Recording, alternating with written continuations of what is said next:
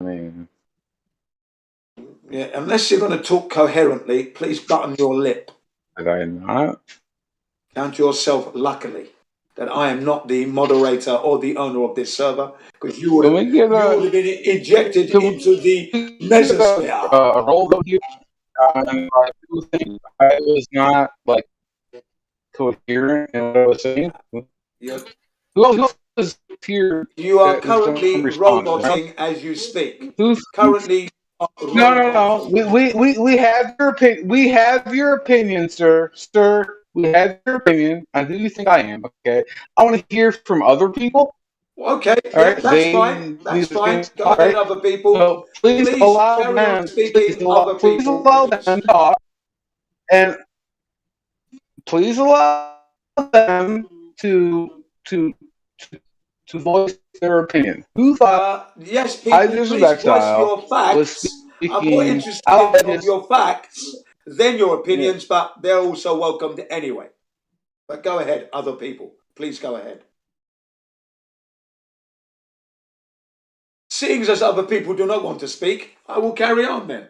Yeah, because no one wants to speak against you because you're a fucking No, you're the asshole. whole of an That's ass, what head of you a are. pig, You're a fucking asshole, scumbag, yellow belly. dude.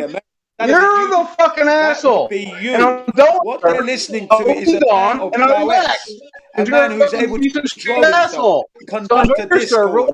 And you're You, on the people other hand, that don't are want to talk back to conducting the you toilet because you're a flush giant down piece of shit. All right? down the loo. That's all you get. Okay? Right, now get out of the way and let a real man speak. Sorry, ladies and gentlemen, no. But my question still stands. How did you confirm for yourself and validate without any shadow of a doubt that you are indeed living on a oblate spheroid of 24,901 miles in circumference? The radius of which is 3,959 miles, almost 4,000 miles of radius there. How did you confirm that? Or are you really carrying a belief?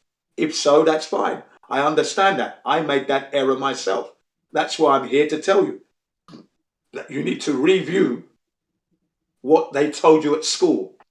Okay? And then you're going to start to realize that you are in error. You're not living on this ball. Yeah. Okay? You may recall when they told you at school, if you can remember it, that they didn't offer you any tangible evidence. Not one shred of evidence. They told you it was a globe. They showed you the globe on the desk, spinning it for you so it moves, right? Showed you where your country was. In my case, I was in England, so they showed me the British Isles with Ireland. And then I'm an African, then they showed me Africa, looking rather jungle, but there we go, that's Africa for you, okay? And that's what I played with for several months as a kid, playing with this globe. But it didn't offer me any tangible evidence. Now, during the 8 years, it came to my realization that by rights, they have the burden of proof to prove to me that the Earth is a globe. But because I was a child, I didn't have the intellect to formulate a question to ask for that proof. Reason being, I'm trusting my teachers. I knew nothing of the Earth. Okay, my first visualization of a globe was in my house, and that would have been in 1966. My little brother was born. My dad put a globe on the TV. He said, "Don't touch it, it's not a toy." But whenever he went to work, I always played with it. Okay, that was and I didn't realize that was the globe of the Earth, supposedly.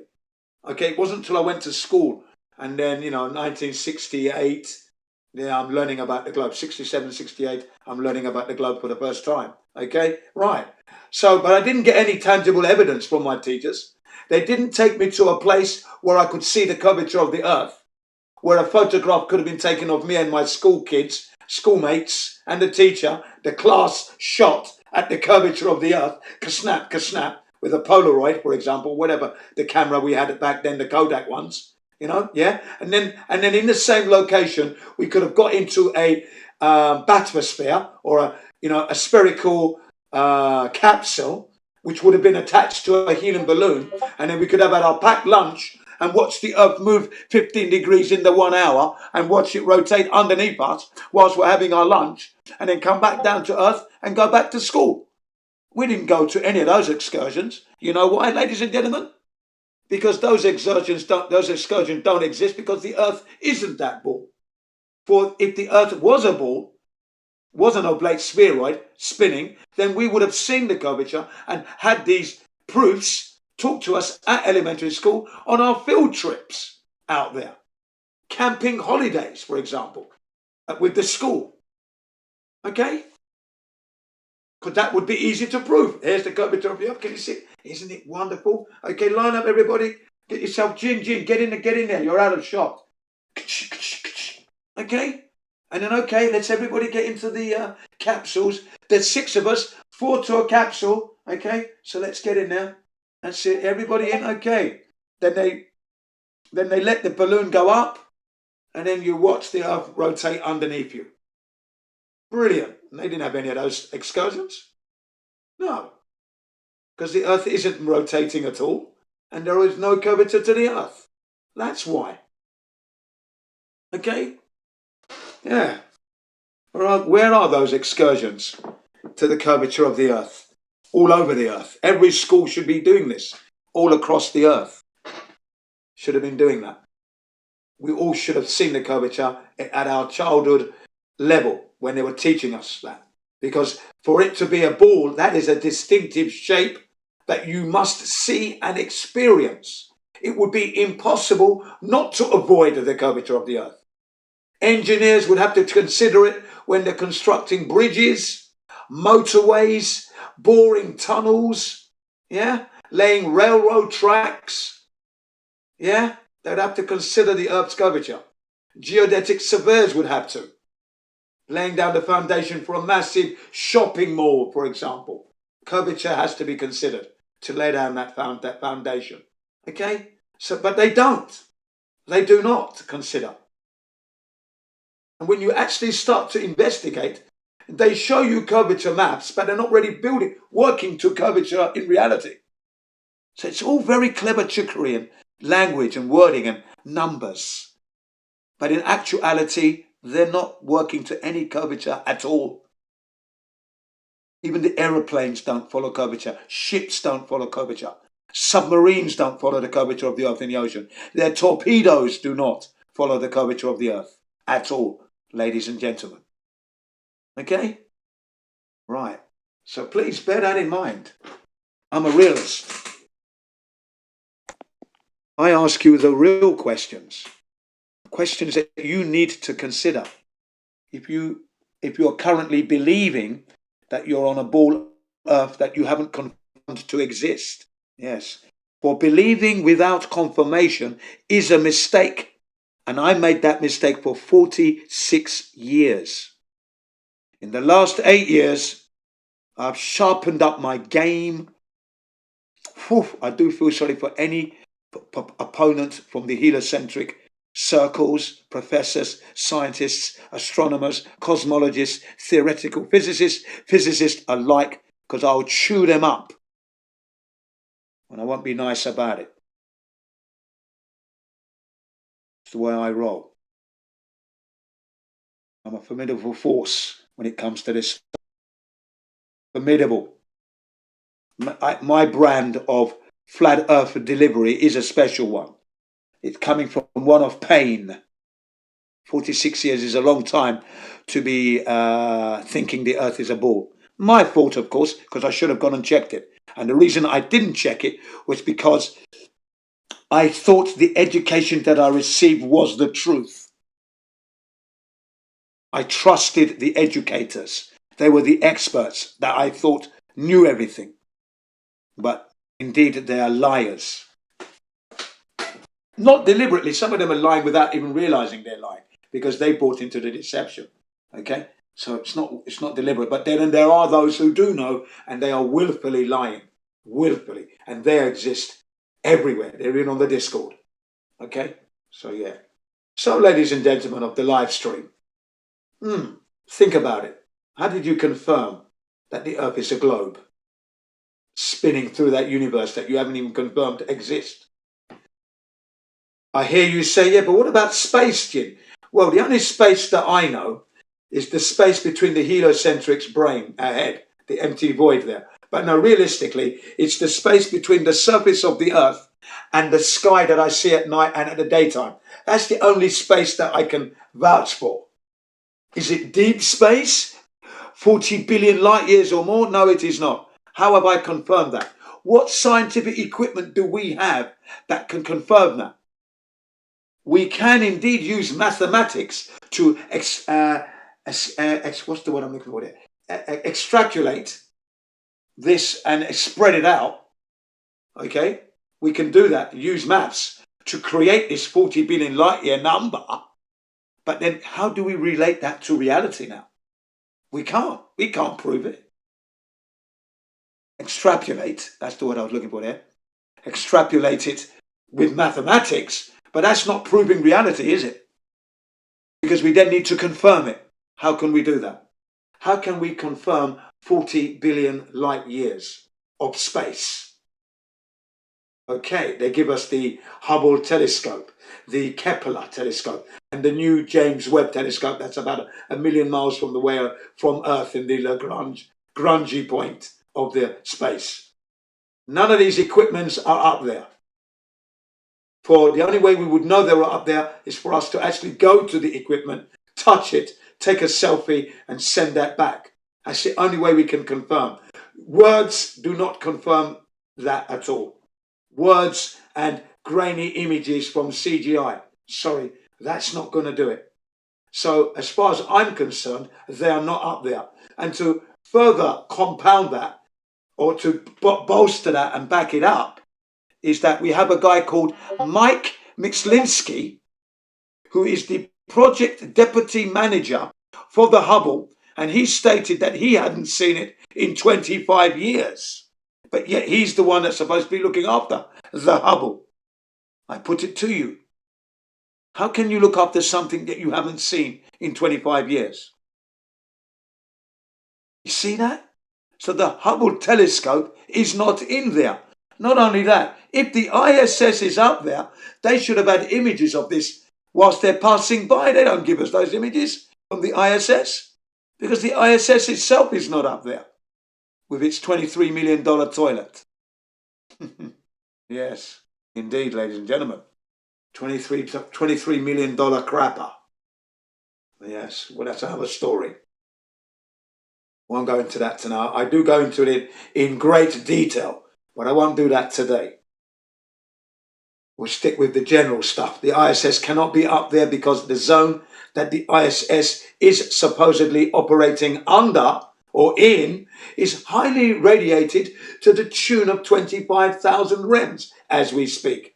Now that is instantaneous death for any living organism, and generally electrical equipment doesn't fare well anyway. So communication should have been hampered a long time ago. It is not up there. How did that radiation get there? It was left there by the event known as Operation Starfish Prime, Operation Fishbowl of the Lord, and Operation Dominic. I repeat, Operation Starfish Prime, Operation Fishbowl of the Lord, and Operation Dominic. Back in 1962, it was a 4-year event, and the end result is a radiation belt 100 times more lethal than the Van Allen radiation belts themselves, which both have 2,500 rems apiece. So if the astronauts passed through all of that, they would have been dead at the first radiation belt, which is the one where the ISS is currently in now. They would have died instantly, and that's at 247, 250 miles off the Earth's surface. Okay? But there you go, ladies and gentlemen. You know, you want to be aware of all these facts that I'm giving you. I'm the man who can. I'm the walking internet. I'm giving you all these facts. Where did I source it? You're wondering, where's my source? Okay, if you are listening, then you need to watch the documentary called What Happened on the Moon, Part 1, which looks at the photographic anomalies from NASA. Okay, and then What Happened on the Moon, Part 2, which looks at the problems of radiation and how they would have affected the astronauts, and the problems with rockets and how they cannot work in a vacuum anyway, and various other problems with rockets. 4.5 hour epic forensic approach, British and American collaboration, very, very informative. You'll be left in no doubt that no man has ever left the earth to go to the moon. I agree with you. There's a lot of none of it makes sense with what they're saying. Yeah, yeah. So I'm that man that can bring you that information. If the internet goes down, you plug me in and I'll download it for you. Such is my memory. A gazillion gigabytes. I hear you say, what is a gazillion? That's a 1 with a gazillion zeros. What's a gazillion zeros? Yeah. That's a gazillion zeros with a 1 after it, before it. What's a gazillion? How many zeros is a gazillion? Yeah, it's a gazillion, man. That's a gazillion. That's that's out of this stratosphere, ladies and gentlemen. How many zeros make up a gazillion? Yeah, a gazillion zeros. There you go. Love it, ladies and gentlemen. I love it. Yeah. Okay. So if you're listening in the live stream and you happen to listening to Jin CBR1, I hope I've been able to inform you as to the position of humanity to date. We are not living on a spinning ball hurtling through that universe at all. We're not moving. Flat, all right, so stationary. we got some major breaking news. This is huge. As Go confirmed ahead. by satellite imagery, we now have irrefutable evidence that China, Russia, and the United States are all simultaneously, in relative secrecy, building out their nuclear weapons testing facilities. Okay? Wow. Please go on. Do tell. Ela. Yeah. Do fucking tell, my good man. Yeah. Yeah. There you go. How's it going, Jin? How's it going to you, sir? It's going well, man. It's going well. You know. I'm still breathing. So I'm still blessed. Breathing very well. Full lungs, both lungs. Still doing my 15 milers. Yeah, definitely. Still breathing, still blessed, man. Still breathing, still blessed. Yeah, thanks very much. And how about you and your loved ones? Everyone okay? Yeah? Doing well? Yeah, good. They're sound asleep. It's early for me, man. It's like 6 a.m. So yeah. They are tucked in and doing well. Good early morning to you too. Yeah, brilliant. Yeah, we had a little situation earlier where we had a drunken American, not knowing. Yeah, that's me. Yeah. Talk bad about me more.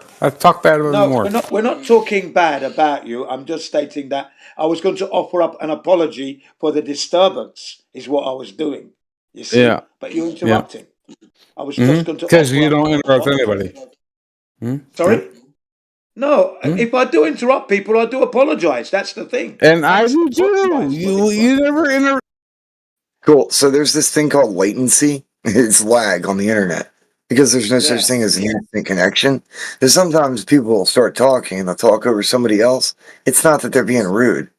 If you have any understanding of how internet connections work, you would automatically assume that there's latency and not rudeness happening. Unless you're egotistical and you'll like taking things personally, I guess. There you go. You see? It's fine. I get fine.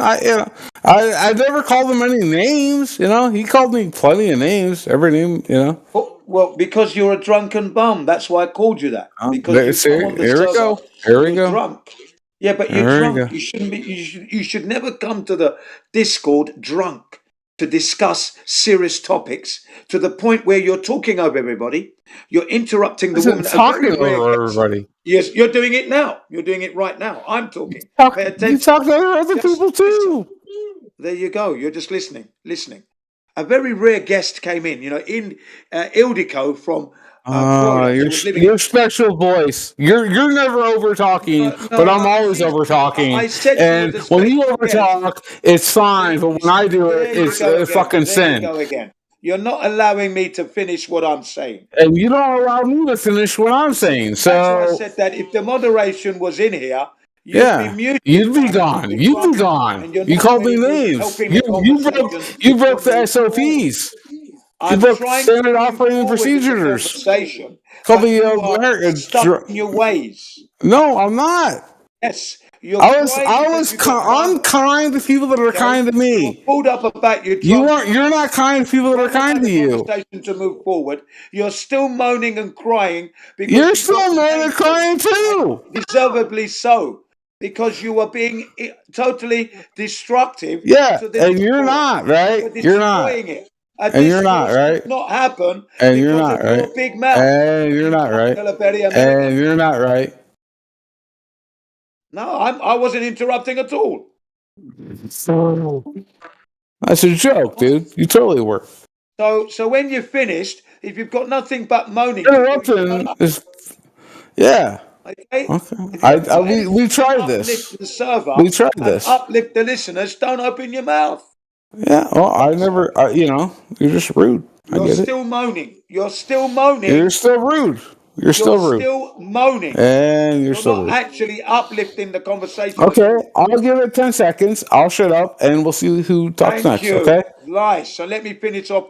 Once again, ladies and gentlemen, I do apologize for the discourse, the interruption there where I've had to raise my voice and put someone in the corner verbally. What I was trying to say was we do apologize for the previous disturbance, and we're trying to move forward coherently. Because he's the Why adult. I was asking you, He's the ladies and adult. gentlemen, how did you confirm, if you are listening, that is, that the Earth is indeed this oblate spheroid that you were told it is?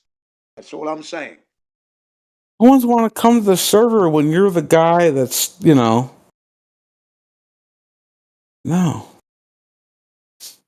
You're not the guy. Have you got anything? There's no please and nice about you. You understand that? There's no please and nice about you. That's correct. I'm not really here to be pleased and nice. Well, good, because you're a fucking dickhead. I hope you understand that. I am here to inform the listeners and any newcomers that may come to this server that indeed they're living in error if they believe or feel that the Earth is a globe that they haven't confirmed. Right, and I agree with that. I like that. I like that. My brand of delivery, and it's usually polite, coherent, softly. Usually, 99% of the time. Look, people just go wrong with what you say. Interrupting, you're not going to get the nice gin. You're going to get Sergeant Major gin. Sergeant Major gin that's balled up so shiny you can't look at him. I'm so balled up that my buttons will blind your eyes and my ears will pop, my mouth will pop. Good for you. Good for you. Good for you. But you're breaking the server rules when you breaking any rules. You totally did. You totally did. I am not. I give you. You want me to read them? Do you want me to read them? Sir? I am not breaking any rules. You did. You did break them. Do you want me to read them? I'm not breaking any rules. You did break them. I can read them. No, I'm not breaking any rules at all, boy. Mm-hmm. Just keep denying. Don't take any responsibility for what you said to me. I'm taking good responsibility. Real back. In your the abuse that I gave you. Yes, I gave you abuse. Yeah, the abuse you gave me. Correct. You gave me abuse. The woman that came yes. She couldn't get her words out because you were too drunk to realize that you were interrupting the woman. Yes, that was not the problem. I had to put you up on that. You were interrupting me, but I let it slide because I knew you were drunk. But when you started to not let the woman speak, that the woman had to defend and start to raise her voice, and then you got louder, I thought, no, that has to stop.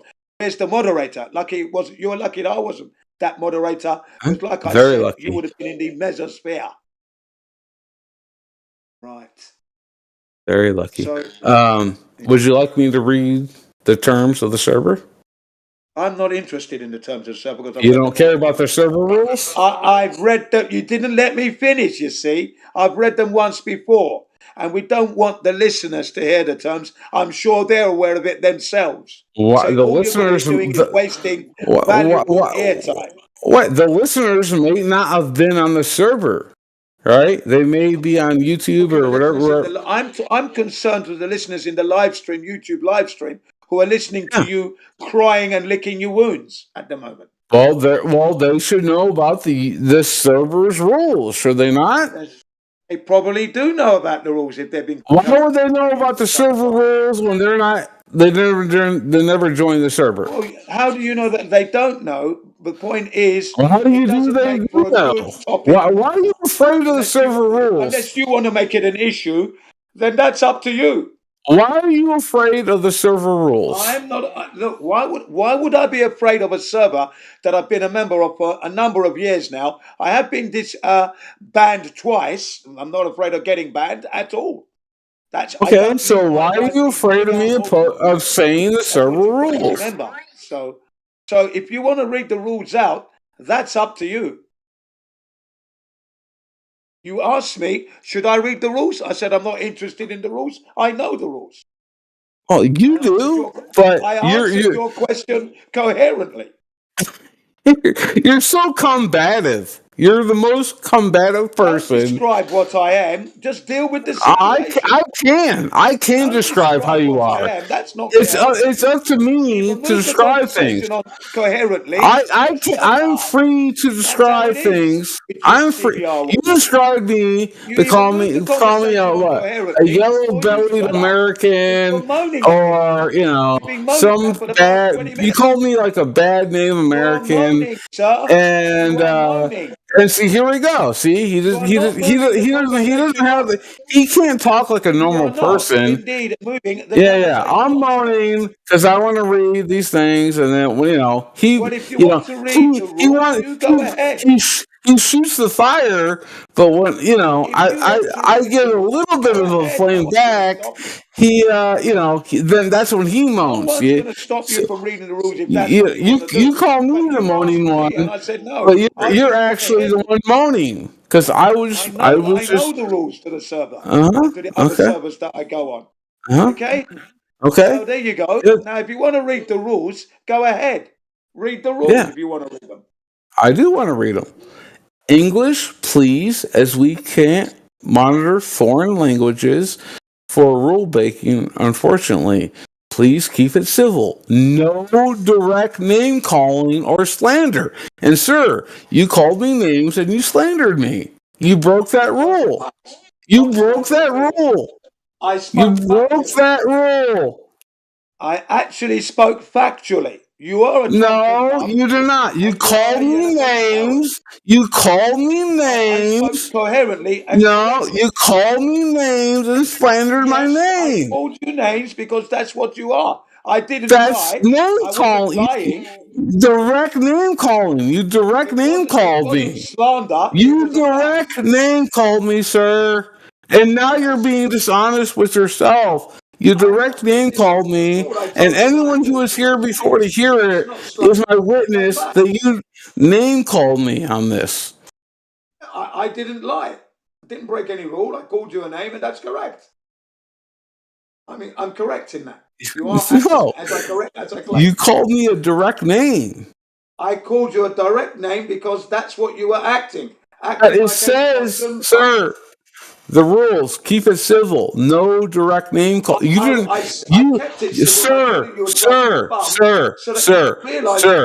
Sir. You do not. You did not keep it civil. Moaning, sir. Sir, you keep saying moaning. You did not keep it civil. And you're still moaning. You're still calling me names, sir. I did not use names. You're using adjectives to describe me. And I did not use adjectives to describe you. You're using these. It says keep it civil. You don't what keep it civil means? Can you keeping it civil? I'm speaking to you civilly as we speak, sir. So the most you can keep it civil is by calling people names. That's the most you can keep it civil. 2 to 3 minutes ago, say let's move the conversation on, but you're not doing that yet. I have done so. You haven't done so yet. Right. But keeping it civil means even when the conversation doesn't keep going, you don't call people names. I call people what I call them when they act. But that's not part of the rules. Like I said. So you're not following the rules of the server. The rules of the server are to keep it civil to where you never call. If you're not satisfied. And they I'm not satisfied. Of course. Okay. Now let's move on from your moaning now. See, there's another one. You're not keeping it civil, sir.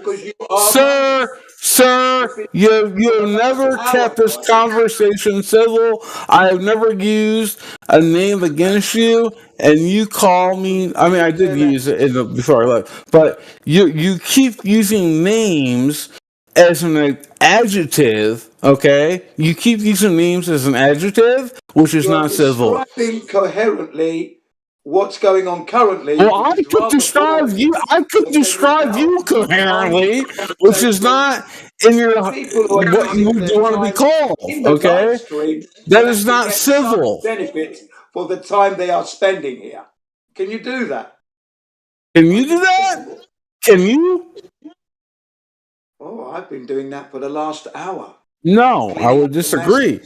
I've been doing that for the last hour and a half, cleaning up the mess. Apologizing for the. All right. I'll shut up and you continue, sir. You love to hear. You love to hear. You love to hear.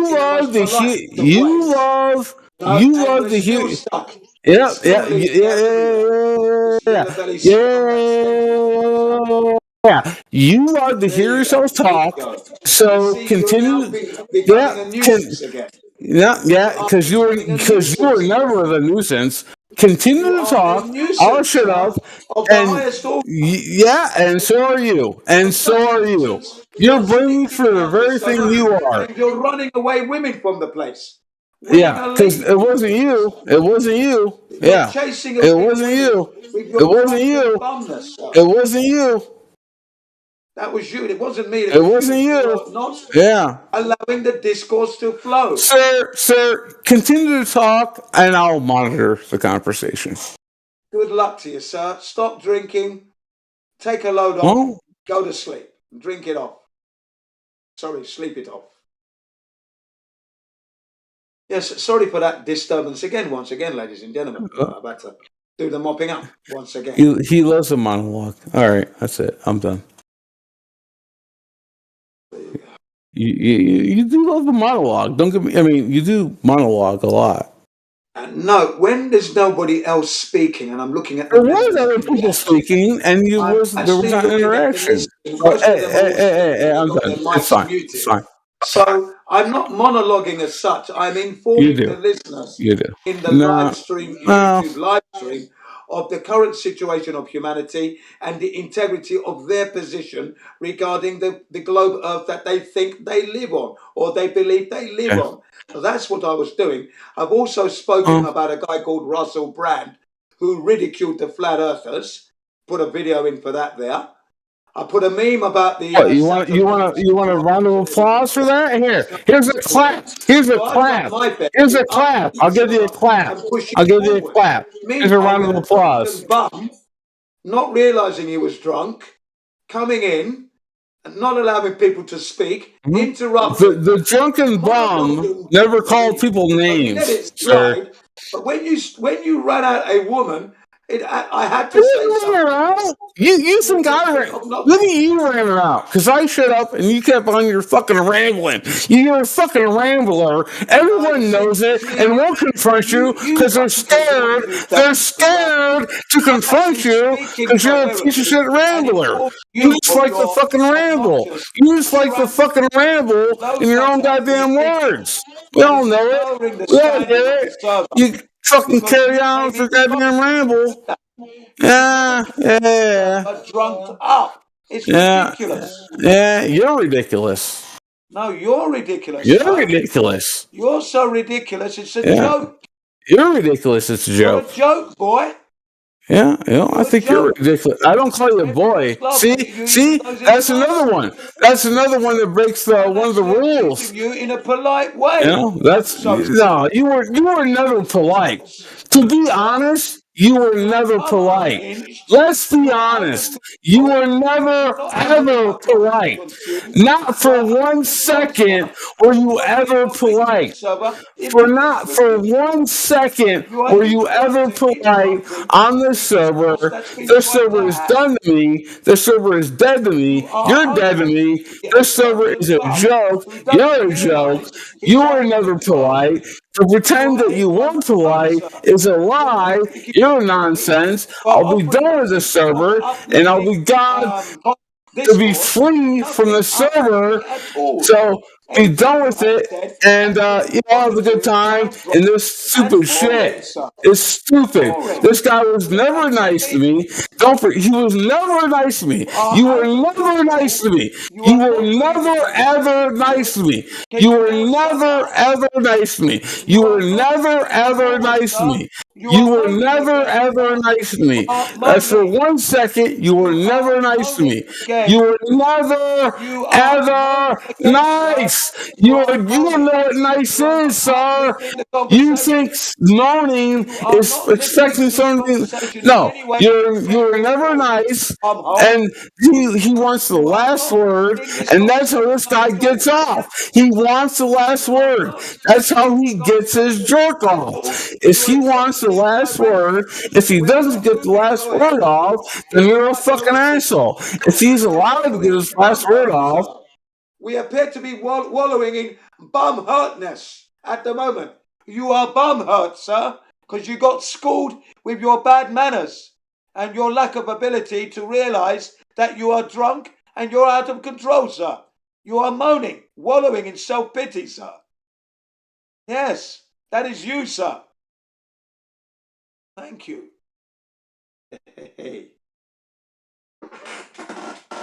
Once again, ladies and gentlemen, we do apologize for this horrible section of the 24/7 Flat Earth Discord. I am trying to move it forward for you. We do have a Klingon desperately trying to say something, but cannot do it. But anyway, enough of that. So yes, we were talking about the ISS and the impossibility of it being up there. When asked to those who said they've seen it, they say they saw a light. Well, a light does not an ISS make, ladies and gentlemen. Do you know what I mean? That doesn't prove anything. What colour was the light, I ask? It was a white. Oh, a white light. That's all you saw, a white light. And you think people are on that. Well, no, that doesn't make sense at all. That's not confirmation, ladies and gentlemen. What would be the best way to confirm that people are on the ISS travelling at 17,500 miles an hour? Almost 25 times the speed of sound, ladies and gentlemen. Yes, very fast indeed, isn't it? 25 times the speed of sound. That speed would strip the skin off your body, strip the paintwork off a car. Yeah, that kind of speed. Right. So, see, the only way we could confirm that, employing the highest level of integrity, would be to go to the ISS, of course. That's the only way you could say, yes, I'm on the ISS. Yes, oh, I can see the globe Earth. Look at it. Wow, man. And then you'd be taking your films and videoing it and then sending it down to your loved ones and all your friends and contacts. Do you know what I mean? That'd be the only way. Yeah, you can't confirm it from here on Earth. That's BS. That's not confirming at all. It's nonsense. As I keep telling you, you can't confirm anything out there from here. You've got to go there to confirm and validate. Do you understand that? That's the integrity of the situation. It's what's required. Sitting here on Earth looking through a tube doesn't confirm anything. Now, obviously, someone could say, yeah, but if you look at an aeroplane, well, of course, we've ridden on aeroplanes, haven't we? So we know they exist because we've ridden on them. We've tried. We've travelled A and B, A to Z, even in my case, all over the place. Okay, so yeah, no, we know they exist. You can go to the airports and see them. Right, right. We've got toys of them as well. So no, planes exist. We know that. But the ISS, that's a very special type of vehicle, isn't it? Fantastic. It's falling down, but falling round an object. We can't replicate that here on Earth in a laboratory, an object falling round a sphere. But yet they want us, the so-called experts and NASA, want us to understand that that's what's going on. But we can't understand it because we can't prove it. It's not provable. So there's no way we're going to understand that. That's not going into my brain. No, it's not. It goes against natural law and it goes against physics. So no. Things do not fall round a ball. No, it never happens. Not even if they're traveling at 17,500 miles an hour, 25 times the speed of sound. Yeah. If you're listening to me in the live stream, YouTube live stream, check out the video called the Hypersonic Sledge. The Hypersonic Sledge from the Henneman Air Force Base. Go look at it. That sled travels at 7.6 times the speed of sound. Well, let's round it up to 8 times the speed of sound. Okay? And when you see this thing, you don't see it. That's the thing. It's so fast that you cannot see that sled. They show you it at full speed, they show you it at half speed, and they show you it at a quarter of the speed, and you still don't see it. It's moving too fast for the camera to pick it up. This is amazing. Okay? It's that quick. And yet the ISS is moving at double that speed. 17,500 miles an hour. The hypersonic sled. Simple as that. Type that in. Yeah. Hey, Jen, I don't mean to interrupt you. My connection's horrible. That one guy, he was kind of tripping. I only meant to mute him for a moment and then unmute him, but then I disconnected and couldn't unmute him. So I guess it went longer than expected. Oh, that's okay. I mean, I tried to keep it as cordial and as precise as I could with this flagging off. Yeah, he was spiraling anyway. So I guess whatever happens is canon. Yeah, he thought he could have it and clash with Jin, CBR1, and be victorious. That's never going to happen. Anyway, I didn't mean to leave him muted or anything. Losing. Yeah, I was just saying that was the storm, bro. Yeah. I don't do losing. Losing is not what I do. Not on this topic matter. Losing applies maybe physically. But when it comes to this topic matter, you better have your lungs in good condition. Don't be a smoker and come and talk to Jin CBR1 and want to debate and at full volume, full speed, full power. Don't do that. Because I'm the guy that's doing 2 hours of lung work. 2-hour lung workout routines. Yes, cycling, jogging, cycling. 15 miles every other day. And in between the days, I'm walking only. So, and I'm 61. Hey, yeah, go ahead. I was just saying, isn't it kind of sad that you can do all that walking and then the average person my age probably does less than a mile of walking a day? They might walk to the bathroom or their car. Yeah, that's what I'm saying. Yeah, I do that cycling, that walking. I do drive. I do ride my motorbike as well. But I maintain good health, lung work, because I want to be able to shout at these. Because you hear what the guy said? There is nothing pleasant about me. Well, when you've been unpleasant, you're not going to get any pleasantries. You're going to get Sergeant Major Jin. And when Sergeant Major Jin has got his uniform on, everything shiny will blind your eyeballs. And in my voice will blow your eardrums.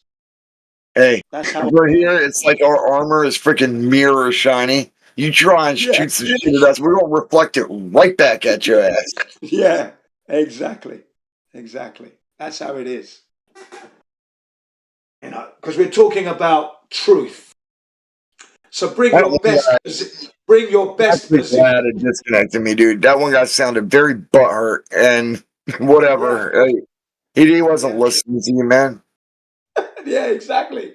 He got butter. And what I'm trying to say to people is that when you come to discuss the flat earth, bring your best position. Don't come in as a drunken bum. Sorry, that's not going to fly with me. That right there. You ain't gonna bring out the drunken kung fu and win shit. You're just gonna say, "I'm bleeding, therefore making me the victor." That's about it. Yeah, get out of here. Yeah, don't come and discourse when you're drunk. That's what I mean, because you're not going to do it properly, you know. And you've got to be aware of yourself. You know you're drunk. So I'll say that do shit to apologize. you, or flat. I don't care. Don't come up here drunk as fuck because it just looks bad. It doesn't matter what It side looks you're on. bad. Yeah, because you can't present your case properly, and you're not representing yourself properly. You're drunk. So people are thinking now. I'm thinking, why has he got drunk? Why do people drink alcohol to the point of getting drunk? I love alcohol. I don't get drunk. My children have never seen their dad drunk ever. It's Eldest is okay to 23. get somebody one. If someone's a little buzz or what, that's fine. But you lose control. That's something else. Yeah, that's it. See, my children have never seen me drunk, and the eldest is 23. The youngest is 15. They've never seen me drunk. 4 boys, 18 and 21. They've never seen their dad drunk in their lives. Hey, And that's a good thing. That takes some wisdom to be able to do. That's right. Because alcohol is, like I said to my children, alcohol is not the main ingredient here. That's just to make the time a little bit more enjoyable. That's all. And we don't need to have a lot to enjoy, yeah?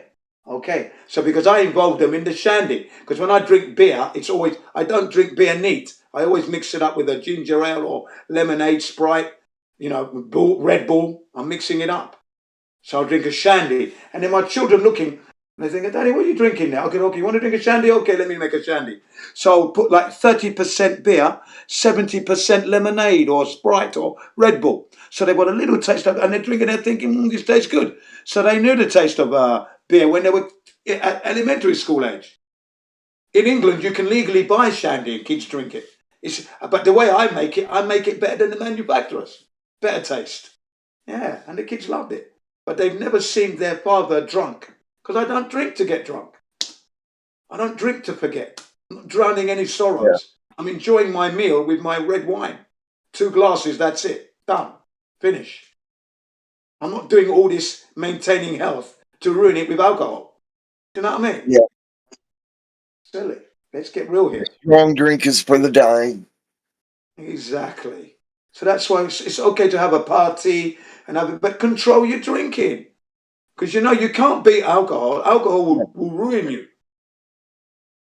I'm not going to win there. People die from that shit, man. Yeah. Cirrhosis of the liver, ladies and gentlemen. Cirrhosis of the liver is your end result. I don't want a cirrhosis of my liver. I want my liver to be that pinky, darky purple, clean, so that it will clean me, clean my blood, filter my food, do everything it needs to do, so that I can still do my shouting on the Flat Earth Discord, for example. Yes. So Same I love thing, it, man. Yes. Man, I'm ready to quit all that shit because I want to be able to talk and sing and be able to discuss things without running out of breath. Exactly. Because you know me, I Flat Earth Dude will tell you, the Flat Earth Professor, he will tell you, 6 hours non-stop barrage. The guy and his colleagues got hammered. People have gone out, done their shopping, done the housework, done this, that, come back. It's still raging. And it was only one voice, mine. The other guys were just getting drowned out. Because, Jin, can't you give up now? The man insulted me. This is what he's going to get. I'm sorry. I'm not backing down. Boom. Carried on. Ferocity. Attack. Yes. 6 hours later, he packed it up. And then he tried it again. I gave him a 3-hour stint as well. A few months down the line. So now, doing your exercises does help you to breathe well, of course, and express yourself to the loudest you can when that time comes. Usually you want to deal with this situation politely, calmly, coherently, gently. And that's what I want first and foremost. But when they start to become hostile, I take it in stages because I can do that. I can control that. One thing I'd say about exercising, though, it's good, yeah, but don't rely on that for your health. I know a man who he jogged, he ran, He hauled ass every day. The manager of a. Ooh, I lost him. Yeah, he broke up. Shit. Yes, he's broken up there.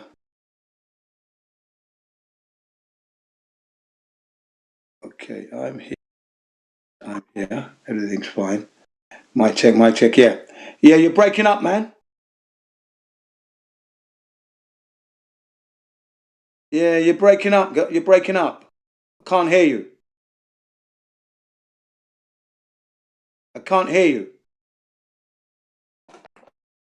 Okay, maybe it's me. Let me check. Shit.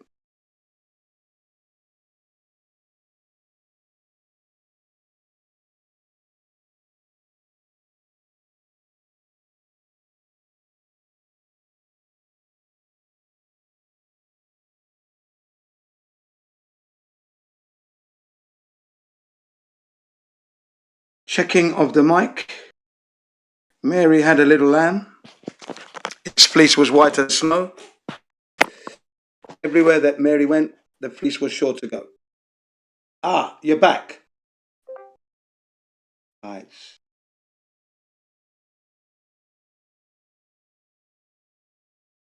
Come on, come on.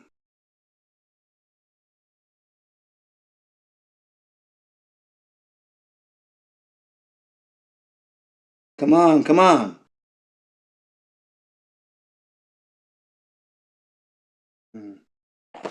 Something's wrong.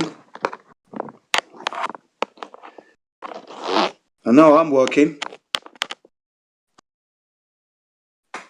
Yep. I'm definitely working. Unfortunately. So everyone's asleep, yeah? Or they're getting up early in the morning? Yeah. Some of you are Yeah, I getting up in just the woke morning. up. Yep. Yeah. Flat Earth, man. I'm waiting on the sunrise or sun Passover, whatever you want to call it. Yeah. Some come over. Some come across. Because you can't use sunrise and sundown and sunset and They call it. sun up. You call it sun near and sun far. Yeah, Let me sun quit. near, sun far. Sun diagonally coming across. Had to come up with some weird thing. It's kind of like the Atmos. We don't want to say sphere anymore, so I guess we just call it Atmos. Yeah. I just say air or atmos. Yeah. Yeah, the air. That's what I'm saying, but I don't say atmosphere anymore. That's right. It's good, isn't it? Yeah, I've stopped all that like years ago. You know, the atmosphere thing. Yeah. Now and again I slip into it, but usually I say air. The air that we breathe. There's too much weather. Because when they ask you the question like, well, how comes I can't see Mount Everest from New York? And stupid things like that. I say, well, there's too much weather between you and that and all that air. Yeah? Yes. I saw a video. I gotta find it of somebody on a plane zooming in all the way from where they were to Mount Everest. Oh, that would be nice. Yeah. That would be a nice view, wouldn't it? Hell yeah, that was mind blowing. Yeah. And where I wonder where they were. They must have been over Europe then, obviously. I'm gonna try to find it. Or But I always lose it. if maybe Europe, if not Europe, then over Asia. That's what I meant to say. Sorry, over Asia. Yeah, they must have been over Asia for them to be doing that. You know, probably over India or Bangladesh, Uttar Pradesh, Pakistan, Takakistan, Afghanistan. Bloody hell. Tibet. Yeah, probably. Who knows? That would be a nice video to see, actually. Yeah. Mount Everest. Yeah, man. What a place. It's the highest mountain on Earth, but not the most difficult mountain. Apparently, one slightly lower than Everest, called K2, is the most difficult. Wow. There could be one. Can you imagine that? K2. It's not as high altitude as Everest, only slightly lower, but that's the most difficult one. Many people die trying to climb that one. K2.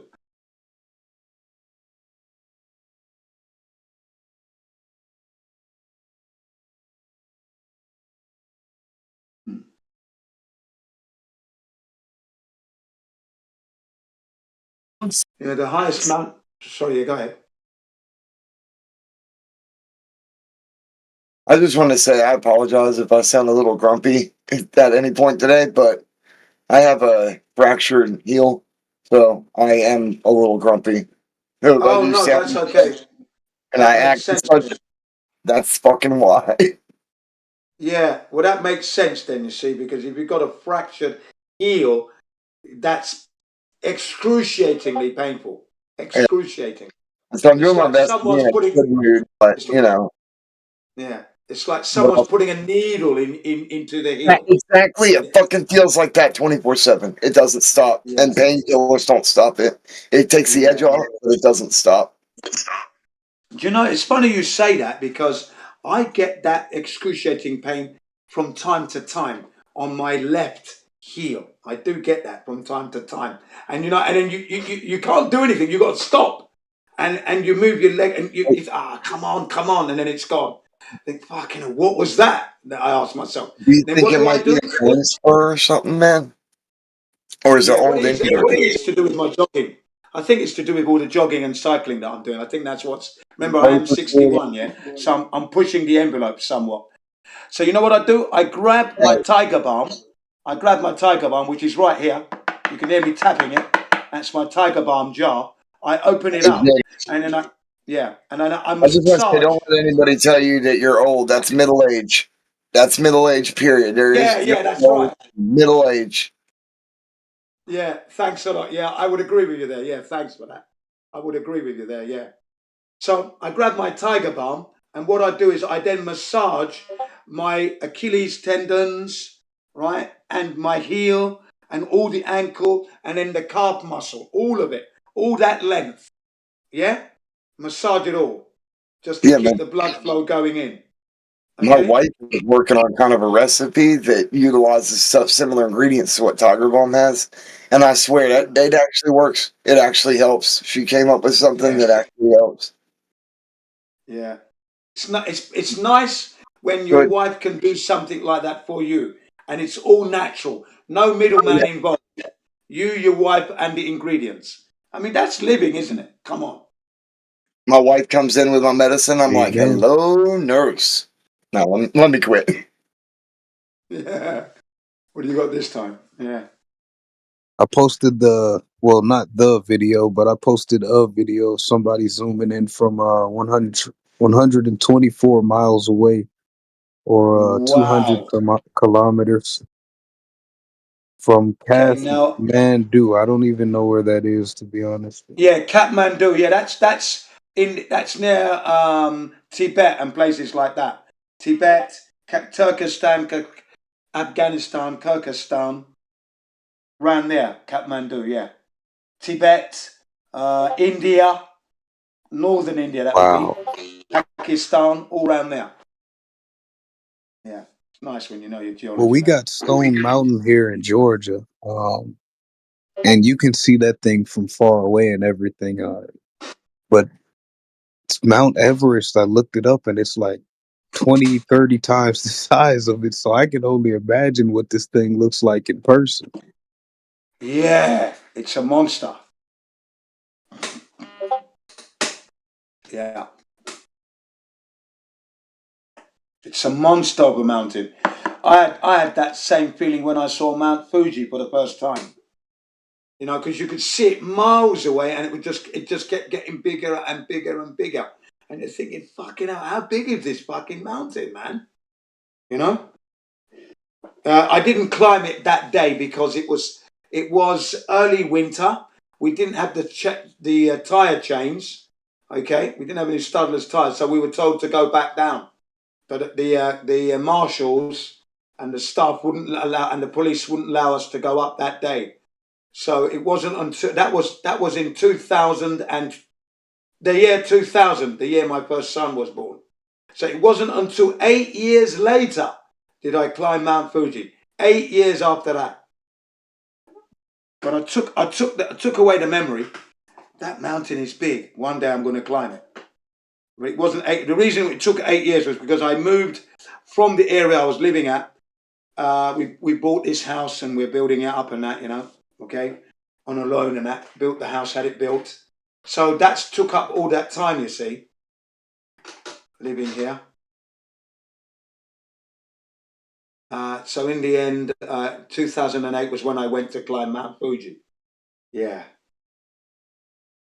I went with one of a Brazilian, half Japanese, half Brazilian friend, and we did it. I did it in 4 hours, 20 minutes, thereabouts. Yeah. I love that you can climb a mountain in the middle of the summer. Once you get to the top, it's cool up there. Yeah. It You get really closer is. to the sun, it gets cooler. Yeah. Yeah. You know what was beautiful about it was you're climbing up and you're sweating really profusely and that, okay? And then the clouds come along and just cool you off. You get hit with the clouds, wet, moisture clouds hitting you in the face, all over your body, blanketing you, cooling you down. Feels good, man. You got some Yeah. legendary stories, don't you, bro? Yeah, I've got loads, man. You've seen some shit. That's all I'm saying. Yeah, 61 years now. Yeah, I've got a lot. A lot to say, but obviously, I let it out in bits and pieces, drips and drops now and again. Hey, Yeah, it's kind of like a pearls and swan thing. Why tell people who aren't listening something cool? Like, save it for the awesome shit, the awesome combos. But you know yeah, that. You've been around here twice, about a little bit less than twice as long as I have. I'm yeah. catching I've heard them up, all. Yeah, I've heard some real fantastic stories. Yeah, real interesting ones that, well, it's a pleasure to have met the person and to hear what they're saying and to know that, yeah, they've enjoyed this stuff and they didn't even realize the earth was flat at that point, but they're enjoying it to that maximum. And then the life after becoming flat earthers, that's interesting as well because, you enjoy life more, I feel. You understand that time that you have is more precious now. You want to make up for lost time, of course, of when you were on the globe. And part of my therapy is to review all the programs that I watched as a kid, the ones that I watched as a kid, just to see the flat earth clues that I missed. Such good therapy, that is. Yeah. There's a lot of people who are too afraid to leave their couch and their keyboard, so they don't understand what reality is even like. They've lost track of it. Yeah. Man, I And feel they're the like ones who, now I'm in this yeah. small little thing with the dome over it. I feel like the man now. I better put on a show. I don't know what I'm here for, but I'm gonna find out. Yeah, that's right. Get out there. Exactly. Make an impact. That's exactly what you're saying. Yeah. Get out there, make an impact.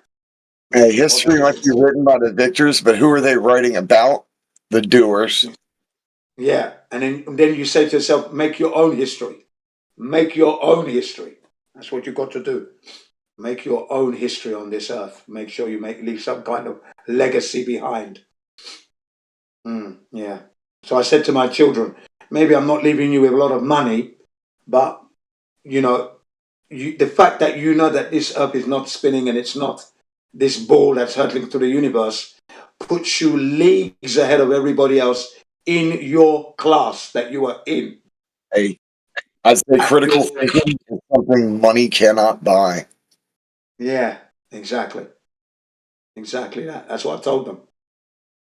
In your place of work, in your university, you are the leader. You are the leader sitting amongst them. They don't know anything. You know it all. In the sense of the earth and the dangers of the needle that we shouldn't be getting, and various other things about the moon landings and things like that. And these are very important things because that's what's keeping those idiots around you. No, shouldn't call them idiots. These people around you indoctrinated and believing. Whereas you don't have to believe. You know that God exists. Look at what God has created around us. Look at it. not the buildings, but the natural things. The weather, the snow, the ice, the rain, the wind, the leaves of the trees, the grass, yeah, the stones, the mountains. How that works these days. So they'll look out a window and think that all of a sudden, like, oh no, the world's ending. I see a cloud that's weird. All right, I saw a lightning bolt. And they don't pay attention to shit, man. Their No, they faces. don't. I remember my first real experience of what they call an electrical storm, and it happened on an island called Crete. And I was with my girlfriend Sharon, and we goes, Holy let's have a look at shit, this. you've Have a look. been to places, bro. That's pretty cool. Yeah, yeah. So we saw this electrical storm that lit up the whole clouds. My girlfriend stood behind me and grabbed my arm. She was scared. I said, don't worry, it's not going to affect us. It's happening up in the clouds there. Just enjoy the spectacle. This is an electrical storm. It's not going to come and get us. No. Out on the ocean, and you can see the cloud formation. And inside there, the clouds were being lit up. You know, like a Japanese lantern, you know? All that paper around it, and then you got the candle in the middle, and it lit up, yeah? Do you know what I mean? Paper lantern. Just like a paper lantern. That's how the clouds got lit up. Beautiful. Absolutely beautiful. In the early evening, say it would have been about 4:30, 5 o'clock. So the sun's just going, but it's still there. And then we had this electrical storm going on. When the clouds were lit up, and wow, that was brilliant. Yeah. I remember Sharon was like, she was hiding behind me. I said, there's no need, it's not coming towards us. It's way over there. It's not going to get us, man. Look, it's brilliant. But she was scared. So we had to go back into the hotel. I just finished playing basketball with another holiday maker, you know, another tourist, younger than me. But at that time I was a youth worker, so I managed to beat him at basketball. But it was good. I think sometimes it's so beautiful and like huge, like just because of how very it becomes intense. Like it's beautiful but frightening.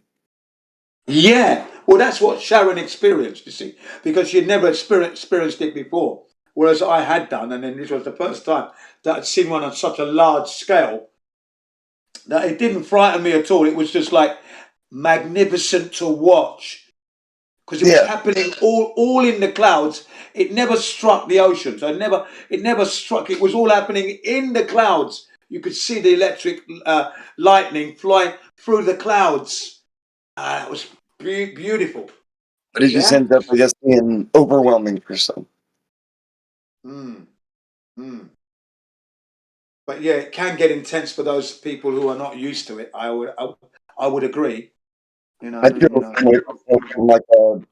like kind of volcanic type explosion, like blowing up, and so you see a bunch of smoke and shit. I'd probably feel the same way. Like, oh shit. Yeah, absolutely. Yeah, it was her first time. I'm an outdoors guy anyway, so it didn't worry me. But I explained to her, there's nothing to be frightened of. It's just an electrical storm. It's beautiful. This is nature at work. Just look at it.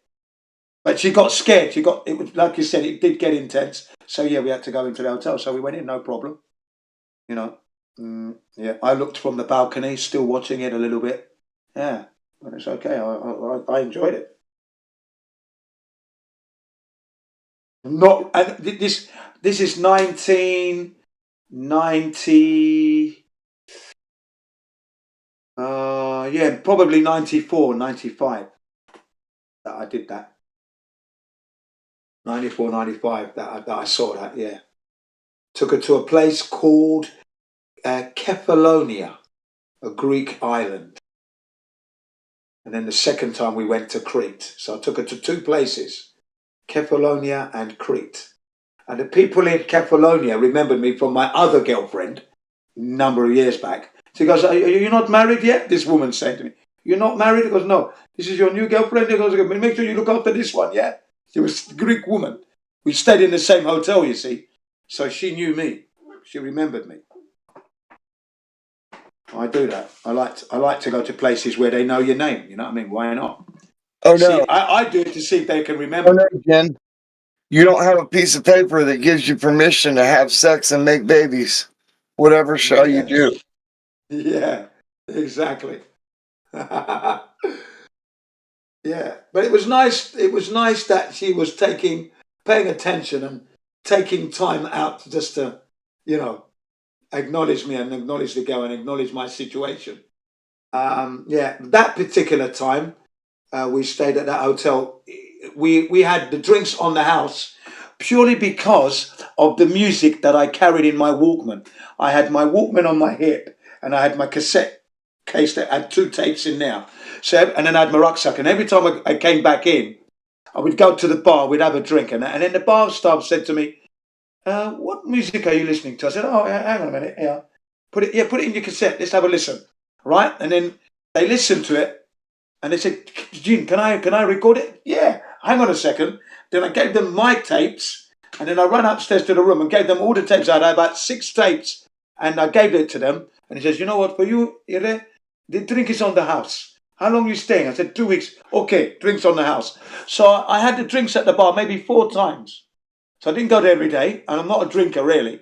So, but the beautiful thing about it was every time I came back to the hotel, I'm listening to my music.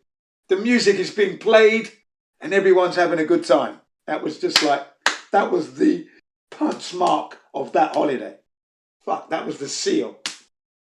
Every time we came back, me and Sharon, we came back. They're listening to our music. In the morning, of course, they don't play it because it's not the right time. So they're probably playing it maybe lunchtime and that, but we would be out on excursions, you know, with the motorbike, rented motorbike. Let's go, Sharon, we're off doing our adventure. But each time we returned, they'd be listening to the music and that. And then once or twice we'd go to the bar, free drinks all the time. Yeah, didn't get drunk because that's not the idea. Just to enjoy the moment, speak to the people, dance on the dance floor with them. Yeah, all that stuff, man. I loved it.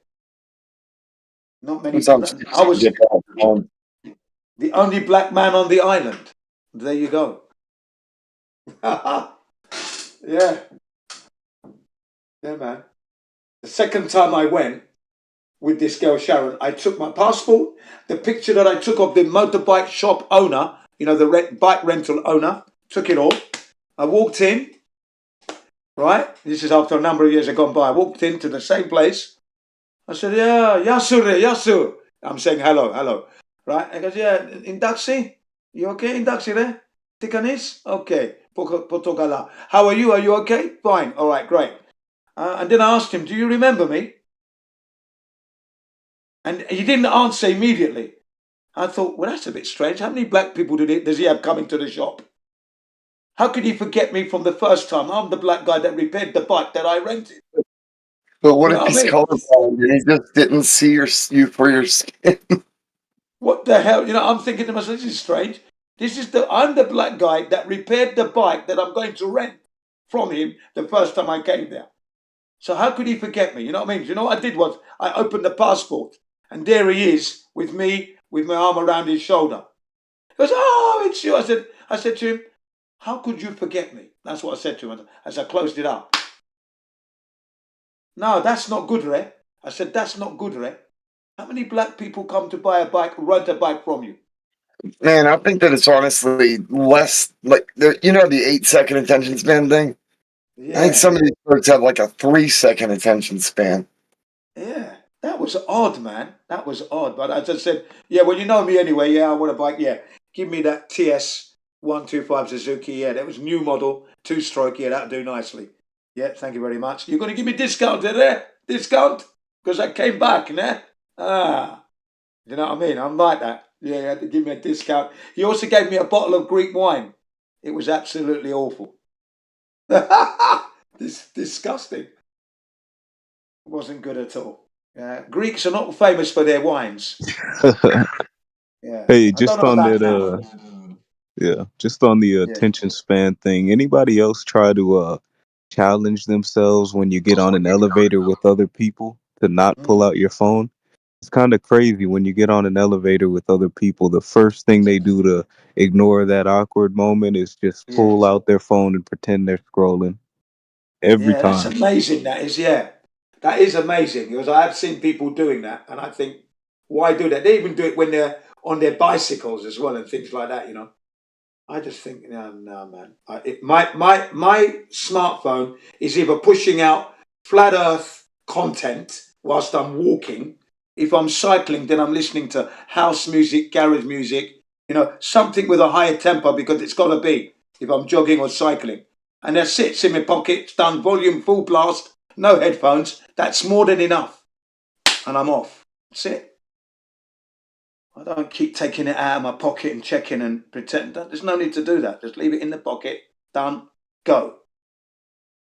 And then if I'm not jogging, I'm walking. I'm listening to a flat earth podcast of some kind. Updates on the needles that we shouldn't be getting. That kind of thing. Yeah. Yeah. Moon landing hoax podcast.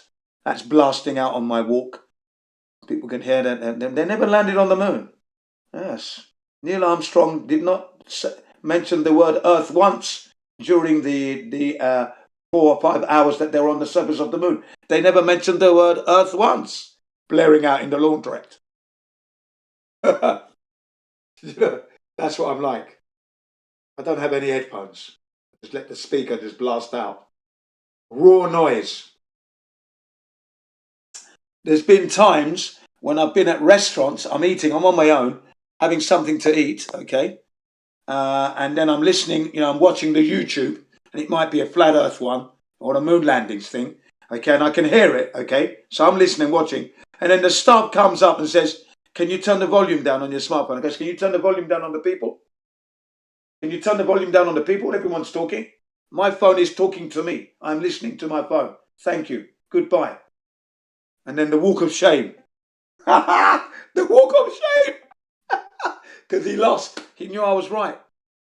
For me to turn my volume down means you have to turn the volume down on all the people. Because I can hear them speaking. All right. So get out of here, will you? Thank you. Carried on listening, man. And he knew I was right. He knew I was right. My phone is talking. It's English, of course. It's not Japanese. Okay. But I'm hearing Japanese people everywhere. Can you turn their volume down? All right. No, you can't. I'm right. I'm right. I knew I was right. So I just carried on listening to my What Happened on the Moon Part 1. Photographic anomalies. And how the radiation should have destroyed all the photographs. But didn't. Yes. A very interesting documentary indeed. With the Right Honourable David Percy of the Photographic Royal Society of Photographers. That's the funny part. You can leave a black T-shirt out all day in the middle of the summer heat, and just it'll fade within one day. It'll fade a shade, like it'll start looking lighter. And they expect a picture to be able to last with no atmo, just on it, straight up freaking microwave rate, getting baked, just getting baked out there. Like that is such a great point there. Absolutely, because you got David Percy and a guy called David Groves, who is a computer analyst, photographer as well, okay? And he exposed negatives to 25 REMs, right? You have a perfect acetate color chart, what they use to gauge the colors for their photography, a color chart. And then they put it on a negative and exposed it to 25 REMs of radiation, and the thing was completely almost obliterated. A very, very thin image indeed. Okay, I've got the photographs, so if you want to see them, I can post them in the server. Okay, 25 REMs, right? And then he then went on to say that if they were on the moon, the lunar surface, radiation as little as 5 REMs would be enough to destroy the photographs, is what he said. And it would be noticeable between the images where you get the black, the borderline. Yeah, that's what he said. I can make a freaking flashlight out of LEDs that's bright enough to fade a photograph. So how the hell is it going to exist up there? It's bullshit. Yeah. And then they asked, did the camera have any lead protection? And then Yang Lundberg, he's the guy who customized the Hasselblad camera for the astronauts supposedly to use on the lunar surface.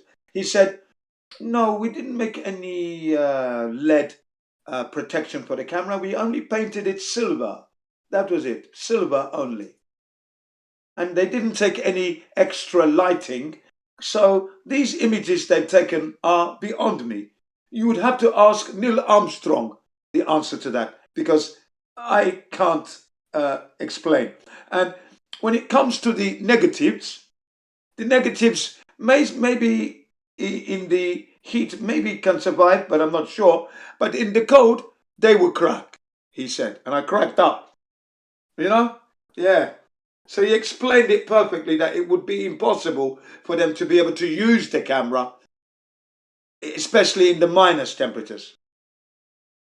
Minus 200 degrees Celsius and the like. You wouldn't be able to operate the camera. Yeah, go ahead. Jen, did you see the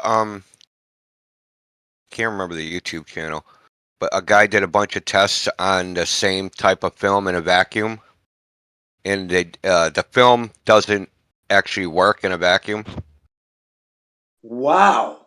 Well, no. Have you got a link to that? Yeah, I'll try and find it real quick. Yeah.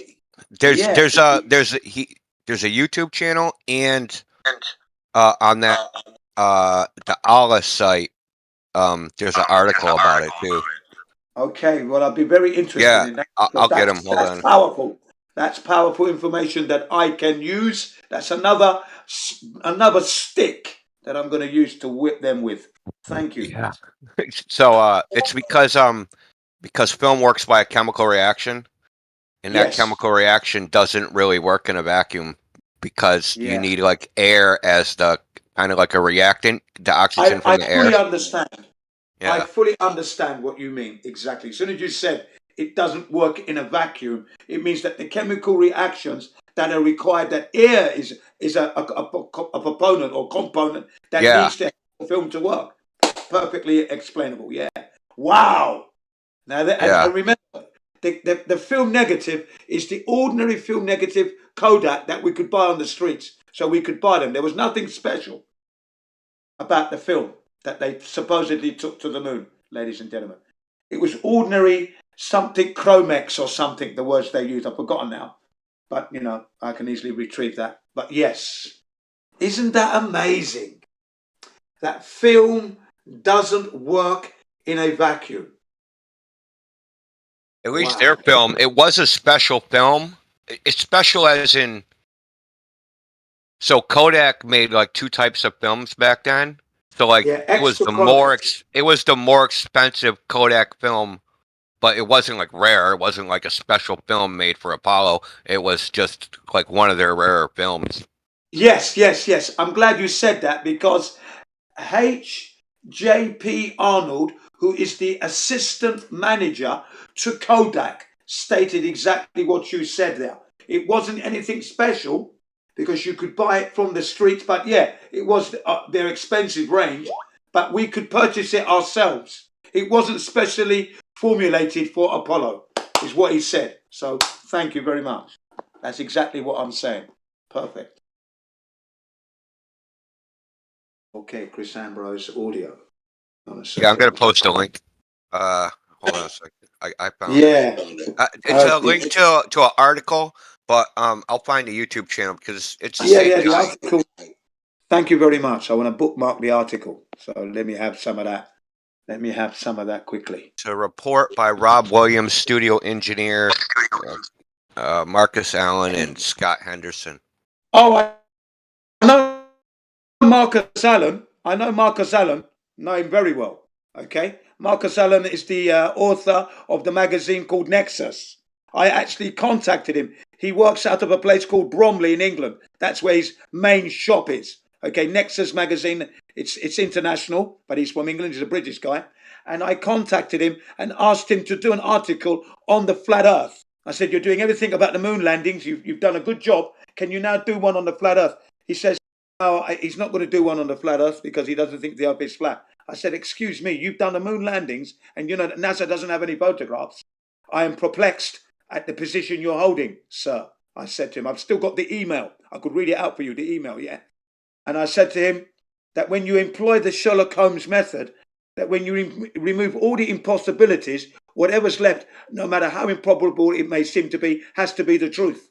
And you know, man has never ever gone to the moon, and we can't find any measurable curvature anywhere. And I left it at that. And then I sent a picture of me in a canoe, so he knew that it was a real person and not some troll. You know what I mean? Because I did communicate with him. But yeah, that was Marcus Allen. He did an expose on the moon landings. He's from England. Right, brilliant. Thank you very much. Wicked. This is what's good about being on. Yeah, and this is just a shitty vacuum too. Like, basically, they demonstrated it in like not even a high vacuum.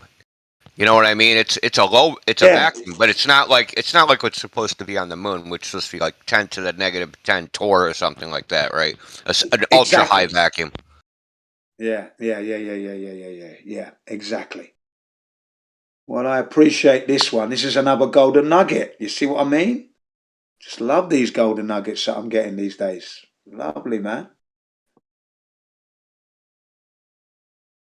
Can I open? To me, Apollo's like the easiest thing to prove it was faked. It's so bad. It's like it's like 9/11 or JFK or something. Yeah. It's the simplest thing to prove it was faked. It's not even difficult. That should be the starting point to somebody being converted to flat Earth. Maybe one of the starting points. I agree with you. Yeah, something's up here. Yeah, exactly. It should set your alarm bells off. Exactly. I would have to agree with you there, definitely.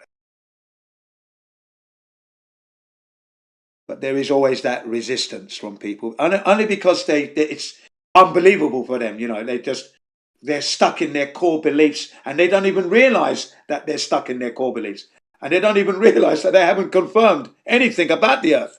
For when we question them, they don't know any answers. They don't know the model that they're protecting. They don't even know. You should have been in here last night. There was this chick. We were teaching her model in order to debate. It was bad, man. It was bad. Yeah, I was listening. Owlishness. Yeah, he was here. Yeah, I was listening last night, dude. That was pretty hilarious. Yeah, she's been around too, so like she has no excuse at this point. She's been like lurking around here for like a year and a half, if not more. She should have like learned her own model just from listening to us by now. That's a good point, you see, because you've given her enough information that she should have learnt it by now. There you go. If she was really interested in the truth, check it. I mean, it's where you live. You only live once. You're going to be dead longer than you are alive. At least try to know this. Come on. It's not beyond anyone's capability of proving or disproving. Either way, it's within easy, what's the word? Easy labor. It's not that difficult. I mean, AI asked her, they were talking about solar eclipse, and AI asked her about seeing the moon. And she was like, yeah, you see the moon. And like, you can't see the moon during a solar eclipse, like the 3 days before it, right? Because it's a new moon, so you can't see the moon. But she was like, you know, like all Glovers are swearing up and down they saw the moon. Like, no, you did not see the moon. These like, you have to think about how severe is like the brainwashing when you think you see something when objectively there's no way you could have seen what you think you see. But they have the concept has dug. It's almost like you ever seen Star Trek Wrath of Khan where they put the little worm into their brain? It's like the idea is like a worm that went into their brain, and it's like they can't even describe reality correctly because they have the concept in their head about what happens, and that just overrides all their experience. Yeah. It's I liken it to like just wishing it to be true, basically. Yeah. You know. But think about it, because you got taught the moon goes in front of the sun. Yeah. You look in the sky and that's what you actually think you see, but you don't see a moon at all. Like, no, that's craziness to me. Yeah, you don't see a moon, you see a black disc. Yeah, but even before that, before the eclipse happens, though, there's no moon around it. right? You don't No, see the no, moon around the sun at all. no. Because In it's the a new moon. location. You can't see a new moon. Yeah, you don't see the location. It's not But- in the location. It's not in your visuals. You're But she looking for thinks it, she's doesn't seeing it? craters. She thinks she's seeing craters on the moon. Dude. Like, what the Nah. fuck? Are you... But what I'm saying, that's wishful thinking, isn't it? That's wishful Well, thinking, isn't it? where the What only that place is. she was wrong so many times, the only place where she at least admitted she was wrong is when she said that during an eclipse that's a full moon, even though it's a new moon. That was the only time she admitted she was wrong. She had to because it was so clearly wrong. Yeah. That was a mess. Yeah, yeah. Yeah, I bookmarked that article that you've given me now. So that's going to be a nice stick. All right. I'm gonna use that I for- found the channel. It's called like the Apollo Detectives or something. The name of the Okay. YouTube channel. I'll get a link to it. Oh, I've heard of that as well, funny enough. Yes. I think they're an English bunch as well, the Apollo Yeah, Detectives. they are. There you go. I knew I'd heard of it. I'm going to type it in my YouTube now. Yeah. I know who they are. They joined together with a guy called Richard Hall from Richard Hall TV, and they put out a number of videos on the Apollo missions hoax, and they also went on to do the Mars mission hoax as well, because they found animals, lemmings, are in the pictures. They're like rodents, okay? Lemmings, Arctic lemmings, they're called. You look up the animal called Arctic lemming, and you will see a rodent-looking animal. And in some of the NASA Mars photographs, lemmings are in there on Mars. There you go. Yeah, by some weird coincidence, that's where they do their fake Mars landing testing, right? That's where they bring their little robot and drive it around to test it. They bring it to Greenland. Yeah. And then it just happens to be That's the only right. animal that lives up there is in a photograph. What a coincidence. There you go. There you go. And then not only that, they also had images of bits of wood, which are railway sleepers that was in the shot, and skeletons from the walrus. Yeah, all in the images, Mars images. Right. So yes, let me get that up. Did you call them the Apollo Detectives? Is that right? Yeah, I posted a link in the chat in the live stream. Oh, thanks. Thank you again. Wonderful. Wonderful. It's my birthday. I'm enjoying this. Thank you very much indeed. Problem.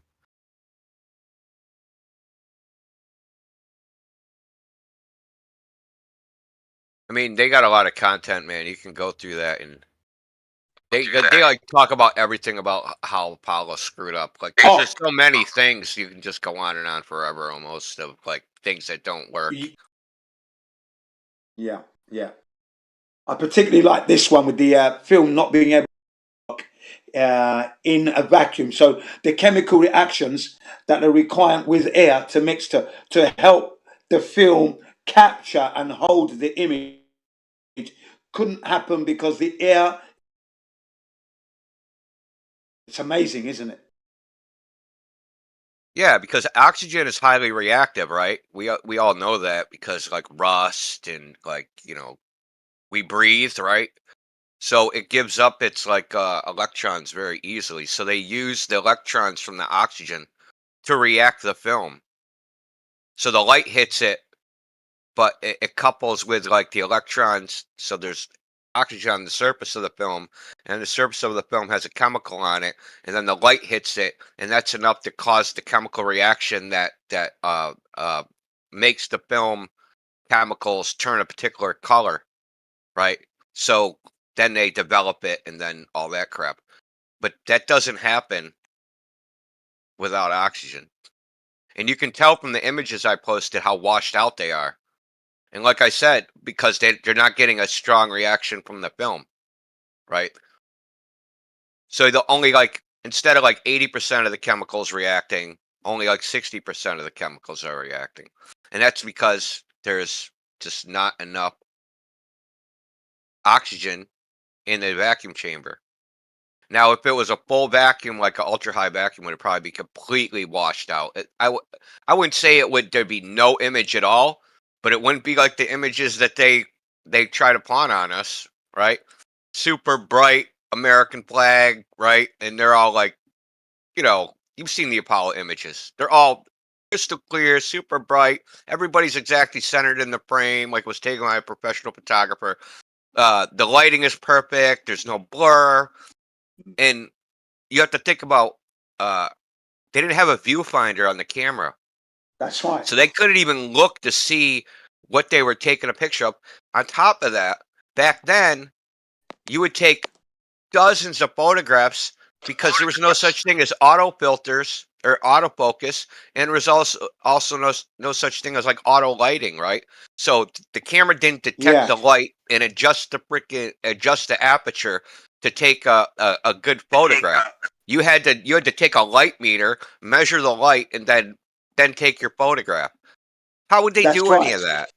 That's right. Because back in the day, you would, like you said, you'd look at your light meter, some figures would come up, and then you dial that in on your camera, and then you take the shot. Because you've got to make you're trying different exposures to see what gives you the best picture, and then you make a note. So photography back then was very interesting. You did need a notebook to make sure you're marking down shot number 1, it was at this setting, and you're making a note. That's how you become a good photographer, with an analog camera, not a digital one.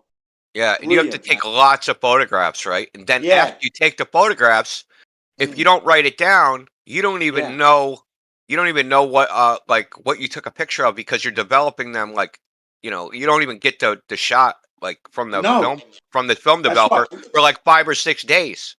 Yeah, that's right. That's right. You wouldn't know what shot you took and how your camera is actually working at the end of the day.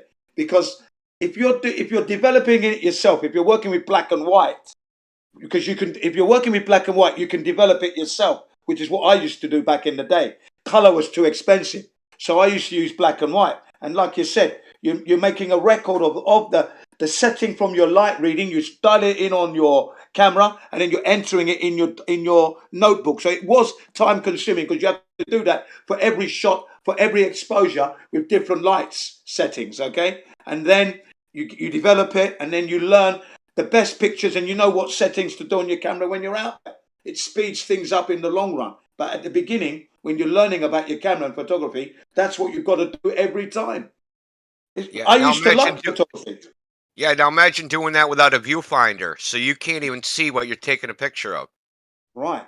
Yeah. That's what they did. They don't have. There's no viewfinder. They didn't hold the camera up to their eye to snap a picture.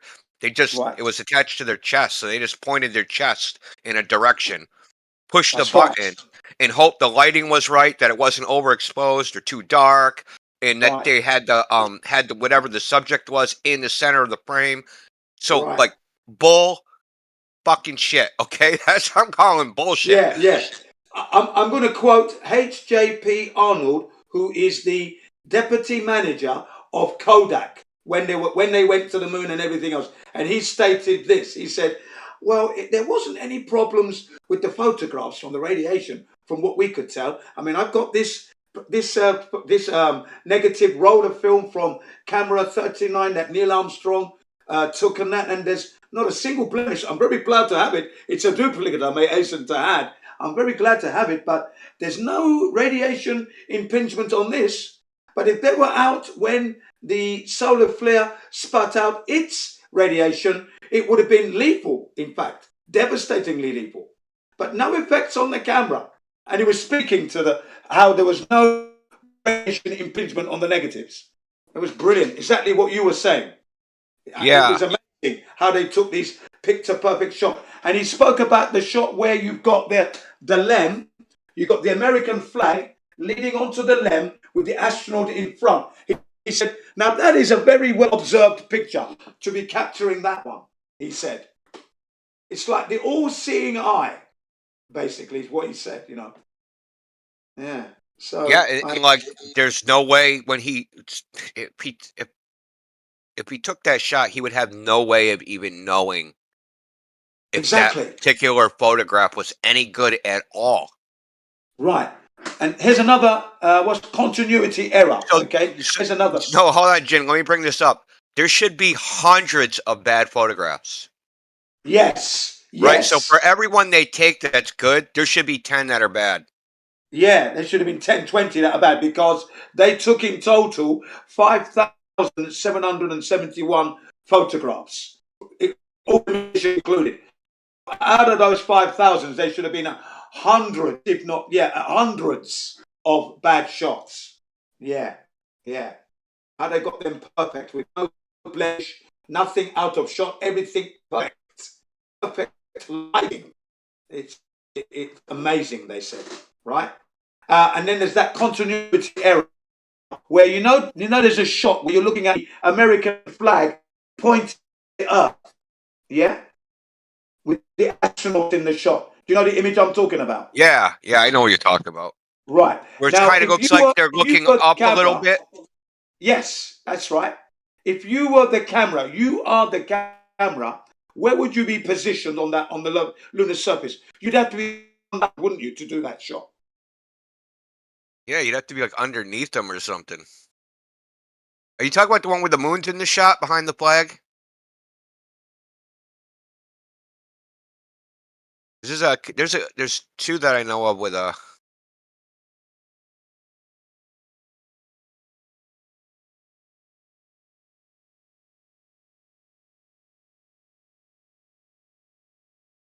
one with the lamb. This garbage.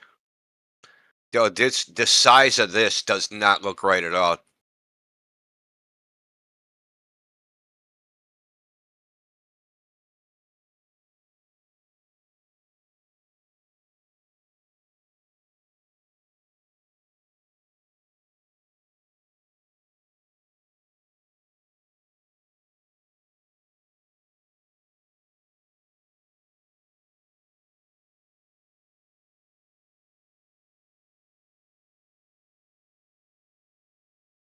I don't know if you lost connection, Jin. Still here?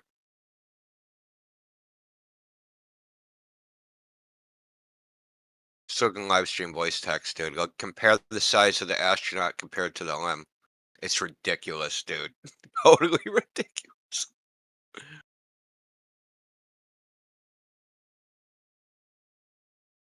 There's a giant man on the moon.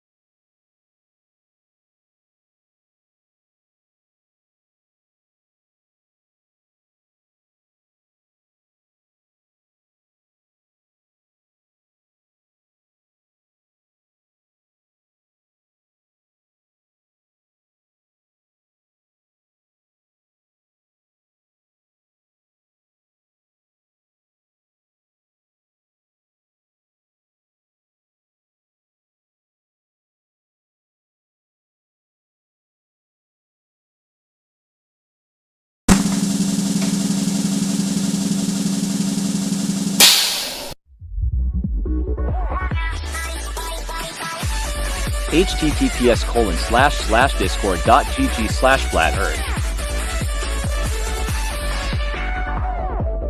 Welcome to 24/7 Flat Earth Discord channel. Be sure to go to VC Chi Check and 1 to get your VC verification tags to get involved in the conversation about our Earth. Be sure to bring your verifiable Earth curvature evidence, though.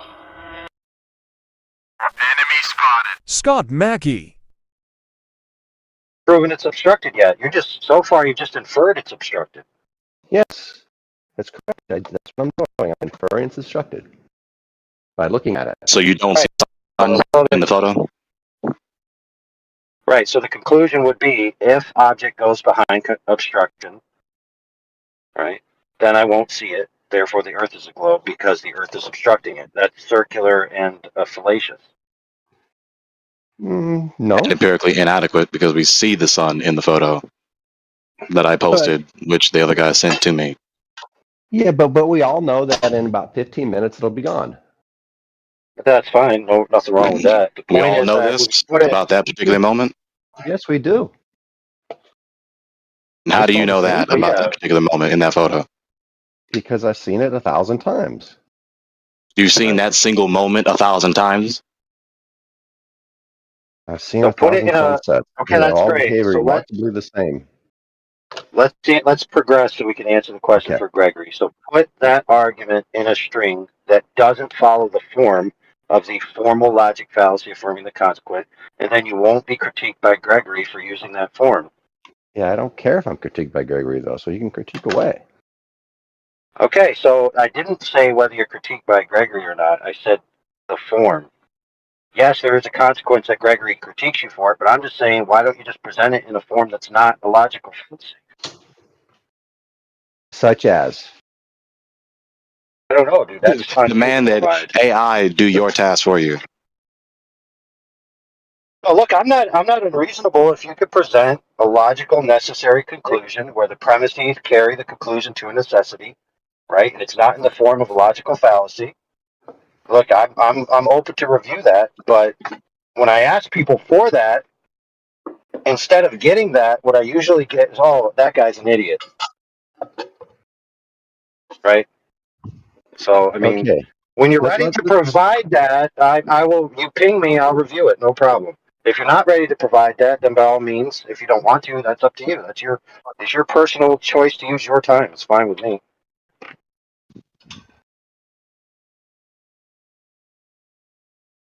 So we're standing by. I don't understand what the task is at the moment. I watched something go behind something else. I think I'm legitimately concluding that it's going behind that other thing. Affirming the consequence. So you don't understand the request to give sound argumentation rather than fallacious argumentation? Okay. How is watching something unsound? Okay, which is not what he asked you. So either you're unable in spite of your best efforts to understand what he just explained to you at least 3 times, or you're invincibly ignorant voluntarily. Either way, this is not good for you. Why is it not good for me? I mean, you guys watch something happen with your own eyes and you deny it. How's it not good for you? You don't know why it's bad to be invincibly ignorant voluntarily or be wait a minute. to think soundly. I don't think I am. Who's denying what they see with their own eyes? Who's denying that? Do you guys see sunsets? Yes, but what is a sunset? That's what's in contention. See, you say I see a sunset, therefore I see a sun going behind Earth curve. Those are two different things. Yes, I know. But do you see it going behind something when it sets? No. What do you see? Nobody does. Nobody do you sees see? it going behind something. The spatial relationship information isn't present to determine that it's going behind anything. You'd have to be seeing it as a side view in order to determine that. Really? I'll tell you what I see. I see a portion of the sun circle become unresolved in my field of view in the final rendered image. That's what I see, and that's honest. You see a portion Now, of the what sun inference circle is- become unresolved? What does that mean? Yes. I can't resolve it in my image anymore. It's lost. It disappears. It's not apparent anymore. So there is a time in this set where you see half the sun, right? Let's just say there's times within the entire portion I'm looking at the sun where I can't see the entire sun. Yes, that's true. Yeah. And what it does is it goes from the full sun to a quarter of the sun to half the sun to whatever, right? That's what you see? Yeah, and there's other videos that I've seen, not with my own eyes, mind you. I can't remember when I was in the desert, but I've seen videos from similar deserts where the sun just goes into a small thing above and then disappears from the field of view, never to be seen again. But you also seen the same thing happen to the moon too, right? Not quite similar, but not quite the same, yeah. How's it different? Every time I've seen the moon set, it looks exactly like the sun setting. Part of it will be gone, then more will be gone, then more will be gone until it's all gone. Well, yeah, in that Right? manner, yeah, sure. So What do you think's happening there? Is the question, why do things disappear over the horizon, our apparent horizon? No, the question is, why do things disappear in that manner? Everything else I've ever seen disappear in that manner, where part of it's gone, then more of it's gone, then more of it's gone until it's all gone. Okay. It's always been a case where they're going behind something else. Well, what about the Right? law of perspective? Absolutely, and that's fair. What about the law of perspective, though? Wouldn't you say The law that of things also You just disappear over the categorically horizon? deny that, Beasticles. Can you believe that? The law of perspective does not work that way. That's not how things disappear in the law of Explain to us perspective. the law of perspective. Explain to us how perspective works, please. They just get smaller and smaller and smaller until you can't resolve them anymore. Exactly. So But that's not what I saw. It's not what you see. Okay, I'm about to post an image for you, and you tell me what's happening here. You tell me what the sun went behind, okay? You ready? Let me know when you're looking in the chat. Well, I'm actually putting away dishes right now, but Oh, so you can't see it, and you're not going to be able to tell me what the sun goes no, behind, I'll right? look. I'll look. Okay. Go ahead. Tell me when you're ready. Okay, here we go. I'm ready. What is the sun going behind? Oh, I don't know. It's dark. Well, watch the whole thing. What does it go behind? It stopped. Oh wait, hold on.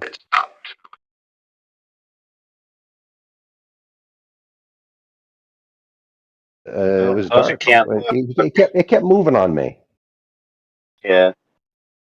It kind of looks Okay, like there. it's being sucked into itself for those Yeah, who it can't does. watch. It does. See how it's disappearing, looking like everything going behind something. doesn't look like Have it's you going ever seen- behind anything. Yeah, though.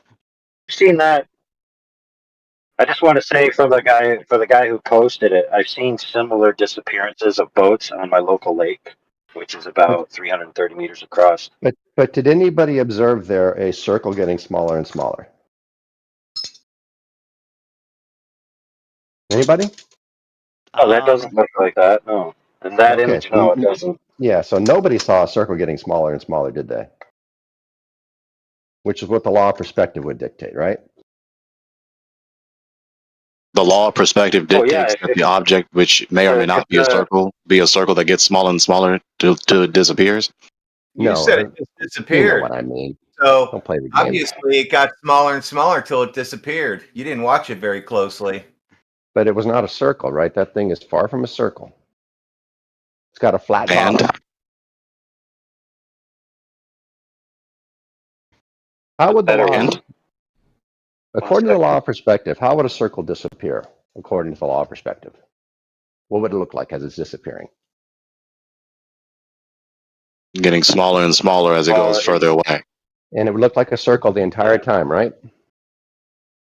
And Yeah, until it falls below the resolvability This limit. guy's another obfuscation artist. I don't know why you're back again. Is that what you see? Did you see a circle getting smaller and smaller? What's it your? was rather ovular shape. So what? And Angular So you just denied your own premise, right? You said it could be. Friends. It's The law of anything other than perspective globe in proof. This is regard to obfuscation. linearity. Fair, but the law of perspective in regards to linearity is an ideal model, right? Like, especially if you're trying to use like lines you draw, like an artist would draw. Okay, light interferes with itself, and you have angular resolution limits of the optic and the wavelengths and all that things that you have to take in as compounding factors. It's not simply a straight ray linear relationship in reality.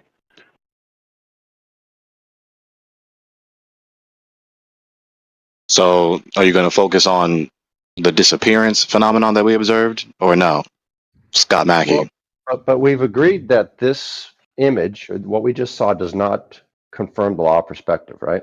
But I didn't ask you that. I asked you, are you going to focus on the phenomenon of the object, the sun, disappearing?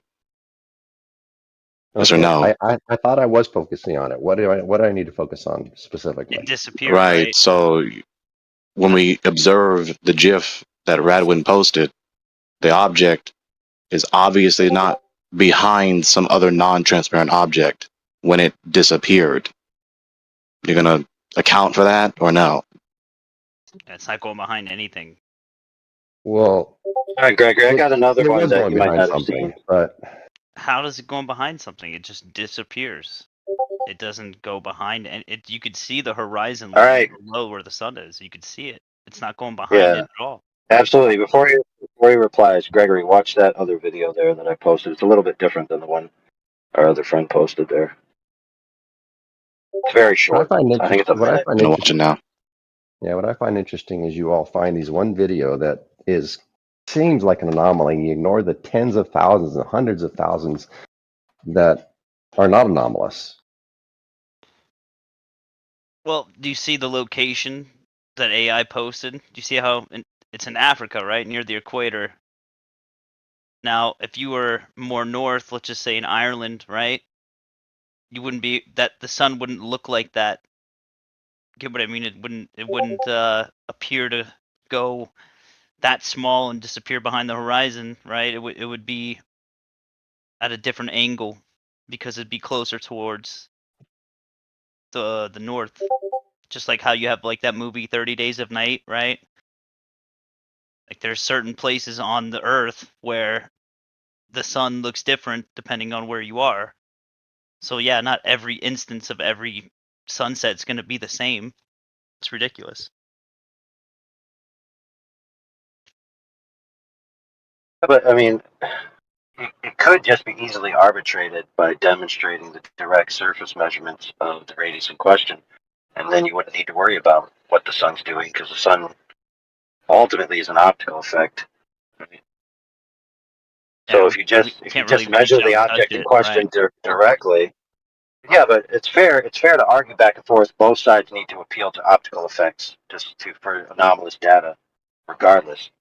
So the most concrete way to arbitrate the proposition flat Earth versus globe is just to measure the ground, and that is the only single logical contingency of a necessity to the shape of an object is the object itself, not ancillary viewpoints or objects that are not fixed to it. So that should be where the ultimate argument is, not interpretations of sky phenomenon. And with that, I'm going grocery shopping. The problem is the fact that the measurements of the ground are also affected by optical effects. Yeah, speaking of grocery shopping, everybody should be growing their own garden. Don't spend hundreds of dollars on like fresh soil and stuff, because you should be able to keep your own soil. Composting. A little bit of manure sometimes needed, but not always. No-till. Because tilling just disturbs the natural habitat and ecosystem under the soil. Worms, fungus, you want those to live there. With your There's garden. plenty of people talk shit in here. If you need to harvest, if you need to harvest, there's loads of shit that gets spoken about in this server. For sure. Can't really hear what you're saying. What about now, bro? You hear me now?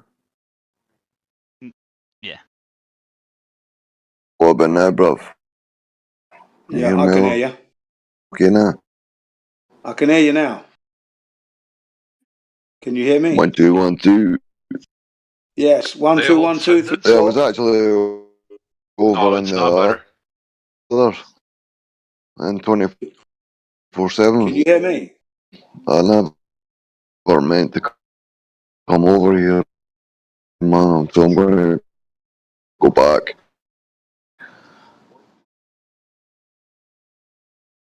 Pardon?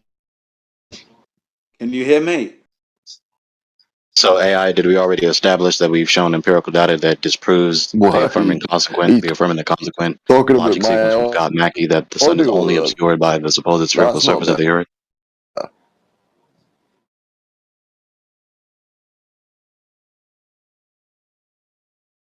I'm having Oh, shucks, issues. AI is not in here. Do my fucking Spec, you're having Wi-Fi. connection issues. You're Is cutting that out one? all the time.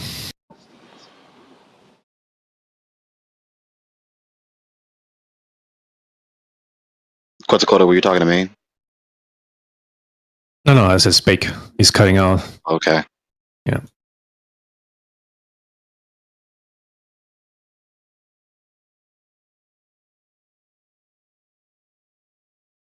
So the appeal to sunsets is an insufficient appeal to prove that we live on a ball with a spherical surface. It isn't. Okay, how because can we the approve? How can we prove it to you then? What would we need to do to prove it to you?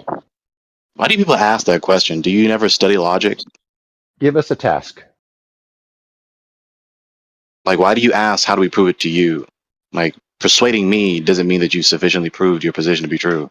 You can persuade me, and your But you're the position is person still I'm false. talking to. But you're the person I'm talking to right now, and so that's all I care Regardless, about at the moment. So you don't have a way, right? no, your attempt to appeal to tell me how you can persuade me is irrelevant.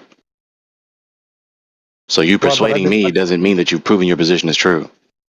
But you just reject every bit of evidence that we provide you. We say it's insufficient But I don't. for some reason. But you do. Well, if your presentation is insufficient, then yeah. And if I recognize it, I'm not going to accept it, of course. Well, how about geodetic surveying then? Would you accept that? Okay, explain the logic sequence. Look, my position is simple and complex at the same time.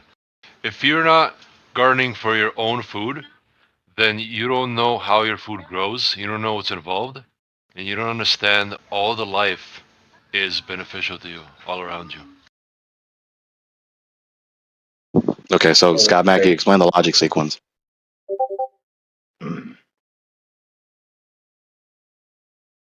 So your next appeal is to supposed geodetic surveillance. It's So not go a ahead and logic explain the logic sequence. sequence. It's an engineering sequence. People go around and they put these theodolites in places, and they measure the angle of inclination, and they measure the scan, the sideways, and they point at other objects, and they put all these things together, and then they do the math, and they figure out the exact size of the Earth. Why Did you then say it's angle of the Earth. inclination? Yes. You measure angles with at least two lines, correct? They measure the no, yeah, they do, yes. Right. So, like when you use a protractor, right? Yes. The angles from 90 degrees or Yes. 180 degrees. Yes. That's on that flat baseline, right?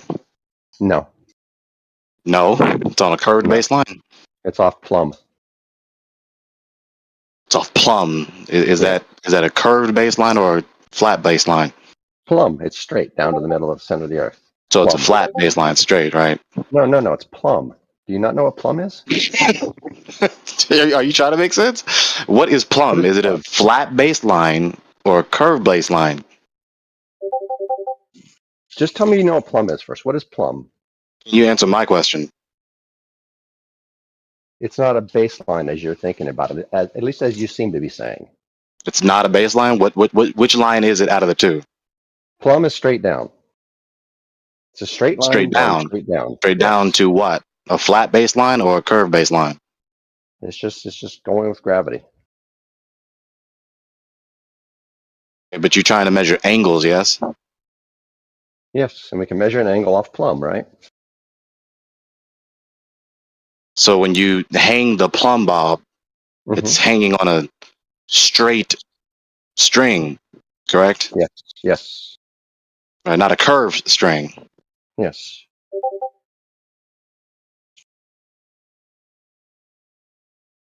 Is this difficult for you to grasp? Oh, you're measuring angles from the surface, correct? The surface of the Earth, right? No, we're measuring angles off the plumb bob. Off the plumb bob. Yes. Can you show me a demonstration of this? Because it's not making sense. I posted it for you in text. What he's talking about. I posted exactly how they do it. So they got these weird fucking curved triangles and shit they use.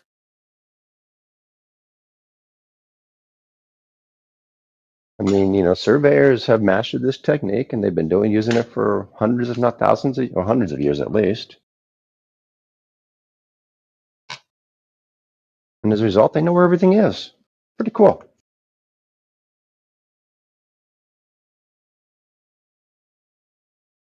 Inclination from a vertical line? Yes, of course. If you have vertical, you can assume horizontal is 90 degrees off of that, right? That's the definition of horizontal, 90 degrees off vertical. 90 degrees off vertical, right? Not from vertical. What's the difference? Right. So you just refuse to acknowledge that you're measuring angles from that horizontal baseline inclination. Right? You don't have an inclination moving away from a vertical line. Sure we do. Moving from left to right of a vertical line, that's not inclination. It's the same numbers, though. It's the same math. Talking about Sorry, this is vertical lines. confusing for you. It's not really that hard, though. The same math. That was a cacophony. There's no sense to what we just said. Someone's gonna have to yield and let one person speak. Oh, is someone speaking? Is someone muted? Shit, sorry.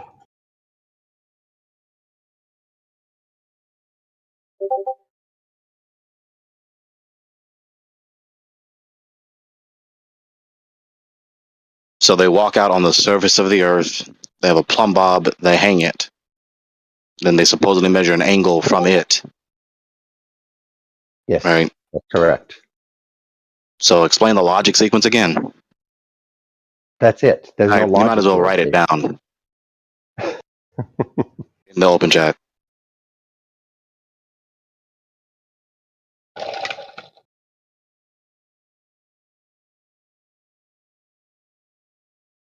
Is somebody else talking right now? No. Okay.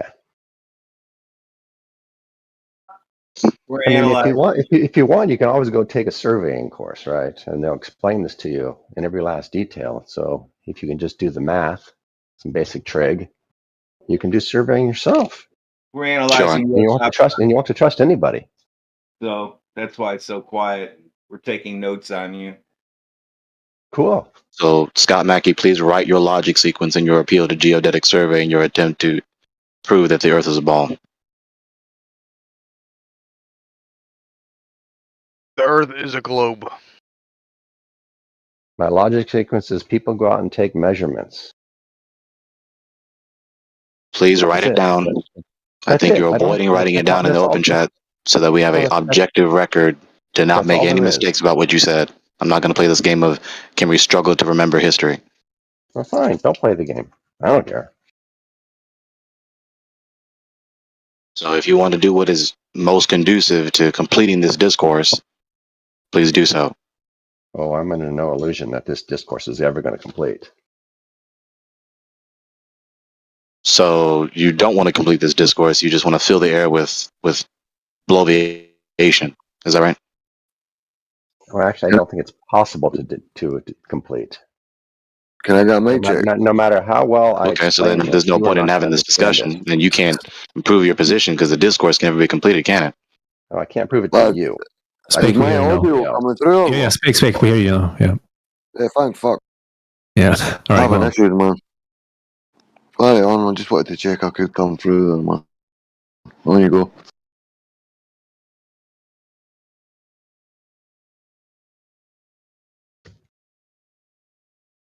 Okay, continue, I guess. Here's the thing. If I had a proof for So write down your logic sequence since your argument is obviously so rock solid and we're so stupid. Just write down the logic sequence if you want us to know the truth, and then we'll examine it. And your appeal to geodetic surveillance. I don't think you all are capable of knowing the truth. There's something blocking it in your minds, and I'm not sure what that is. Okay, well, whether we are or not, please write down, please do your due diligence and do the procedure of proving your position is true and your appeal to geodetic surveillance What do you guys always say? I'm not going to do your work What the for fuck you. is geodetic surveillance? What is that?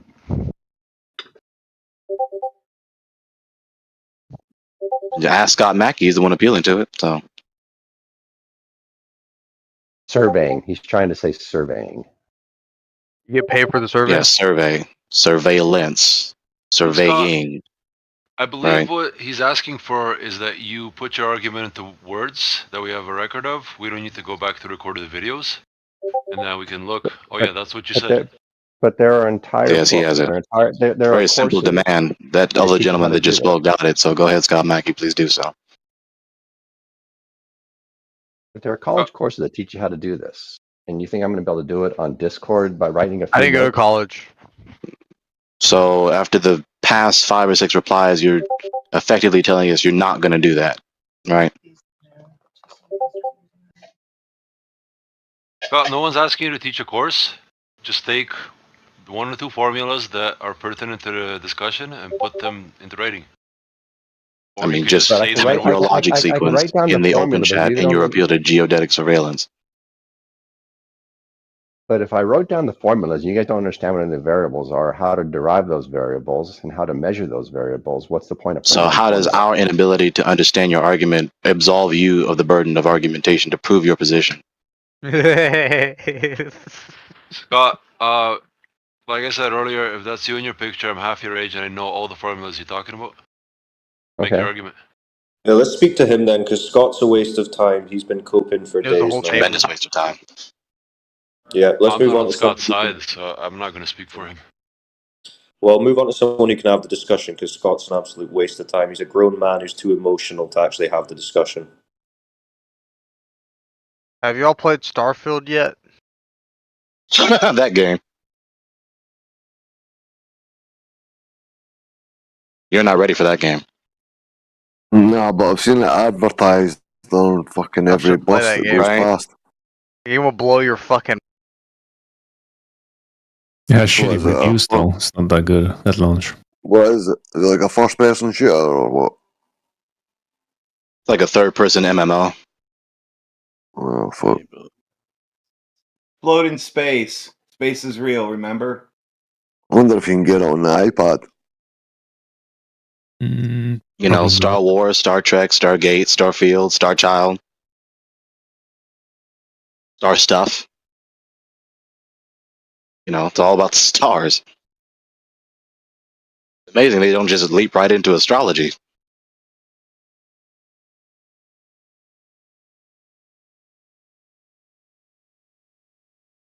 And of course, you know it's the fundamentalist scientists who made the game. Right? That is their shit. That is what they want. That is what they want. So how dare you come along and scrutinize their worldview, including their cosmic paradigm? But they could do it to everyone else, though. How do they explain gas balls in a vacuum in that game? That's a good question.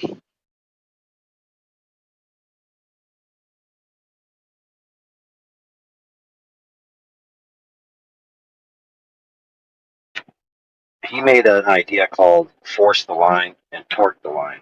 Torque the line failed because there's physics problems involved with the catenary effect on the line, so he's going to stretch a line through water. But he found out that the force is necessary to make the line mean anything over a great distance is practically impossible with his budget, or anybody's budget for that matter. So then he came up with force the line, which is essentially make a rigid structure, you plumb and level it, and then you attach panels to it that are true to the original with certain amounts of precision over a large enough span to where you can just look at it and see the Earth curving away or maintaining parallel to it. And that's what I was roughly talking about. Now, yes, that is pie in the sky, right? Not practically going to be done anytime soon for various logistical and financial reasons. However, you could essentially make a lattice structure similar to that, like they do in graphics programs, right? If you make a rectangle that's rendered, it could essentially be a bunch of triangular points. And the triangular measurements between points can prove that the overall rectangle is true, right? So you have a true 90 degrees and you could essentially create with floating point drones, at least in theory, minus wind and all of these things, to have like a constant measurement with interlaced drones floating in free space out far enough where you could say, okay, the ground is going away from it or not. I thought that was interesting because it would be theoretically affordable because drones aren't that expensive compared to a solid structure that would take umpteenth amount of construction. I think the best part of the Force Aligned thing was a lot of the globalists had claimed flat earthers are, as their only proof of the globe, that flat earthers are uneducated and they don't know what they're talking about. They're Dunning-Kruger, all these things. So when you have a guy like Brian Mullins, which, master's degree, engineering, gainfully employed, it really was like putting salt on the wound because all their proof of the globe had just vanished. Remember back in the day where they would always say this field has 0 flat earthers in it. So there's 0 flat earth pilots, there's 0 flat earth engineers, there's 0 flat earth this or that. It's like any time a flat earther comes out in those fields, they're castigated, blackballed, blacklisted, ridiculed. It's like, okay, maybe that's why nobody's coming out. Look at what happened to Mullen. A dude literally went on a psycho campaign to try to get the dude delicensed and fired from his profession, which feeds his family. I mean, despicable. And it's weird when he justified it all the way up to George. He justified. He said he thought he was doing a public safety good, because if there's an engineer who thinks the Earth is flat, they could design something that could cause harm to people. Yeah, that's stupid. And you're like, that would only matter if accounting for an alleged globe mattered in any construction project, which it doesn't. Yeah, it doesn't. Yeah, it's ridiculous. That's the best part too. So it's like this person could use all the same math, all the same processes, all the same materials, but if one person thinks the Earth is flat, then it's a danger to society. If the other person thinks it's a globe, then it's okay.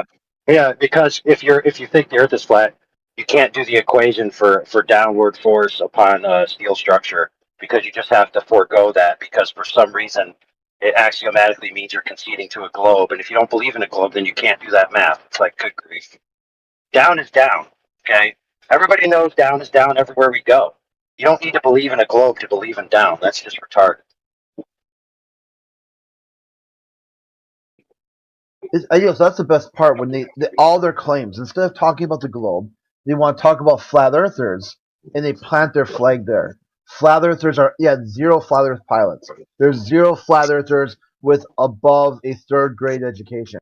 So as soon as you show one, you say, "Hey, I've got a 4th grade plus education," then do you remember that Dutch female pilot that her story was basically, I've been flying for 20 years, and I believe she said she was using a mechanical gyro on a certain flight, and for some reason she had access to it where she noticed that it never flipped upside down, even though she went across allegedly a quarter or a half of the globe that's allegedly to exist. And she's like, wait a minute, if my plane is doing an attitude adjustment in free space around a large portion of an arc, my gyro should be opposite, but it's not. And then she had a light bulb moment. And then I believe after it was known that she became a flat earther, or at least was positing the idea as being like a serious question, all of a sudden she was blacklisted and blackballed. It's like, gee. There was a pilot who was just on Looney Tunes who is a trainer, a guy who trains students, and had been doing so for a very long time. Everybody knew he's a flat earther. Somehow the globalists caught wind. Like, here's a pilot who's a flat earther. Can you real bad faith? Hey, can you come to my channel and talk about flat Earth? And all they did was just mock the guy for being disabled because he's in a wheelchair. They mocked him for his speech patterns. They called, once they found out what airport he was at, there was a letter writing and calling campaign to say, hey, you got pulled this guy's street. Creed, we have SIC. She's agreeing to stop the LARP and the Troll Carrying Act, and she's gonna have this conversation with adults. Okay, so Okay. she's a globe believer or a cartoon. She said she believed we live in I don't know, in some type of ice world or something. But hopefully, when she's unmuted, she's willing to have an adult conversation about this. So Is let's that try the this one more time. the giant Just ice a ball quick theory? question before you go there, because you guys were talking about different fields. Are there any astronauts who don't believe in a globe? Yes. Well, Hold on. There's at least one Russian cosmonaut Okay. who said that the Earth is flat. And then there may not be any United States astronauts. Mm-hmm. But then again, most astronauts don't even leave Earth. They stay within low Earth orbit at best, which isn't even sufficient to see the Earth in its entirety. So, I mean, I wouldn't necessarily. I mean, they may say, "Oh, look, I look out and it appears to be Earth to me." The portion that I'm looking at, but they can't see a sufficient sample size to ensure 100%, even if they were speaking entirely accurately and didn't have any orders or, secluded information that they're not allowed to give out. So I don't know. A weird kind of little conspiracy you got going on there with Yeah, not conspiracy. like you didn't question her at all about the pilot who just told a story about some fucking gyroscope, but here we are. Like all I did was ask about the field of astronauts, and you're like, "There's a cabal," and No, there's not. There's some of the astronauts. I got videos. Hey, bro. I said that the people claiming, right, to be astronauts. Sorry, not that they're claiming, you could validate whether they're astronauts or not. I'm just saying that they're not in a position sufficient to answer the proposition definitively. Okay, that's all I'm saying. So, for example, different people, like let's say Neil Armstrong, for example. Neil Armstrong is supposed to have left the Earth at a distance sufficient to the test to say, I see the Earth in its entirety. Okay, so someone like him is going to have a weight greater with the ability to arbitrate the proposition if you believe what he says versus somebody who just went in high altitude. That's all I meant by all of that, okay? Yeah. Yeah, and Now, you see speaking of that, of the astronauts that left the Earth when they came back, they don't exactly have concurring stories, and a lot of them look like somebody kicked them in their soul. So I don't know if I trust them entirely. But you'll see what I'm trust the saying? pilot talking about some fucking gyroscope. That's what I was. Oh yeah, well yeah, a gyroscope is tangibly Just some girl, accessible on just the some ground. girl says her Yeah, gyroscope just didn't some turn girl. upside down, and that's enough. Yeah. Those aren't analogous, bro. Yeah, you messed up because she also faced all these Claiming- consequences. Yes, listen, She took a claiming hit. to go to a place, right, where less than a dozen people have gone in antiquity versus something that's tangibly accessible to the common man, like a gyroscope. Okay, those are apples and oranges. And even better too, it's like some of the astronauts talk about. I've posted 2 videos that Scott Kelly said the world looks flat. The longer you spend, the more time you spend in space, the longer you spend in space, you start seeing just a flat world underneath you. It's just small and flat. And people don't realize that at the height that they're at, you don't see the curvature of the Earth.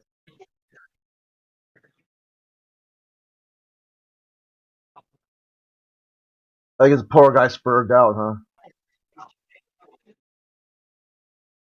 Look how powerful Look, it is. I mean, in principle, yeah, hold on a second. In Okay. principle, okay, if you leave the Earth here and you go over a certain amount of an alleged globe Earth and you follow an arced path, which you necessarily must do if you're in an airplane and you're maintaining altitude, let's just say 30,000 feet, you're going to maintain that altitude. In order to maintain that altitude, the attitude orientation of your plane will ever change to follow the alleged equivalation of the forces of gravity vectoring down, which will always change relative to your previous position. That means that of necessity, your plane has an ever constant change in attitude to follow the arc.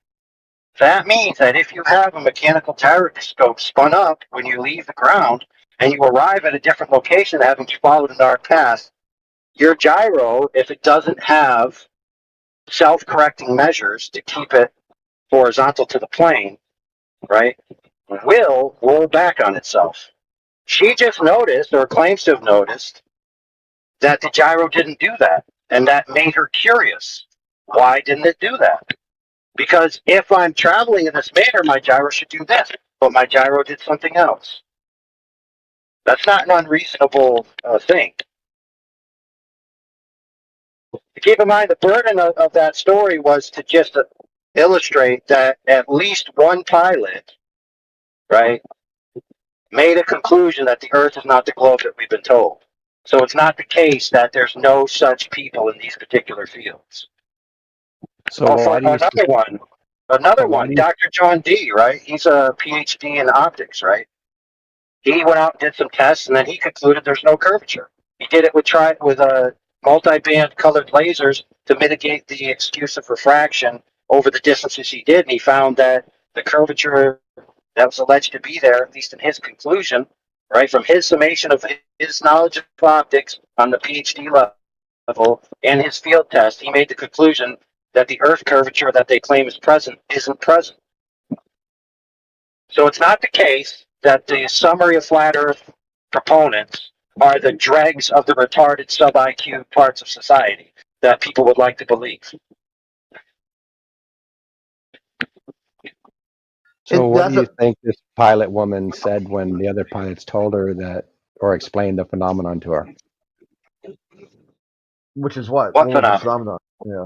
Well, this whole gyroscope thing that you guys seem to think that you're paying attention to this one woman and ignoring all the other pilots who say that, the gyroscope does change, because you can find thousands of them who say it does, but you're paying attention to the one woman who says it didn't. Why? Yeah, but what do you mean the gyroscope does change? In what manner? Pilots, every other pilot in the world will tell you that it does. The gyroscope registers the attitude change. Okay, but in what manner? Because there are different types of gyros that have different self-correcting mechanisms. So, for example, some of them have pendulous vanes, which will not allow them to flip over on themselves. In general flight, don't get me wrong, in extreme flight, with extreme Gs, you can force it. But in general flight, just, raising in altitude, maintaining your cruising altitude and landing, the gyro would never flip over on itself like would be necessary if you have a constant attitude change, because the pendulous vanes force it to follow the vector of down. So what was this pilot claiming then? Well, I'll tell you what, I'll find her video and I'll post it in here. All right. Yeah, it's easy to find. There's a whole Quora thread about it. Pilots of America. My gyroscope says the world is flat. Well, we have it over in 24/7. If you could look it up if you're not doing anything. I'm driving, so I really can't do it at the moment. I was banned from 24/7 7 minutes after I joined that server, so I can't go there. What? What did you do wrong? I told him Catalina Island was not San Clemente Island, and they said prove it. And some guy started counting down, and he says 10, 9, 8, and then I was gone. I never tried to go back, and I never will. Probably me more. Yeah, that sounds like me more. Yeah, it's like if you make a Let me ask you claim. this question: how long ago was that? Just out of About curiosity. 3 years, 3.5 3 years. years.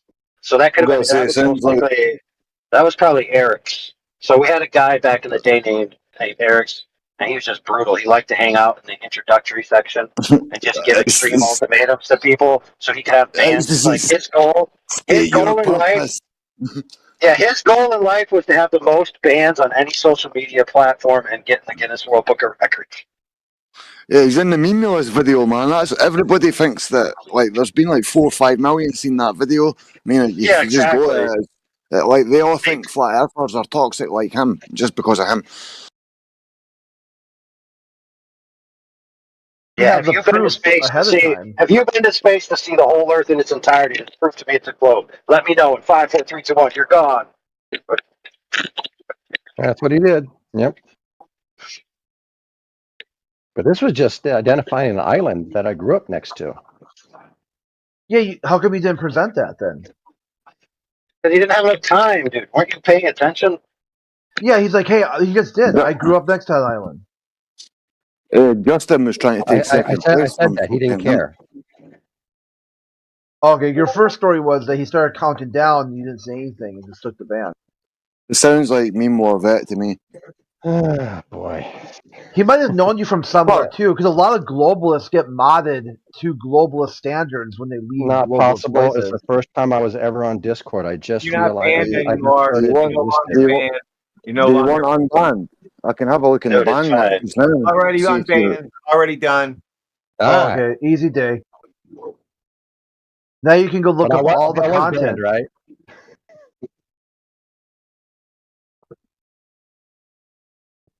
Why do none of you guys go over to Gem Serve anymore?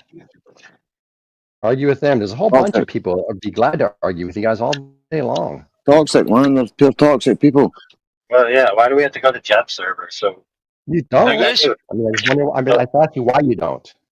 After Because hearing that they- story, we after want hearing that story about Gem that guy. server. Oh, go ahead. Go ahead. So I was just gonna say, after hearing that story about that guy that supposedly was a flat earther and was just banning everybody from your main Discord, I'm trying to figure out if Well, Eric's he So I talking wanted about? to ask if you guys. So I wanted to ask you guys if you think there are people that troll you and try to say they believe what you do, but then say really dumb things. Yes. I had a guy the all other the day time. that told me that evolution was disproven if you couldn't prove you know, the curvature of the Earth, and I was just like, what the hell, dude? Bro, Like see that's over such a in red herring, you know?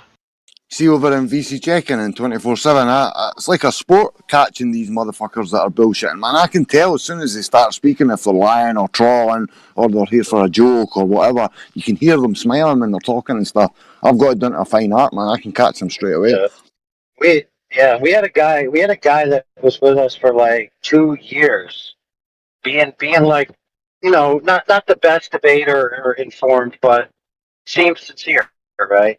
Kept ranking up, but he couldn't quite get to the rank where he really had access to the logistics of the background of the server. And something happened before he got there where he basically revealed himself. And then after that, he just spurred out everywhere from then on. But yeah, so they're getting themselves into flat Earth for the intent of causing havoc or presenting a situation to where it can be mocked more so than usual, right? Miggy got them. That was one of the best things. You know, And look, I'm Miggy's sure there's really- people that do it transversely. There's plenty of yeah. We have it recorded. It's pretty hilarious. But Yeah, and I've been on Gems multiple times. So is AI. I mean, don't get me wrong. AI used to run the there's Bible flat section. earthers who are definitely I used to go all the time, but not right in the head that try to do weird tactics.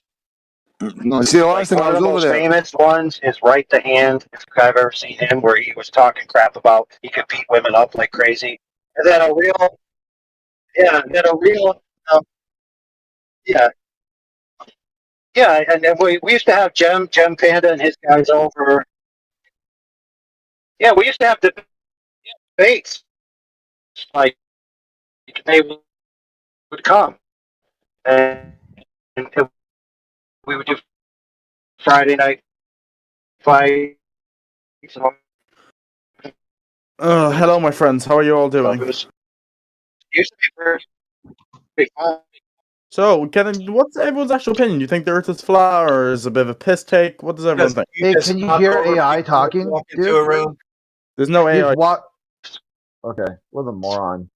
I had to drop out as well. It I was couldn't hear basically someone all fun speaking and as well. games, Like, and we were all intentionally evil and malicious things to the people in Arson with romantic you can hear me now. intentions to try to get them to go back to the globe Earth. And after that, we just realized that they're all, and so we just stopped hanging out. Yeah. Why would I want to hear? Yeah, I'll probably robot. No big deal. No, it's okay. It's not that bad. It was you were robot a little bit, but it was still eligible or bro, who's eligible. who are you speaking to? Because I can't hear anyone. Oh, AI. You need to leave and come back because it's AI. And yesterday I couldn't hear people, so I had to close the app and then reopen the app in order for it all to work again. let's explore the claim that Scott Mackey made. If the Earth is a globe tard, no flat earther goes to GEMS. I go to GEMS almost daily. Can you hear me? Can you hear me now, brother? Yeah, I hear you, bro. I just wanted to finish up in case anyone missed it. It's like a lot of us that were at 24/7 stopped dealing with Gem Panda and the main actors there and wanted to disassociate with them because in the background there was a lot of scandalous, malevolent, and evil intent going on towards members of our server. That for certain sure. reasons we can talk about generally, but it basically convinced us that they are human garbage and there's no reason to associate with them, and so we just stopped. Yes, yeah, man. I left the server fucking over a year ago, probably. Yeah, when the very I literally had to be on calls, okay, with women telling me about how Globers from there were trying to romantically manipulate them to convince them to go back to Globe Earth to win a bet.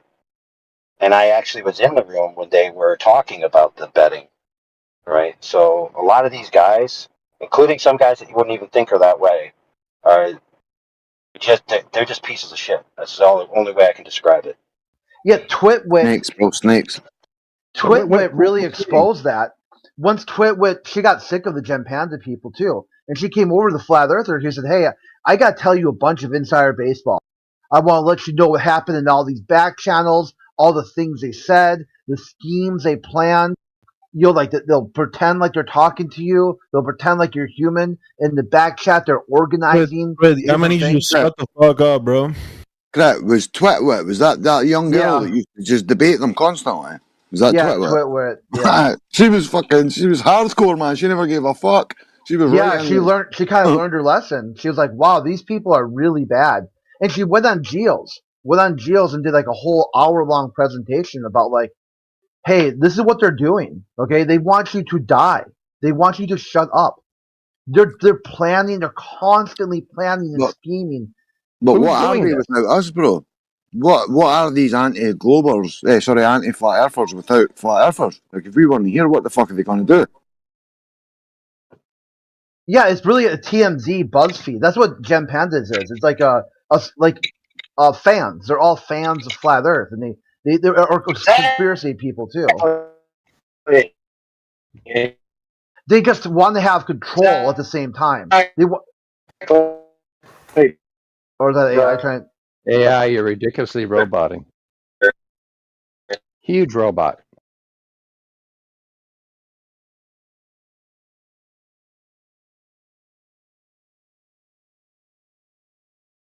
So, Crit, who are the people that Twitwit talked about? Yeah, you can go back and listen to it if you want. Just go word for word and just listen to the whole thing. Go talk to Twit. She's actually been. I've seen her a couple times on Modern Day Debate Chat. And get right from the horse's mouth. Get all the slimy details, all the details about everything that was happening. And it was kind of good that the whole server kind of imploded there.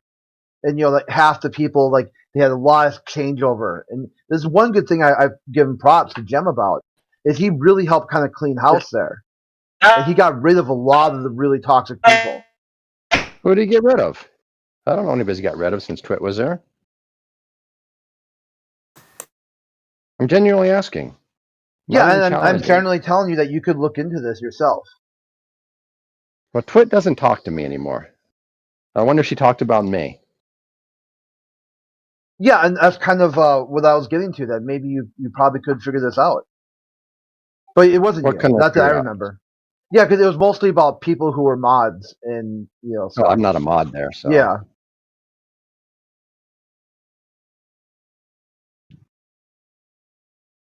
There was basically a channel that they had that only they could see, that they were kind of like planning, like, hey, how do you use these Discord mod perms to act like you want to talk about the topic, but you're constantly doing things to the person with these perms to make it seem, and shutting them down, make it look like they keep disconnecting, things like that.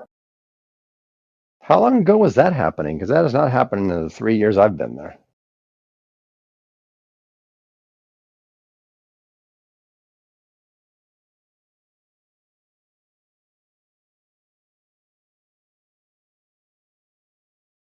Hello? Can't hear anybody. You may restart. Oh, there you go. No, I heard you. Did you respond? Let's shut it down, dude.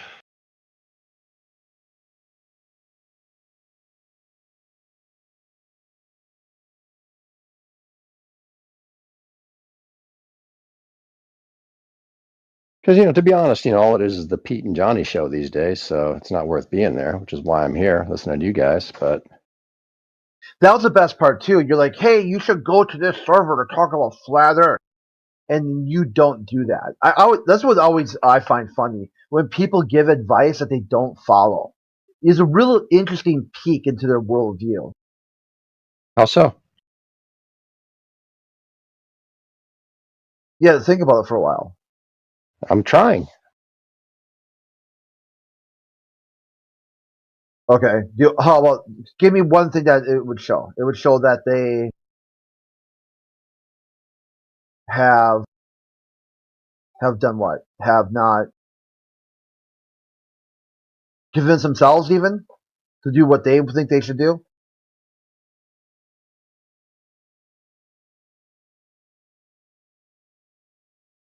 But follow that. Let's follow it, right? So I'm you trying. tell me I'm that trying really hard. I should what? I should do what? I should cut salt in my diet. Then I see that you're not cutting salt at all. Or But I never should said you do should. no, just follow some. Yeah, you said earlier that we should all go to Gem Pandas right now I and talk didn't about say that. there. I didn't say that. All right, I what'd asked you you why say? I asked you why you didn't. I don't. You never seen me in Gem Pandas before. I wasn't talking to you specifically. I was talking to the room. I was Oh, saying, why okay. didn't none of these guys? Why does nobody show up? Because there's nobody there at Gem Pandas anymore arguing about the flat Earth, and there's all kinds of people there who would love to argue with people about the flat Earth. Yeah, that's another thing too, where it shows us contradictory worldview. They went there to argue about the flat Earth, even though Jem said, "Hey, this isn't just flat Earth; it's flat Earth, but really kind of conspiracy theories." Then they get mad when no one's talking about the flat Earth, and then instead of actually just talking about it themselves, they spurg out. Well, they spurg out because Pete's just talking crazy stuff. Or also with each other too. That's the whole thing about the role that they give. I wonder, do you got that? They give Do a I role what? to the globe people who they deemed a liability to the globe. I don't want to say it because in this space it'd probably be offensive. Which one? Because Oxford? of the, yeah, there you go. That's offensive here? Huh. Yeah, just for a few different reasons. So Scott Mackey is. I'm surprised you're not. I'd be. I'd be like for sure. Maybe did you leave the server? Oh, you must have left the server and rejoined. Okay. Why? I was never an Oxford there. Yeah, because you said you've been there for 3 years. It says you Yes. joined October 15th. Yeah, I left it after Jim yelled at me. Yeah, okay. So Jem yelled at you, and you left it, and then rejoined, and then got your roles reset. I mean, Yeah, it was about Pete and Johnny taking over the server, and I was getting just bored with listening to them, literally talk schizophrenic stuff. And I don't use that term lightly. Pete's literally schizophrenic. Hey, Crit, I've And, been here 10 years longer than you have, sir, so should own up to your respect for your elders. Okay, Roger, boss. Just saying. I mean, I've been here for a long time. I said Roger, boss. Well, no, I Okay, respect you well- too. I mean, I respect everybody on the server. I think everybody deserves respect on the server. I think everybody here is a intelligent, well, potentially intelligently, rationally minded thinking person. I wouldn't go that far, to be honest. But a good portion of them. Yeah, So what there's a good happened this portion. morning? Why were you mad at me this morning? What happened? Well, I thought you were a globetard, so it's okay. Oh, I gotcha. What, so you're an anti-glober then? Yeah, I'm anti-Glober, I'm anti-Satanist, I'm anti-New World Order, anti-Bill Gates, anti-Ellen DeGenerate, anti-Whoopi Goldberg, anti-Antichrist.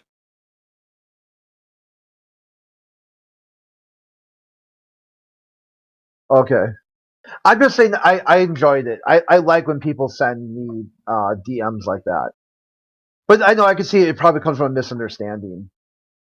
Yeah, it usually is a misunderstanding. That's usually what they find actually statistically within problematic problem solving and critical thinking skills and solutions and such matters.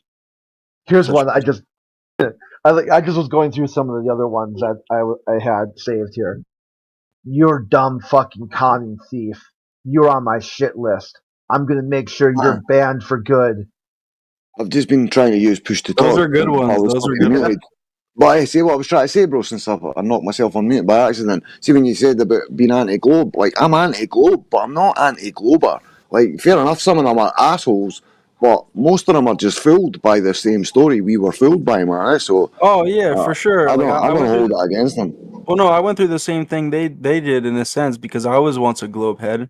I was once thinking that wrongfully blindly believing that I was on a spinning insignificant space speck, but then I realized that I was on an immovable, created, designed, especially exclusive plane of existence in which, is immovable, right? So there's no way. I mean, that's what I found out. What I found out in my experiments is that there's no way you can move the Earth unless through an earthquake or a volcano, or some type of comet, I suppose, or whatever falls from the sky that we think we know falls from the sky, but really isn't necessarily something No, falling from the sky. Like, for instance, no, I some things just, are considered sprites, and some things are considered comets, or whatever people want to call them. But like, there is natural phenomena that is supernatural to some degree that has supernatural explanations. You know what I mean? no, I was just saying that it doesn't make me anti-glober. Like, I'm not against these people, just because they're a glober. Yeah, I'm not against necessarily globetards. I'm just against the whole mentality of being a globetard, like the idea that someone is on an insignificant space speck. I just don't think that is necessarily provable at all. I think it's totally No, of course it's irrational. not. But Yeah. that's the thing. I just don't hold it against them. Like it's not like a fight against me against them. Like I don't fucking. I actually feel sorry for them if anything, bro. Because they fucking. I was in the same shit. Someone took the time to tell me. They took the energy, and I was fucking. I thought it was hilarious when the guy told me I was tripping balls on a blotter. It was not LSD. It was a thing called M-bomb, and I was tripping it. My mind. We had music pumping on my iPad in the 24-hour gas station, and we're talking about the Rothschilds and 9/11, all that normal conspiracy shit. And he just came out with, "Oh, there's no space." I'm like, what? And he's like, "There's no ISS, NASA's not in space," blah. And I'm fucking pissing myself laughing at the dude. They're like, what the fuck? I'm like, gravity, Einstein, regurgitating all this garbage that I thought that I knew. And then a week later, I was like, right, I'm going to prove NASA's in space. And that was like almost 10 years ago. So if you search for fake NASA, you got legitimate content. If you search for flat Earth, you got legitimate content back then. But bang, as soon as the first video came on, NASA fucking fell apart for me, man. I woke up the next day and I knew that the Earth was not what I believed. I never knew the Earth was flat, but I knew everything I'd been believing was fucking garbage just by discounting NASA. Oh, it's so much easier. It's so much, well, I wouldn't say easier, but it's so much more thoroughly validated that the refutation of a globe Earth is there because, like, it's so much easier to say that, this refutes that, but then there's what's more accurate, like what's more naturally phenomena within the accurate reproducibility of experimentation, right? Like, and like, from what I've seen from experiments is that no experiment shows any curve from what I've seen, and no experiment shows any spin. Yeah, basically no experiment shows any spin from what I've seen, from what I've experienced. Like, we'll not get experiments for the shape, just because like experiments are establishing cause and effect. So we'll not get experiments at least for the shape claim. That would be like an observation or like laser test stuff like that. But yeah, it's definitely not an experiment when it comes to shape. So when you guys watch them launch rockets into space, how is that not an experiment? It's not. I mean, you're not manipulating anything, are you? You just there's no observing. manipulated variable. There's no way that you could like make a hypothesis out of that. Like, how can somebody like how can somebody make a hypothesis out of, oh yeah, I'm sending this one astronaut or this a few astronauts into this orbital realm that exists Pro outside tip, of, Jay. Pro tip, Jay. Ask him to give you the hypothesis. Go ahead, Scott. or yeah, what's the Guys, hypothesis? I did the experiment with the pendulum myself. How can you explain that if the Earth is not curved? That's not an experiment, a pendulum, bro. You know the one I'm talking about, right? You Well, start it's what swinging calls. it, you wait some time, and it always goes the same direction. Right, but do you have to start swinging it, or does it start itself? You have to start swinging it so you can get the It's the momentum same. going. It's the same with the so-called scientific Foucault's pendulums that they've got in like observatory places and shit. Like they start Yeah. them and they keep them going. They put energy into the system. They use magnets as well, supposedly. But do you know what the claim is with the Foucault's pendulum? Yeah, Well, it's the Earth. the inertia caused Yeah, I by know, the but Earth spinning gets it to go all the way around, and that's I don't know what other explanation you have. Well, If you have one, tell me. I agree. Is it the tension on the rope? Like, Take see note. this? Like, what kind of like on the rope? Is there some kind of issue? Like, I don't know, or the variables. I've never done it myself, bro. So I couldn't really tell you. But just what is the claim? Whether we watch it or not, what is the claim they're saying about this? What's the significance of Foucault's pendulum? That shows the Earth is spinning because I know. I want to know if But this other guy we're talking to knows. it should be drift. There should be drift if the Earth is moving. The different, And for, what- but then and the they're drift saying is that what? all the atmosphere is supposedly moving with the Earth, so it's supposedly one reference frame.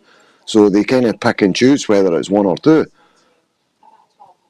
Yeah, what is it? Is So- it the Coriolis effect or is it the? Yeah, that's what it would be. Is You're it? going to need Oh, yeah. inertial and non-inertial reference frame for that. Yeah. But, Yeah, but do we all where's the agree that, non-inertial reference frame for the Coriolis effect? do we all agree that the pendulum does not swing back and forth in a straight line?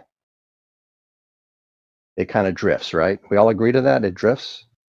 You know, I've seen videos where edited videos like what can I say unless I've did it myself, bro. I Depends wouldn't, on I how wouldn't it's like. But do we agree it drifts? Can we at least, as human beings talking to each other, can we agree it drifts?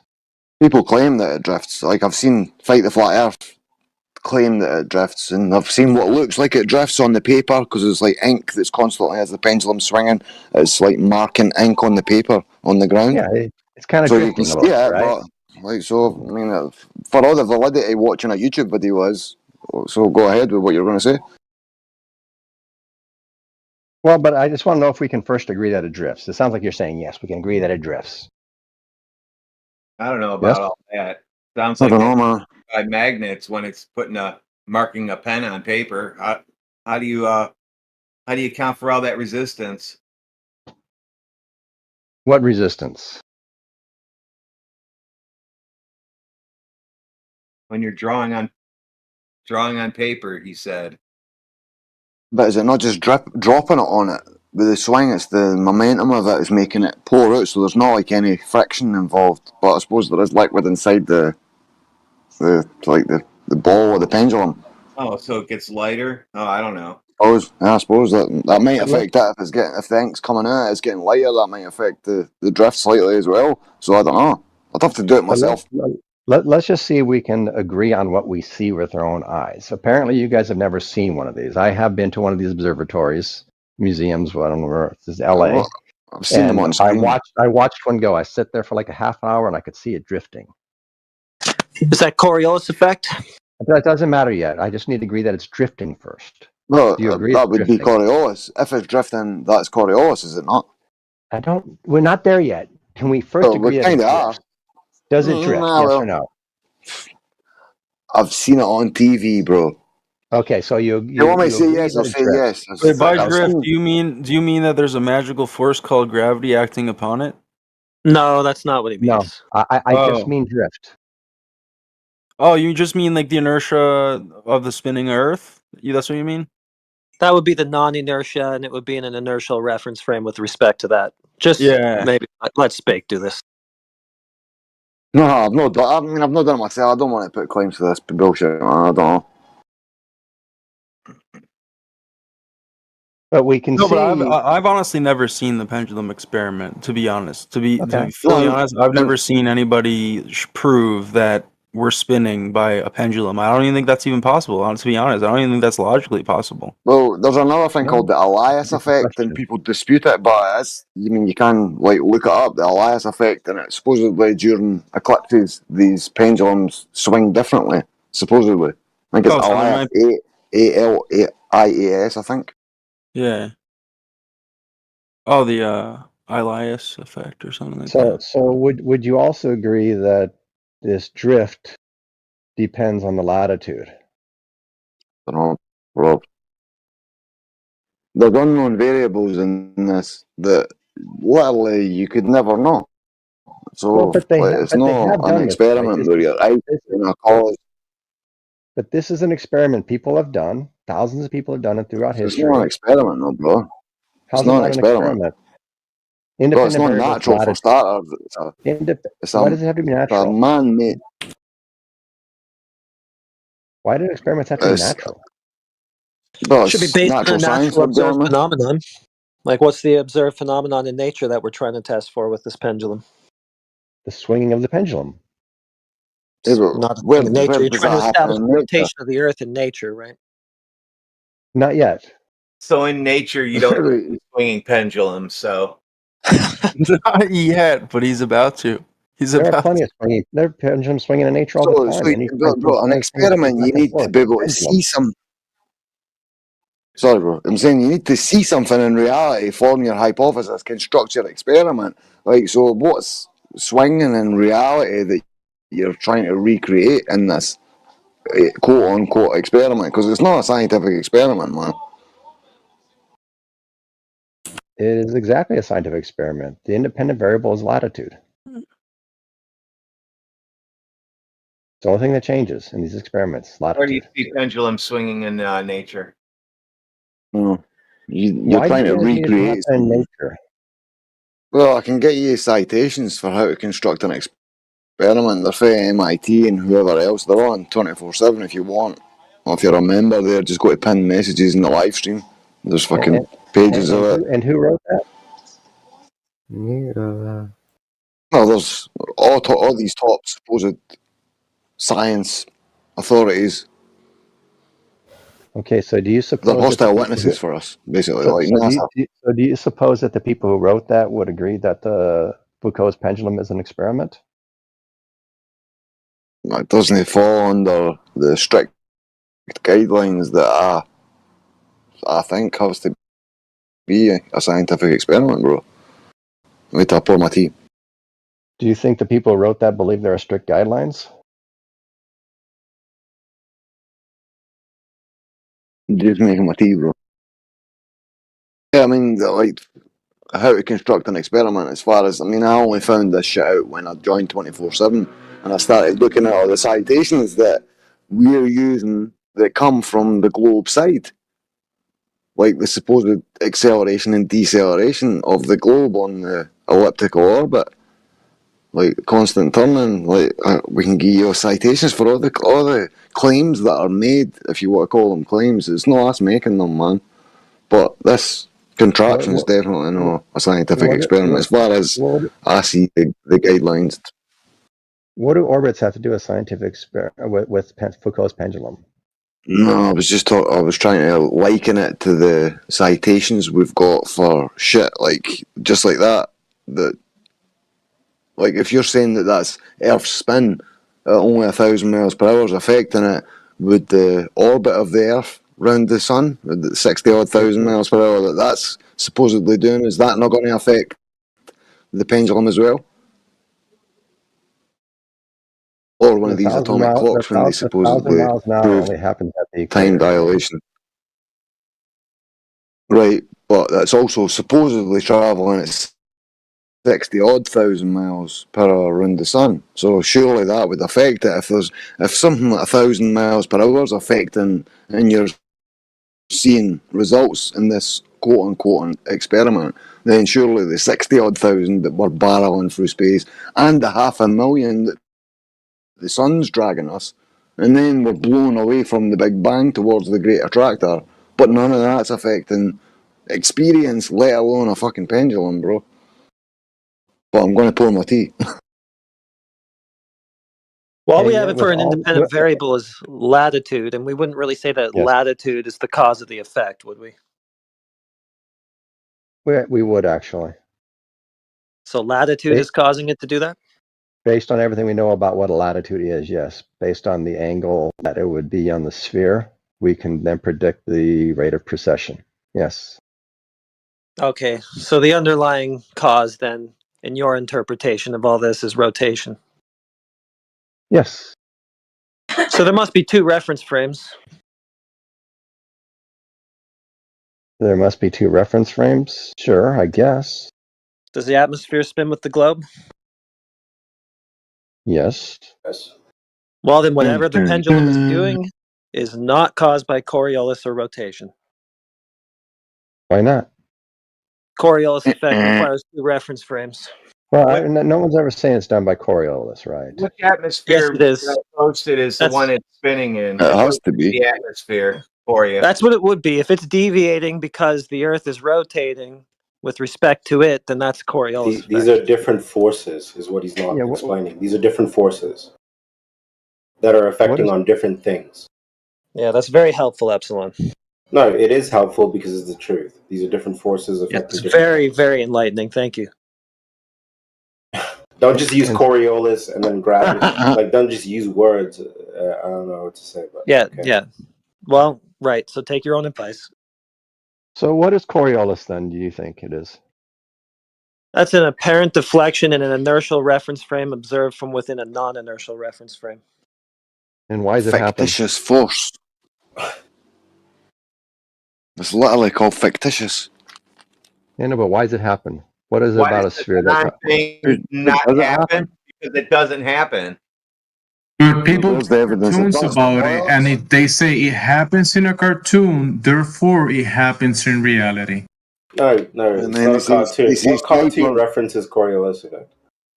They say snipers have to correct for it, but any army people that we've had in here, and we've got AIs, ex-army, don't know if he still is in the army, in fact, but like wind speed and like all the other factors, like they don't even, it's not even in the sniper's handbook supposedly. So all we've got is toilets flushed the wrong way, and what do you call it, tornadoes. No, So I so must have- Spake, the only thing that I was saying is that what they were talking about before, that the guy was referencing something that has to do with two different forces, and I was just correcting that. Coriolis effect has nothing to do with like just atmosphere. It's you can't just use these things interchangeably and think they mean the same thing. That's all I was trying to say. I wasn't talking about what you said, bro. I was just making my own point, but I don't think Coriolis is a thing. Well, it is a thing, just not with respect to the Earth. You can have Coriolis with respect to a merry-go-round. Yeah, it's a nice Yeah, if optics you took trick. like If you want to football. do it as a university with university students, that's a fun trick to do.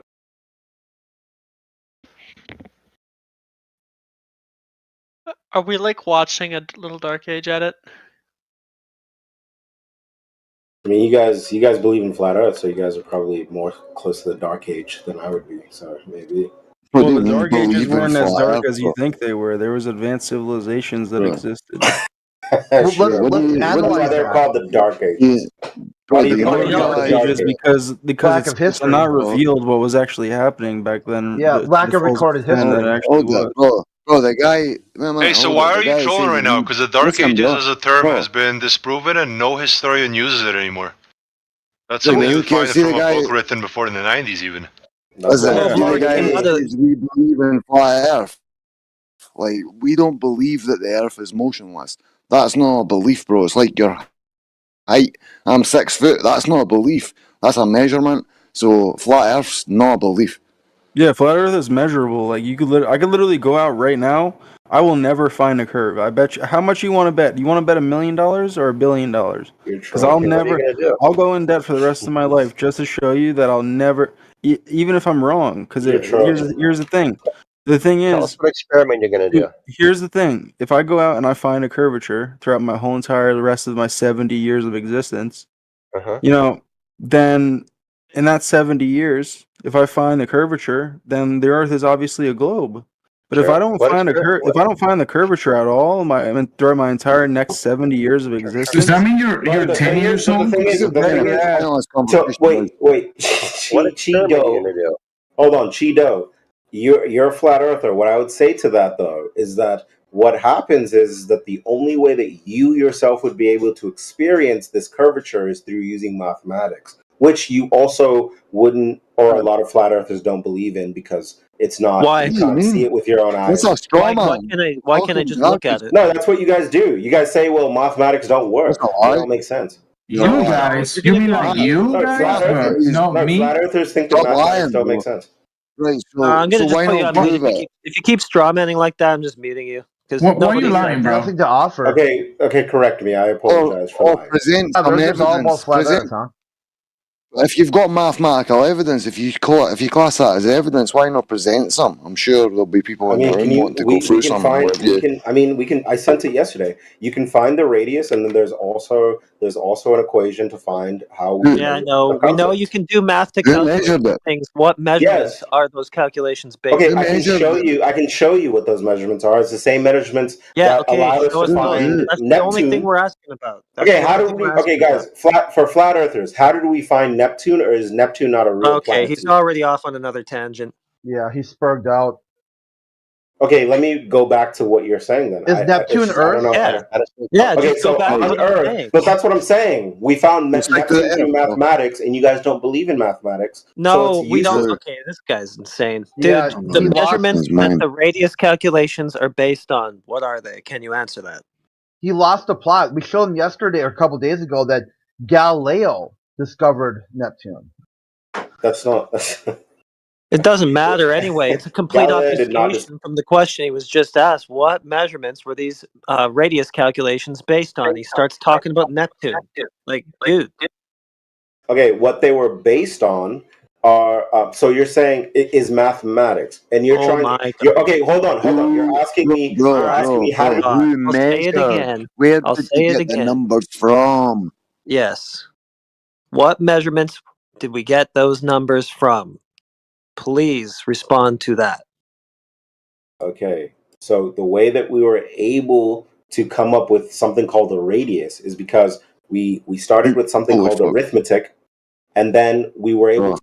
Nah, you're not the one. Let's move on. He's talking at his fucking arse. Yeah, here's the best part. Like, he could go to astronomylive.com magazine. They have an article published by Joe Davis. Who discovered Neptune? The story of Neptune serves as a prime example. Neptune's something he lost the plot. He doesn't even know the narrative that he's preaching. Someone coming in here and talking about, oh, I want to tell you about this new religion. A guy walked on water and turned loaves of fish and bread. And you're like, oh, sure, what did he say? Or where did he live? Or you start asking some very basic questions about the story, and they don't know anything about it at all. Like, nothing. Like, you can really get better answers from this guy on just my basic knowledge of the heliocentric model. His information is misinformation. He's pushing misinformation. So, Cret, how do human beings measure large things? Like, what's your definition of large? Mountains, for example. How do we know? How do we know the elevation of a mountain? The way I measure my penis is from the crack. It's always you guys. It always goes back to dick. You notice this, right? From the gooch. Yeah. For the I globalists, asked you they a always question. go back to it. How do we measure large things like mountains? Like, measure it how? Measure it as in his height? Dude, yes, elevation. We're two Okay. human beings, you and me, and we're sitting around together, you and me, and we're saying, how do we figure out how tall that mountain is? What do we do? Yeah, I mean, there's depends I'll on tell your you method. I'll tell you the very first thing you're going to do is observe a mountain. Okay, and then what do we do? What's the next thing we do? Well, can we get that far with the globe is what I'm going to get at. Yeah, you go steps. Yeah. Can we Like- observe Okay, so this how- globe that we want to measure? Yeah, you're going to do an angle measurement, but can we do step 1 for the globe? It's bigger than a mountain, so we have to break it into smaller pieces. Can we observe an arc segment? Yes, we can observe. We can observe the curve. We can observe small pieces adding up to the curve. Yes, we can definitely do that. Okay, have you heard of Brian Cox? No. All right, he's like kind of like the Neil deGrasse Tyson of England. Neil deGrasse Tyson in England. Yeah, I used to call him the Bill Nye of England. Well, I mean, he was just going to tell us where he observes an arc segment. That would have been Why did you go away from the simple question? You and I standing there, we want to measure how high an elevation a mountain is. What do we do? Yeah, Don't run away from this. Observe First thing you Don't do put is them down. observe a mountain to know that there is one to get the height of. So And then what's the second step? Why do you guys never want to go to at least the I already second told you step? you're going to do an angle measurement. You're going to use an Okay. elevation angle. And what does that consist of?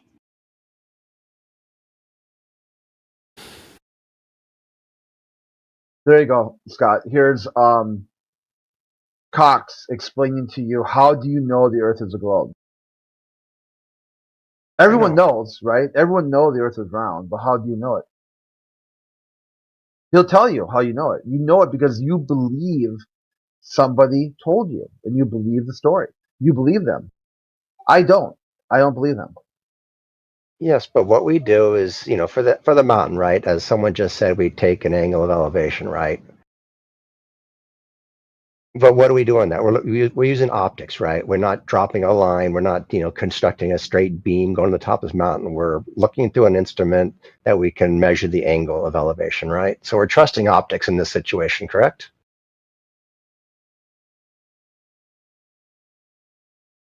Yeah, I'm just wondering why you went away from the optics of the curve that you're going to be getting measurements for, though. But we are trusting the optics in this Well, situation. you're talking about how we derive the height of a mountain, and nobody asked anything about that, right? So, we went step one. All right, you observe a mountain. You know that there is one to get a height of. So I'm just wondering where you observe this globe or arc segment thereof, that we can begin doing the same process with that. Well, what I was going to ask is, if we trust the optics in order to give us elevation of a mountain, do we trust the optics in order to give us the angle to any other object? So from mountaintop to mountaintop, for example, do we trust the optics to give us those angles? So it doesn't sound like we actually observe a globe or an arc segment anywhere to calculate the dimensions of. Because you just keep talking about mountains, which I do know we definitely observe, and they do exist. So we at least know that there is something tangible there that we could try to work out the dimensions of. But that's all you want to talk about. You don't Why want do to you guys talk about wanna where you run actually away? observe this globe. Well, you're the one running away, because what we're trying to get I'm trying to get you is how there. this radius was derived, right? So you're relating it to a mountain.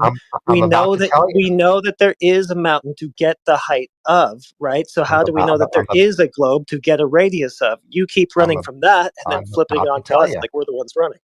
I'm about to tell you. He's afraid But of I the need to have- math. But I need to have it on every step.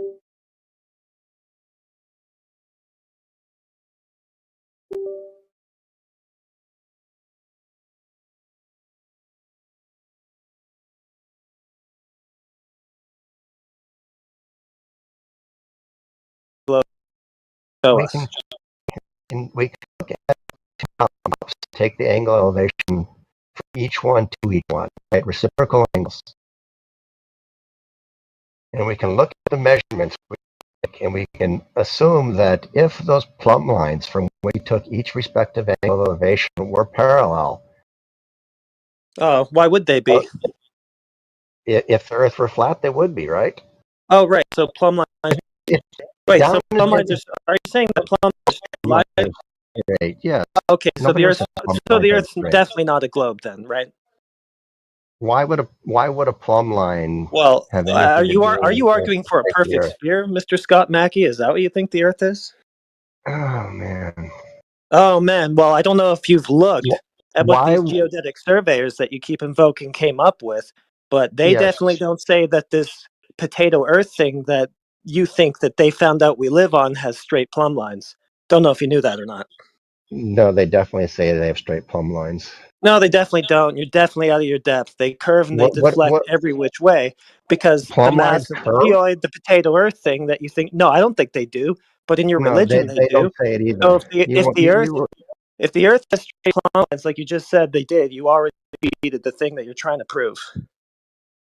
Yeah, that clearly shows you don't understand what they said. You read something and misunderstood it. Well, what does that misunderstood. Tell me. That's Tell what I'm me. trying to help you Tell with. me The what I fact read that and you think misunderstood. that Tell me what I read and misunderstood. you said geodetic surveyors claim that plumb lines are curved. No, Yeah, they they do.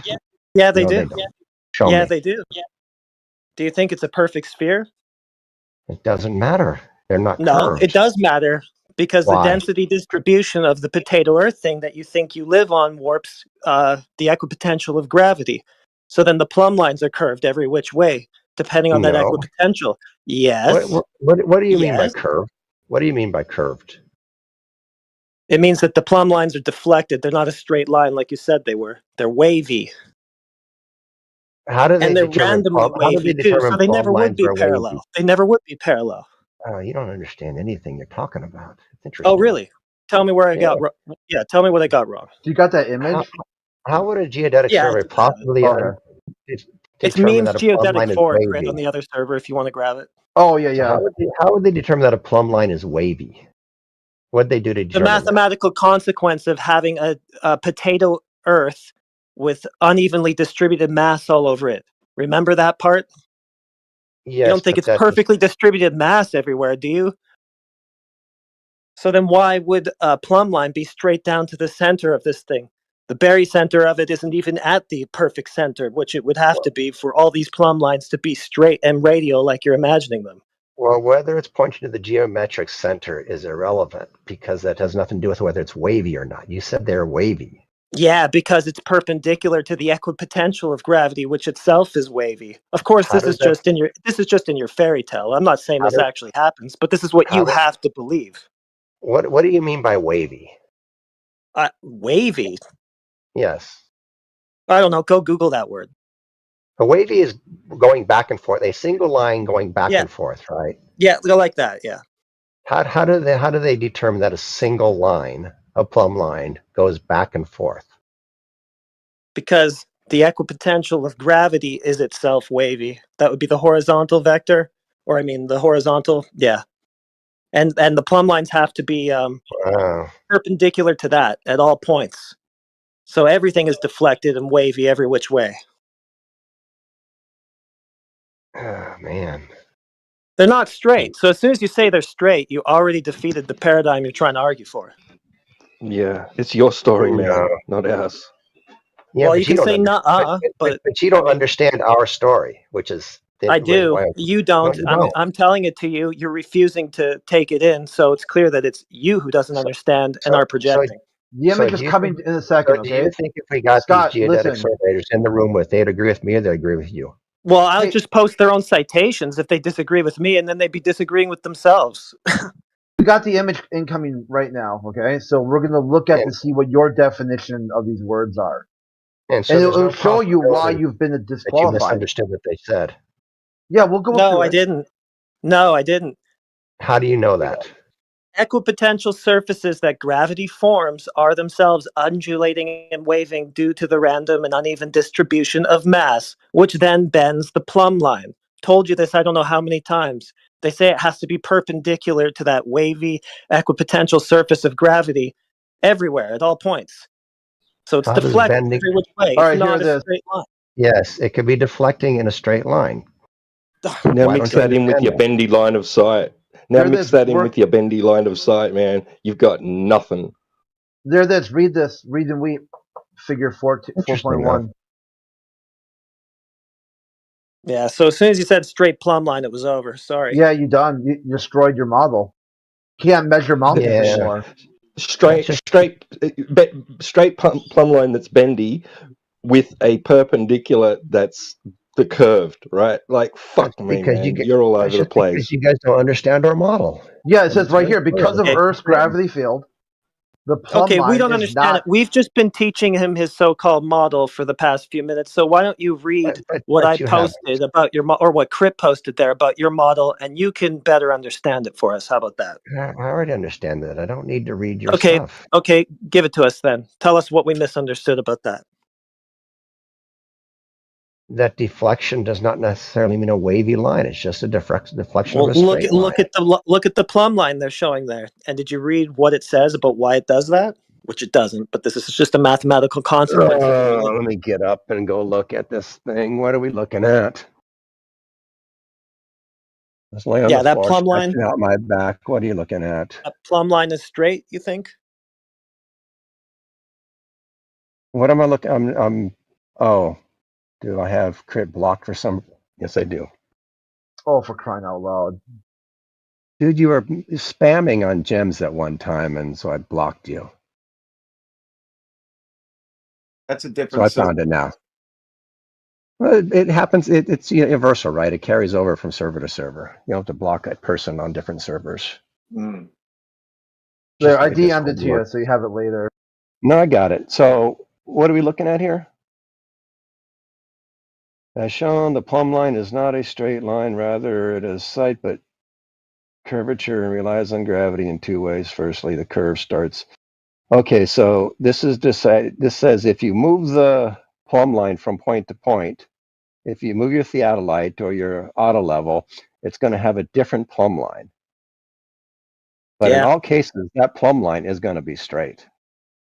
Not if you're on. No, not if you're on with the globe religion.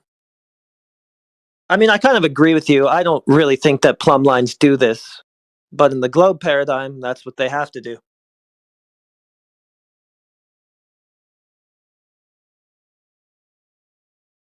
You just don't understand what we mean when we say straight, and that's unfortunate. Oh yeah, I think what you Yeah, we mean is do. not We straight do. because yeah, You going don't. by Yeah. this. Well, what do you think straight Exactly. means? You take a theodolite or an auto level and you put it somewhere, you're going to get a plumb line, right? Period. A plumb line, yeah. You're going to get a vertical if you put something somewhere, right? Sure. That's all we're saying. Okay. Isn't a vertical? So it Perpendicular to horizontal. perpendicular to horizontal. Well, horizontal is defined as perpendicular to plumb. That's how we define horizontal. So is plumb a Horizontal's wavy, defined. curved line? No, a plumb is a direction from any point on which at which you're standing. That's what we mean when we say the word. Will that direction form a wavy plumb line? No, that direction is just a singular direction. A thing can only be pointing in one direction. Yeah, okay, but if you drop a plumb line, then is it going to be wavy because of what plumb is at every point along that line? No. Okay, there's no globe then. Unless you want to argue for a perfect sphere, that's your only way out of that one. Yeah. You just don't understand what we're saying. Well, you keep Bad. saying that, and then you keep not proving it. The thing is that he's projecting himself as a character into a cartoon and speaking to you from the cartoon. And he said, look, in this cartoon, plumb lines are pointing towards the center of a sphere or the circle in the cartoon. And therefore, we live in a cartoon. I mean, in the sphere that it comes from the cartoon. So yeah, that's what he's doing. He's a character and speaking from there. What I'm telling you is that people went out and measured from mountaintop to mountaintop using plumb as vertical, and they can take the angle to the other mountaintop, and they go to that second mountaintop, and they go back to and they take the angle to the first mountaintop, and they can look at those angles, and the corresponding interior angles should equal 180, and they never do. They're always more than 180. Why should they? You have to believe in curvy, wavy plumb lines. If that's the case, then why are you assuming them to be straight and that they should amount to 180? Because that's what we mean when we say that. And if you don't understand that, you don't understand our model. I do, and I've been teaching it to you for like 10 minutes, and you still don't understand it for some reason, but okay. He just said it. He goes into the model, the cartoon, and speaks from there. I mean, you guys need to come up with an explanation of why they're not 180 degrees. well, 'Cause listen, if this it was expecting flat Earth, it would 180 be. thing, though, it already defeated your paradigm because you're expecting 180 based on the assumption that the plumb lines are straight, which they wouldn't have been if your globe were a reality. So what are you going to do here? Get it together. So do you think that plumb lines all point in the same direction? No matter where you go, are plumb lines parallel? I think vertical is always perpendicular to horizontal, and all verticals are parallel. So you think all verticals are parallel to each other, right? Yeah, by And definition. so then if you pointed a measuring device, a theodolite, for example, at two different points pointing at each other, you should get 180 degrees. It's just simple geometry. It's ninth grade geometry, parallel lines and all that kind of stuff. Well, you never add up to a sphere. Never ever in reality. You can never add all those points, all of those lines, and there you go, a sphere with it, right? Actually, we can and we do. That's the fun thing about You math. assume they're parallel when you're measuring the heights of mountains. No, we don't. Yeah, you do. You need a horizontal plane. No, we Yeah, don't. so all the verticals would have to be parallel relative to that horizontal plane. Yeah, you do. You don't get elevation angles without the horizontal plane. And you don't understand our model. Well, unless you have well, we do. We've been trying to teach it to you for a little while now, and you still don't understand it, but keep projecting. You don't have straight plumb lines within your quote model. So every Yes, we time you do. invoke them, you wreck yourself. I've been trying to Yes, help we you, do. but you're just not helping yourself. Your misunderstanding of our model is not the same as Yeah, our you model. keep saying I'm misunderstanding it, then having absolutely no idea what that misunderstanding is. I know exactly Right, it's what just it an is. ad hom. Yeah, it is. No, Tell you guys us what specifically has been getting the problem misunderstood, because wrong. I've given it to you now in thorough detail why you can't really invoke a straight plumb line and maintain any coherency when you're arguing for the globe. And you just keep saying nuh-uh and then not being able to elaborate. Well, I can elaborate to anybody who can understand simple physics. Yeah, that's a and nice excuse, Another but ad you're still hom. not elaborating. Another ad hom. What do you want me You to do, can't man? elaborate though. That's the best part. Because even if the messenger doesn't understand it, you'd still be able to articulate. This is where say a little bit of science will save you. Because what you're doing here is if the listener can't understand you, you can't talk. You are the dependent variable of the listener. You And should then be able to talk in an empty room and still be when he able to do so. when he wants to burden reverse after making the exact wrong assumptions within his paradigm about why the plumb lines appear to do this or that, like, why don't you just bring us the evidence that they're actually deflected in reality, and then account for that and show us how you did it, assuming that they're Account just for straight what? lines. The deflection of the plumb line that you would have to account for, because how do you know that you're not just looking at that? And then the optics that you're looking through too, that you always use to throw away the stuff that we show you. So, I mean, you're making assumptions based in ideal geometry, which go out the window when we show you something that doesn't match your assumptions. But And then so you suddenly guys, we're right back to ideal geometry, and optics are out the window when you're making the no, we're not. Okay. That's why the people who do this take multiple measurements from each location, because they know all these factors and they need to, when they take the average and they get a good estimate of how big the Oh, I Earth is. And they get a good estimate. see. That's how we do things. Right. Now That's we're how we do getting things. somewhere. So it's Yes. not a precise. It's an average. Nobody ever claimed it was exact. Do you think they Duh. throw out maybe like ones that are too far outside the average? Do they toss those out? Like ones that if you just weighted the averages a little bit differently, you'd get a result that equals flat Earth? Like where, No. where a triangle equals No. 180 No. degrees? No, they wouldn't. Off by just a hair. Like No. like instead of a triangle being 180 degrees, it's 180.01. And you think they couldn't just weight the averages a little bit more to make that triangle just 180 degrees? No.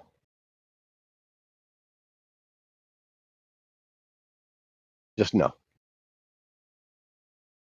That's not how they do Nuh-uh. it. Just nuh-uh. Well, you can go do it yourself anytime you want, man. Yeah, I have. A triangle equals 180 degrees. That's what I wanted to bring up. So, what did it actually equal if it's more than that? What's that? What did that triangle equal that you were talking about? I wasn't talking about a triangle just now. I was talking about 2 points. Doesn't make a triangle. just makes parallel lines with the transverse line through it. That's an ideal geometry. Are we forgetting about optics again? No, you forgot the point you're at. You and 2 points. That's 3 total. Yeah, but the only question we're trying to figure out is, are these two plumb lines parallel? And they're not. They are not parallel, I agree. They never are. Because they're wavy lines. They're not wavy lines. They're pointing towards the common center. A center of mass. They're both pointing to a center of mass. So how did you brain fart this? You could see it, the image, and they explain it in plain text. Like they explain it in your reading level. This is your level of reading. Scott, you are just denying your own religion now, dude. But they didn't dumb it down enough, apparently. Well, they did for me. I mean, I was able to explain it to you like 15 times, but I don't know what your problem is. You were able to mis-explain it 15 times. Okay, what was I the heard that. mis-explanation? The line doesn't curve. I don't know why It it's so hard does. to Look at grasp. the picture and then read the explanation. Well, it would, I should say. I'll correct myself to it would, because I don't think it actually does. But that's what it has to do in your paradigm. Yeah, a real plumb line doesn't. Globe plumb lines do. They do. So this would be a contradiction. What do you think a theodolite or an auto level measures? A real plumb line or this other thing you guys are talking about? Real. Okay, so we get a plumb line Engineering. from a device, That's right? engineering instead of just a mathematical model that doesn't work. And do engineers use mathematics? I mean, they can. They don't need to, but yeah. The first engineers. Show me an engineering problem that doesn't use mathematics. Yeah, because you'd say, "Oh, I set it up this way. I watched it function. Oh, it failed here. I'm going to just tweak this screw a little bit. Bang, it works." That's not engineering. That's tinkering. Yeah, the same thing. Yeah, it's not the They have same to use thing. they have to use straight line. They have to assume straight lines to then extrapolate from that curvy lines, which then contradicts their. It's counterproductive to their claim. I mean, it's fucking ridiculous. Well, he told you. I told you. Everybody's told you because they're not straight on the globe that you're arguing for. The potato Earth, I should say, because globe sounds just too spherical.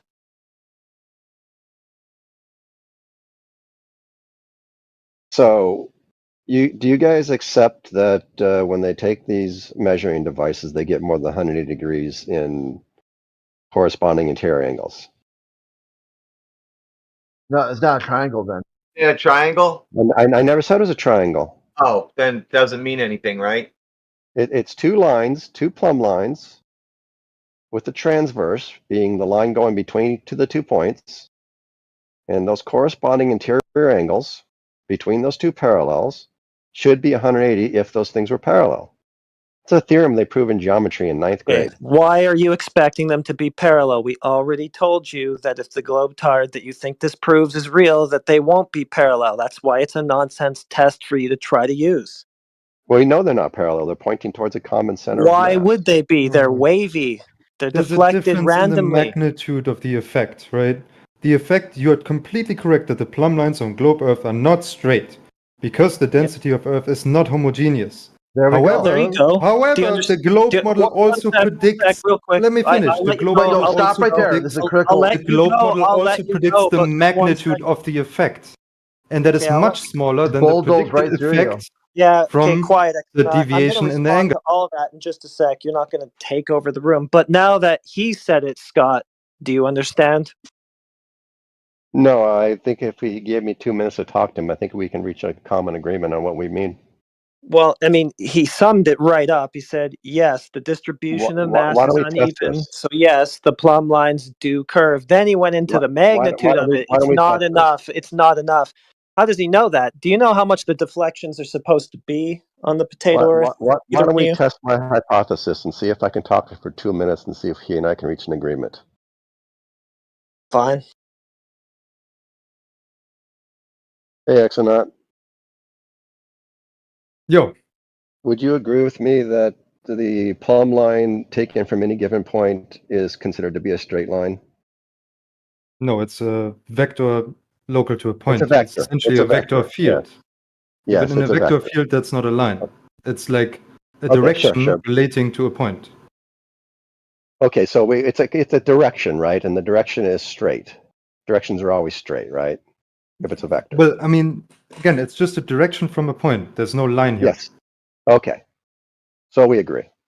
I can agree with what Exonaut's saying. Yes, it's a vector. That's the Okay. better term for it. It's a vector. Okay. Okay. See? And those vectors. Less than 2 minutes, and we agreed. Okay. And when those vectors form Conceded that line, you were that'll be a wrong. wavy line, right? Well, he was using a more precise term. I should have been using vector all along. Okay. But the plumb line itself will be wavy because of those vectors, right? No, each thing only has one vector.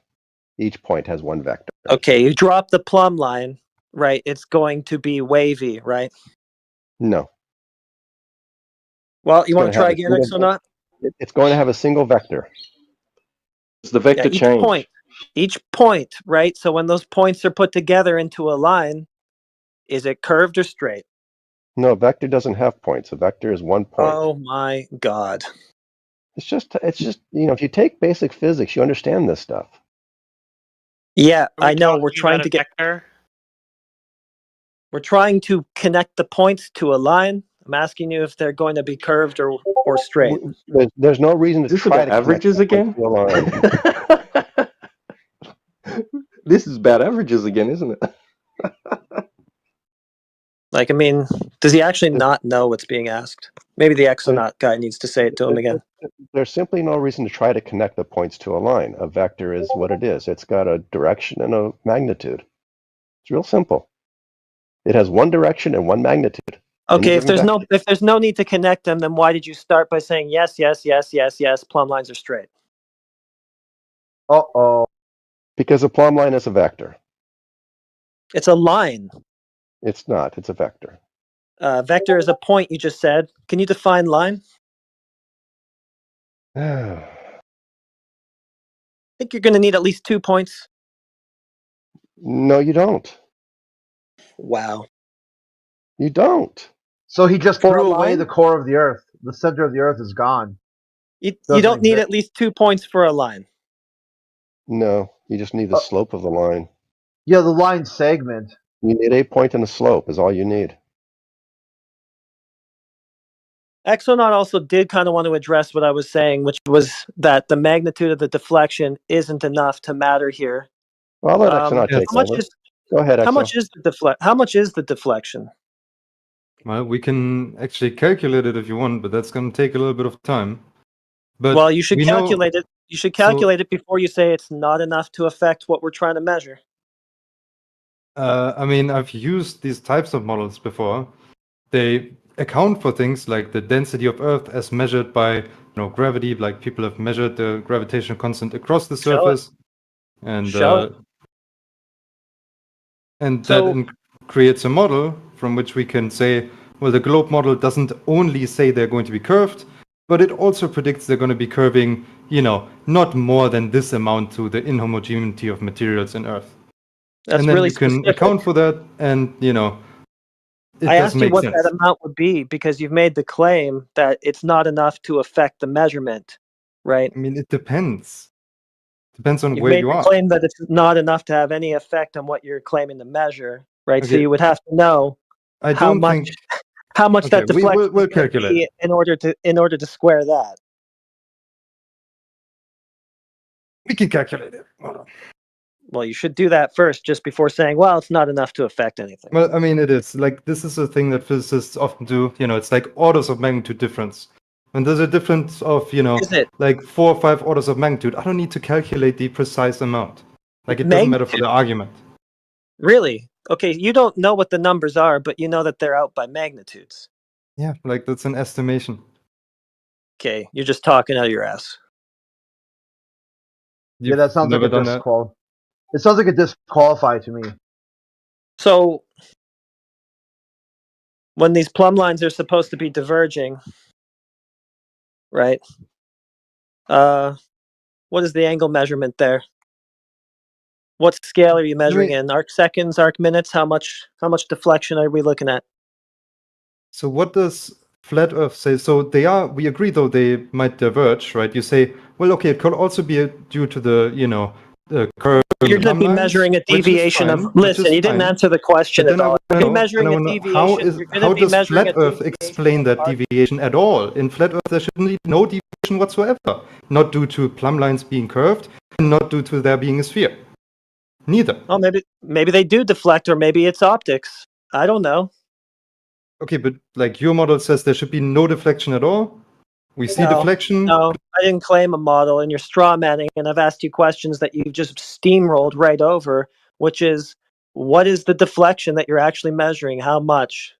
And what scale are you measuring deflections? I think it's just going to be arc seconds, right? The units? Why do you Yeah, care you about the said they're units? magnitudes apart, so give the magnitudes for each, the deflection and the amount of divergence that you say that you're picking up from tilt. What locations and how far exactly are you apart? Oh, God. What? Yeah, they're good. Okay, you have a reciprocal zenith measurement that you can show us. All right. Pretty sure they're just measuring in arc seconds there. Pretty sure that their plumb lines have to deflect up to an arc minute sometimes, they say in these textbooks. So I just wanted to expose that he was full of shit there, but he stonewalled me.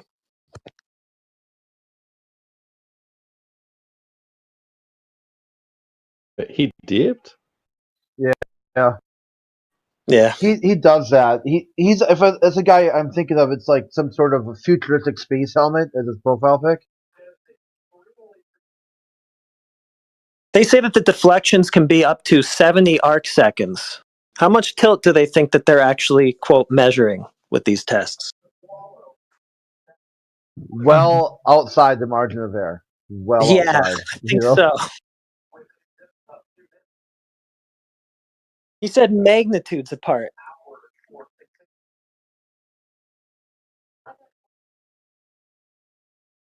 So these guys just show up and say things. That seems to be the strategy.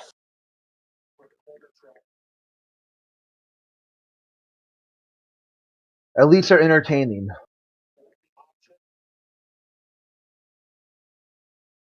Well, it's funny how they can't even begin to perform any of what they're claiming without assuming a horizontal plane in the first instance. Well, we saw proof of what they do yesterday. There was almost nobody online that would defend the views that you guys espouse. And so there was a guy just trying to hassle the one person in here that was trying. And then he's like, I'm going to make a video, show all the flat earthers know nothing. And then I was talking to him in a voice, and he's like, I'm going to put you in the video because you're a flat earther. And I'm like, bro, now you're just making up stuff. Well, it always turns into a burden reversal, too. Well, explain this. Well, this was your claim, and you made faulty assumptions that don't fit the paradigm you're arguing for. Oh, that's dishonest to say so. Well, no, it's dishonest for you to try to pass off like straight plumb lines when they're supposed to be curved. Oh, but see, here's the thing. You know, we provide this information to each other, and we make this world work. And we're satisfied with it for the most part. And now we're curious why you guys are not satisfied with all the work we've done. Who's we? What part of we is you? Identify this we? Human race.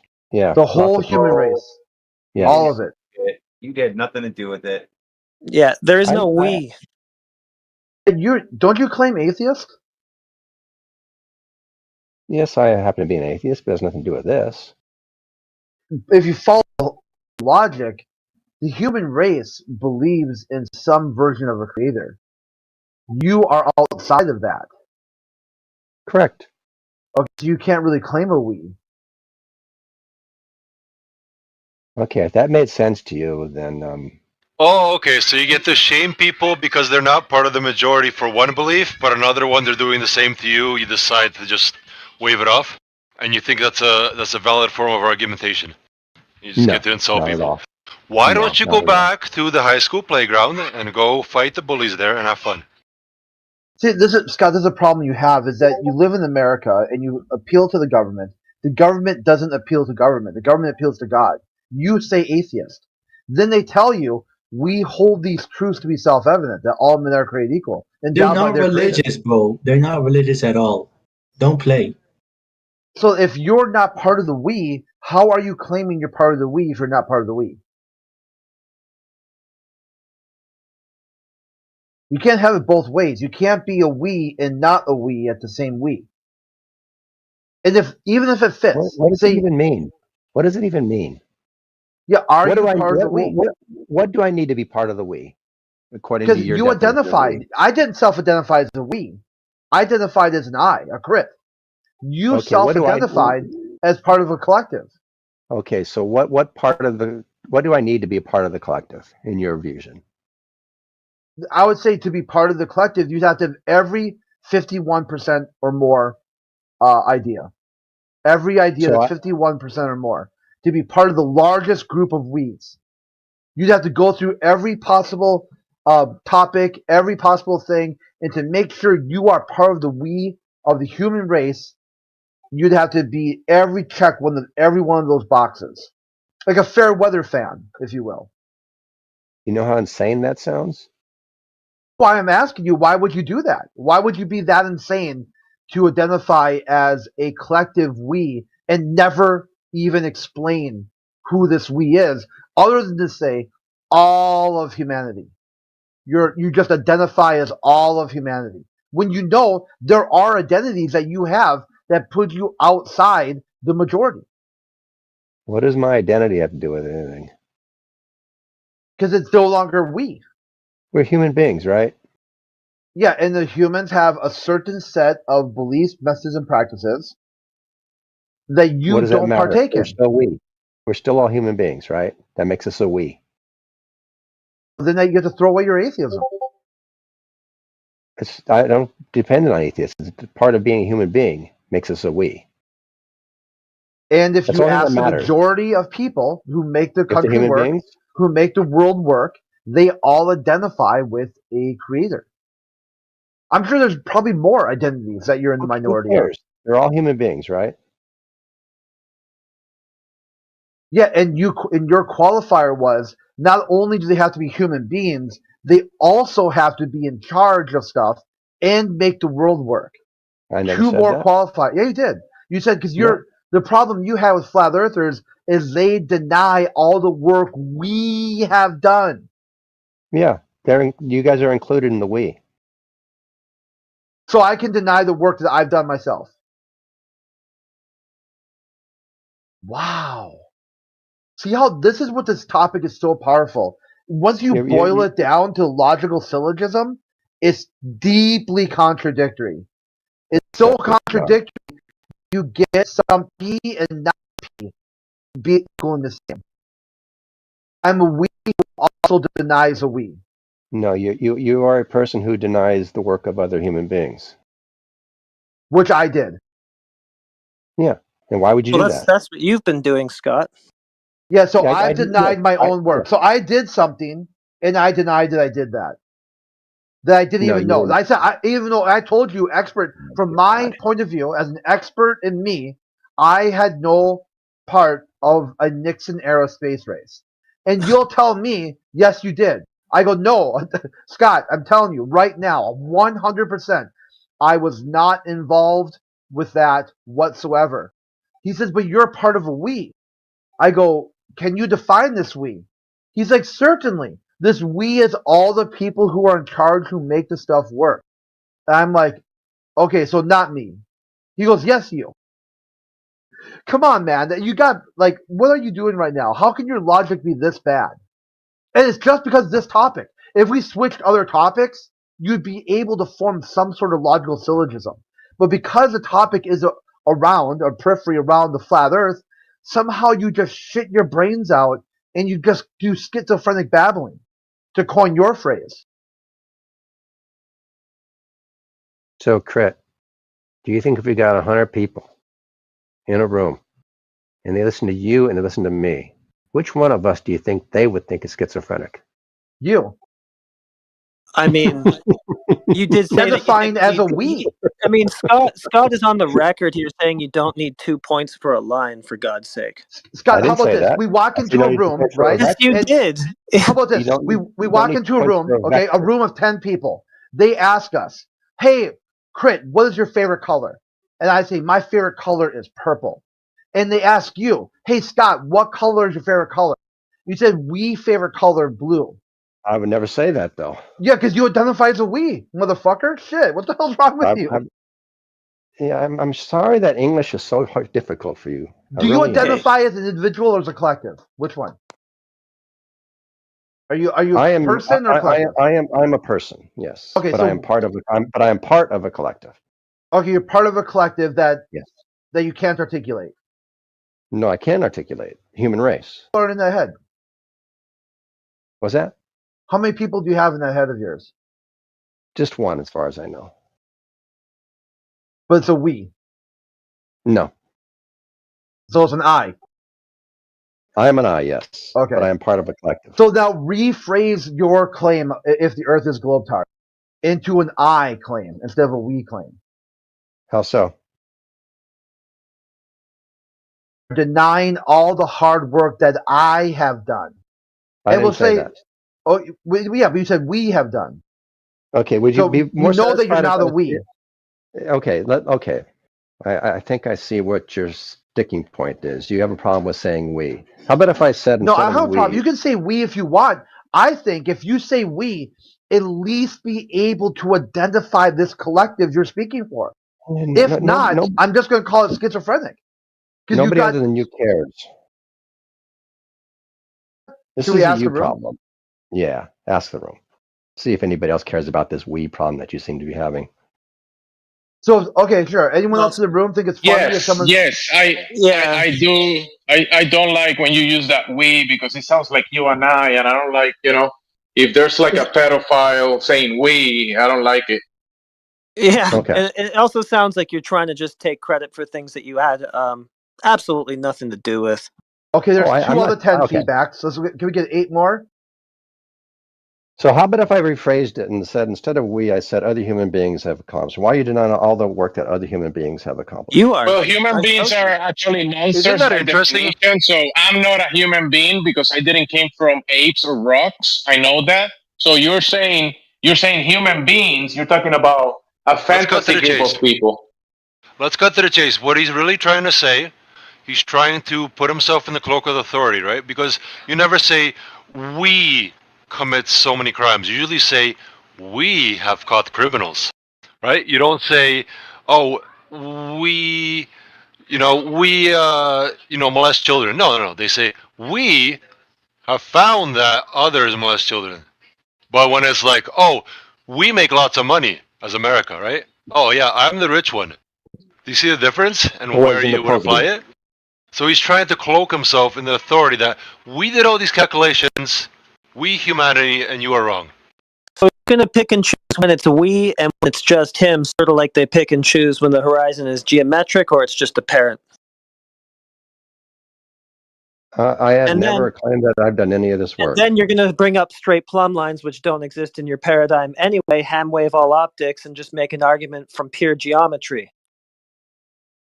I have never claimed that I've done any of this work. I've stated on many occasions that I have not done any of this work because it's not worth my time. So I not trust we my then. fellow, I trust my fellow human beings. Now, Well, whether trust you want me to call then. them a we or not. Well, go ahead and trust me then, because I'm your fellow human being.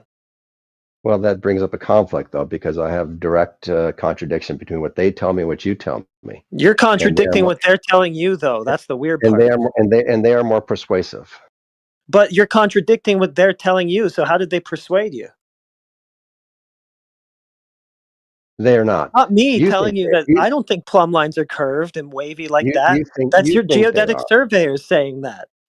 No, that's your misinterpretation of what they're saying. And I Okay, can live with that. what's the correct interpretation? What's the correct interpretation of those wavy curved plumb lines that they're offering explanations for in their textbooks? That and for their any given papers. point, for any given point, there's one vector, which is plumb. That's not sufficient. That doesn't explain why the plumb lines are actually not curved like they're saying they are. Well, that's because you don't understand what a vector is. I don't think you understand what a line is, guy who says you don't need 2 or more points for one. I never We're said that. beyond the point Yeah. of just talking about a single point. We're talking about the line that those points make. But Maybe you don't nobody know needs, what that is. nobody needs a line in order to do these measurements. Okay, but that's What you what need we're is a vector. talking about, if those plumb lines are curved or not. And you're But they're trying to not. say, no, those lines are all straight and radial to the center of the Earth, which would only happen on a perfect sphere. That's your whole argument. They wouldn't be. So, but this is an interesting thing that these people who write these books and write these papers don't understand how everybody's going to be reading them and don't realize how clearly they have to write in order not to be misinterpreted. Okay, so what's by the people correct who want to interpretation? misinterpret. Okay, what's the correct interpretation of what they're saying there, which is verbatim, plumb lines have a curvature to them due to gravity? What it means is that if you move from each of those points down those plumb lines, down that line, you would have a different vector of plumb. Yeah, we already know that. But that vector is the one vector, no matter where, if you're there, you're at that vector, right? Yeah, we already know that. So what's the problem then? I don't know. You keep saying that we're wrong and that they're wrong in the plumb lines being curved. Well, you're saying that we're wrong and somehow they're right, even though Yes. they're saying I'm- exactly what we're saying. Well, language is strange that way. It needs to be interpreted. Even the simplest Okay, things well, need to be here's what they interpreted. said verbatim. The You- plumb you- line has a you don't curvature understand. to it due to gravity. What's the correct interpretation? Well, the correct interpretation is they're not using a plumb line when they do their measurements, they're using a plumb vector. Okay, and that vector is displaced all over the place. No, that vector can only be pointing in one direction. Okay. Definition of a vector. Vectors are a point and a direction. So you're not drawing any lines when you do reciprocal zenith angles. We're not drawing any lines. We're using the vector as a line. Oh, okay. Well, that's going to be more than one point, though. I don't know how you're Can I going to get ask a angles question? without 2 lines. At a minimum. Well, that's a you problem. I understand what they're Well, doing. what's a me problem? just- Do you know how to get it? He's just said it's a me problem that he's Yeah. going to need 2 lines to get an angle. Yeah. Yeah, No, well, it's- I want to know which came first, the vector or the curved lines. Question doesn't even make sense. How was it established? Nah, yes, it does. How It was what does, sir. established? Either one. Which came first? Which was established to be the case first, the vector or the curved lines? What curved lines are we talking about? Oh my The goodness. curved lines of the vertical, the deflection of the vertical. You're claiming represents a vector. How do you So- think they determine that curvy thing? That's what I'm Gravity, asking you. their assumption of gravity. Each one, Earth's surface, the geoid, and referenced ellipsoid. When they layer all 3 of those together and then draw the plumb line through it, that's how they get a curved line. The 3 models do not work together. It makes Yeah. a plumb line that curves.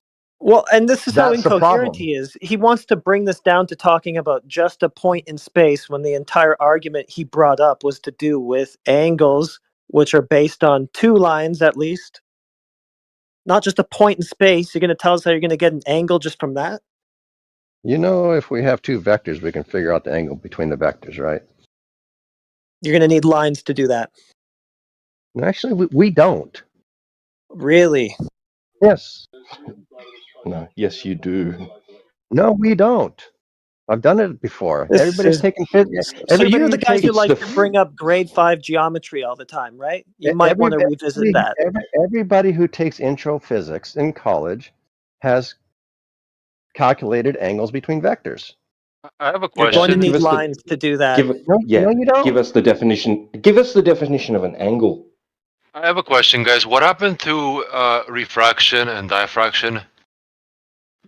It was such a big issue the other day, and now there's no talk about it when we're trying to make straight lines that we can see. No, that was part of it already. When at the You very guys- you beginning. guys- oh, You guys go ahead. already want to go after he said that you don't need lines to measure angles or to acquire angles? He All you need is a absolutely vector. most certainly does. You just need He's slopes. not going to let go on that. You Did you, need did you slopes. just said That's it. you need slopes? Yes. Oh, okay. So not curves then. I wasn't talking about curved, was I? Oh, you're gonna need to. I feel like this would be a welcome to flat Earth, but we don't want you, Scott Mackey. Well, good. You've said so many utterly insane things. You've said that you don't need 2 or more points to form a line. You've said that you I never don't said need that. lines. You don't need lines to I never acquire said you only angles. 2 more points to form a line. Yes, you did, and it's on record, and we're going to clip it keep out, leading me to and we're say going to that. play it till the end of time, Scott Mackey. And you're going to be No. in here saying, "I never said that," and we're going to have it on record with you saying it. So keep denying it. Okay. Hope that makes you feel better. Help you sleep at night. Wait, so actually I was wrong. So are your slopes curved? Slopes are not by definition curved. Slopes are straight. Yeah, they are. Curved is slope. What? Not in physics, it ain't. Not in Yeah, mathematics, it curve isn't. is slope. Yes, it is. You can find the instantaneous slope of a curve for sure just by taking the derivative of it. But, I mean, that's what a derivative is, right? It's the instantaneous slope of a function. It's a deviation of slope. That's what a curve is. This is why interesting when you guys reference calculus too, because Newton, supposedly invented calculus. Uh-huh. So you could do some calculus problems, figure out who's smarter in calculus, and whoever wins this calculus battle, they have to decide if there's a God or not. And since Newton had wrote lots about God and is smarter than you, you'd have to then concede that your atheism is out the window. Well, why? Because you'd have to believe him instead of you. Because you're all based on some sort of level of intelligence proves right and wrong. The smarter someone is, the more right they are. Nope. There's been some very, very smart people who believe in God. But Newton was a bad example because he was kind of crazy. Because he was Everybody drinking knows mercury. that. Shit. Well, Newton thought that Well. his own concept of gravity was crazy. Yeah, he said, don't attribute it to me. Attribute it to somebody else, not me. Whatever. But you're going back into these great men thing. A lot of you guys keep going back to that. Because you prop these people up as somehow divine in nature. I did not Wait, mention Newton. You mentioned Newton. No, you mentioned Newton, not us. Well, he mentioned calculus, which invoked me to mention Newton. Well, you didn't have to do that. Oh, wait. Sorry. Okay. Yeah. If he didn't. Okay. Yeah. It was kind of on me.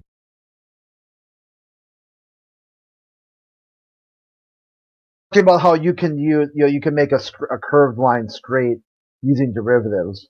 No, they don't make the current line straight. You can figure out the slope at the point.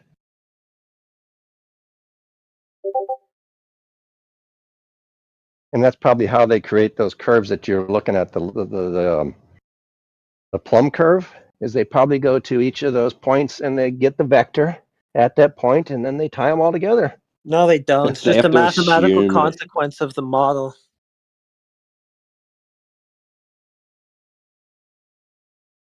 Yeah, there's no measurement involved. It's yeah. I mean, it's all conceptual. If you have gravity pulling the Earth into this lumpy spheroidal thing, then the mass is all uneven, and that's warping the direction of plumb. Of course, it will. Yes, there you go. Good. It's warping the direction of plumb at any given point. Yeah. And so if you drop down on this theoretical potato that you like to call it, yes, as you got further and further down, the plumb line would change. Yes. There you go. You got it. You got there. I knew it all along. What type of line is that? Is that a curved line or a straight line? But at any given point, you only have one vector. Gonna need more than one with point for a vector. line. Gonna need lines to make angles. Coming back to this line thing, we don't need a line for a vector. You need a line for angles. You need 2 of them. No, we don't. Show me an angle without two lines. It's insane. I can show you the angle between two vectors. Yeah, you'd be drawing lines. Go and go and post that for us. Post it, please. The mathematics. I don't have to draw a single line to figure out the angle. Post us an angle. Post us a visual image of an angle without lines. Do that for me, please. I beg you. Space between two intersecting lines.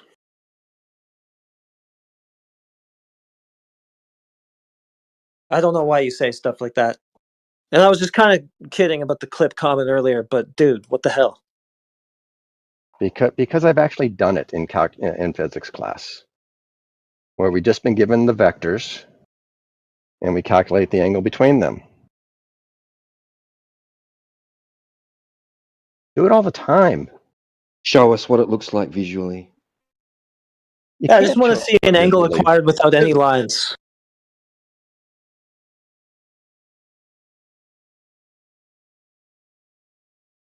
I can give you two equations, and you can calculate the angle between those two equations. That doesn't require a line to have numbers, right? You're so insane. If I gave you something, so if I gave you something, the angle between two equations.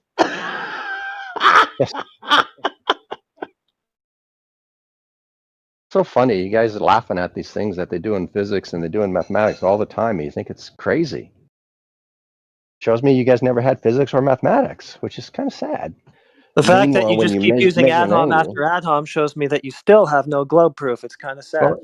And meanwhile, when we measure angles in reality, we use straight lines.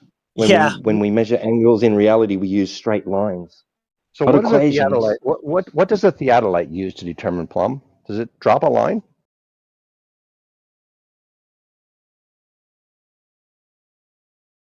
Hello. No, there's like a mercury bubble or some sort of thing inside that's calibrated, which is why they got to be calibrated. Yes. Is there a line involved? You'll see it on. That's what it's interesting. We see like Jesse Gordon or B-ball walk out there and say, "Look at this photo I took with my auto level," and you're like, "Dude, the calibration is like 8 years ago. You think it's been banged around and bounced around, moved in and out of storages? I got this auto level discounted at Club Med for $9.99. You're like, dude, those things cost like $100. If you got one for like $10, it's probably not working correctly. Okay? Correct. Yeah, perpendicular to horizontal. Is there a line involved? Perpendicular to horizontal, yes. Horizontal being, obviously necessary. Do these devices have a line in them anywhere that they're using to calculate plumb or figure out plumb? That they drop perpendicular to horizontal, the horizontal plane we live on, yes. So you think this device has a physical line inside of them? Just you're telling us.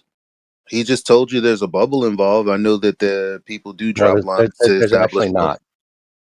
So then why are you asking? Just to see what you guys know. He just told you it was a bubble, didn't he? You said you asked him if there was a line in there. You'll get these little screws. There'll be like screws on the tripod that you'll slightly turn and then make sure. Well, listen. But even if there were a bubble, Elijah caught up. Line, is it? Elijah, just to get Elijah caught up, he's arguing that you do not need lines to acquire angles. Actually, he said that an angle is between two equations. Could be. Wow. That's crazy. So the only reason you can get, oh my God, not all angles, but you can definitely figure out an angle between two equations. We do it all the time. And this one I do say we because I used to do it. Yeah, but if it's anything in relation to the Earth, you're gonna get probably something plumb perpendicular to horizontal, or horizontal, which would be perpendicular to plumb. Okay.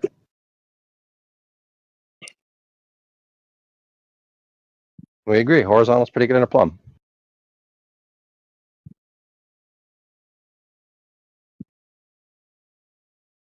But folks here seem to think you can't figure out what plumb is. I think you can. Not without. I mean, not without. You know I mean, it has to be. Yeah, down 90 vertical. degrees of parallel, Elijah, which we would be a just need a line. vector. We just need a vector. We don't need You need a line. But otherwise, what the hell are you doing? Okay, one line. That's nice. Then what? No, a line. A vector's not a line. Apparently, you don't need lines. You just need vectors. Vector's a Vector. theoretical thing. Vector the direction, but okay. So you have one of those. Then what? Is it in relation to anything? Like I don't know, the Earth, perhaps? Well, that's the question, right? Not for me. Are plumb lines parallel? Of course they are. Simple question. How would we verify that? Because we live on a horizontal plane. So you're assuming the answer. How would we do it if we wanted to try to verify whether any two plumb lines are parallel? What would we do? Verify an axiom. You don't try to verify or prove axioms. They just are. Why is it an axiom? What do you mean? Why is it an axiom? So we have a horizontal plane. So we have vertical, and we have horizontal. They're subsequent to each other. And so if we could demonstrate that the plumb lines are not parallel, would that when we build houses and everything, obviously we're not using bubbles for no reason, or we're not using levels for no reason. It's just the nature of our reality. You get a level, and then you get The nature of our reality. So, but if we could demonstrate, What do you mean by that? What does nature of our reality mean to you? What do you mean? What do I mean by that? I just explained it. You muted Epsilon for no good reason. Well, because if he doesn't know something, do you keep asking over and over and over again, taking no answer, or do you just put yourself on mute and listen until you get it? I thought we weren't talking about lines, Scott. I thought we were talking about vectors. See, this is what's funny. In my worldview, if I'm not need lines. tracking a conversation, I listen until I get it. His worldview is to filibuster the conversation with questions and take no answer, and then say he doesn't understand it because of you, your fault. So put him on mute, let him listen for a while, or not. That's why. Do you get it, Scott, or not? Is that part too much to understand? Let's see if he got even that basic level of logic. You're talking about Epsilon right now? Or just in general. If somebody doesn't understand a conversation, should they A, filibuster the conversation, asking the same question over and over again and take no answer, or B, put themselves on mute and just listen for a while until they start to get it? If those are my two options, I'd go with B. Okay. So you did redeem yourself a little bit. I thought for sure you were going to say A. Because Brenda did that once to me. Brenda's like, I go A. I go, why? Why would you do A, right? Because I got to know the answer. I'm like, okay, put yourself on mute. Maybe the answer will become apparent. But they have the answer right now. I go, but you're not taking the answer. So how do they have the answer right now? He went back and forth like this. I'm like, geez, Brenda, you're just like being contrarian at this point. But now I got you, though. I can say, hey, Scott Mackey got it. You put yourself on mute, listen up, and maybe it'll become apparent. Okay. So God back to the bless Brenda. conversation. If we can demonstrate persuasively that plumb lines are not parallel, what would you conclude? Why would they be? They have to be wavy and random in your religion.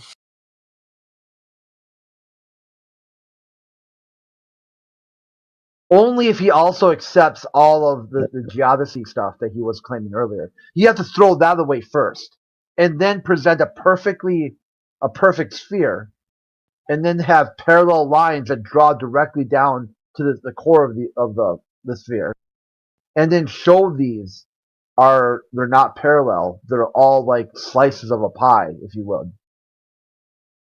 So he's got a lot of work to do. Number one, he's got to come up with He needs. new. He needs. Oh, go ahead.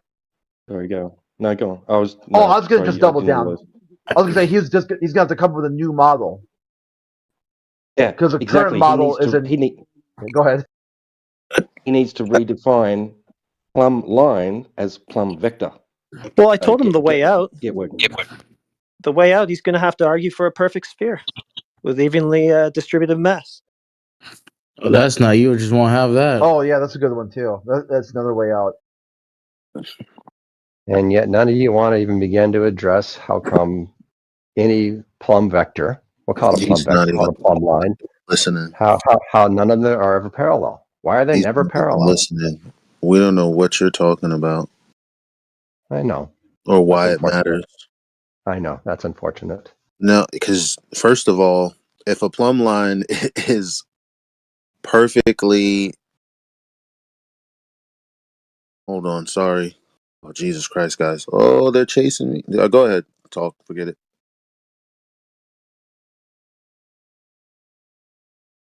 Is somebody talking? Yeah, it No, was sorry. Elijah. I know. Oh, I but heard couldn't- Elijah, then he stopped. Oh, okay. I thought he was talking to someone off mic. I Are you don't know busy, who that Elijah, or are is. you with us? Yeah, I was, but I just died. Who is that? And I'm just wondering why none of you ever want to deal with the fact that these plumb lines are not parallel. Well, I mean, how Well, wouldn't plumb lines are not are they parallel. all directly vertical? Yes, they are vertical to their specific location, yes. I don't know what that means. They're specific to their location. Okay. And they all Then seem that to means point to it. then They that all means seem to point that to a center point. then that means that they're all paralleling. It would You're be on a asking flat why, Earth. aren't they? It would be on a flat Earth, but they don't seem to be, which is why Mm, we conclude the Earth's not flat. no, they are. But That's they're what not. that's what co-altitude is. You can't have diverging zeniths, especially in navigation. So I don't know why on earth they would then be Why are we talking about not zeniths? because you have a co-altitude, because you have two lines that are going up to the star 290 degrees from you, the observer, and from the GP. Both of those are parallel. Also, the parallel planes that you have to have for the LOP, same thing. So I don't know why all of a sudden when goobers drop these lines, they're not parallel. I just don't get it. I don't get what you're doing that I you're know. not getting parallel lines. Could it be because you're working with a model that you don't have, which is a perfect sphere? No, it could be that we do the measurements. Well, not we, I shouldn't say we, that geodetic surveyors do these measurements. They take the data, and their data does not Calculations, indicate. you mean? Yes, they do the Okay, calculations, and their calculations do not calculations. indicate That's parallel why. plumbs. That must be why. So you Difference think they're between a wrong. measurement and a calculation. I get it now. But we have to do calculations for big things, don't we? Okay. I mean, that's the only way we can measure big things, right? We measure pieces of them and add all those pieces up, and we get the big picture. No, Is you that gotta correct? measure. You gotta measure an area first, and then you can calculate what you would need for the area. Like my room or my house, it could be X square feet, and then I'd be able to know how much flooring I would need. But I need to know the area first. But how do we do the big stuff, like mountains and the earth and canyons and all these? Oh, How like do we measure the big well, things? Yeah. well, I mean, not to hit you with a red herring, but the way you would determine the height of a mountain is to use trig, which would require a flat plane because you need a 90 degree to the base of the mountain. And so, how are you using this trig? What are you doing? Oh, Using optics? very, very tedious. Yeah, no. It's education talking is a about hard thing. Takes time, if we're talking patience. about measuring an altitude of a mountain with trigonometry, we need 90 degrees underneath that mountain, straight down to the surface of the earth, and then 90 degrees to you. So you can then measure the elevation angle up to the top of that mountain, and then you can do your calculations. But the requirement for a 90-degree triangle is obvious. Isn't it? Sorry, isn't it in respect to sea level? But here's the funny thing, right? If you do that trig and you go, say, 50 miles from the base of the mountain, and you calculate an elevation based on flat lines. And then you back up 100 miles and do the calculation again. And you back up 200 miles and do the calculation again. Guess what happens? You don't take account for refraction. What? Guess what happens? You don't take account for refraction. What? You don't get the same elevation. No shit, because you don't take account for refraction, and when you do, you superimpose a ball. Aware of it. Yeah, it's weird how they argue from ideal geometry when we're not talking about black swans. But do you guys understand that you don't get the same you don't get the same elevation from each of those points, right? It's like you Using the missed what I trig said. you just agreed to use. It's like you missed what I said. Yeah, you said something about refraction that you have no reason to assume is playing a factor. Wait, excuse me? What did he say? I mean, what are we talking about? We're talking about elevation angles up to mountains and going 100 miles away and then not converging with the same altitude, because in this instance we don't have to take account for the fact that we're observing through 100 miles of atmosphere, so don't have to take account for refraction. But if you move away, I mean, what difference does it make? You're still gonna need to create a 90. I know. But the interesting thing is, and when you do all those 90s, right, you calculate your distance away from it and your angle of elevation. You move 100 miles away and you calculate your distance from that, being 100 miles, and you calculate your angle of elevation. Then you move 200 miles away and you calculate your angle of elevation. They all point, all those maths, those three different equations, give you a different altitude each time. A different altitude of what? The top of the mountain. They don't yield the same number. Why? With respect to what? With respect to your trigonometry that you just accepted as a valid way to do this. You just simply do the math and they don't give you the same answer. And who's done that? I'd like to see that. People have done that hundreds of times, if not thousands of times. I'd like to see it. I'd like to see it. What they do. But you could if you wanted to. Since you haven't, you don't want to. I'd like it to be done on different because days. you could be done you could be at a different elevation. See, the thing about a mountain is, unlike the celestial bodies doing actual trig, your elevation matters. So how do you know that your elevation didn't change instead of the mountains? Oh, that's a good point.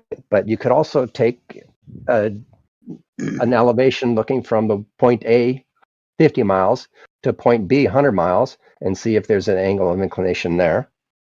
And then you could do the same thing from point B to point C and say the angle of inclination there. And you could put them all into your mathematics, right? And you can figure out. Excuse me, but how do you know? How do you know that when you move 100 miles away from the mountain that you didn't change in elevation, though? I just told you that. We can look at point A and look at point B and see if it's higher than each other. Being as I know a little bit about this, could you tell me why on different days the mountain's altitude seems to change? Is the mountain getting taller and smaller on different days, or is that because of the atmosphere that you're looking through? There is sometimes that the mountain can appear to change. Yes. Oh, from the same? You mean from the same point, Jedi? Yes. Yeah. From the same point. Yeah, that's true. True as well. So on different days, the altitude of the mountain will appear to change because of the atmospheric conditions between you and the top of the mountain. So were you suggesting that the mountain is growing taller and shortening on different days of the year? Or is that because of the atmosphere that you're looking through? And you will remember that 5 minutes ago I said refraction that you wanted to ignore. Well, but you were implying that refraction or not, refraction or not, you're still dealing with a plane. You still need 90 degrees to the base of the mountain. Yes, I know, but if we do that math, it doesn't. You say work. yes, I know. So then that's sorry to interrupt, but that's the end of the point. You need a 90 degree, which means you need a line from you to the 90 degree angle to the top of the mountain, sir. Except like that math your work. red herring, aka the but doesn't change that. Your math doesn't work then. Excuse me. So then how did Eratosthenes? So then how did Eratosthenes get the height of the mountain to determine the radius of the Earth using the geometric horizon on no Atmo day then? I have no idea what Eratosthenes did, and I don't So then, care. did I say Eratosthenes? I meant Al-Biruni. Yeah, I'm Al-Biruni. sorry. How did Al-Biruni. Al-Biruni get the height of the mountain using the method that I'm talking about to then go to the top of the mountain and then use the geometric horizon again on no Atmo day to get the radius of the Earth? How do you do that? I don't know. I don't know anything about this guy. Okay. So let's back it on up. So the Well, thing who's- you who's- said that who's I'm Al-Biruni? correct for telling. So let's back it on up. The thing that you said that I'm incorrect for telling you is actually the method Al-Biruni. So he's incorrect. I don't know. I don't even know who Al-Biruni is. Oh yeah. See now, I don't know. Now things get all. You're just a weird little man. And this is part of your heliocentric rhetoric as in regard to the measurement of the radius of the Earth. It wasn't just Eratosthenes with sticks and shadows. There's a gentleman called Al-Biruni who went to the top of the mountain after figuring out how tall the mountain was using trigonometry, and then using the geometric horizon noticed that it dipped and therefore declared that the Earth was a ball with a set radius of 3,959 miles. Don't you know your own rhetoric? Apparently not. No, I never heard of this guy. Okay, well maybe just a very quick Google search. You can find him on Wikipedia. I can't. Nice. Come on, Scott. Are you fucking around, dude? He is fucking around. Dude, Like he got caught out there. So when I called him out for his red herring, he said, "Yeah, but."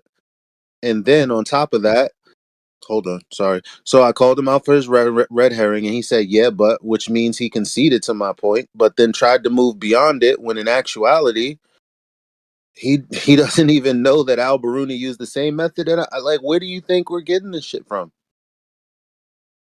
There's globalists who name themselves Al-Biruni because they got triggered that QE pronounced it wrong. Al-Baruhif, right? Yeah. And you guys think like you've never heard of this guy. You completely new. Where would I have heard of him? That's not even important. That's Yeah, not, whatever. the bottom line is you're wrong. I'll go to Gems and see if they know who Al-Biruni is. Okay. Go to Gems and stay there.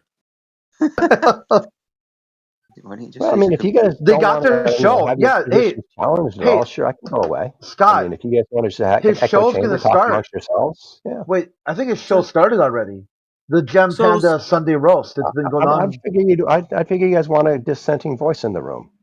But if So you don't, I Scott- can leave. I have no problem with that. I don't So want to be where Scott, I'm when not we're wanted. talking about a scale of hundreds of miles, how come you ignore the atmosphere and make an argument from ideal geometry, but then you do exactly the opposite when we're talking about a scale of like, I don't know, just 10 miles?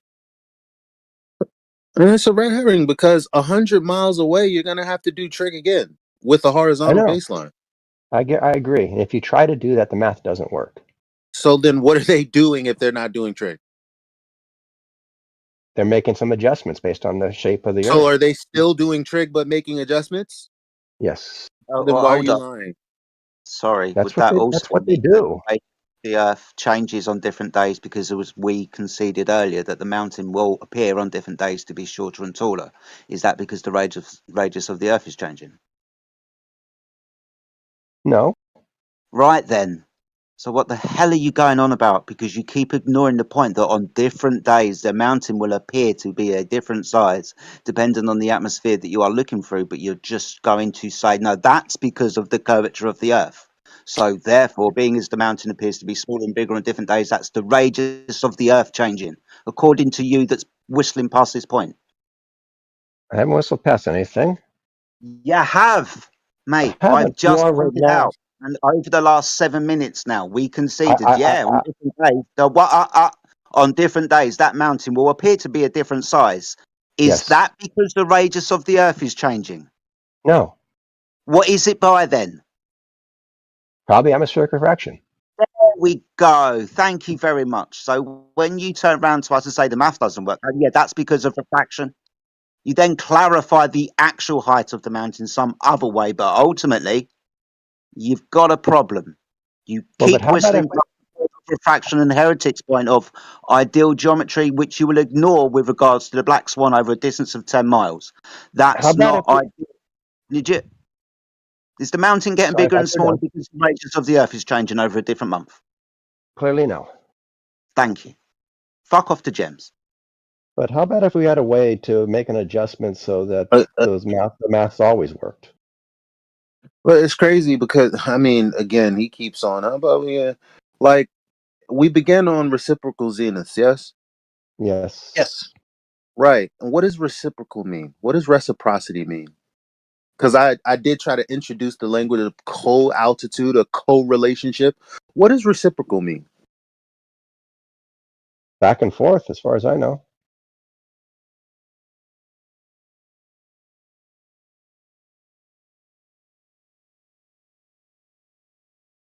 In algebra, reciprocal was perpendicular, was it not? So the opposite inverse of the slope. You know what an area of equal altitude is? But see, with the reciprocal angles, we don't need co-altitudes. They can be at different altitudes. What makes them reciprocal then? The fact that they're pointing at each other. They're not pointing at each other if they're divergent from each other.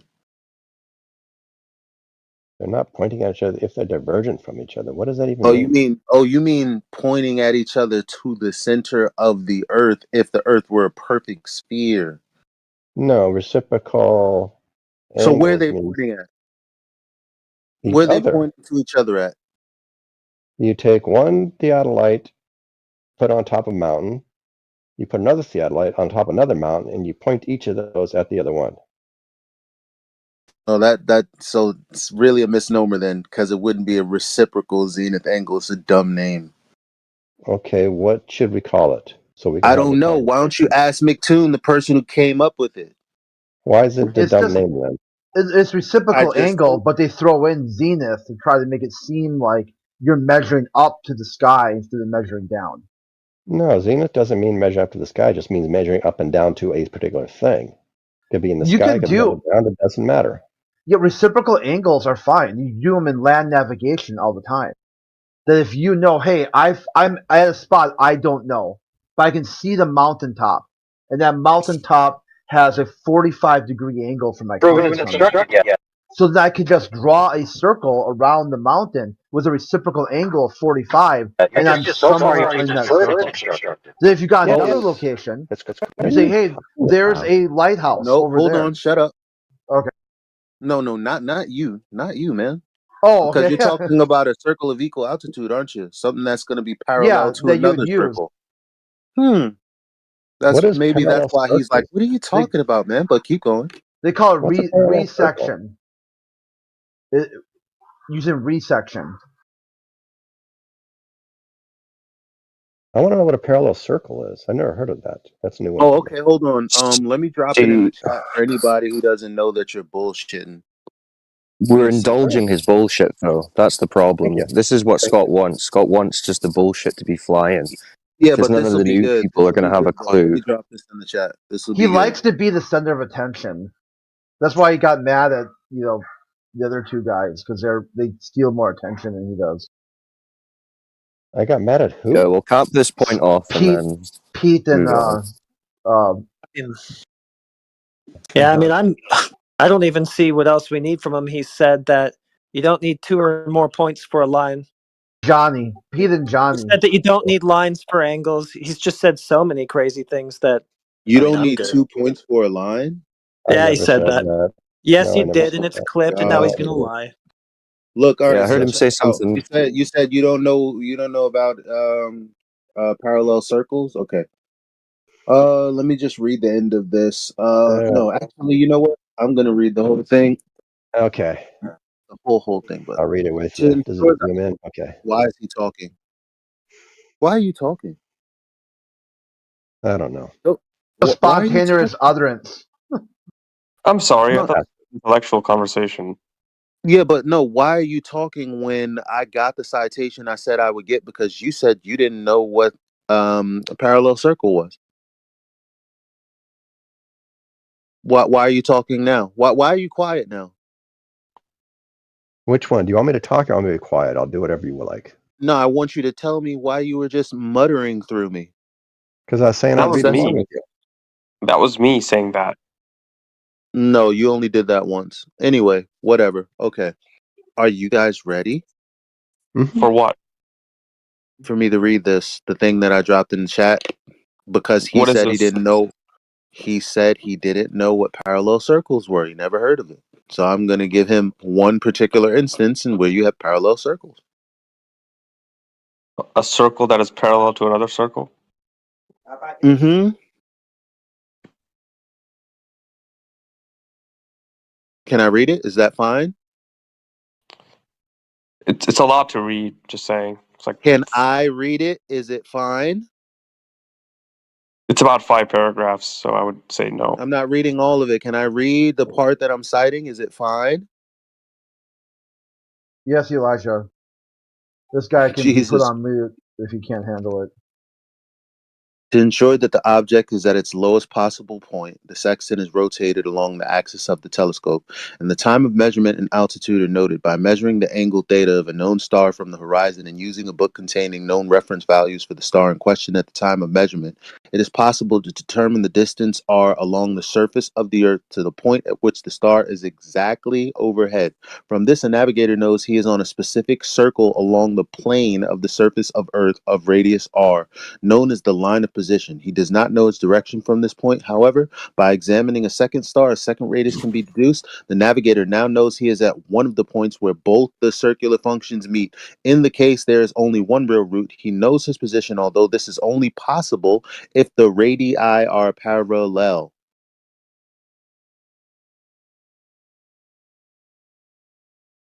You're welcome. You said the radii. Yeah, of the the circle, not circle. of the circle that he's created on the parallel horizontal plane, not of the Earth. The circle he has created, where he is at the central point.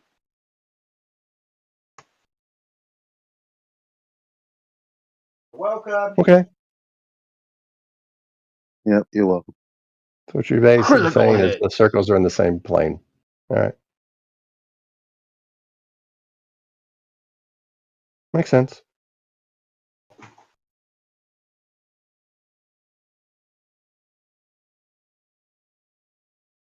Oof. And so what do you All conclude right, from that? moving on. What's up, Wolfgang?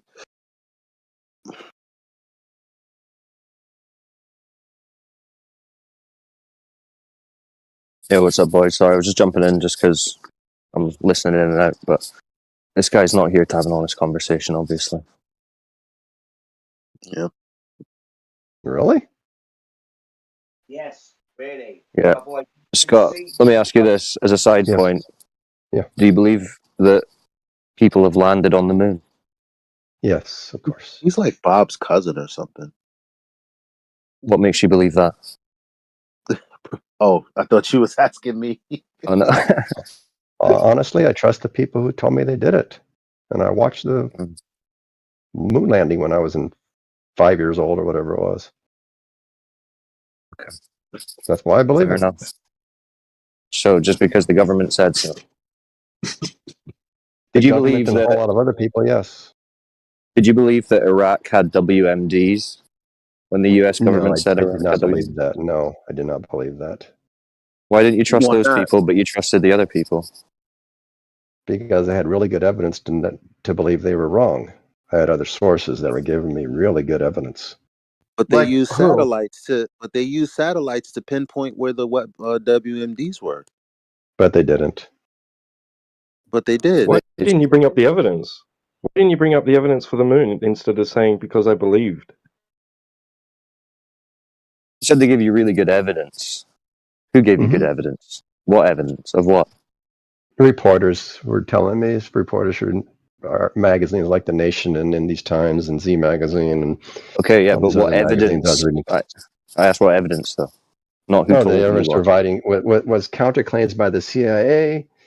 The CIA was having an internal debate that was publicized, and most of the information that was being produced was from the Office of Special Operations, something like that. Dick Cheney's little thing that he made up, and I found the curveball to Is be all less of than your evidence? persuasive. Is all of your evidence conversations amongst superpowers? Just before you continue. Is all of my evidence no, they were by reporters. So you had the And UN weapon inspectors who told you, no, there is no weapons of mass destruction. That's another reason I didn't believe him, because I had Hans Blix telling me that we haven't found anything, and but you had NASA showing they had photos of it. So who would, I never saw. I saw it and never saw any NASA photos of it. dude? Colin Powell presented them to the General Council. What the fuck, dude? Hans Blix was considered a quack. He was considered a NASA denier, conspiracy theorist, quack, because he was denying photos from space. He wasn't among my peers. So if you saw the NASA photos, would NASA be lying, or what? Would you believe them? If NASA showed me some photos of nuclear centrifuges, to create nuclear weapons, yeah, I'd believe them, but they didn't. They didn't. Well, it would just be buildings they're showing you. Yeah, exactly. The inside of the buildings. Oh, okay, Somebody you're can tell me saying what's inside of them. Yeah, I But get you NASA saying. can't tell us what's inside those buildings. That was Dick Cheney and Paul Wolfowitz and all those other morons. Yeah, So you're saying that the U.S. government told a lie to invade a country? I don't know if I'd call it a lie. I think they believed it, and I think they were very wrong. And it turns out I am correct, or the people on my side were correct, and they were incorrect, as they admitted. So you don't think there's any element of anyone just wanting to go and invade a country, so that's why they push this narrative? No, I think that might be the core of why they were wrong. They may have really wanted it, and a confirmation bias was weighing heavily on their decisions. So you're saying this country, this government, misled the public in order to garner support for destroying a country and killing millions of people, but you trust them when they told you that they flew to the moon? They're not the same people. Right, so what makes you trust the older people, not the newer people? The older people bombed. Older or newer. The older people right, but bombed you wouldn't have had the access to the level of information that was being spoken about with regards to the Iraq war as there was with the moon landing. So wouldn't it just be a case of you had much less information to go on back then?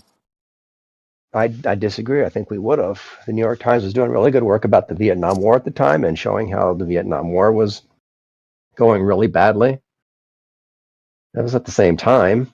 So there was all information out there, and they were talking about bombings in Cambodia when Nixon was denying it. So the information's always out there.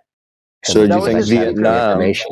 So do you think the Vietnam War was a justified invasion, or do you think that was shady? No. Okay, so then that's the same government as the one doing the moon landing, right? Yes, I know, but the reason I think they were shady because I was getting, I was 4 or 5 years old at the time, but I can look at the New York Times articles later when I grew up, and I could see what they were saying at the time. Okay, but when you said the new government, you don't trust the newer government, but you trusted the older one. But now you're just saying you didn't really trust the older one because you knew they were doing shady stuff in Vietnam. No, but it wasn't the government putting these; it was NASA, and NASA wasn't lying about Vietnam. So NASA isn't part of the government? They're a different part of the government. The government's huge.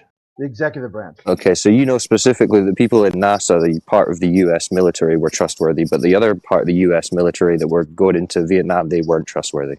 No, I've just seen zero evidence to suggest to me that NASA is not trustworthy, where I've seen plenty of evidence to suggest to me that Nixon was not trustworthy. Have you looked really hard for evidence about NASA being trustworthy or untrustworthy? It depends what you. I don't know. I guess not. But why would I? Yeah, why would you?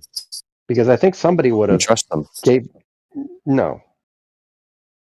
I trust everybody else. I trust everybody. Well, I do trust them. True, but I trust them because nobody else who would love to break a story like this has broken such a story. It would make their careers to show that NASA. Quite a lot of people were calling out NASA. Dude, yeah, whatever this is the best part.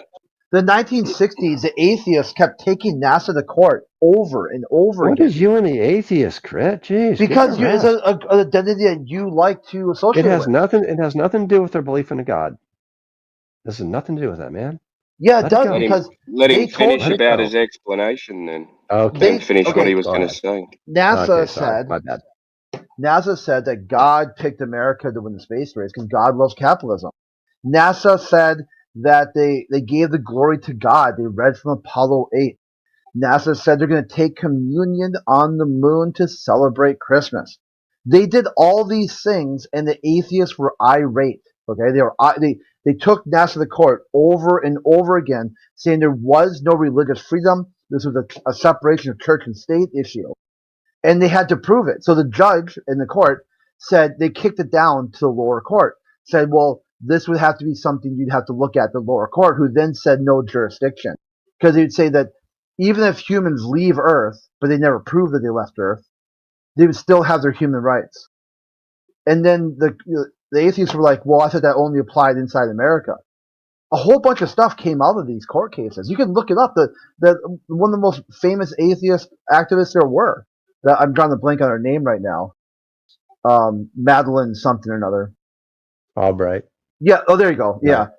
Yeah, she's the one who led this charge. She was like the biggest Apollo. I mean, you got George Carlin, the same time frame, said there's no way Nixon put people on the moon.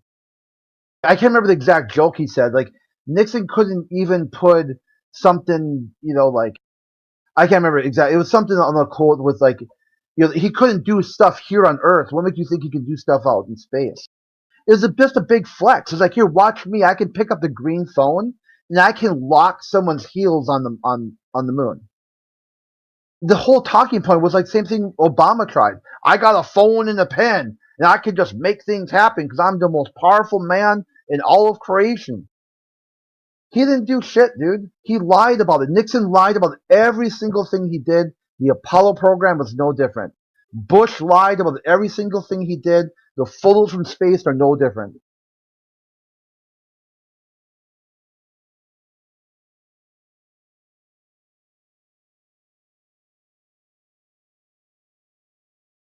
I take it you're done?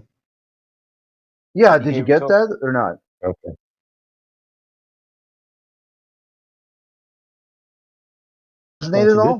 It's a good thing Nixon was not a NASA astronaut. We didn't rely on Nixon to actually build these spaceships.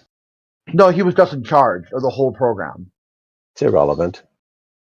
Astronauts don't build spaceships. Yeah, remember Astronauts Gone Wild. I'm just a passenger on the flight.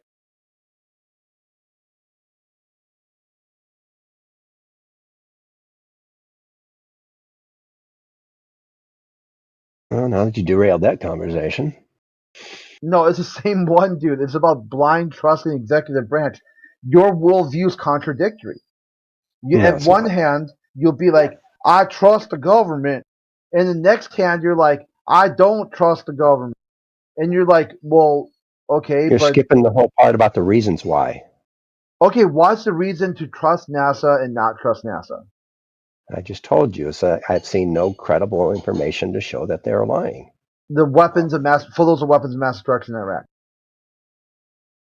We've been through that. Just a second ago. All they could show is buildings. There's more than just buildings, dude. I posted the link from CNN. They had trucks. They had like the launch platform, the outdoor. They had the mobile, decontamination facility. All this stuff was labeled. The best argument I heard against it was NASA just took the photos. The intelligence community put all the label. They're the ones who put a little pin. Called, hey, that's a launch vehicle. This that is literally right what gave us. This literally what gave us the green light. NASA. No. Yeah. Yeah, and it was just kind of to show and to highlight that your level of trust that you're placing here isn't one based really on evidence. It's one based on emotion, where you'll trust the government in one aspect and deny them in another based on your emotional connection to the story, not because of the hard facts as they present themselves.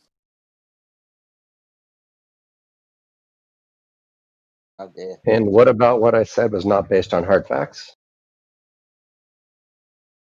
Well, your determined trust in NASA during the Apollo missions, when at the same time pointing out that the government at the time was shady with what they were doing in Vietnam, but you've compartmentalized your trust to the very specific portion of the story that you really want to be true, that you won't allow yourself to be skeptical of, as you confirmed. You didn't really say you investigated it much. Whereas the rest, you're like, yeah, I can be skeptical of that. Because you're protecting a worldview and a religion. That's really what this whole kind of cope that you're doing is about. It's like the worldview religion aspect. It's not about the facts or the physical reality. It's deeper than that for you. I agree. Now I think we're getting to something. What worldview religion do you think I'm trying to protect? The heliocentric globe. And how does that serve me? Well, it doesn't actually, Scott. You just seem to be under the impression that you want to maintain it anyway. But why do you think I'd be motivated to protect it? Fear, probably, primarily. Fear of what? That you're wrong? No. Losing your worldview. The consequences. How will we know your motivations? Getting mocked or ridiculed? He suggested I was motivated by fear. Yes. Right? It's also sunk cost. Maybe you're afraid of losing your worldview. And why would that and bother what the other worldview might entail. Yeah, maybe you're married to your worldview and you love it. What would that entail? How would my life change if the Earth were flat, you think? Who cares? Well, that's up to you because the Earth doesn't really change. Nothing in like objective reality changes. Just you do. And so what would be my motivation for hanging on to a globe Earth then, if nothing changes in my life? Well, maybe you're married to it. I would say your Good ego question. doesn't want to let you realize that you've been fooled your whole life. But finally, Scott, you're starting to ask yourself the important questions that you should be asking yourself. So well done. You're making progress. I've been asking these questions for over 40 years now. Wow. This is still where you're at. And I've changed my opinion on a great many things. Do you got one example? Just to see I can follow it. I used to be a Republican when I was younger. Wow. Who doesn't change from conservative from liberal? I used to believe in a God. No, he's saying he's gone from like he went from conservative to liberal is what he's saying. Yeah. Wow. Oh, okay. It's like the reverse. And so can men have babies? And to be fully honest, I'm pretty sure I used to be very racist. And I've been working on that for a good 45 years now, trying to beat that out of me. That's all. You're a bigot. Because you I still was. are. I was. It's true. It's just racism is just like a subset of that. Hey. I mean, when I was growing up, when we did eeny, meeny, miny, mo, catch something by the toe, we didn't use tiger. And that was disgusting now that I think about it. But that's the neighborhood I grew up in. That's a Mandela effect. It's not. I know what we used to say. Would you agree that men can have babies then? Are you with that party? That's a definition argument. That's not. So do you agree or not agree? No, nobody thinks biological males can have babies. The question is biological male the same thing as man? And people are saying no. What do you say? What do you think? I think gender is something that someone can choose. Oh. Okay. It doesn't make them any. It doesn't change the biology one bit, right? Just take what he said and make what you will of it, and let's put let's leave it on that. Yeah, that's a good idea. Yeah, that's the end of that. You wouldn't ask a biologist to see who's male and female? What? It's not the topic. We're on Earth. Yeah. But see, you guys are aware that But you guys are aware that we do think you guys suffer from all these things you're thinking. You're afraid of something, right? A lot of us dare think say that is something you tell yourself, Scott. But yeah, I know. That's we know. The only thing I'm afraid of with you. That's the same thing. That's the same thing the guy said in the anti-flat Earth video when he is talking about philosophy and where we go wrong. And literally, he said one of the things that they go wrong is looking at something, and because it looks that way, therefore it is. That's exactly what you guys do with sunset, that's exactly what you do with the horizon. Well, it looks like boats are cut off, and that's because it is physically blocked. Because that's what And it why looks should like. I agree. That's what we do. Why would you do anything else? The only No, thing I'm I'm just afraid of telling is you. that I'm one just day I telling stop you that. questioning everything. I'm just telling you that it was, somebody that was a globe earther, who's talking about philosophy and pointing out where we err in logic. But it's not actually us that does that. It's actually you guys. And so, what do you do then? How do you not err? Not that. I don't look at stuff and go, whoop, there it is. What do you do then? Not that. Okay, so what do you do? Let's not talk what you don't do. Let's talk Not what you do. that. Not See, that. this is what I find interesting about flat earthers. You never say Okay, I what you use do. You the always say what you scientific don't method do. to establish cause and effect relationships, which has nothing to do with affirming the consequent, begging the question, or reification fallacies. Now what? Okay, so when you see the boat go over the horizon, what do you do? It's not science. What goes on in your mind? It's not science. Okay, what is being it as- then? Sorry, being as I know myself that I can make things disappear from the bottom up on a known flat surface, I'm not going to just assert that the cutting off of the bottom of objects can only be seen because of physical obstruction. Okay, so we determined there are other ways to do it. How did you determine what's happening with the boat then? Well, you just determine that they can disappear over flat surfaces. Therefore, oh snap, there's something going on with the optics because you don't need something to physically obstruct something for it to appear that way. Okay, so That's what what's you wrong? learn. That's what you learn from the step of probably assuming it, like you guys do. And so what do you do then? We just told you what we did. Okay, so when you say things can be cut off, what is the situation? What are the conditions under which things can disappear from the bottom up, not being blocked by something? Well, I'd say my experience, I fell over at a skating rink and my head was on the floor, and I noticed that I couldn't observe the blades of the skates of the people on the far side of the rink. Now, this was a skating rink, a known flat surface, but I couldn't observe the blades. I could see the shoes. It looked like they were skating on shoes, but they weren't. They were skating on blades, but I couldn't see them. So therefore, I was observing the effect that I can't resolve the bottom of that object because my face is too low to the floor. Demonstrated that a known flat surface, and if I've got a low angle to it, the bottom of objects will be unresolvable to me. Okay, so what angles did that require then? My head was on the fucking floor, so my eyeballs were no more than 2 inches off the surface of the ice. It was fucking cold down there. Yeah. And So so being a known flat surface and I couldn't resolve the blades of the skates, then it wasn't physical obstruction now, was it? Sure. Okay, I can assume that, and we can take that as a given. We'll even assume the ice was flat and not warped from the Zamboni pushing water and freezing it and making a little mound. We can assume that. But it's also possible that the ice is not flat, right? It's also possible that we can demonstrate this on other known flat surfaces as well. I'm just giving you my real life personal experience. But we can make things disappear from the bottom up if we're low enough to that surface and the thing is at distance. The bottom of that object will be unresolvable because it's probably entered an angle of 0.02. Yeah. Okay. So we can go with that 0.02 stuff, right? And so how far away would the sun have to go at what altitude to get you a 0.02 angle Yeah, of but resolution? isn't that a red herring? Because we're talking about the quality of your question. Now you're asking us for a quantity when we don't even know where the sun is.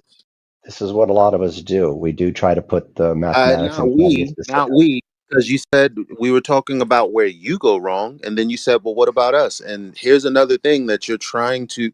We wouldn't be doing what you're asking. We wouldn't be inquiring such things because, again, what would you be doing?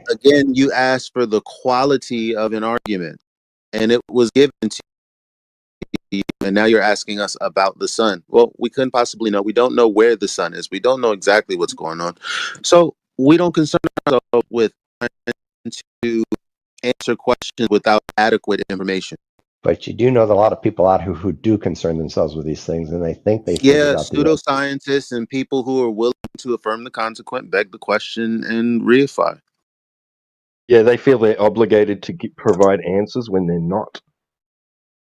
And so you don't think it's an interesting question to try to guess how far away the moon is? No. If Why not? If because hold on, because there's no like practical pragmatism in that. If we're able to it's just out of curiosity. We're just curious creatures. No, okay, out of curiosity, like I said, you asked me why. I told you why. Because there's actually no reason we would need to know that. Only people that need to know that are people who think they're going to the moon. If we're able to measure the speed of light, and so what you seem to be saying is you're only interested in things you need to know. No, I'm only interested in things that I know that I can know.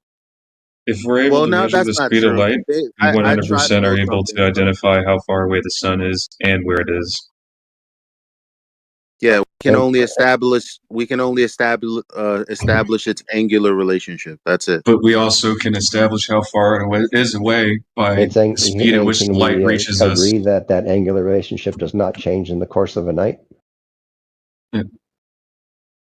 Like, if I'm able to measure like the light coming from the sun, I can then in turn measure how far away the sun actually is. No, you can't because you can't do trig on celestial bodies. But we don't need to do trig to do an angular relationship. You don't need right? Or an angular. What's the word I'm looking for? Angular resolution. Can't measure the one-way speed. Okay, you'd have to know the distance. How would you know the distance? Based on the time it takes the light to get to my fucking face. I don't know. But I don't get what that means, because when you're dealing with angular size, then you have to either know the distance or the size, and all we know is the apparent size. Okay, let's go with apparent size then. So if we take a telescope or a well, it's not a real size; it's just the apparent size. So okay, but can we agree that the apparent size does not change through the course of a night? It doesn't matter. But can we agree to it though? If it doesn't matter because you're trying to apply a method incorrectly. I'm trying to tell you can't do that. I'm just trying to put forth an observation. He doesn't need our approval to make a claim. Just make your claim. I just want to talk to human beings. Yeah, my observation of the moon over the course of a night, its size does not change one bit. It looks the same size throughout the entire night. If light travels, you guys share that observation. If light travels 300,000 kilometers per second, I can identify how far away the sun is just by that. Yeah, I don't know it takes 8 minutes for to believe this. For some reason, you can't answer simple questions. It takes 8 minutes for that shit to reach the Earth. That would firmly establish where the sun is in relation to Earth. Fuck, sorry. You've already assumed the distance before you made the calculation there. Fuck. I had P3 muted for some reason. But guys, notice this conversation, this particular part of the conversation started with because we said you guys just look at stuff and go, whoop, there it is. And then you said, well, what do you do? And then I responded, well, I use the scientific method correctly. What was the last thing you used the scientific method on? Boiling water. Seriously? Yep. That's what you're going with? Yep. Mike, yes, mate. Sorry. Do cause and effect relationships happen in the physical natural world? Do other things cause other things to happen? Oh, I assume so. Yeah. Awesome. That's what science studies, cause and effect relationships in the physical natural world. We study what causes phenomena to happen. Well, but everything doesn't have to be science, right? Well, if we're going to be elucidating to what causes things to happen, then science would be the tool that we can most definitely test and experiment with to demonstrate what is causing stuff to happen. Being as cause and effect relationships happen in the physical natural world and science studies that shit, then I don't see your point. Or are you just going to deny cause and effect in the physical natural world? Other things cause other things to happen. That doesn't happen to you then, no? No, it definitely happens, of course. And stuff. So science studies that. That would be a useful tool to elucidate what causes shit to happen. Correct. Good. So we don't have to just talk about boiling water. We can talk about any other cause and effect relationship in the physical and natural world, which science studies. I agree. So what's the last thing you studied? Again, right now. you. But again, like either you disagree or you agree. You don't have to ask us what we've studied. Either you agree with the method or you don't. I agree with the method. Okay, so like I was talking about with trigonometry, either you agreed with the method or you didn't. You asked us, well, what about the sun? And I told you, well, you can't do trig on the sun. We were talking about the moon. I know, but and okay, so we that can't was do a trig red on the herring then, sun. wasn't it? Because we were talking about trigonometry. But we can't do trig on the sun. But we was talking about trigonometry though. And so again, something that I just wanted you to agree to the quality of. And instead of doing that, you wanted to go on another goose chase. I just want to find out where we agree and where we disagree. But why couldn't you just agree with that? What works is what works. You want to ask us, Okay, well, what if I what do this works? thing? We already started this conversation and had it already. But you're the one that keeps running away from it by changing the subject. What is? Can I suggest that we give someone else a chance? Scott, you've spoken for quite a while. Huh? Thanks for participating. P3, you here? What is your profession?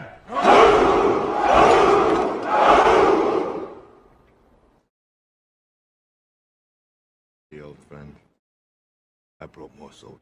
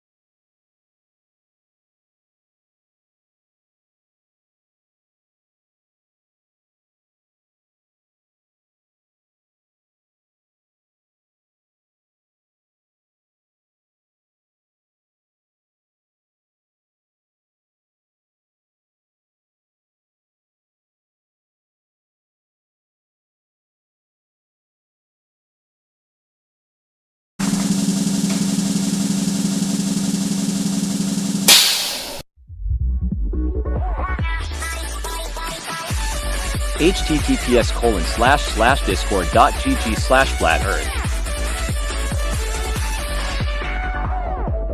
Welcome to 24/7 Flat Earth Discord channel. Be sure to go to VC Chi Check and 1 to get your VC verification tags to get involved in the conversation about our Earth. Be sure to bring your verifiable Earth curvature evidence, though. Enemy spotted. Big guy who kills. I was kind of thinking, all right, I was just expecting that we'd get like a private channel and we could talk in there. And I don't care that other people are in there. Oh, no. No. He just wanted you to come where we all go. Okay. Yeah. Why? Why not a private channel? I think he was, because 24/7 Flat Earth Discord is 24/7 live stream Flat Earth Discord. Okay. That's why. I guess I'll have to ask him. I think could be good for you and get to introduce others as well and hear the others' thoughts and whatnot. Yeah. Yeah. It You're sounds like it's going to get out of control pretty quick. You've never been in there. How would you know? I'm just envisioning a lot of people in there, and all of I them. know, but you don't know how this works. You're right. Listen, using your imagination is what you got you into trouble in the first place about the globe. So stop using your imagination first. Okay. Yeah. So go ahead. You're free to move on down to the live stream with the red dot and also click on live stream voice text so you can see what's being typed. Because some people are posting images or whatever. Just backing either one of you. That's what'll be in there. So I click on both of them and I'll be in both at the same time? Yeah, one is the voice and one is the text. Okay. One with the speaker, obviously is voice, and then you're going to click on live stream voice text right above it so you can see what's being typed. Okay. All right, you're all and when set. I do that, it'll drop me out of this room? Yeah, well, you should be able to see live stream voice text with the red dot now. I do. And the one above it, live stream voice text with the keyboard. Yes. So just click on the live stream with the red dot and then the live stream with the voice text. Will I still be in this channel? No. This goes away. You won't be in two channels at the same time. It's Okay. Voice channel, right? Sorry for my Discord ignorance, but when I That's click all on live stream, I'll go into live stream channel. I'll leave this channel, go into live stream channel. But Yeah. then when I click on the live stream voice text, it won't kick me out of the live stream channel? No. Okay. One is for your voice to talk on. That's with the red dot. And the other is the text that goes along with the voices. Yeah, it's just inconsistent. Like clicking No, in a channel. Very consistent because you are talking on one channel where the voices come from, and text is on the other channel. Just like you came in here. One is the lobby, and one was the voice check-in. You can still see the lobby. I see it up there. Am I still in the lobby? If you want to, you can click it. You're not going to click out of this channel until you click on one with a speaker. Speaker. Okay, so speakers are voice channels. Yeah, voice channels, but they're also mutually exclusive from all other speaker channels. Is that how it works? Yeah, Okay. you can't be and in a I can bunch be of- in as many Octothorpe channels as I want. Yeah. Okay. So All right, just then do the first part first, and then you'll get used to it. Okay. Sorry for all the lame It's all right. questions. Just do the first part, go on down there, and then you'll get used to it. It's All easy after a minute. All right. Thanks for letting me in. Yep, you're set.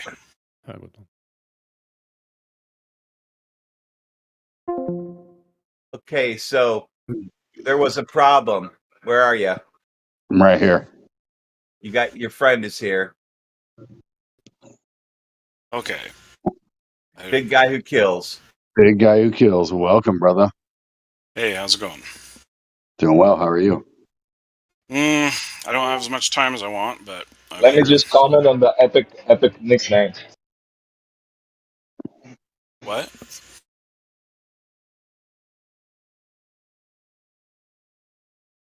Am I still in here? Yes, you are. You came here to see there was a problem from Reddit. Yeah. All right.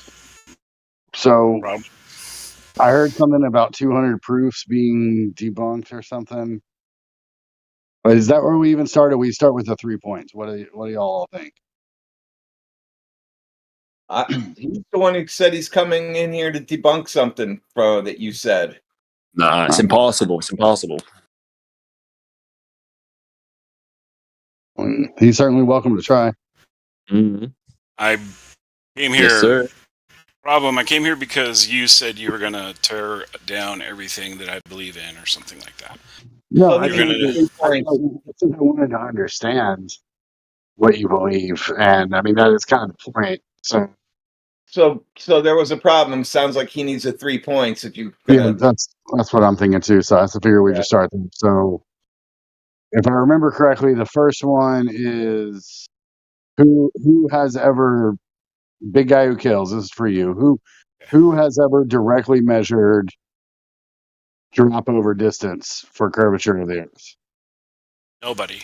Sir Isaac Newton. Nobody.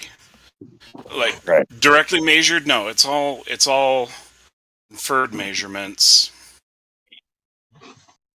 Right. Nobody. It's a zero. Nobody. Okay, cool. So we can move on. That's true, sir. Second is who has ever demonstrated, or wait, no, it's who has ever measured axial rotation. Hey, hold on a second, guys. Did he concede to that? Because I didn't hear him concede. Yes. He said no one. Yeah, he did. Okay. It's all. Hey, you gotta yell at me, brother. I was just asking. Sorry, I didn't hear him. Nobody has a direct measurement. Everything is inferred from like geometric excess and things like that. So the answer is no. Yeah, it's a yes or no question. Bruh. It's Reddit is guy, who bro. has. It's Reddit guy. I don't trust him, bro. Okay. He has to. He has to concede. You can't concede for him. Because that defeats the whole purpose of the question. All right, this is turning into. Can we mute some people? Yeah, I'm gonna mute people. Just go ahead and answer them. All right. So if you rephrase this question to, if you want a yes or no answer, rephrase it to, has anyone directly measured curvature of the Earth? That would be a no. Directly, no.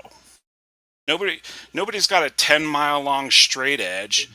They set it up at one point, walked to the other end, and noticed a drop. Nobody has done that. So there's no direct measurements. Okay, so has anybody ever measured the spin of the Earth? Yeah. Really? Yeah. Okay, go ahead. Who's measured the spin of the Earth and how did they do it? Anybody who's watched the stars move across the sky. No, the Earth. What's his name? Not looking at the sky. We're talking about the Earth. What's his name with the laser gyroscope on Beyond the Curve? Sagnac. Yeah, that's not measuring That wasn't his anything. name, so.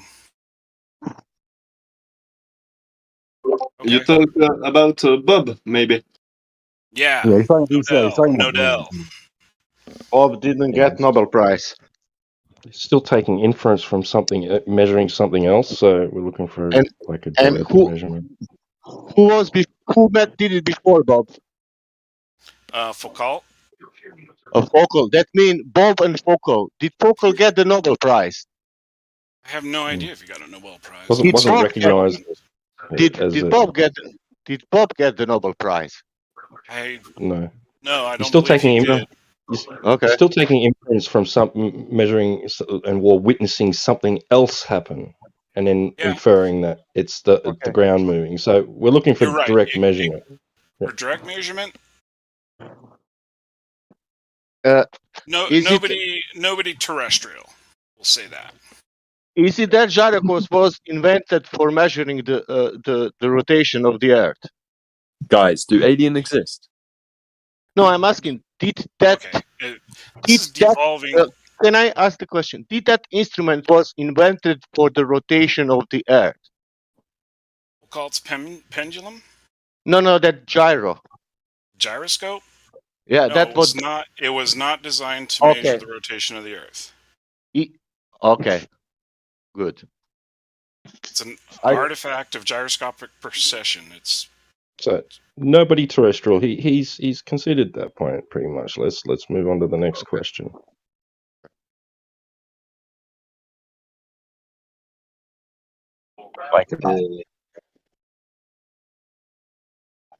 Yeah, next question, anybody, go. Third point, come on. It's gas pressure, right? Oh yeah. All right. Has anyone ever demonstrated gas pressure adjacent to a vacuum without containment? absolutely. So, yeah, absolutely. That's been done over and over and over. How it's done? By which experiment? There's a very clear example on YouTube of somebody that has a bag of chips down at sea level. They drive up a mountain over the course of, an hour or so, and they've got a camera on the bag of chips. And as they go up, the bag of chips appears to inflate and inflate and inflate, Yeah, and it eventually pops. it's a container. It's a container. Exactly. So it's not a. I mean, the question was a vacuum adjacent to a pressure without a container. Or maybe I mislead the question. Sure. That's an example of what others have observed. Climb up a hill and it gets harder to breathe.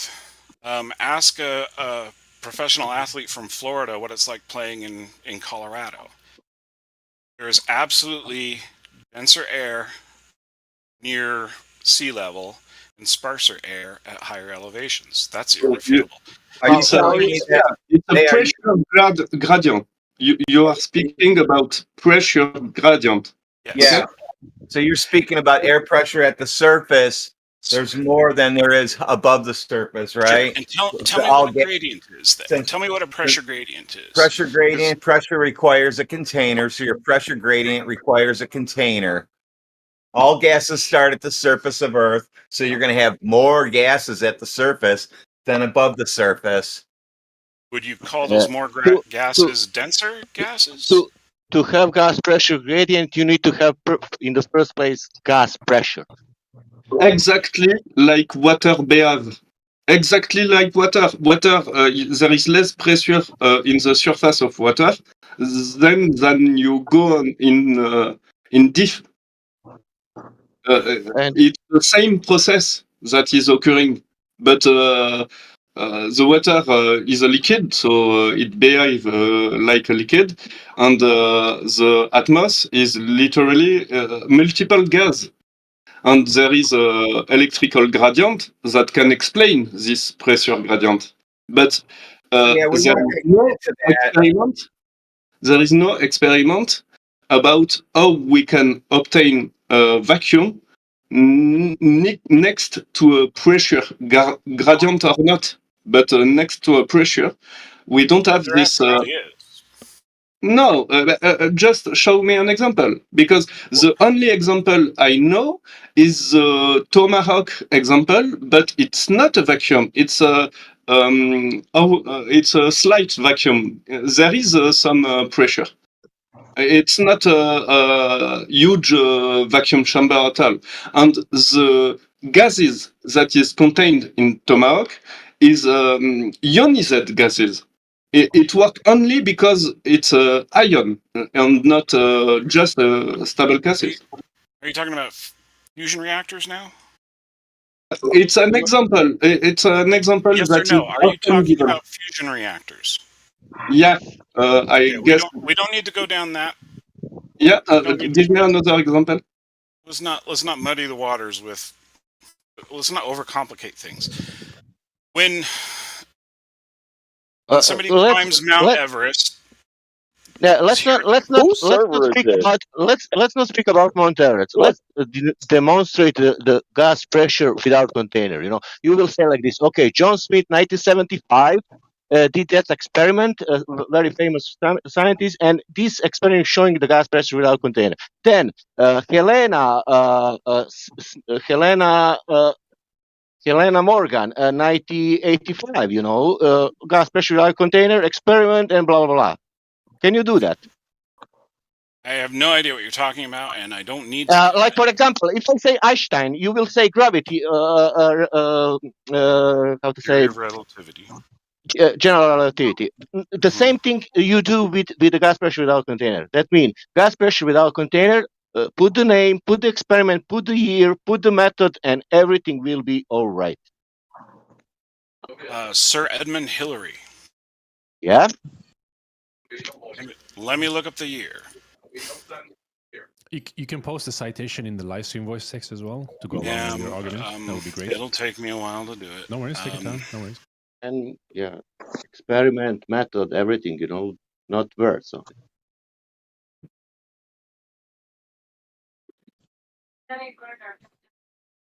I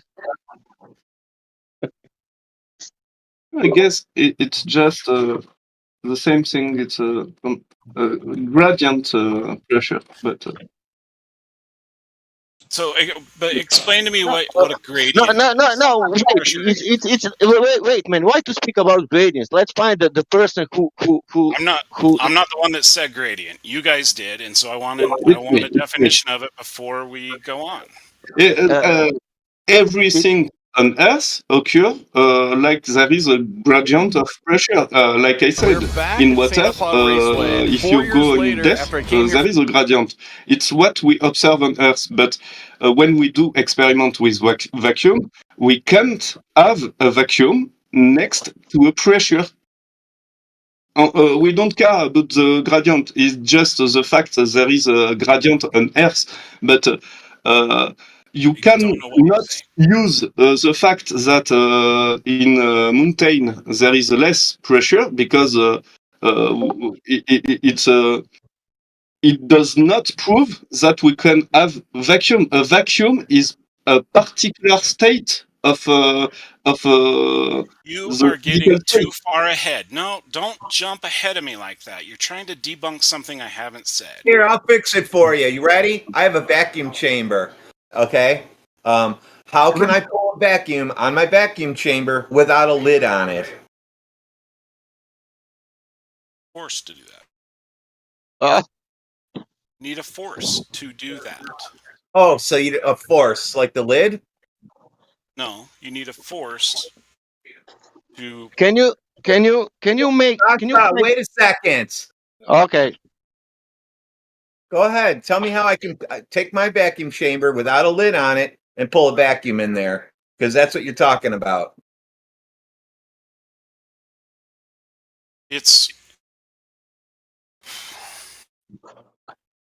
You need a force to create denser pressure. How's that? You need a force to create pressure next to a vacuum and to maintain you that answer with pressure. a question, but in fact, Hold when on, you guys. tell Please, we have to pause this, guys. Please, we gotta like settle this down and let one person go at him at a time and get. We haven't even got through the 3 points yet, fellas. This is a shit show. Can't nobody even understand? Can't nobody follow this? I know. So we need to pick one person and let's get through the 3 points, and then we can move on. And you're not leading this conversation, sir. The burden of proof is not on us. It's on you. And you said you disproved Eric Dubé's 200 proofs, so you better start proving some shit. I'm going on mute. Somebody please take the reins and Yeah, let's let him finish. Let him finish addressing Radwin's problem. I'm not even going to be discussing this with you.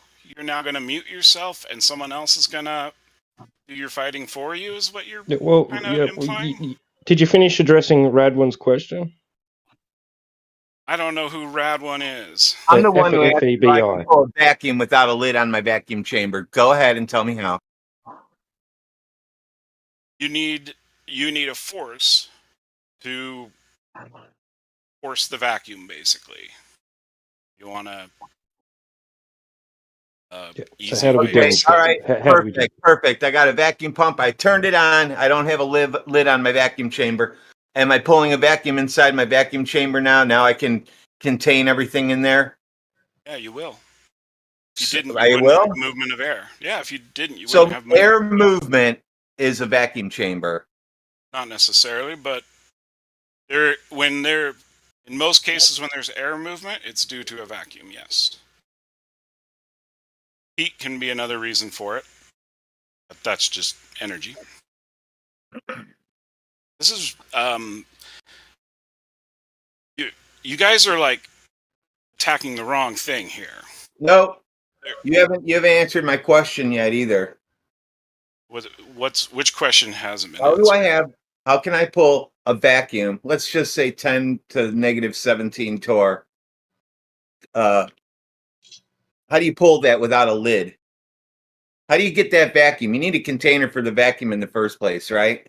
Or a ton of energy. That would take a massive amount of energy to pull it So continuously. that's imaginary for you because you can't prove that. No, that wouldn't be provable. No, you're right. So just say nobody's proven that.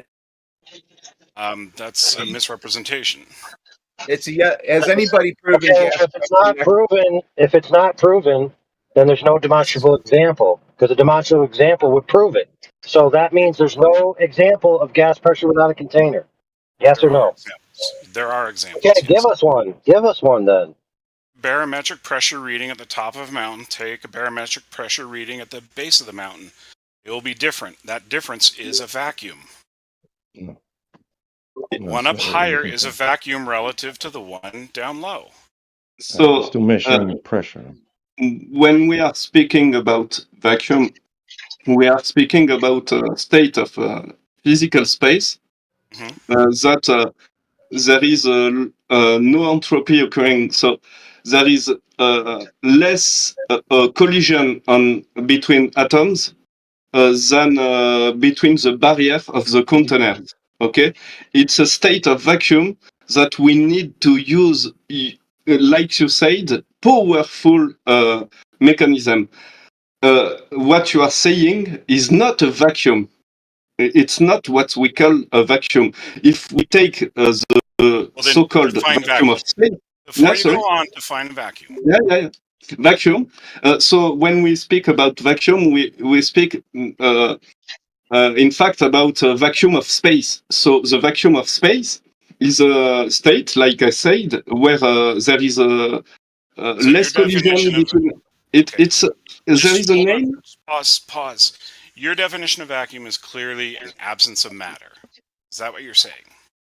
Yeah, basically, not like a huge absence of matter, but there is some. The globe model claims that. The globe model claims there is just some atmospheric gas particle. Don't worry about what the globe model claims. So what you? But can I just jump in real quick? Why so not? Everybody what else you're doing? What you're doing is using the thing which is in contention, which we're asking for evidence of. So you're claiming that this gradually gradiated pressure system that we're living inside of is slowly, is a gradient that slowly goes out to a lesser pressure till it's like reaches the negative 10 to the negative 17 torr, right, of outer space. Now that's the thing in contention that we're asking for proof of, or a demonstration of that, right? A separate demonstration of that thing. Now you want to use the thing that's in contention as proof of itself, which would be begging the question. So, or circular reasoning. We have a different. No. Your definition of vacuum is called an absolute vacuum. Most definitions of vacuum and most usages of vacuum are relative vacuums.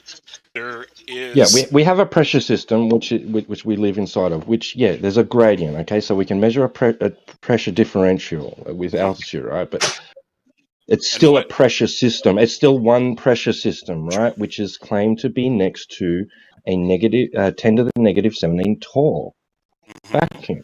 Right? And there's no So, problem with okay, so the gas we're breathing isn't escaping into that volume, that available volume, like gas does, right? And is demonstrated to do, gas right? does So, not demonstrate to do that. well, Gas yeah, at it sea does. level is a higher pressure than gas at the top of a mountain. Yeah, but Yeah, you that's failed to still the answer gas the pressure. question. That's a relative vacuum. There's, just for reference, on the moon is not a vacuum. It's a relative vacuum. It's very close to a perfect vacuum or an absolute vacuum. There are two definitions of vacuum, and you guys need to understand this. The first definition is an absolute vacuum, which is an absence of mass. The second is a relative vacuum. Something can be at 5 psi and something can be at 10 psi. And if they have an open connection between them, they will equalize to 7 psi or whatever it might be. Yeah, that's great. So we're talking about pressure, right? And gas pressure, right? And gas pressure, the definition of gas pressure is the gas particles colliding with the walls of the container. That's how gas pressure is achieved. That's demonstrable, right? And you're saying no, that's not necessary. That's not necessary. So we're asking for a demonstration of the claim that it's not necessary. Not using the thing which is in contention as proof of itself, because that's the thing in I disagree contention. with your definition. Gas pressure is not the measurement of the mechanical impact of the wall of a container. Well, we can plot multiple citations that is the definition of gas pressure. Can you find one citation where he's saying that we don't need the container for the gas pressure? One. About just right now, I'm breathing 14.2 psi. How about to post one citation from the scientific world where he's saying that we don't need the container for the gas pressure? What about that? One.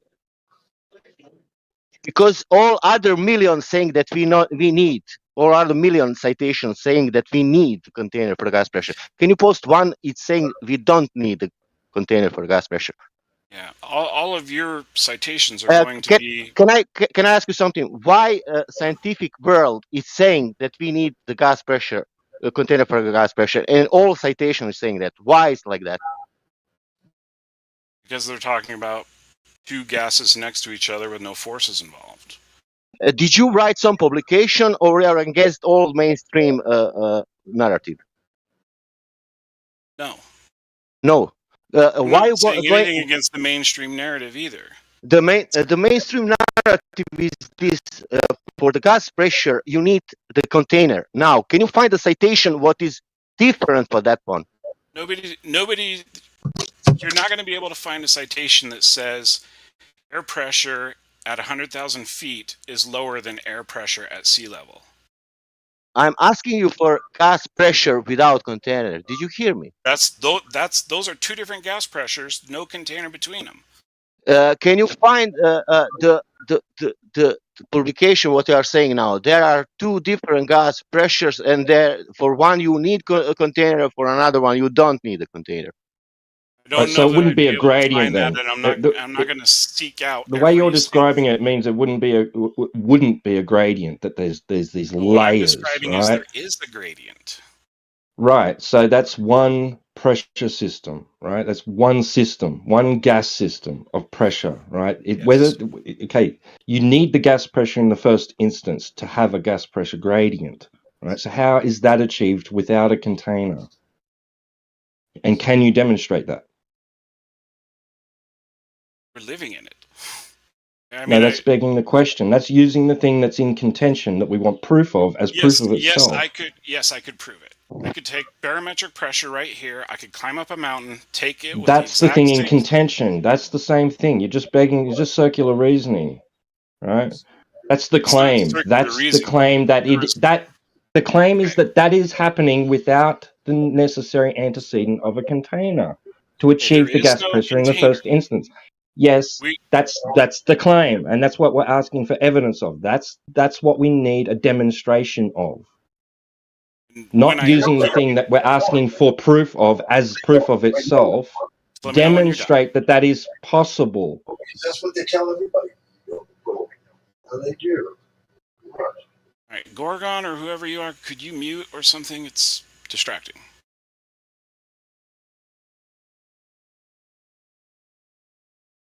Okay. Do we disagree that that barometric pressure is different at different altitudes? No, I'm not disputing that. That's the thing Is in there a contention is that container? exists without that exists. The claim is that exists without the necessary antecedent of a container to achieve gas pressure in the first instance. So There can you is no demonstrate that? necessary container. I don't agree to that. Yes, we know that that's the claim. We want the evidence for the claim, a demonstration that that is achievable. You want explain like you would to a child, because apparently I don't understand. Talk to me the same way. Explain it in simpler terms so that I can understand. Because So the we claim, disagree on core. Okay, all right, yeah, go ahead, AI. Okay, they're asking you for all of the definitions of gas pressure require a container. They're asking you for an example of gas pressure without a container. You're offering a variable in pressure, which doesn't negate the antecedent that's proposed. What's the antecedent? So the question is, how can you have delta X without X in the first instance? If X is defined by gas pressure as being, right, the pressure exerted on the walls of the container. That is not the definition of gas pressure. Okay, then by all means, provide a definition and then back that with your claim. Pressure is all right. Let me go look it up.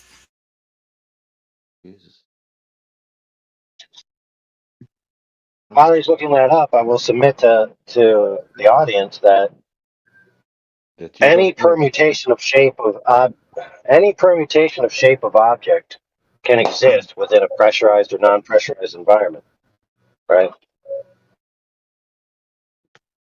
So eventually, we need to get them back to the shape of the Earth, right?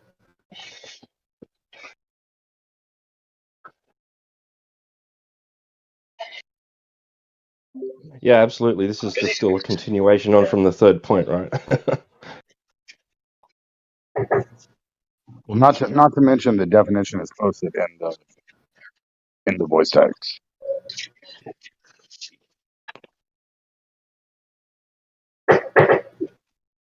He said that is not a definition of gas pressure.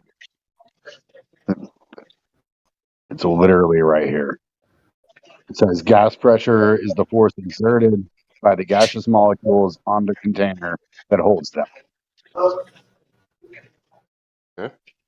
That's why it's called pressure, because it's pressing against something, the container. Presses against other molecules around it. Well, gas can't contain itself.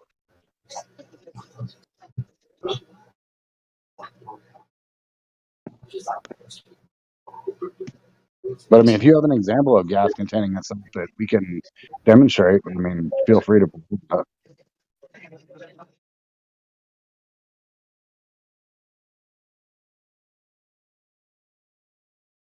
So no examples of that. Working on it. Here you go.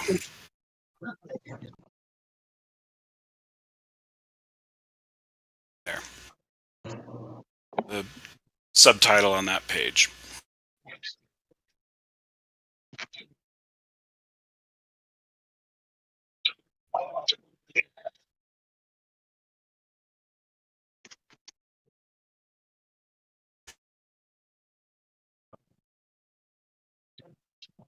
It doesn't have an embed. That sucks.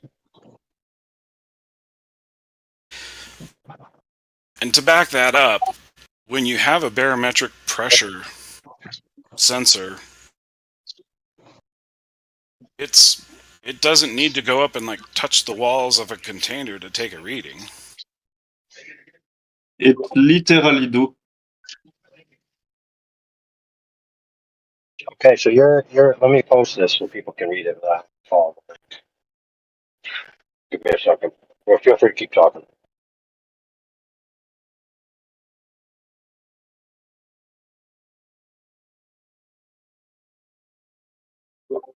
Just the way the sensor work to give you the reading of pressure literally work because the pressure is pressing a surface.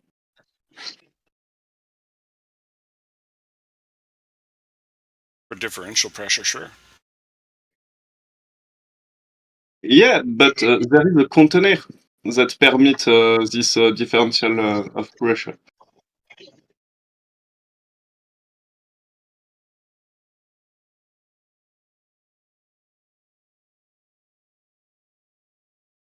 While there's a moment of silence, a bunch of new people are jumping in that don't have any roles. Please, if you'd like to have a conversation or join the conversation in any way, you need to go up to VC Verified. I'll go up there with you. I'll run through the quick rules with you. Then we can get you back down in here, or we can go to another channel because this is going to take a while. I can tell, and I'll talk with you, or maybe some other people come down there, and we'll all talk together because we don't all need to be in here for this show. So yeah, any of you, specifically, who's this? Purple Mud, VC, go up to VC check-in, Sway, who else was it? Sorry, I'm on my phone, so it takes me a minute to get through everyone. No Big problem, PV but don't here. forget. Yep. Don't forget that you need to read out his citation he posted, or he needs to read it. Don't just assume everyone can see it. A lot of people are listening. Just be courteous to them to read it out and then ask about it to flesh it out. Okay. The title says gas pressure. The subtitle says total gas pressure is the sum of partial pressures of all dissolved gases in a solution.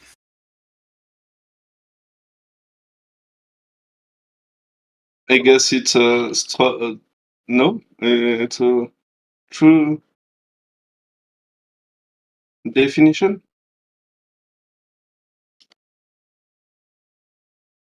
In a solution, because I found this explanation to how to measure pressure, and it's literally a force over a surface.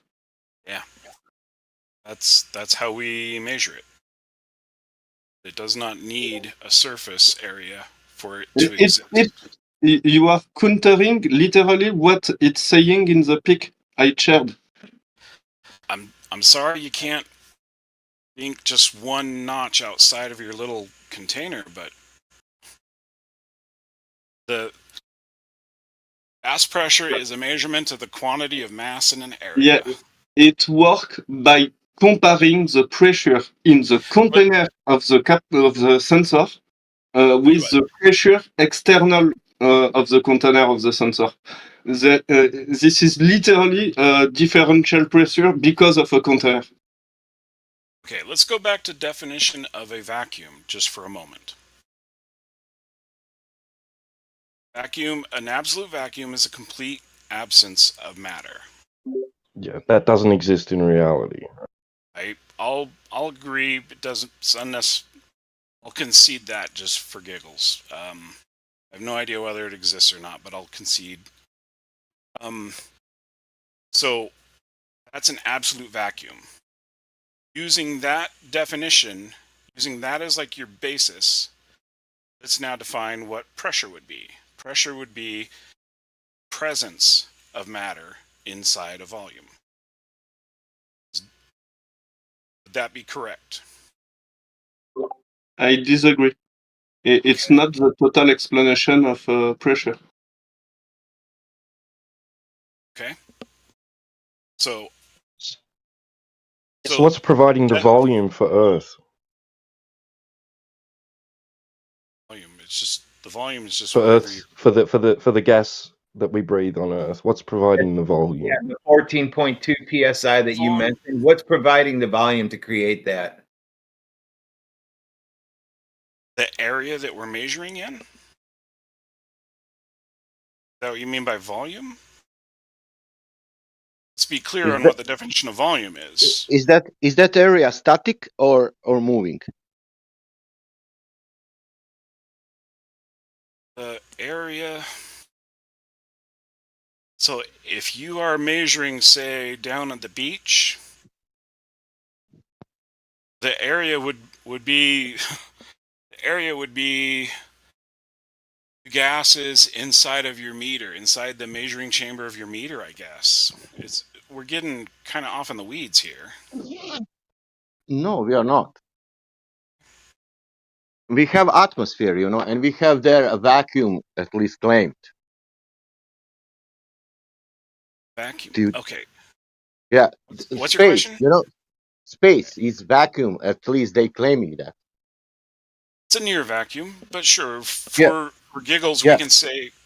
Can you tell me how big it's atmosphere comparing that vacuum? How big is the atmosphere? Yeah. What units do you want? I would say it's 1 Earth atmosphere in volume. How's that? I'm asking you, how big is atmosphere comparing all that vacuum? How big is the atmosphere compared to that vacuum? Yeah. Insignificant. Okay, how we can, and we are keeping this gas in that vacuum. Mm-hmm. Really? Yes.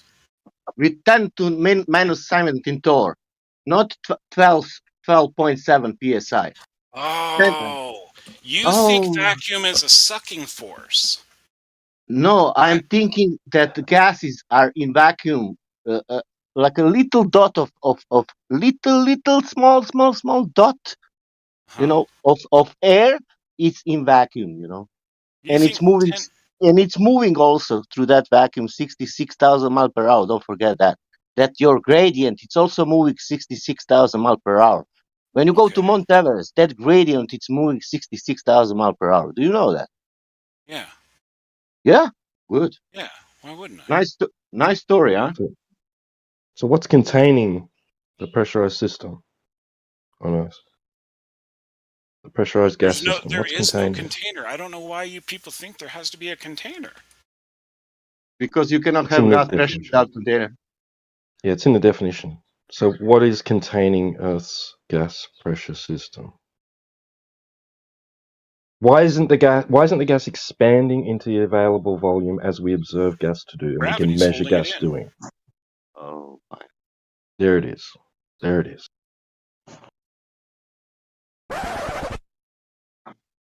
Or what is? Gravity. Somebody just wrecked Gravity? You gotta be shitting me. Did you guys think I didn't believe in gravity or something? I thought that was a given. You can believe in whatever you want. Okay. Are you guys shocked that I believe in gravity? You can. You've been I'm not sitting shocked there if this you whole believe in time that. thinking Can he you? definitely Can doesn't you? believe Can in you? gravity. Can you prove And then that I just things shocked what you you right believe? now. Can you prove that things what you believe? Can I prove what? That things what you believe. Can you prove that? Can you Most of them, yes. prove it? No, you can prove gravity? Dropping something is not proof. Go ahead. It's a lot of work, but yeah, you can do Okay. it with a torsion.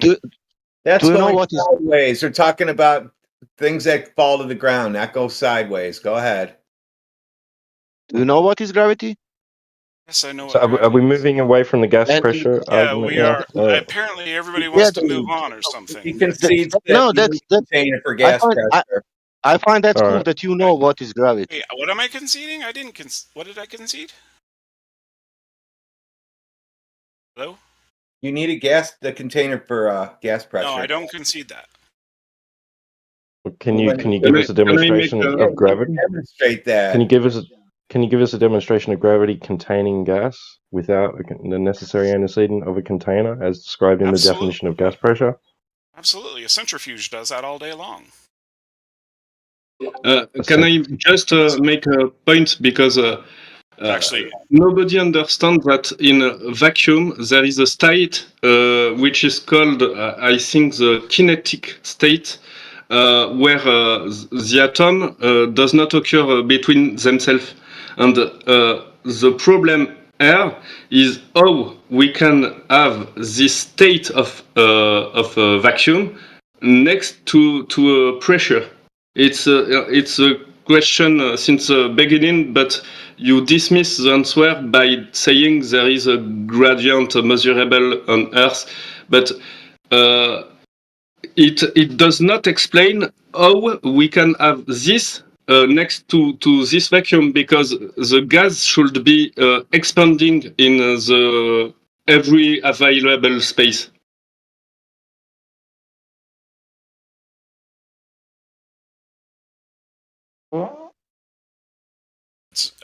I'm sorry, were you asking a question?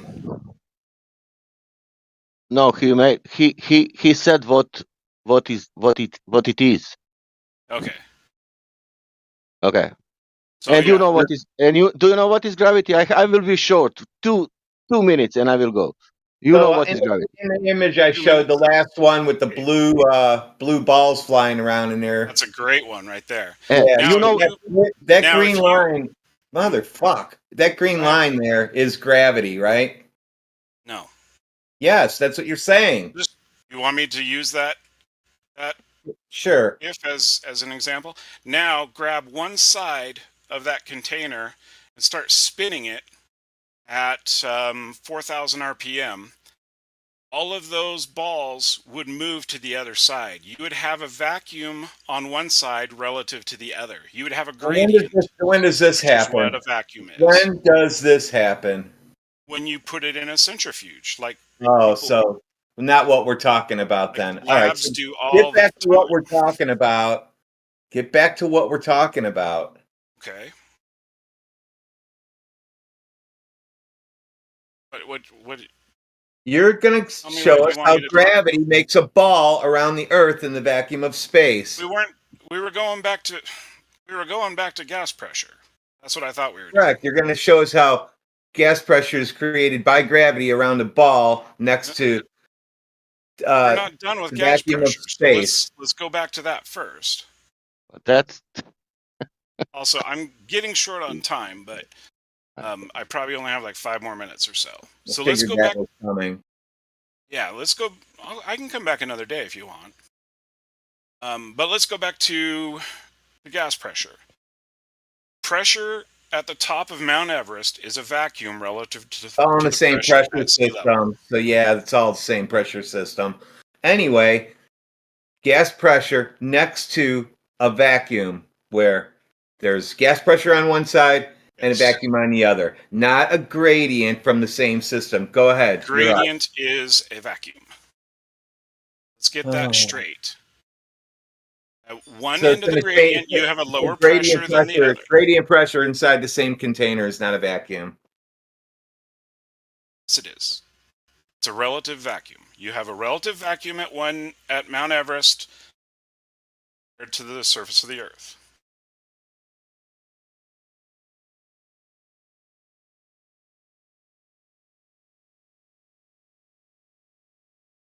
How are you defining this word gravity? Oh, sorry, how are you defining the word vacuum? Vacuum is a measurement of the mass inside of a given area. Sorry, what? A vacuum or pressure is the quantity of matter inside of an area. Did you say vacuum or pressure as if they're synonymous? Yeah. Sorry, vacuum and pressure is synonymous to you? It's like two sides of the same coin, but yeah, vacuum is a complete absence of matter. A pressure is presence of matter in an area. So you said vacuum is an absence and pressure is the presence, right? So they're opposites, not the same. Let me be very clear here. Perfect vacuum is the absence of all matter in an area. Pressure is the presence of matter in an area. Where you have one pressure next to another pressure, one of them is if they are different pressures, one is a vacuum relative to the other. Okay, give a citation. You guys want to wait for that? I've only got a couple more minutes. Yeah, of course. Oh, you're not in any rush. It's best that if you're going to say something, bring evidence rather than it just being your opinion. All right, give me a minute. I mean, I posted the definition of a vacuum. Where's that definition?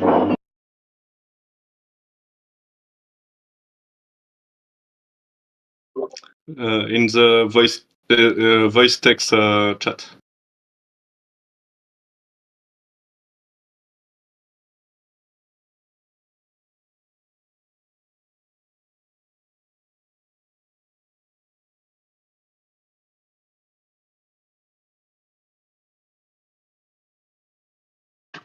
And that says an empty space in which there is no air or other gas, according to Britannica.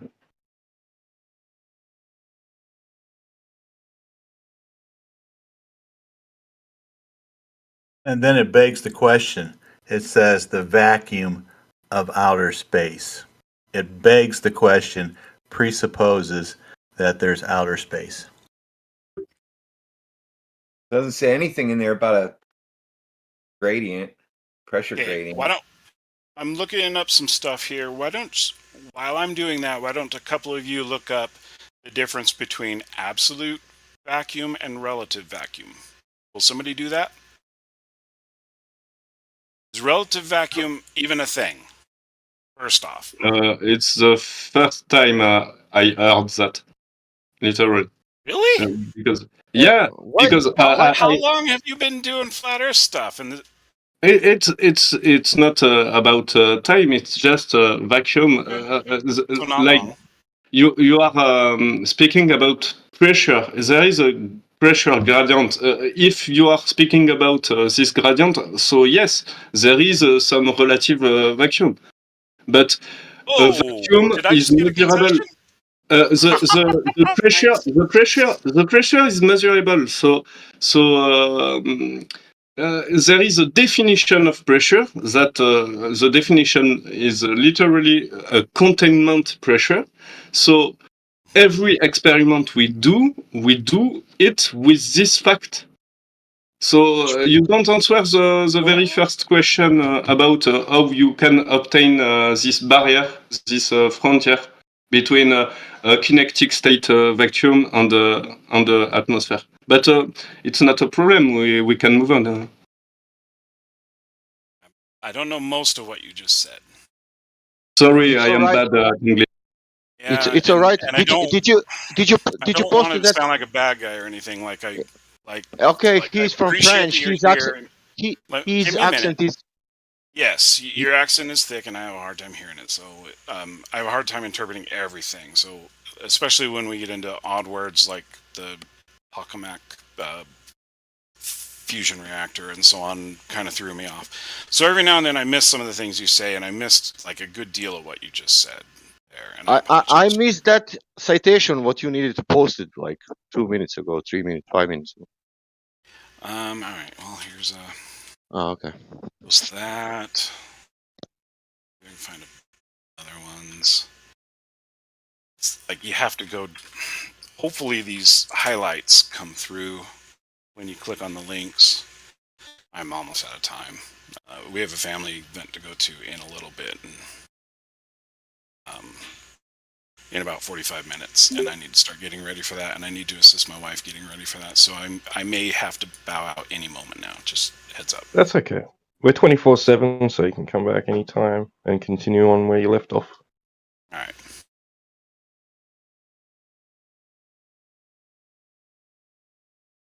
So, and when you come back, please have a definition of gravity and experimental evidence of its existence and demonstration that it can make sure that air pressure can exist in the first place. Okay. I gotta go. I will talk to you later. What is your profession?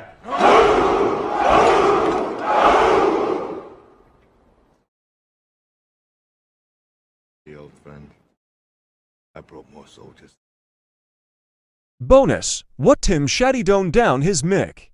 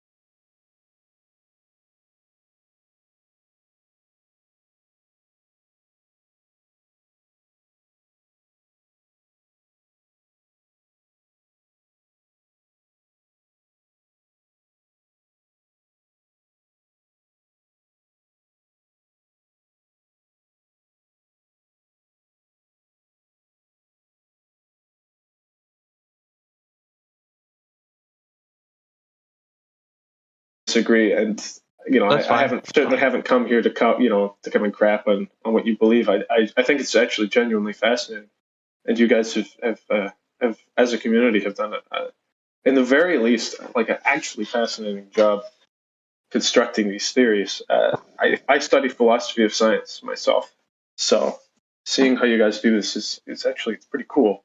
I'm wondering, as part of your the way you see this, why is there a global conspiracy to make us think that the Earth is round? You're going way too far. Oh, am I? The point he's sorry, Redman. The point he's saying is you're actually looking at why did this happen instead of like what the evidence provided. The evidence. No. I mean, let's assume. I'm willing to assume your proof is correct. So if your proof is correct, why is there a big cover up about the Earth being flat? Why do people want us to believe it's a globe? Dr. Science, go ahead. Yeah. Well, you gotta look at it this way. It didn't just start like recently. This has been worked on for quite some time. The globe Earth is kind of like the new kid on the block. Flat Earth has been around a lot longer than that. So within the past 500 years, it's been really propagated throughout history. So before that, it was only conceptualized, and then it's been actually. Don't cut them back in the Greeks. We're talking about like. Don't cut them. Yep, we're talking about like where Copernicus and everybody's looking at the sky and conceptualizing, planets and ideas of these sorts, and putting forth into the mainstream. Notion. In Copernicus's time, there was no debate about the Earth being round. The debate was whether the sun was at the center or whether the Earth. Yeah, there you go. Right. So there you go. Sorry, that brings us back to the earlier question of when the Earth was proven to be a ball. Right. So we've worked on like disappearing from bottom up. Now we can provide you with visual demonstrations of things disappearing from the bottom up on a flat surface. So we have another mechanism. So if we moved on to when was the Earth proven to be a ball? Because the boats disappearing was working on the presupposition that the Earth was a ball, and this boats disappearing was caused because of curvature. The next one will be the presupposition that the Earth was a ball and a guy sticking sticks in the ground and measuring shadows to find out the circumference of the presupposed ball. What you'll find out is as you look through history, like you just pointed out, it's always presupposed. The Earth was already a ball. So the question is, when was the Earth actually proven to be a ball? So my understanding, as someone who studies the history of science, is that the Greeks were the first to manage to prove that the Earth was a ball. Right. What was the test that they used? BC. What was the test they used, Crazy? Since you know a lot of history, right? So what was the test they used? How did they know that? Well, as I said, I think they didn't have proof before. What timeline? I want to see. Hold on, you just said that they were able to prove that it was flat. That's what you just claimed, Crazy. We want to know exactly. Give me a second. I want to do this justice. All right, I know you want to do it justice, but here's the thing, though. You're looking up an answer right now that you already assume is true, which is kind of crazy, right? Because like you're coming in here thinking, well, yeah, it's a ball, duh. And these guys here, it's interesting to know that these guys look at the world differently. But I'm kind of looking at this like I'm a man of philosophy, and I understand things. Yet I have to look this up when it should have been a given. I mean, you know what I'm saying? Like that's kind of like, well, where's the information that you should already know? You should be like, oh, bam, here it is, Eratosthenes, right there, where he measured the sticks and shadows. Like that's go with it. But you didn't even have that ready. So how do you know that information is true? Like you're going back into this thing where you're trying to verify what you already think you know. You're being very philosophical here by doing what's you're being very no. Which is good. I mean, that's very like. I can give you all your maths on this globe that you believe in all time. Every spin, what you gonna give me, I can Yeah, you're just proving that you're not very knowledgeable and you're fighting a losing battle. Right. If And you that's what really it have no sounds idea like. what you're talking. Well, I don't know Just if it's a wait, losing battle sorry. when most of the world Just still because believes. just When it's a because losing crazy battle, if you've didn't got just no because idea, sorry. if you're asserting that they've proved it, then and you've got no idea what it is that they've proved and how they've done it, then how do you know they've proved it? You're just going off what Indeed. other people say. You're a sheep in the system. Sorry, but just singling out a person and just because he didn't know a fact and calling No, you no, a sheep in the that's system. not my fault. Popular, actually. To be Eric very Dawson polite is with you very guys. popular. And you guys A lot of are people being know pretty that. personal at me now. I mean, No, it's not putting crazy on the hot seat. This is the point. Okay, this is the point. When people come in here, they already have this idea in their mind, like, yeah, it's a ball, duh, you know, for sure. And, but okay, so the thing is, when you say, well, the Greeks proved it, let me look it up. That's saying like, well, I didn't know that they did. Well, let me see if it's true. Because when you look it up, and we're telling you, yeah, we've already looked it up. We're telling you that they had an assumption that the Earth was a ball. That's how they derived the information that it's a ball, because they already started with that without even verifying that first the information to see if it was a ball. The Greeks absolutely, and that's why I'm kind of astonished. I'm kind of astonished that you didn't know that, being a person who studies this. Like, I thought maybe you would be like, of course. No, I know that they used to think that it was flat. Can I? So guys, can I out have of a go? interest. Out of interest, sorry. Hold on. Let me have a go at this. Let me have a go at this. It's fair enough, you know what I mean? Because when I came here, like, if flat Earth was never pointed out to me, you know, I'm a researcher. I like looking into conspiracies. But if it was never brought up, if it was never pointed out on the internet, if all these videos didn't keep freaking popping up with all the other searches I was doing about flat Earth, I wouldn't even have thought of it. I wouldn't even thought of questioning the globe Earth. So let's be fair, right? Let's be fair. Yeah, exactly. Everybody believes it because they were taught it to be the truth. And everybody believed it to be true because what reason? My parents sent me to school. Are you saying my parents are incompetent to not even know that what they're sending me to learn is bullshit? Yes. I'm saying that these people are so freaking ahead of us, so ahead of the curve, that anything you can think of, they've already thought of first. So to speak. Right. I know, right? You like that? But that's what I mean. Okay, so once you see it, once you've heard of it, okay, once you hear people are believing in flat Earth, and they don't seem to be stupid, crazy, psycho, culty people. They sound like they know. They sound like, then you have to. Then no matter how many people believe in the globe, you might have a bit of a paranoid perception. Wait. No matter how many people believe in the globe, you have to check this. You have to look into it. Else I wouldn't have checked flat Earth. I told my friend about it. Hey, did you know that people think the Earth is flat? And he flipped out at me, right? He flipped out at me, and I didn't even know what flat Earth was. So I had to look into it because it was like, all right, let's clear the table. Let's take everything off that's not true. All right, we got this hollow Earth. We got this flat Earth. What is this crazy stuff? You know, let's remove everything that's false. And once you do that, you're going to see that you have to remove the ball. I mean, made a presupposition that it's false. No, what I'm saying is, if 3 people are saying the Earth is this, that, right? You have to pick, because you're saying, well, everybody, the majority of the world thinks it's a ball. Nobody cares. If there are three Earths presented to you, I'm not so much won over that it's the majority. I'm won over by the fact that the experts, the people who I say, the same community that I trust with my health. I trust the experts with my health. Exactly, and that's what I'm talking about. And that's exactly what I'm talking about. See, no one is responsible for your health. No one is responsible for what you learn, what you accept as truth, but you. If you put that responsibility into the hands of the doctor, then now you have to trust the doctor no matter what lies he tells you. If you put that responsibility on the schools, on the government, then you have to accept what they tell you, no matter how nonsense or how ridiculous it is. It's your responsibility, not theirs. But if it's my responsibility, I mean, that's a huge responsibility. I basically can't believe any science at all because I'd have to go and run every single. But no, you can't throw the baby out with the bathwater. And I hate to use that analogy, but you can't throw the baby out with the bathwater. You can't say, I can't trust anything. Hold on, Mickey. Let me adjust this. If you cannot trust yourself, then who Right. can you trust, right? Are you even capable of understanding the reality you live in without the experts? See, this is a big transformation. This is a big thing you're about to go into. You are about to trust yourself.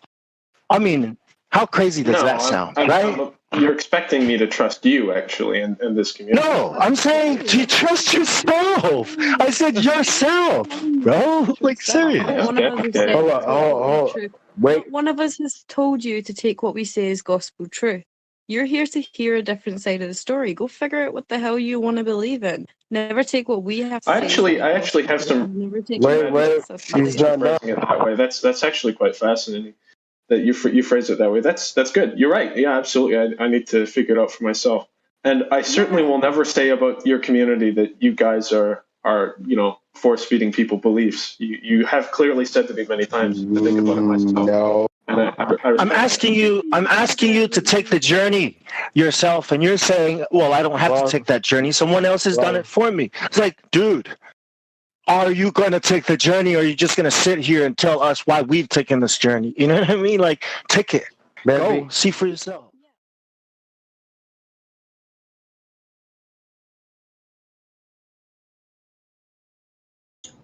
Hey guys, can you hear me?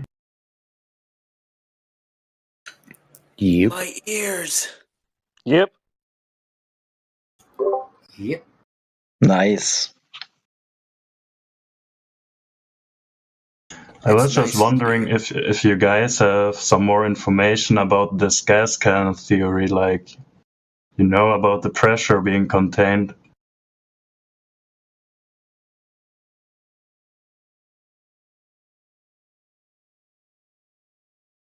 What do you mean? I mean, a lot of people say that the Earth must be like, it's not possible to form an atmosphere because normally the gas would disperse outside because we are surrounded by vacuum, right? So I feel this maybe is not right, so I just was wondering what's your opinion on that. Why don't you think that's right? Yeah, well, because when you have a gas can, like a canister, then the pressure in the canister is the same at each point, right? But on Earth, when I climb a mountain, the pressure decreases.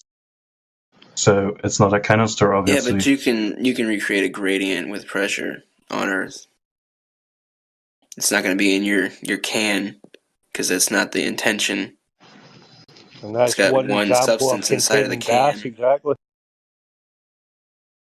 Sorry, I didn't get it. It was like intercrossing. Sorry, carry on, mate. Your can doesn't have all the different gases with all these different densities that this atmosphere carries. So it doesn't equate. And we can demonstrate a gradient in a pressurized system on Earth with, something other than a can that you're talking about. Okay, so you basically just take a big canister and you put in different gases, and then there would be like a pressure differential in the canister. I don't know if you just get exasperated and then want to answer, but I can't hear it. Hey guys. What's up, bro? Hello. Why is the Earth actually flat? Why is it flat? What do you mean, why? Yeah, why? What do you mean, why? What are the arguments for it? You mean for its observable nature, or do you mean why? Like, why was it made flat? Yeah, why? I mean, why? Why? Is why the right question? Why do birds fly? Yeah, why is red red? I think he means like, what are the arguments for the Earth being flat, right? If I get you right. Well, I mean, if you're asking a why question, that's like a philosophical question. Why? Are you asking like, what is the evidence of what? Like a what question? You're looking for what is, right? How question? How is the Earth flat? I think he means. How is it flat? Yeah. How? How? How? That would be, Have you that would ever be a better- experienced That would be a when better you're singular question than why. How is it flat? It's flat because you can tell it's flat because that's how it's observable. You can tell because water is level because it always finds its level, and that's a flat surface. You can tell because you can see too far for it to have any curvature. There's no proof of any curvature. It's, and then that's how. Why is a different question altogether. Why is, as you said, a more philosophical. How is the mechanics of? Therefore, it's a better question to ask. Is all I was saying.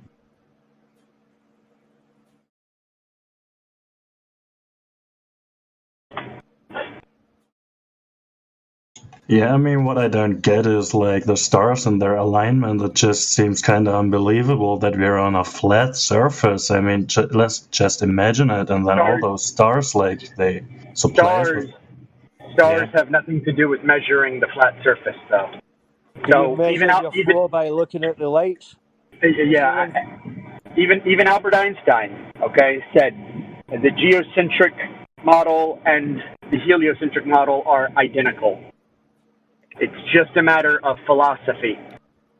Whether you think you're spinning and everything is moving above you, or whether you think you're spinning, or whether everything is moving around you. Oh man, yeah, Einstein was like a smart man, dude. When he said so, there must be something in it, right? He was an alcoholic wife beater. Yeah, I don't take Einstein seriously, but what I'm saying is even on that side of the aisle. Dude, you just quoted him. His own fault with that. That's his point. Is that even he will, explain that this isn't the most accurate thing out there. There's nothing. Lawrence Krauss, Stephen Hawking. They all said there are philosophical reasons that we accept heliocentrism and not geocentrism. So the question of the stars is heliocentric versus geocentric, and that's a mathematical idea. That'll work on any model you create. You could say the Earth is a velociraptor, and you can make the math work for the stars. It would be complicated, but you could do it. Yeah. In fact, how we got heliocentrism is Brahe backward engineered the formulations he got. Yeah, but my dude, there's a difference between the different heliocentric and geocentric vision and claiming that the Earth has a flat surface. No, because when you're talking about the stars, it's not a question of Earth shape. It's a question of math. When you're talking about Earth shape, you need to measure the ground, right? Yeah, well, but if the Earth was flat, then I would see the North Star from the South Pole. Why would you assume that? Why would you assume that? What assumptions are you carrying to that conclusion? Yeah, well, when you navigate that you already think you know about what the universe is what you're carrying into that. Yeah. And if the Earth is the shape you think it is, what's to say the rest of the cosmology you believe is accurate as well? The way you formulated that sentence is actually an affirming the consequent phonological fallacy. Yeah. Yeah, well, nice formulation there, buddy. But when you're on the northern hemisphere, then when you're navigating and you want to know where... Dude, please don't interrupt me. I'm trying to make my point here. Why? Just keep interrupting me. That's kind of rude, dude. Please. But let me go ahead. So when you're on the northern hemisphere and you want to navigate and you want to know where north is...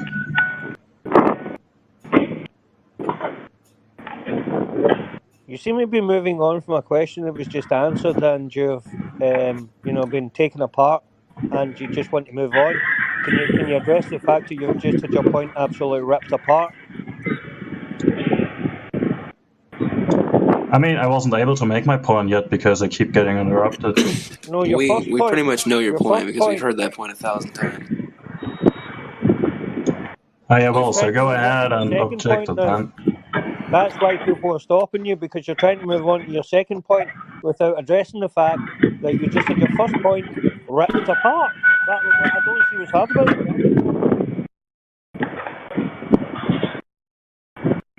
Dude, what's going on in the background there? Are you living on a construction site or what? It's like kind of noisy, man. Sorry, I'll take care of that in a second.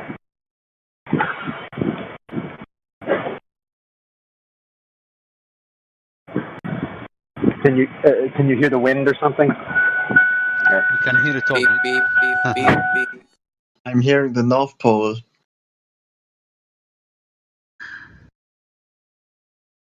Sounds like Sputnik.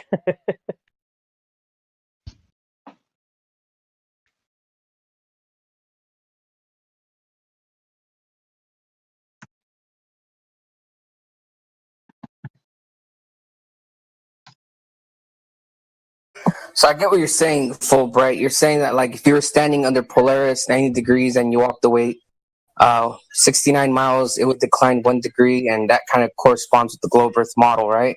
But then you're also No, actually not. Like I was trying to make the point that you have like a North Star, and when you want to know where North is, you just head towards the star, and it always stays in North. So also you have the Southern Cross, which is basically the South Star, which is only visible at the Southern Hemisphere. And since in the model of a flat surface, which is being surrounded by the South, we don't have a model. That moves. We don't have a model. It's not a fixed star. Okay, yeah, I don't. Star in the bottom. That's not a fixed star at all. That moves through the southern sky. Yeah, I think your confusion is why don't you see, like, if you're in the southern hemisphere, why don't you see the stars from the northern hemisphere or vice versa? That has a lot to do with, like, their distance, what they are. You know, there's so many assumptions that we have to make to just say that it's a globe based on that observation. Because you're excluding the fact that, like, perspective causes things to decline.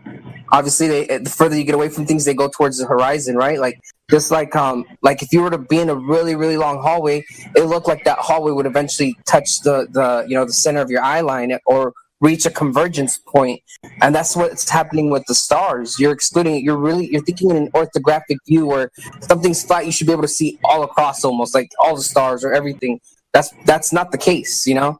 If that was the case, then we'd be, you know. Go ahead, Miwat. Yeah, I was going to say that's not how you see. And two, I could actually make the same fallacious arguments and say all of that proves that we're on a flat plane and that the stars are close. But that would also be a fallacy. Because I'd be using the stars to prove the ground. Makes no sense. Yeah, so I could say because I go south and Polaris declines in the north, that proves the stars are close. See? See how it's fallacious? Yeah, but if you go south and Polaris declines in the north, then the Earth that is proves round. a flat Earth. Otherwise, No, it that, wouldn't be. That proves it's flat. No, listen. Flat That Earth proves horizon it's flat. rises up and close. Yeah. That proves it's flat, though. Don't you see? Because if it declines, that proves it's close. See how it's fallacious reasoning, right? Because all I have to do is change the distance of the stars, and I've got a flat plane. If the stars are close, if they're not trillions of miles away, if they're just attached not too far away, then I've got my evidence that I need. So it's an affirming the consequent logical fallacy, either direction. If I make that claim, it's a fallacy. If you make that claim, it's a fallacy. So all that leaves us with is measuring the ground. But to make the sky work, all we have to do is bring it closer and make it smaller. That's it. Yeah, but how comes it when I'm heading towards the South Star that I just told you, because you're looking at it's like I'm talking to a brick wall. It's like I'm talking to a brick wall. If everything is close, then it's not a problem for us. But what you need is you need those stars to be trillions and trillions. You need Polaris to be 11 trillion miles away. Okay, mate, okay, I gotcha, maybe I explain it different. So you get a plate, all right? And let's the plate be the flat surface, all right? So you have the plate in front of you, and then you put a finger somewhere around this plate, okay? Right, so I don't care about the distance. Put it really close somewhere. It's in the south, so this is the south, okay? Now you go to the opposite side of the plate. Now, when you're there and you're being at the Antarctic, which is in the outside, and you look towards the South Star, it's in the north, right? No, because that's not what would happen. Yeah, it's not what we're talking about. Yeah, let me ask you what this. I'm talking about. In the middle, you would look from the one south point to the middle point, and then from the middle point into the other south point, or vice versa. Which you know you're totally just skipping all.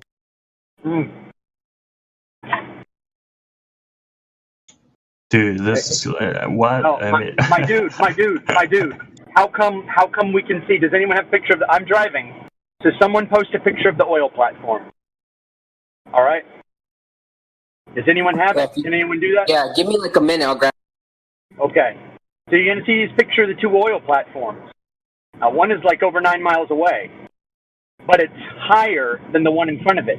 Now if you're on a sphere 24,901 miles in circumference, you should have 8 inches per mile squared of drop from the position of the observer. But we see both oil rigs in full view, and the horizon is in front of one of them.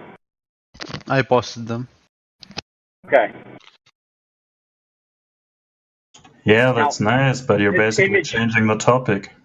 No, we're not changing the topic. We're trying to stay on topic. It's a flat Earth server, not what are the stars. Okay, so you just stay on Earth and don't look at the stars because Yeah, like the data if you from the look at the stars. stars, if you look at the stars, what you're doing is you are skipping step 1. Everything you understand about the stars has to be derived from what you've calculated the land to be. Because all the ancient peoples, they all saw the same stars, and they created mechanisms for telling time and season based on a flat model. So it does depend greatly on, it depends completely on how you calculate the land. Now, if the land is flat, the sky still works perfectly fine. If it's a globe, the sky works perfectly fine. You got to eliminate what works on both models, and then look at what doesn't work on both models. So the stars will work fine. The stars will work fine on any assumed model that you make, whether it's flat or spherical.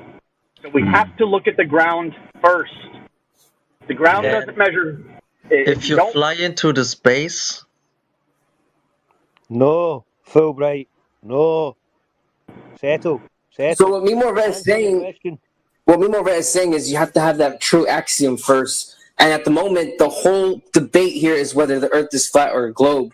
The whole stars, that should be debated after we've come to a conclusion what the shape is or whether it's flat or a globe. So that's what we're trying to establish here. And you're already moving to step 2 because, to be honest, I get it. Like half of the globe arguments have to do with what the sky does, but that's just the model. Like I said, there's so many other models that can explain the same phenomena, and it doesn't mean that the model is true just because you observe the phenomena and it matches your predictions. So if we go back to step 1, which is what is the shape of the Earth and how do we come to that conclusion, then we can move to step 2 and figure out what the stars and why they're doing what they do, which, to be honest, you might never figure out why that, because you're missing, you can't really science them, you can't really do anything with the stars. All you can do is make observations and make a model like you know, like kind of like what you're doing, you know, but you cannot actually validate it, in my opinion. Like you can never fully know why the stars do what they do, in my opinion. That's my opinion, by the way. Like I don't think we could ever figure that out. Yeah. Yeah, you're absolutely right. There's no valid hypothesis that's ever come out of astronomy, cosmology, or astrophysics. There's not one valid hypothesis. And that's not me saying it, that's them saying it.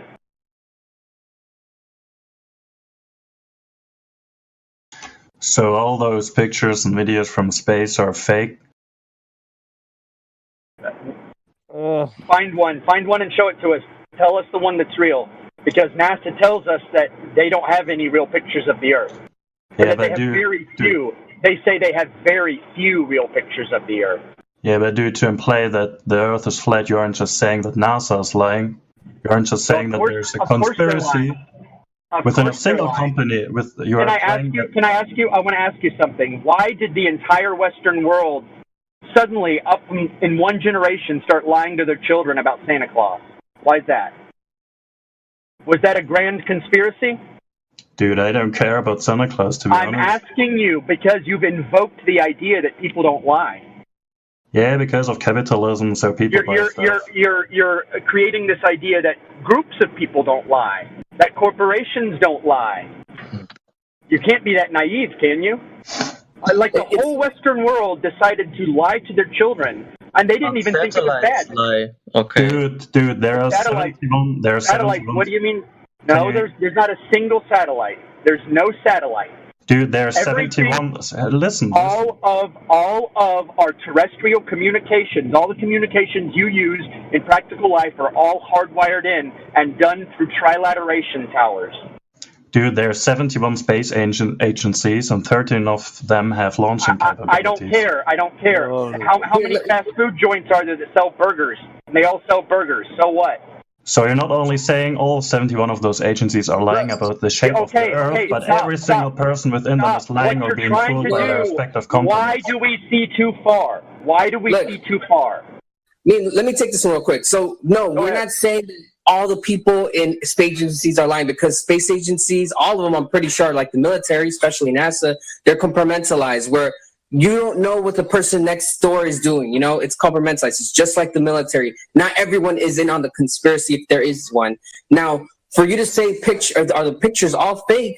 Well, I would have to say yes, because our observations and our measurements don't match or with the predictions of what those pictures show me. So now you're taking the fake just because there's a big corporations or governments behind these images. You're taking their beliefs or you're believing into their pictures instead of actually going on Earth and measuring the Earth for yourself. So yes, I'd rather believe that the Earth is flat or know that the Earth is flat, because we can actually directly test this, measure this. I don't have to rely on a third party to tell me what it is based on pictures that I can't even validate myself. And he's literally arguing authority. He's literally arguing that we should trust authority. The authority that takes their Yeah, but dude, let the authorities aside. But furthermore, every single astrophysicist. No, see, here's the problem. Your implication is a scam artist getting paid doing research for telescopes and instruments that you use. You have denied physical measurement and wanted to move on to something you can't prove. So first you wanted to talk about stars, which you can't science. You can't go to them, test them, or measure them. Then you wanted to talk about conspiracies when confronted with measurement. Now, we're going to give you measurements, but you don't want to talk about those because measurements are real. Yeah, he doesn't. You want to talk about all the things. Topics. Yeah. You like the salad dressing and you like the soup. You don't like any of the meat. Yeah, but basically you're claiming that roughly 75,000 people are lying about what they're doing. That's a lie. That's a lie, and that's stupid. And you're retarded if you believe that. Do you know what an argument from incredulity is? That's another fallacy which you're invoking right now. What you're saying is that you can't comprehend that all those agencies would be in on it or lie. That's literally an argument from incredulity, because the reason that your emotions can't conceive that these people could be lying to us is a fallacy, because they all could be lying to us. We don't know, right? For all we know, they are or they're not. Evidence. Right. So it's literally an argument from incredulity what you're doing, like trying to hold. You can equate that to I don't believe in Jack the Ripper, because I cannot be that comprehend someone that evil. It's the exact same thing. Yeah, no, it can't be real. No, that can't be real. Can't be. Yeah, it just seems that so many different people are involved in this major conspiracy. Yeah, like he said again, they're compartmentalized. So all these people don't know that they're part of this. Can I ask my dude? I want to ask my dude a question. All right. So, weapons of mass destruction. There were about 2 million Allied soldiers in Iraq. Were 2 million soldiers lying about weapons of mass destruction in Iraq, or was it 11 people? 11 people. The information went through 11 people, but there were 2 million soldier employees destroying Iraq. Are you saying all 2 million of them were in on it? Are all 2 million of them in on it? I want you to answer me honestly. Yeah, dude, I don't care about US foreign policy because they're invading everything. Oh my God! Whoa! You're so dishonest. So dishonest.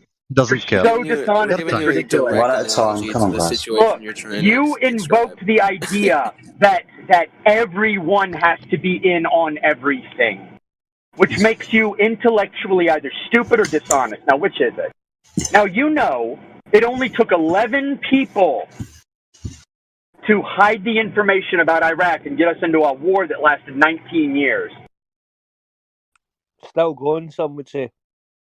Look, I know you keep saying you care about like what Meme is saying, but what he's literally doing is giving you another example that matches to what you're giving us, and it's the same thing. And when you look at it that way, since we do know that 11 people were involved, and there was all these soldiers that went to war, that doesn't mean they were in on it. You know, they just were following orders. You know, it's not about foreign policy. It's about the line of logic. It's about, you know, how do people act? What are people really doing? Are 2 million people lying, or are 2 million people doing a job that they were paid to do?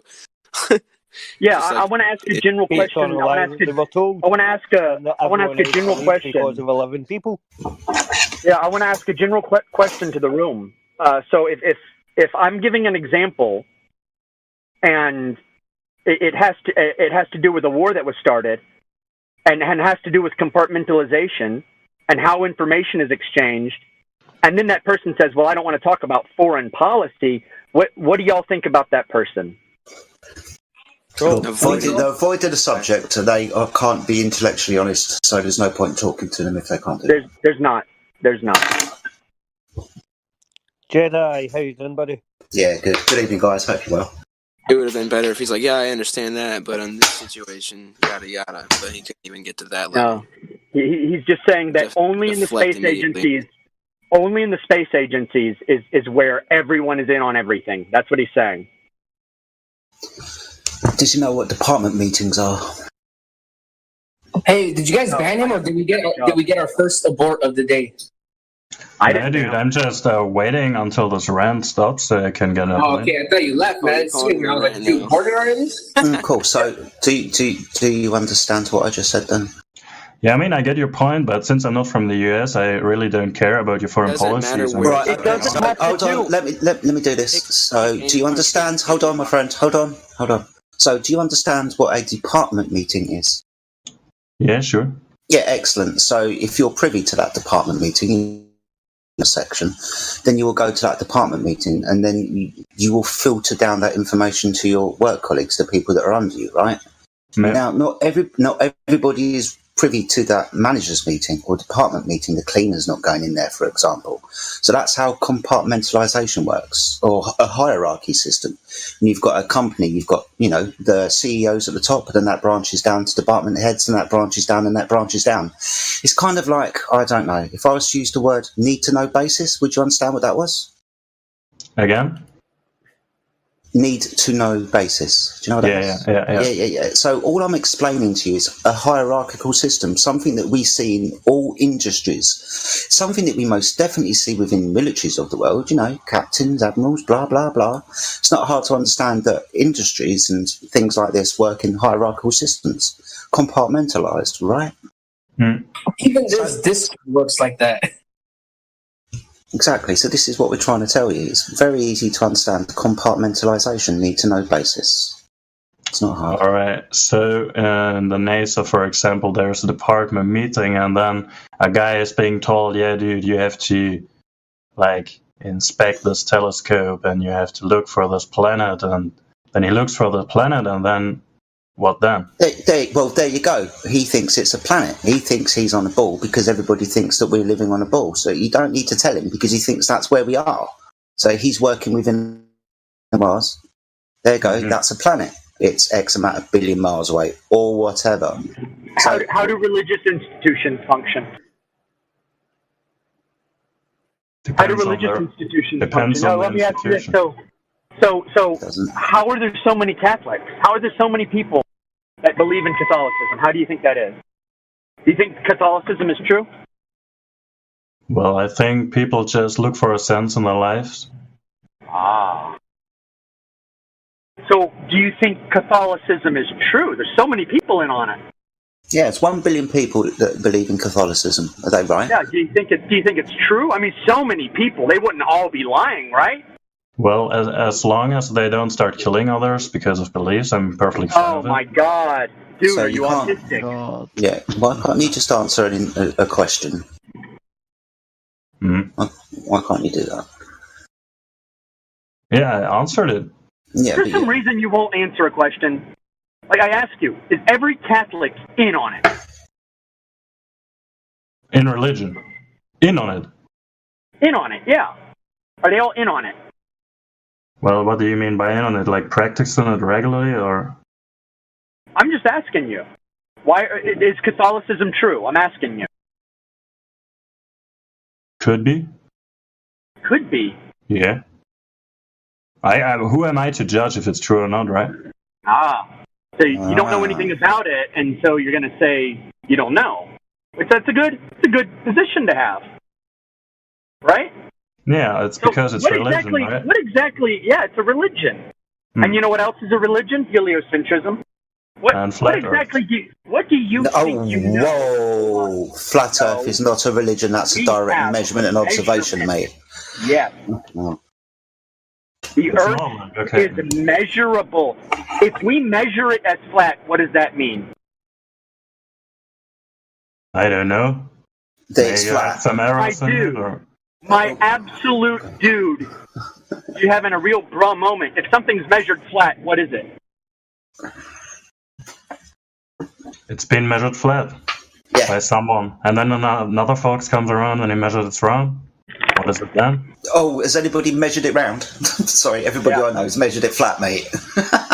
Yeah. No one's measured it round. They presuppose it's a sphere, but they've never measured it. That's physical. There must be a special place where the curve is hiding. Yeah. Maybe we just don't have access to it as peons. That special place is in the hearts of the Globers. That's it. It has to be a globe, guys. It has to be. It just has to be. So many people that have to lie, yeah? I found it one time. It was at the back of a wardrobe in my auntie's cupboard. No, that's Narnia. That's not Narnia. Oh shit! No, that's right. No, it wasn't in the cover. It was Narnia. That's right. We told this guy about direct measurement, and he will not talk about it. He refuses. He's having an emotional reaction and invoking authority, and invoking argument from incredulity. Like, he can't believe people would lie, therefore they're not lying. Well, it can be. No, wait a minute. Are you telling me people lie? I can't believe it either. This is news to me. Oh, God. I'm reevaluating the world now. Hold on.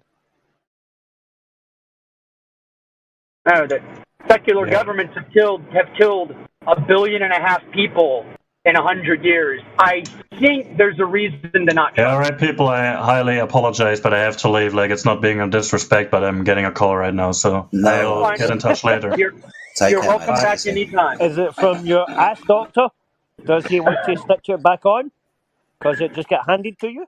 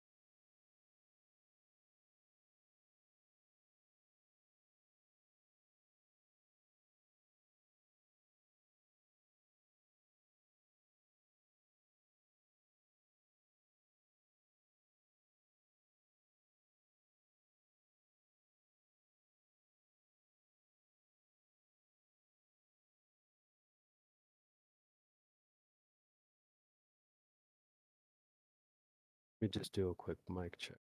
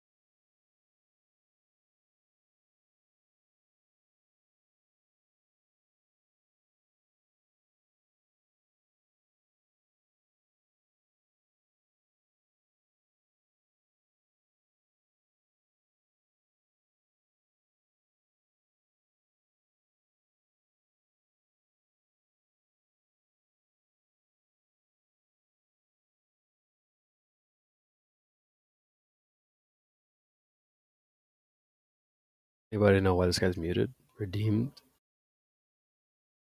Bro, you're in the chat asking 21 questions like 50 Cent. So why don't you pick maybe 3 questions that actually matter to you? Because it's not like you're addressing the questions in an honest way.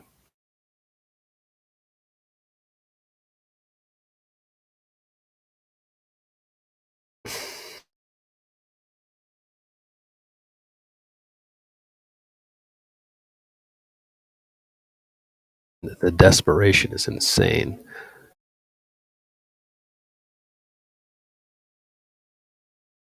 So can I go to the edge? Are you looking at the Are you looking at the lobby, CB? Yeah, he's playing whack-a-mole. We're playing whack-a-mole in the lobby. Dude's got 21 questions like he's 50 Cent over here. Talking about the edge of the world. That's your sloppy ass idea. Redeemed. No one's offering you that idea. So then you say, well, what's your idea? So there's no ideas for us to offer you. We're talking about the earth outside that you can actually go out there and test. You're like, well, by this logic, Australia isn't real. This is desperate. No one's saying anything like that.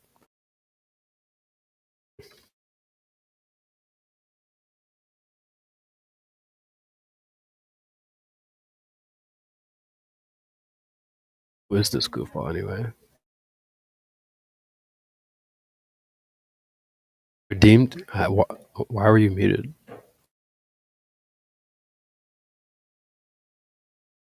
Joseph Vick. So you light up. So stop with the hopscotch in the lobby. Why don't you pick something that's more valuable to you to ask instead of these 21 random questions that you don't even care about the answers, and you're trying to pin these sloppy ideas onto us like we came up with them. This edge. It's your idea. No one's here offering you any idea of like, dude, there's an edge, let's go check it out. That's your sloppy ass idea you'd like to try and offer us. We're not buying. So open your mic. I hear you like you're lighting up anyway, so might as well just say something. Instead of typing in the chat, explain why there's no edge. Why would there be your sloppy idea? Why should I defend your silly idea?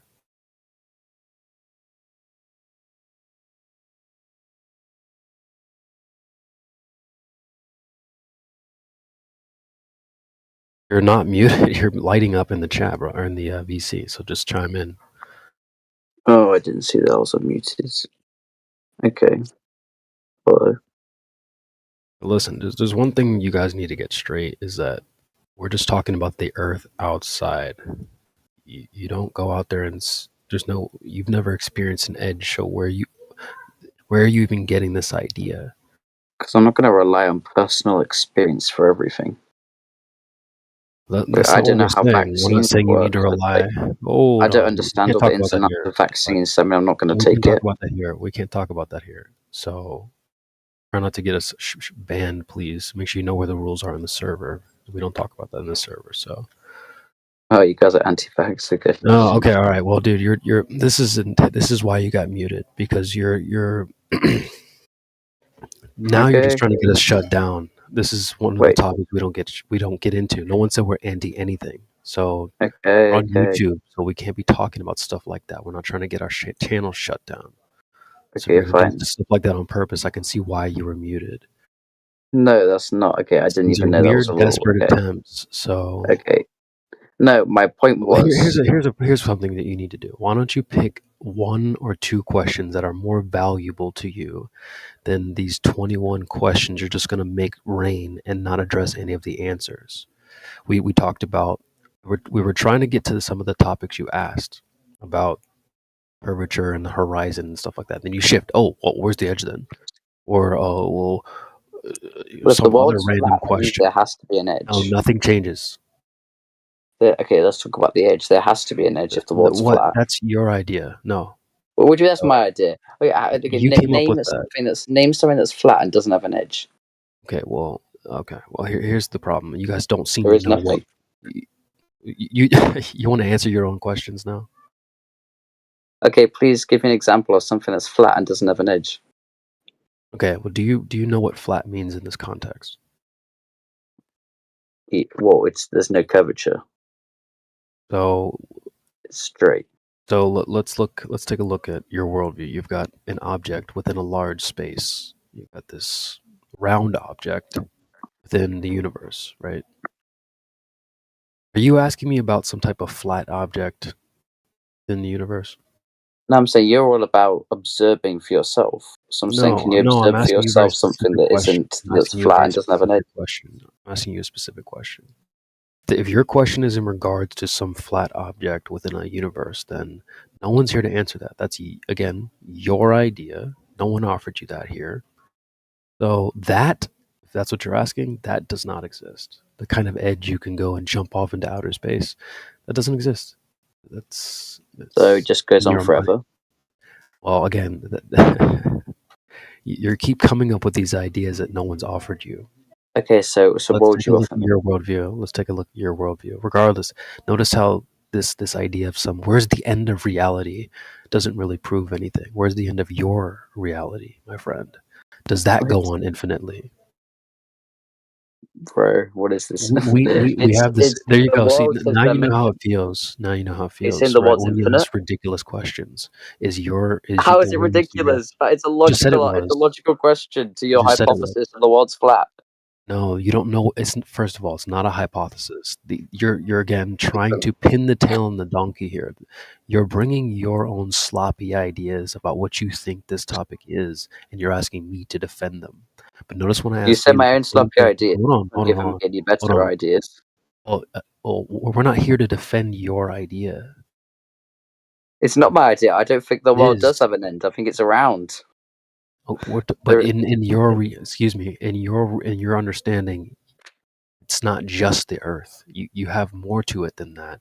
You have this big universe. Does that have an edge, or does that go on forever? Space goes on forever. Not everyone agrees with that.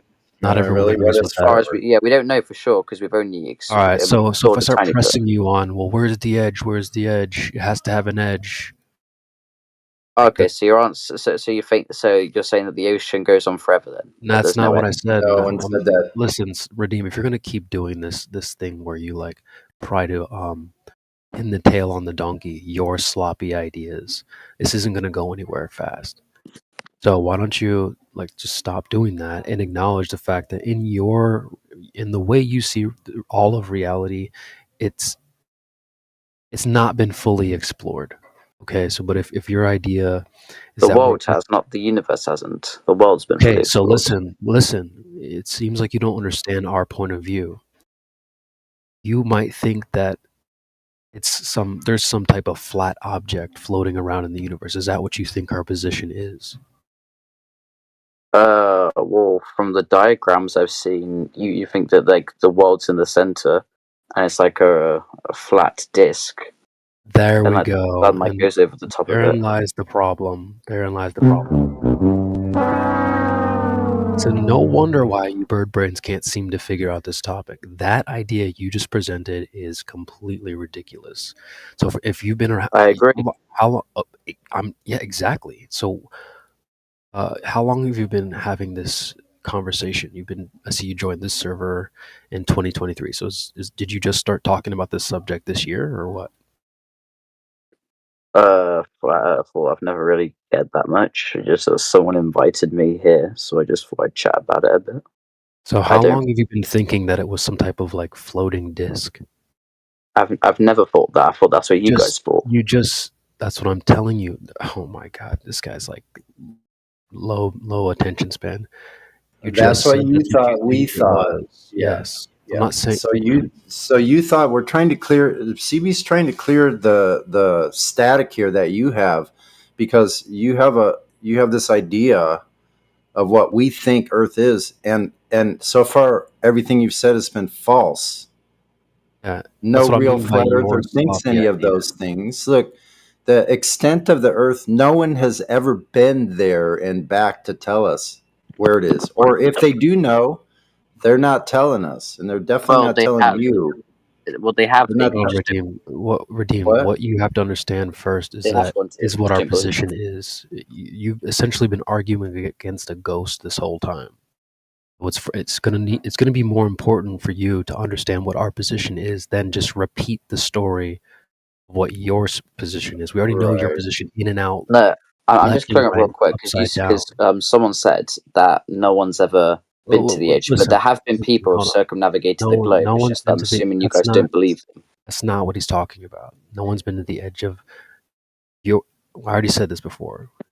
Your universe, the way you see all of reality, has not been fully explored, and so our understanding of the Earth is pretty much the same way you look at the universe. It's this big space. It's not an object floating around in another big space.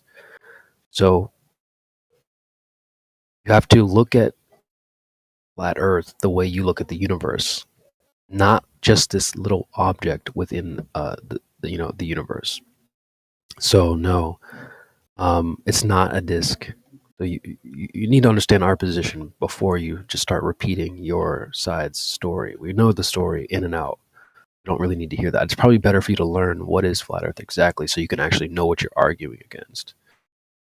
Well, what I've noticed is arguing against a ghost this whole time. Okay, well, there are some flat earthers who believe the disc thing. But okay, if you want to say that we don't really know the edges, what I've noticed is with flat earthers is that none of them, they're all about personal research, but none of them have ever actually attempted. And you're trying to bring your own sloppy ideas. Magellan. Okay, what I'm saying is, like, people like Magellan, they've circumnavigated the globe. So why haven't you tried that? Because if you tried how far did he travel? How far did he travel, and how far down in south latitude did he go? Tell us that. The exact latitude. I know he went round the thing. I don't know the exact latitudes he went at. Okay, how about Captain Cook? Do you know how far he traveled? He went to Australia, right? He went around the dinner plate, which is known as Earth. Yes. And do you know how far he traveled doing that? Well, you're going to confuse him with that. I didn't know that mileage. No. Well, he traveled over 60,000 miles. Now, if he was at 70 degrees south, and the circumference is at the equator supposed to be 24,900, how could he travel 3 times more than that? Almost, at least double. Just ask how. He didn't go in the exact what took about. Okay, so he said he traveled 69,000 miles, so round it up to 70 anyway, or just round it to 60,000. So take a third off because he went up sometimes. Okay, take a whole third off of that entire trip, and he's traveled 40,000 miles. That's nearly double. That's nearly double. That's nearly double your equator. So how is that possible? Well, there's a few things. Well, first of all, Captain Cook went 100,000 kilometers. So I'm not sure exactly what that is in miles, but yeah, it's about 70,000. I think it's around. Hang on, let me put this in a calculator real quick. Yeah, it's right about 70,000. 69,000 is what. And so there's also Captain James Ross. That the Ross Ice Shelf was named after. He also traveled 60,000 miles. Yeah, 62,000. But he didn't go in a straight line. You do realize he had to go around continents and stuff. Right. So that's why I said take a whole third off his entire trip, which is fair. Take a third off, and it's still twice as far as the equator. How is that even possible? It's supposed to only be about 10,000 miles around or less. 5,000. Tiny little ice ball, like tiny little bottom of a ball, like ice. Is that where you think they traveling 70,000 miles? Well, hang on a minute. You have to talk me through the math there. Exactly what you're saying. So wait, you said the ice walls. You're saying Antarctica's a wall, like around. Nobody said ice wall here. Wait, I'm pretty sure you said something like that. We don't know if they're of Earth. We've like you seen some pictures of an ice shelf. Yeah, but you said something similar to that. Hold on. No one knows what the extent of that ice shelf is, or if it goes all the way around, or whatever it is. No one knows that information. They're not telling you. They've told you. They've shrunk your world down to this ball that you see in your mind. And you have no other choice but to see everything else in that same paradigm. You also tried to place us on a disk in the same space that can't exist in your paradigm. So you got to get off of that first of all, or else you'll never understand. If the purpose is for you not to understand or to keep pushing these ridiculous ideas, then you're going to be stopped because it's untrue. And that's it. That's how it works here. Well, okay, I think your math is wrong. I think that the fact that he traveled around the continents is the reason why he traveled further than the equator is 24,000 miles, right? Supposed to be, yeah. And he traveled about 62,000. So I think that he probably, because took a lot of detours, he probably went around more than he needed to, because obviously he didn't travel perfectly. So I think that's how everyone would explain why he went 62,000. Are you looking at the voice text, live stream voice text? No, I can check if you want. Yeah, you'll see a GIF in there. Yeah, you can go around things, dude. I don't know where you're getting this idea. You can't go the around. NASA Robert Simon thing. Oh, you're looking in the wrong chat. No, it's at 13 minutes after the hour on the live stream voice text. In the server. Here we go. So you're basically saying, go ahead, Sonny. All compasses point to the center. That's how compass works. So this is only one part of it. Compasses work on a level. We have sea level that matches that compass level. That's only one part. I know it sounds like it's off topic, but we're talking about navigating and how we actually logistically really do navigate. You have a couple layers of things that have to they require flat horizontal surface. Okay, but that map that GIF you sent, but you're saying that you don't think that circle thing is actually what the world looks like, though. Your premise, right? It's not an accurate representation. It's just a concept to get you the idea of what we're talking about. We're not saying anything definitive about any of these images or maps or anything like that. We don't adhere to any of those because none of them are correct. So why would we start out with a false model? That's what the globe Earth has, a false model. Well, I think that the Flat Earth Society would do a lot more good if they started traveling and they started trying to map it out. Because like loads and loads of people have mapped out the world, but you reject. You know what? You know, Flat also, you know we're not part of the world. Hold on, you know we're not part of the Flat Earth Society, right? You know that's an opposition. Again, Redeemed, this is still you're still bringing your sloppy ideas here. Look, so again, this is a rebuttal to your premise that you can't go around things unless it's some type of ball. Okay, so that's the thing that we're trying to address here. Let's not move on to these other things like, oh, well, you all need to travel. Trust me, a lot of us have. But the point is that you said you can't go around things. Of course you can. You can go around the block. Go around your house. What do you mean around things? I never said that. What do you mean? That was your whole premise. You said, well, if it was flat, you can't go around. What? When did I say that? Just a little while ago. I don't What was your agree with them. premise? Like, Maybe I well, do. you have I don't agree Magellan. with them. Magellan went around. Okay, so what?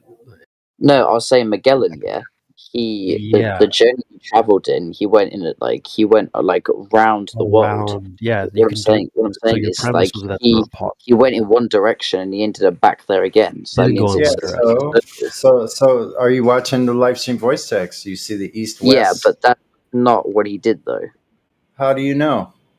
What I'm saying, because the measurements he took like with his compass. How do He you know didn't that's like. not what he? Wait a minute. You said no, it's not what he did. So how do you know that's not what he did? What information do you have that's Well, the telling you information that that he he's gave not what? us with his journey, he mapped out his journey. Yeah, it's in the while chat right traveling, now. and he used Take a his. look.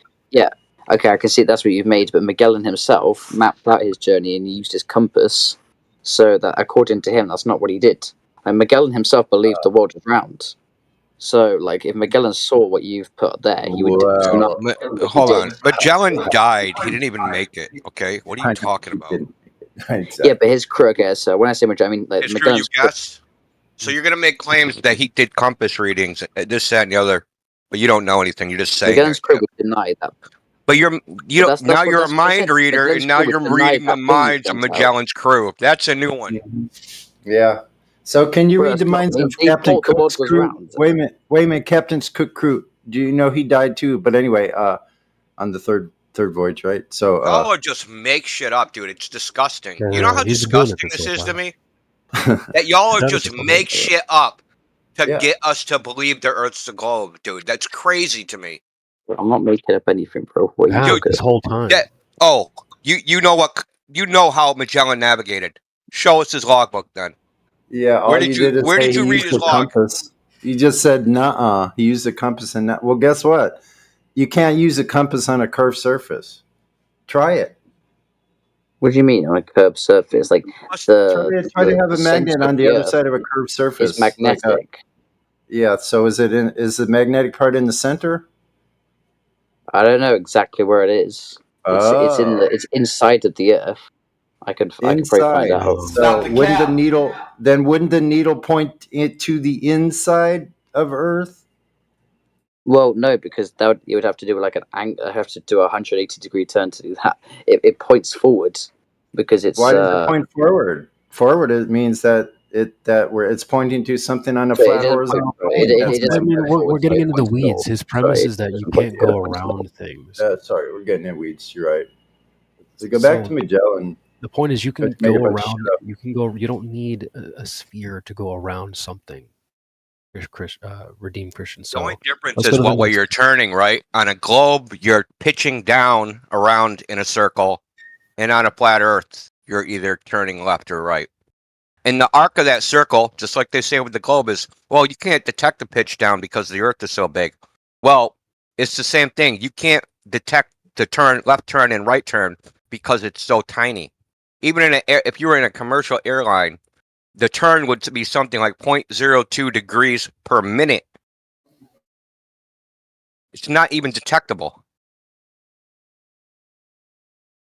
Yeah, and either way, it's a circular path.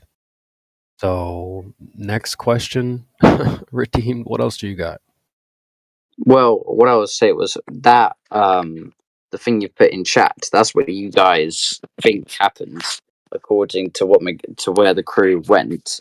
But what I mean is, So you how can do you find what I think, how do you have any proof that that's tell what us they what did? we think. Tell us what you know. I'm not saying I know anything. What I'm saying is that the crew That's and what we're saying. any source that you find will have a different journey to the one you've listed there on that flat map you've made. And What I what mean I'm is you make that saying, up depending on when I- what you look where he went and you try to fit that onto a round world. Look, A flat that world. map, listen, that route is his route. So this map is based upon polar coordinate system, right? So if you just take that polar coordinate system and you take the globe coordinate system, right, latitude and longitude, they just superimpose over each other. So you take the plot of what they said he did on the globe and you just project it onto a flat Earth, and that's his route. There's no difference. They didn't experience a globe, dude. They just saw a big flat fucking ocean, and they used astronavigation to navigate, right? And those positions, latitude and longitude, are relative to stars in the sky. They're not actually positions on the ground. So they can interpret their route whatever way they want in their head. But the thing is, they went the way they went, and what that surface is projected on is irrelevant. It doesn't prove it's a globe. It doesn't prove it's flat. It doesn't prove anything. Yeah, that's true. No, but okay, if you Max, look at what else that, you got? you can What see else that you they got? went from You South can go America around. You can go around to things. So, what else you Indonesia. got? If you look at that map you've made, if you look at the journey from South America to Indonesia, that would take way longer than it actually took. If you look at how massive the gap is Okay. between, So but how around much? How Earth, much? that gap is much smaller. Okay. So look, stop for a second. Hold on. So how much have you looked into actual navigation? How much you know about navigation? Well, what do you mean by how much? Like a bit. Do you know anything about? Do you know anything about how a ship operates over the ocean? How it navigates across the ocean? Do you have any idea how that is done? Well, what do you mean by how do I know? Like you get on a boat, you sail. I don't know about. How do you navigate? I'm not How do you expert on find it, your no. way? How do you find your way from port to port? How do you find your way across the vast ocean? More maps, compasses, Charts, compasses, charts, yeah. and then what is a chart? They use the stars, I'm pretty sure, as well. Yeah, aren't they? They're rolled up in tubes next to your nav station, and you unroll them on a flat surface. It mimics your actual line of travel, a flat surface. Okay. Okay. So that's how we navigate with charts. And the celestial bodies above us are over exact locations per the second in time, over the same geographic position that they were last year at that exact second. That never changes. You actually carry those with you in books called almanacs. Okay. Nautical almanacs. No, yeah. What I'm trying to say is that if you sail from South America to Indonesia, it should take around 40 weeks. But okay, you're presupposing. From the Why map are you you showed, presupposing how long it should 40 take? weeks. Where the fuck did you get that well, number from other people who have done the journey. What other people? So Well, the if you Thermopylae sailed go from on the Shanghai to the UK in something like 21 days. So what the hell are you talking about? Sorry, what? Thermopylae. It was an 18th century clipper ship. It raced the Cutty Sark, so it was a Thermopylae versus Cutty Sark. They were fully loaded 18th century clipper ships. They sailed from Shanghai to London in something like 40 days. Okay. That's like 18,000 miles on the globe. Yeah. What do you mean, yeah? What I'm saying is... You just said a shorter route took longer. No, because that's a different journey. I'm talking about from South America to Indonesia. You're talking about England to Shanghai. You said 40 weeks. You said 40 weeks. Well, if you go on the internet, there's approximately it would take around. So not weeks. What am I talking about? Sorry, days. Sorry, not weeks. Days. Stupid. So it'd take around.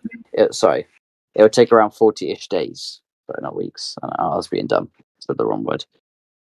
Okay, well, we've established you don't know much about shipping or navigation or anything like that. So that's okay. We'll give you a little bit of a leeway there. Yeah, but you haven't presented anything substantial at all for your case. If you're bringing a case or you're bringing a point forward to be understood, you have not presented anything that is understandable to us. You're off in the weeds onto all these different topics that have nothing to do with that Earth actually measures flat over water every single time. It's a measurement. It's not a belief. It's not a philosophy. It's not a theory. It's not a hypothesis. It's a measurement.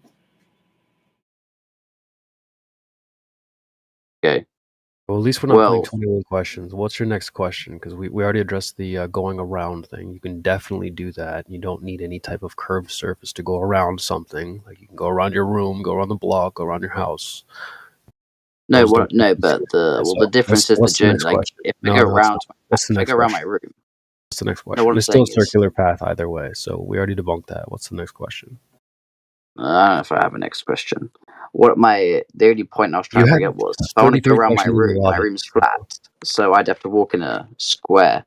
But if my room curled around, I could walk straight and get back to where I started. There's no walking straight in reality, my friend. So that wouldn't be happening. And if it was around sphere, you'd be going in a circular path. It's not a straight line. And like I said, there's no going straight. You can't do that walking, driving, biking, flying, swimming, boating. You're not. Well, no turning. When I say straight, I mean no turning involved. You're gonna have to turn and go around some trees or go around some stuff because there's a lot of things in the way. You can't just go straight. But either way, that's a circular path. Same thing if you're in your room. If you're going to go east to west, especially if the amount of turning was like, let's say you're on a ship and you're sailing west, that amount of turn would be. What did Indio say? Like Indio already addressed this too. Yeah, it was like 0.02 degrees. In an airplane going 500 miles an hour, it'd be like 0.02 degrees per hour. I mean, so Indio addressed this already. And again, if you're going east to west, it's a circular path either way. So what's the next question? We already debunked this. Well, I don't really think I have a next question. I was more talking in. What the hell was that 21 questions crap you were playing in the lobby earlier? 21. I didn't have 21 questions. Oh yeah, I know. It was more like 33 or more. What? Read them all out. So GPS isn't real. What else? No, that's what a different guy said. I never said GPS wasn't real. Redeemed Christian. A different person a while back said something about GPS. This was you today at 12:29. 29 minutes. That was an hour ago. Denying space is next level crazy. So Redeemed, I have a question for you. You say you're a Christian, correct? Yeah. Did you forget to read Genesis? I've read Genesis. Yeah. Really? Well, what are you missing about the creation story in there? Well, what do you mean? It doesn't promote a flat Earth. That's what you're trying to say. Oh, it doesn't. What is the face of the water? Hold on 1 second, Sonny. I'll let you finish. I'm gonna let you finish, Sonny. But RC, 30 seconds ago, you didn't even know what flat Earth was. You thought it was some floating pizza pancake. You're right. Genesis doesn't support that. You're correct. So you're not an insta expert on what flat Earth is. All of a sudden, 30 seconds ago, you had no clue. Well, you guys have a different view to the view that I've. No, we don't. So I've seen like flat Earth debates on the internet, and so and there are flat Earthers who do think it's a disc. No, we gotta address this. We gotta address this. They're not real. They're fake. We gotta address this. Fake flat Earthers. RC, you said that you brought up Flat Earth Society. There is no Flat Earth Society members. You'll never meet one ever. So no, there aren't people out there that think that. You're bringing your sloppy ideas. I already told you this. So keep your own sloppy ass ideas to yourself, because we're not talking about that. No one in this panel. If we went through the panel, hey, this person, do you think there's some type of disc? None of them would say. They'd all say this. Hell no. So no, you're the only one here that thinks that. Period. Okay, you can tell me that. From what I've seen on a lot of other flat earthers think differently. I didn't realize there were different types of flat earthers, but okay. That's nonsense, bro. Look, I talked to probably 10,000 flat earthers, and not a single one ever thought the Earth was a disc in space. Bro, this is the final boss. You fucked up. Okay. Personal thing, man. Okay. Yeah, this is Well, go back to Genesis. What do you mean that it says it's flat anyway? We don't believe it's a water ball spitting in space either. Yeah, the Bible has no. It Well, says the Bible's it's not a scientific Read text. Job. Read Job. Like a seal pressed in clay. Are you implying that a scientific textbook is the pinnacle of truth? Is that what you're implying? No, I'm saying the Bible doesn't talk about science, so I don't know why you're trying to say, oh, well, the Bible doesn't mention if the world's flat or round. It doesn't mention it. Okay, so let me ask you this question: does science determine the bigger of the Earth? The what? Yeah. The science, the figure of the Earth. That's how they used to call it. The figure of the Earth, the shape of the Earth, figure of the Earth, figure. Well, FIGURE. science is people testing and observing the world, and so all of those major scientists have told us it's round, and NASA sent us videos and photos of it being round. Okay, so those major scientists, hold on, Stevie. Those major scientists, what tests did they do to determine whether it was round or not? Well, the Greeks had a few ideas of it, and then the main one now is that they went to space and showed us visually. Okay, so if NASA claimed they went to the Sea of Galilee and videoed Jesus walking on water, would you believe that? Sorry? If NASA said they filmed Jesus walking on water, would you believe that? Well, that was 2,000 years ago. I don't know how they would have filmed it. Well, I mean, he came back, so they filmed him walking on water. They're going to say, oh, we proved Jesus came back. We have video of Jesus walking on water. We're NASA. Trust us. I wouldn't trust them because they were NASA, but I would look at it, I guess, and try and... Well, how would you know that's actually Jesus in the video?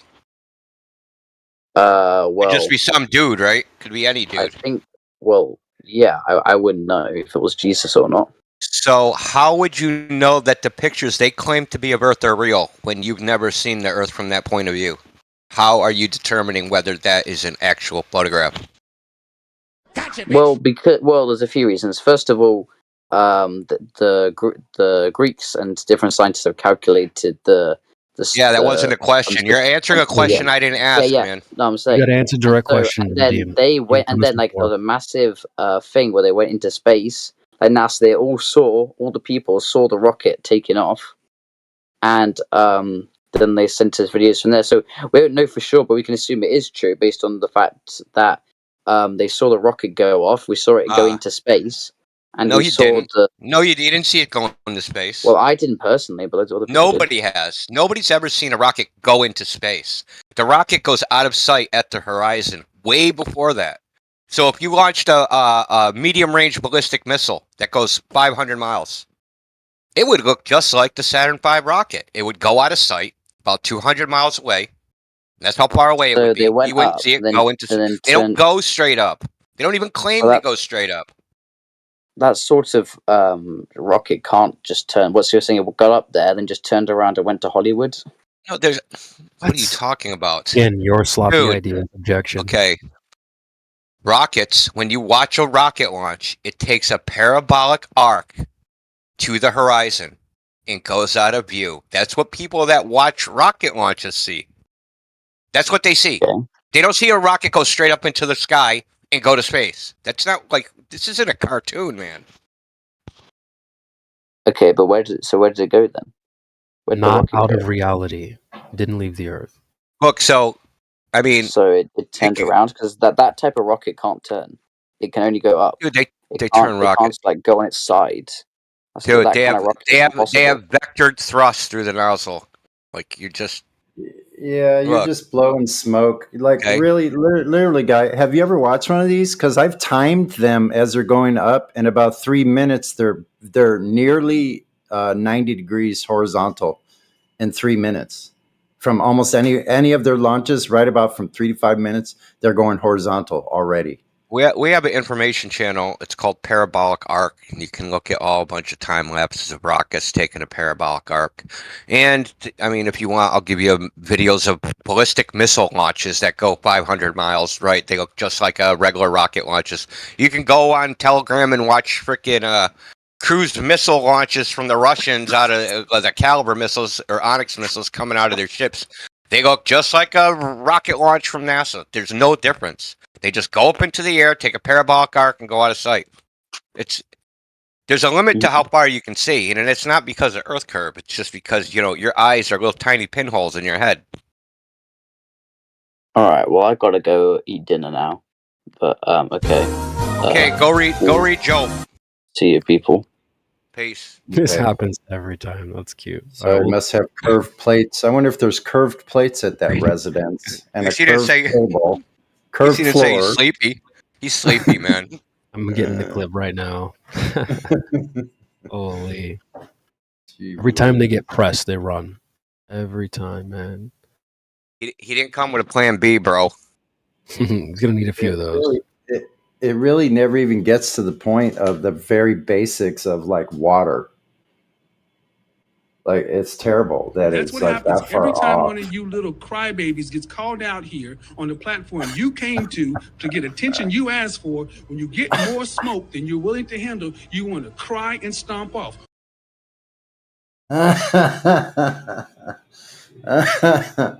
Sorry, Sonny, you were making a point though. Please continue. No, it's okay. Yeah, just the very basics of water. That was really, I wanted to leave it like that, as a statement like that, because water tells the whole story. It does. That's just what it is. People don't want to think that it's that simple. Oh, water's just flat. Yeah, think of the repercussions of that on the surface. If all water is all flat, then there's a big problem with the globe right there. Right, kids? I always find it funny that they try to prove the Earth's a globe with the ocean by talking about sailing, but they never talk about the ocean curving. I know. I know, know. Ignoring the important part, of course. Yeah, it's like you have the ace card right there, right? You could, if the Earth was a globe, and you start talking about the oceans and the sea, that should be your trump card right there. Oh, the ocean's curving. Here are the measurements. Bam. Fuck you, flat earther. Right. Game over. That's then all it would we delete the server and it's over. But that's not the case. No, bro's talking about the most irrelevant stuff. Well, 60,000 miles were traveled. How many miles were traveled? But the sailors on the ship believed it was a ball, so it must be. I know. That was his reason. It's kind of a But it's ridiculous true. point to even try to go against. It's kind of should be just tossed out. It's not even relevant to the main point. They also believed Anton Fernandez was bad luck on their journey and chucked him overboard, probably. Like, why does bad stuff keep happening to us? It's that guy over there. I saw him giving me the evil eye on Wednesday. Chuck him overboard. Yeah, or like they might have thought that the captain was like absolutely a nut bag or something for thinking Earth is a sphere. You never know. Sailors, especially back then, were crazy superstitious, man. Yep. I mean, because of the randomness of the ocean, right? Like, you got to be superstitious. You got to pay homage to the ocean gods, man. Well, talk about a universe. That is a large area of ocean. It is so large. There's probably species that have never, ever been seen. Now, think about that. Because you have 300-foot long blue whales.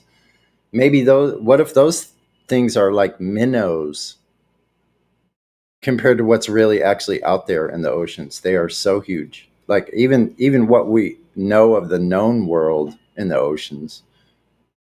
Well, I mean, what do we do when we search the ocean, right? We look at the surface, we go down a little bit, and we want to know what's at the bottom. But there's the vast emptiness in between that, right? That we don't know anything about. Exactly. So say it's like 2.5 miles down. Well, what's like how about 2.6 miles, 2.7 miles? There could be a completely different environment at that level of ocean. Exactly, that they would never know about. What if they're intelligent? Like, we know how intelligent whales and the way they use frequency and things like that. Very fine-tuned, and that's incredible. Think about it. There could be things much, much larger. What if there's things 4 times larger or 5 times larger than a blue whale? It's life in the Mariana Trench, and that's supposed to go down 8 miles or so, give or take. Yeah. Right. So there is life down there, and so these creatures have developed ways to live under that pressure and in those depths with a limited amount of light. Right. So, I agree with you guys.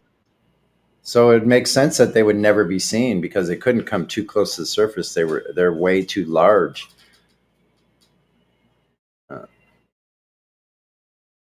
So I'm amazed. Like the thing about discovering that the Earth is the condition, the surface of Earth when we discover it, like this whole flat Earth thing. it really becomes more amazing. Like, I can't think of anything more fantastic than to imagine, like, what this Earth really actually is right now is way more incredible than any story I've ever heard. Just a water testicle, bro. Yeah, just a big water testicle. Okay, floating around. No, I don't know, man. Like, You know, I think I was just gonna say, this is like the reductionist mindset where like they wanted to reduce everything to like its individual components. It's pretty much a curse of Western civilization. Why we just try to divide everything into its individual parts and just break it down and break it down and break it down and break it down. Whereas it's Yeah. the whole that matters, right? Like, and they don't like that. What do they call it? Irreducible complexity. That is like a curse word in science. Yeah, exactly. Because they can't understand, like, for certain things like insects in the Nile River. No, not the Nile. I mean, like any large river, but there's some in the Amazon. That's what I meant to say. Where there's these insects that have a shape on their back that's shaped like something else that other predators won't go near it. Now, that bug would be a dead bug if it didn't have that thing complete.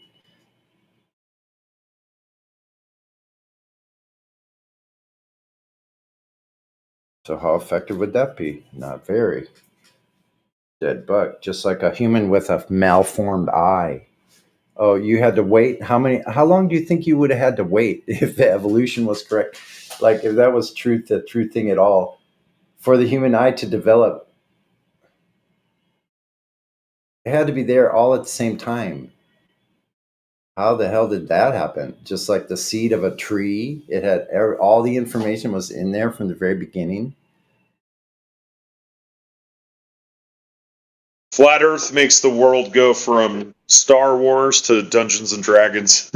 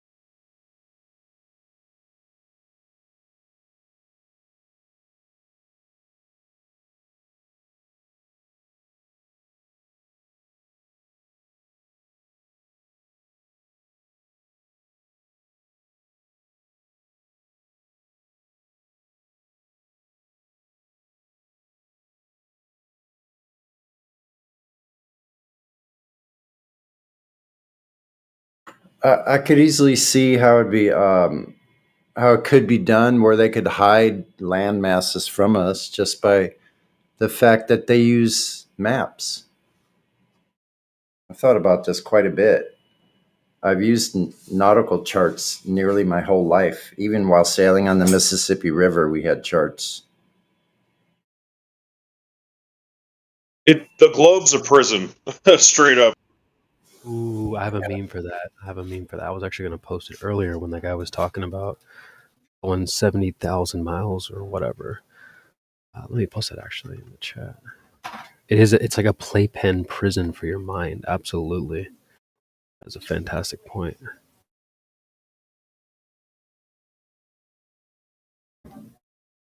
Hey, and like Alex Jones would call it Prison Planet. It's like more true than first observed. Yeah, 100%. But Indio had the patience for that last guy. I did not have the patience for that, dude. Like, the lack of answering direct questions it gets me going. Like, Indio's like, so is it this or that? Well, so what I was saying was, Well, we heard what you were saying. We're trying to address that. Why don't you address the question? Shame.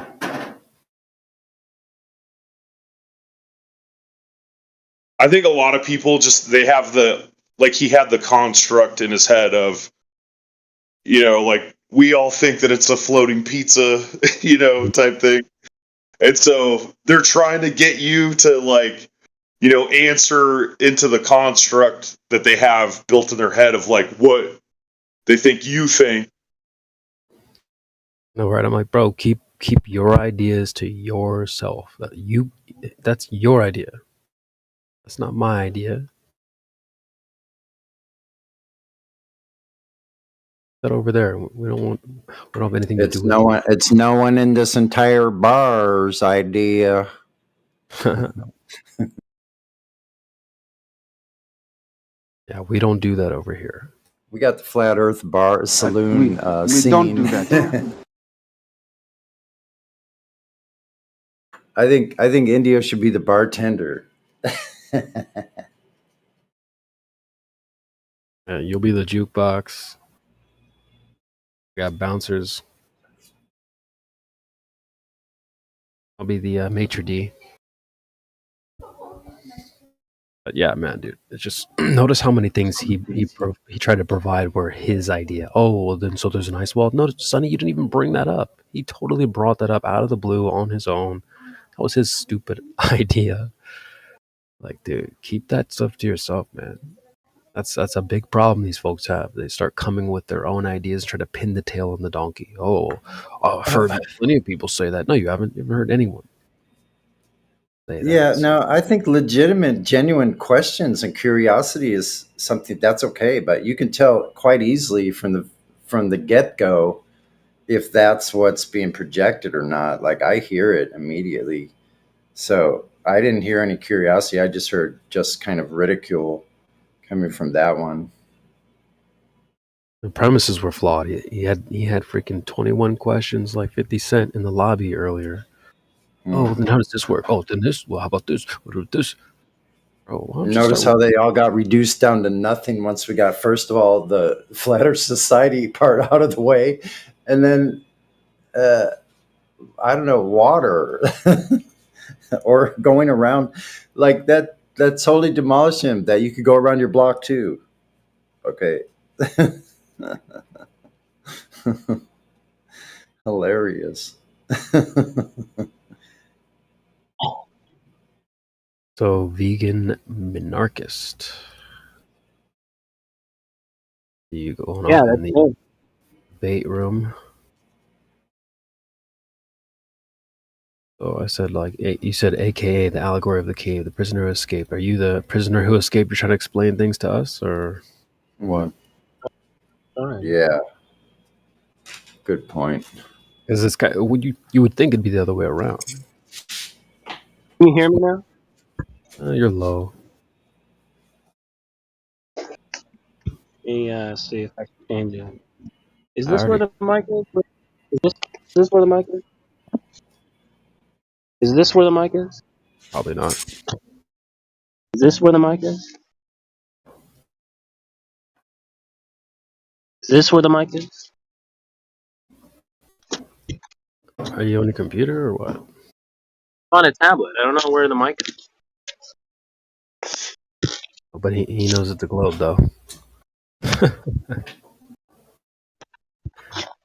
I'm sure you'll figure it out. Yeah, I've taken the back cover off. Is this? Can you tell me if this is the mic?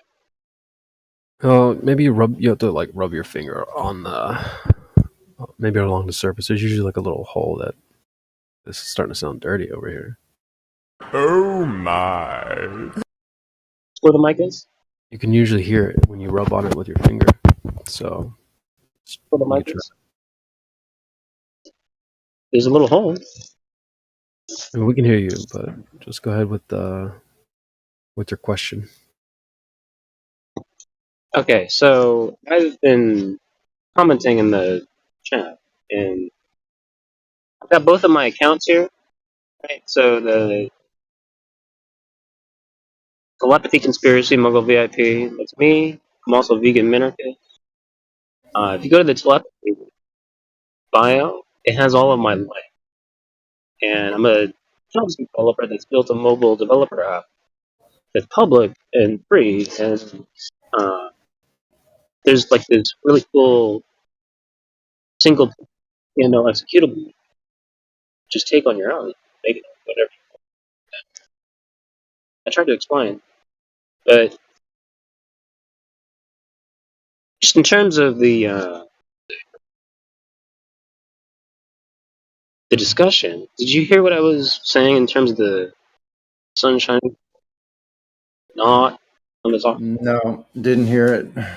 Nope. I was focusing on the last conversation we had in here. Did you hear the conversation we were having with the last guy? Yeah, but sort of scrambled. Restart with my thing, because I can explain the problem. I want to get your opinion, because maybe I don't. Well, I believe I have, because if you notice, there are photos on the internet. People take.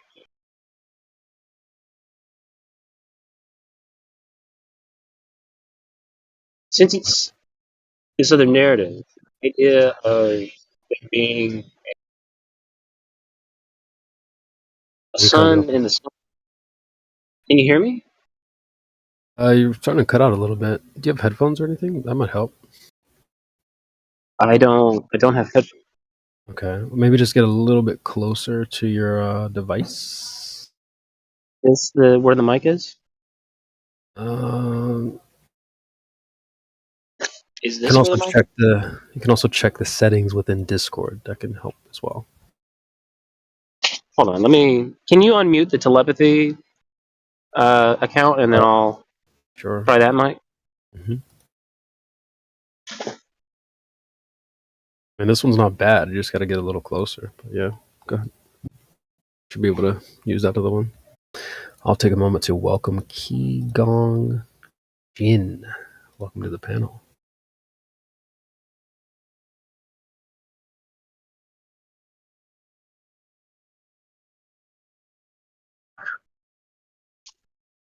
Hello, can you hear me? Oh man, that one's probably a little worse, but You think this is worse? yeah. What do you think? I think it's worse than the last one. I'm speaking right into the mic.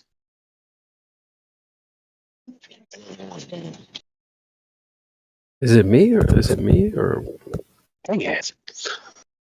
I don't know what to do. I don't know if the last one was better. Do you have it on 100%? Yep. No, You're all the way up. everybody at... Okay. Quality's not so good, but I don't know if you want to use the other one. Maybe just get closer. That would be best. All right, I'll use this one. Yeah. Okay. I'll use the timer. All right, let's do that, and then we can carry on. Jen, you want to say what's up, bro? I can give you a VC pass. Or just pop you back on mute.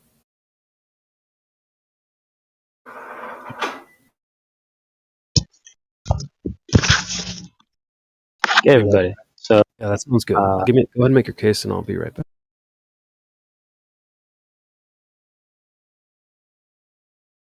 Is everybody here? Everybody can listen to me. So, the very first minutes of the sunrise, where it goes from night to day, the sun, if you are in like Portland, Oregon, and are viewing it from like eastward, right? You'll notice that it's on the bottom of the clouds and not on the top. See, it's not on top. You have to explain that. How can it possibly be? And they're so obsessed with explaining how it's reflecting on the bottom, right? And like that is like, what a narrative, right? Saying you have to explain. But then it's not on the top, right? How do you explain the top? Not on the top. Hey guys, can you hear me now? I can hear you. Can you hear me? Oh, nice. Yeah. That was an issue on my side. Can you hear me? Yeah, I can hear you. Okay. So how do you explain that? Right now, I understand that like this is like a black and white thing, right? Like there's no way that it can possibly do this, right? Say But it's again? absolutely required. It's required if it's a globe, right? It has to do this at least in the very beginning and at the very end, right? Because at the very end is like the sunset, right? Like the very last minute of the sunset and the very first minute of the sunrise. It'll do that, right? That's what it looks like. You can see it. Does that make sense? Go ahead. What does it have to do exactly? Again? I'm sorry. So like if there's a cloud pattern, like imagine that you're in Portland, Oregon, and you're looking eastward and you're observing the sunrise, right? Yeah. The very first minute, it'll be in between. It'll be in between because the clouds are at an elevation that is where the sun will not be, right? Now, if it's a perspective effect, that means that like that could work, right, with flat Earth. So but it would still be on the top of the clouds, right? If it's flat, because it would always be on top. It would never be in between. The idea is that it is in between.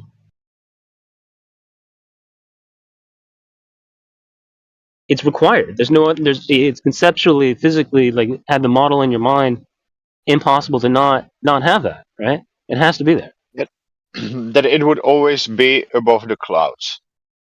It would have to be there. Yeah. Yes. Yes.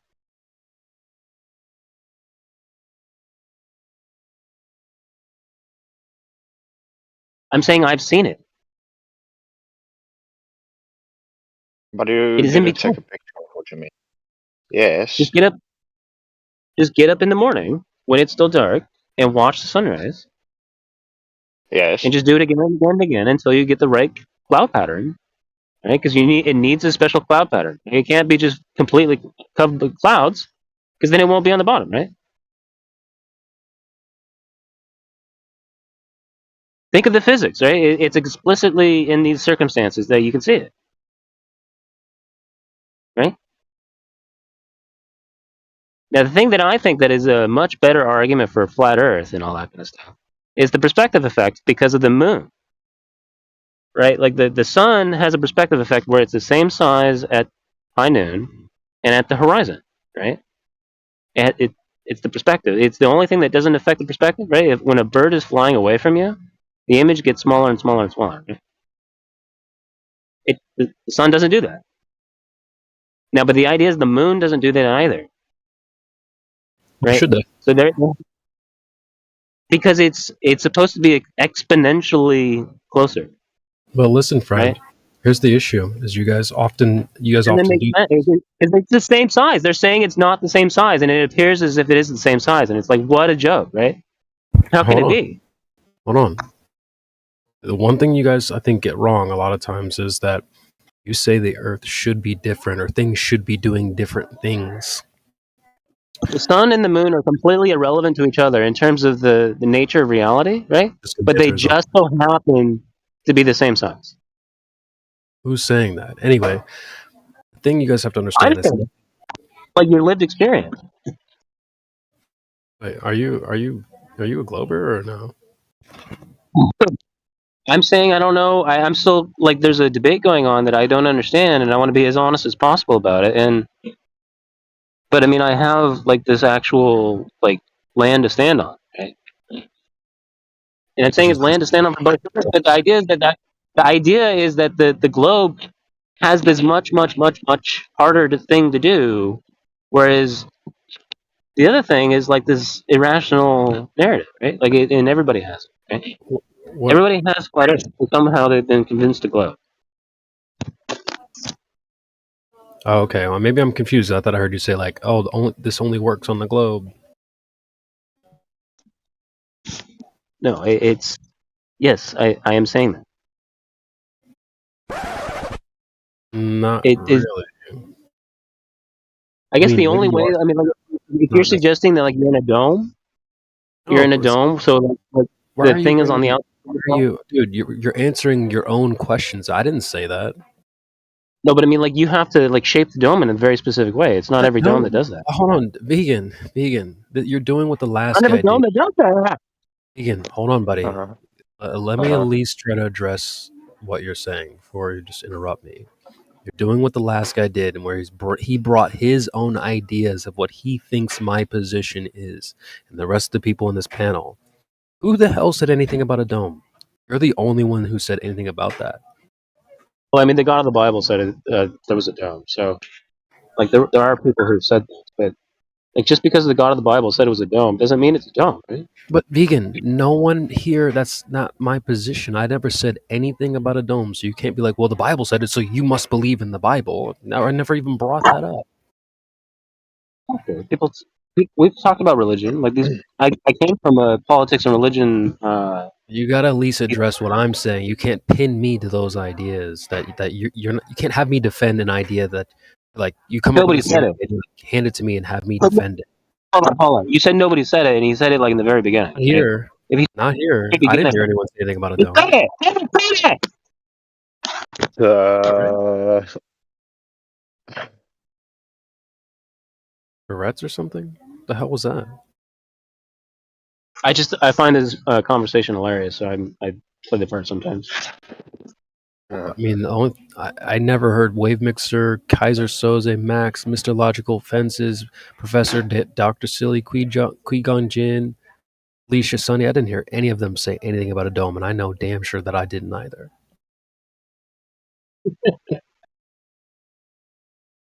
Yeah, so I think that's funny too. That you would be like, oh, so then the dome, like what dome? Who said anything about a dome, dude? All I heard you say was like, well, something only works on the globe. And I was going to try to address that. And you're like, well, yeah, but the dome. Fuck a dome. I never said anything about a dome. Oh, instead of having Tourette's on the mic, maybe you could actually address what Flat Earther's position is, unlike the last guy.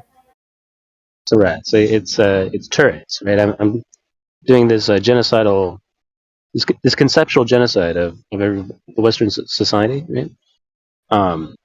What? It's a conceptual genocide if you're gonna just start talking about flat Earth, and because zillions of people are wrong, right? Most people don't know what. Hold on, but we aren't again, you're trying to bring some of these weird sloppy ideas that no one said. No one said any. Everyone's wrong. Who said that?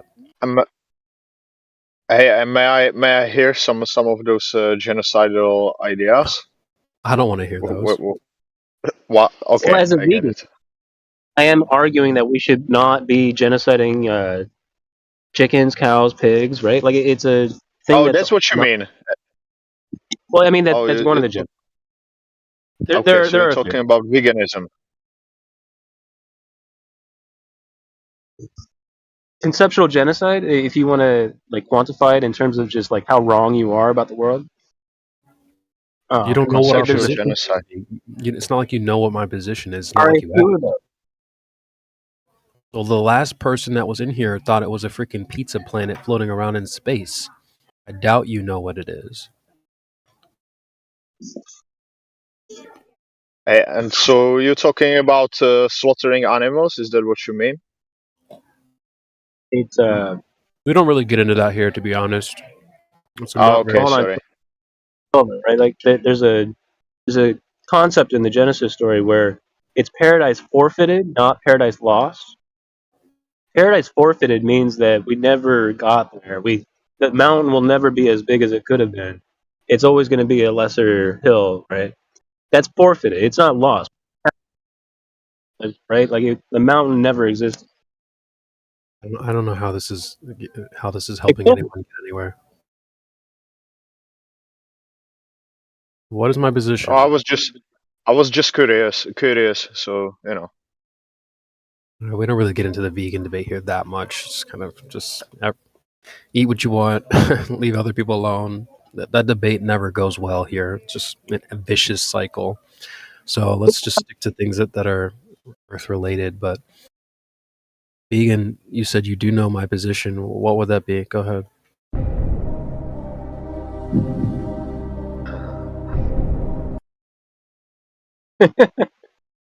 I like your sound effects. There's more. But I would challenge, I think, if I took a random sample of 10, even 100, even 1,000 people, and I was like, what is flat Earth? I would think that I'm close to zero, close to none of them would know what it is. So if you're saying you do, I'd love to hear it. No, I'm here to learn. Tell me, you can teach me. Go for it. Oh, whoa. Didn't you just say you know what it is? Well, yeah, if it's a globe, that means that it has to have this in between. We know what the globe story is, but I'm just curious. Oh, but that's what like it has to be. And if it was that means it could not be this other thing, right? Is? What's the other thing? Just where the sun is always above the clouds, right? That's flat Earth. Oh, that's it? It seems rather. What do you... Like it's either always above the clouds or it's not always above the clouds. How could it not be? I guess that is right. I've seen those Russian roulette, like wobbly table things, where like there actually was like an in between. That's silly. Okay, so well, here's the thing you got to understand. Everything that you see today, everything that you saw yesterday, and everything you're going to see tomorrow is flat Earth. Nothing would change.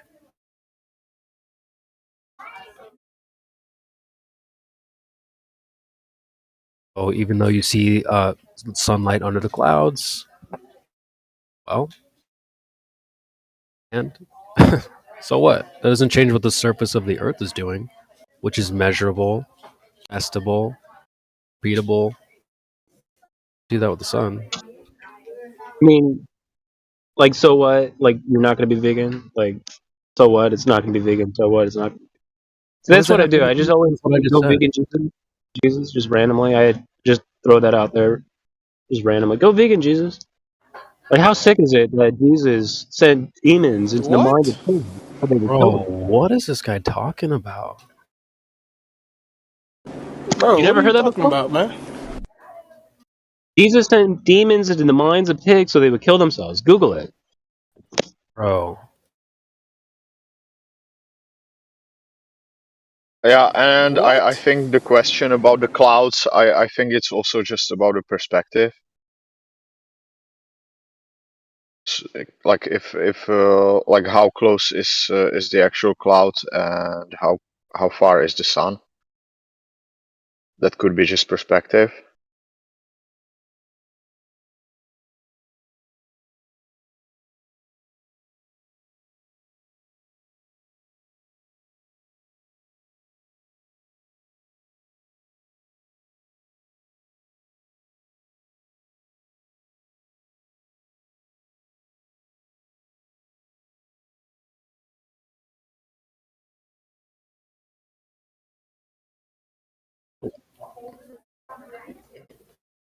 Yeah, so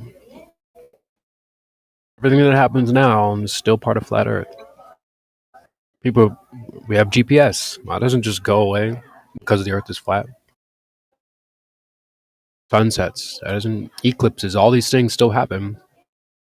The Earth is still measurably flat. So people have this weird idea like, oh, well, this can only work on a globe, even though it's happening right now outside, and the Earth is flat the way it is.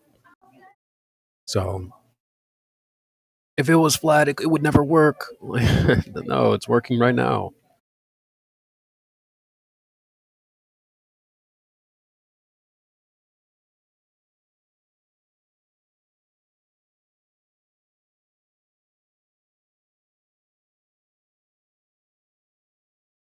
Hey, just a question, guys. Have any of you made the tests of how the stars look like with the Nikon cameras? It's just out of focus. Yeah.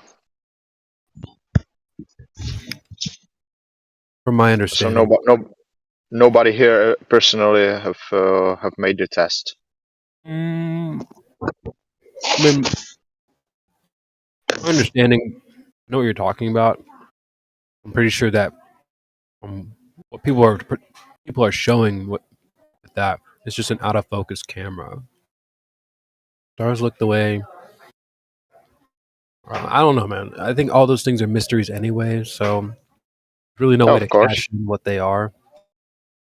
But I think I've seen what you're talking about, and we had a meeting recently talking about how those we don't really talk about that here a lot because they're just out of focus. It's not like, oh, this is what it is. Look. No, of course. I've never made the test myself. I was thinking about it that I'm going to buy myself the camera, but I didn't. So I was just curious if anybody here has actually made the test themselves and what would be the results for themselves, right? Because you have to take everything with a grain of the salt, right? So. There's quite a few people here in Southern California. Flat Earth Dude is one. He's got a camera. There's several people at the Flat Earth meetups that I've been to, 3 of them in the last couple of years. A lot of people out there have Nikons, and we did a lot of views. I did one with let's see. I did one with my phone camera, and it's a shot of Catalina Island from 30 miles away. Let me find it.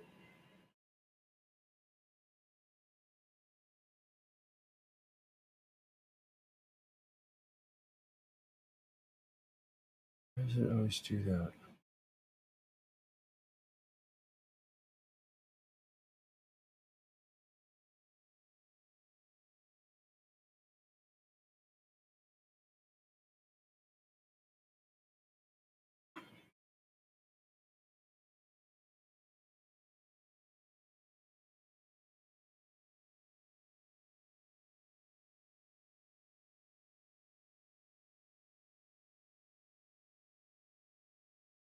Bunch of fake sunnies in here. I've never seen them in the live chat before.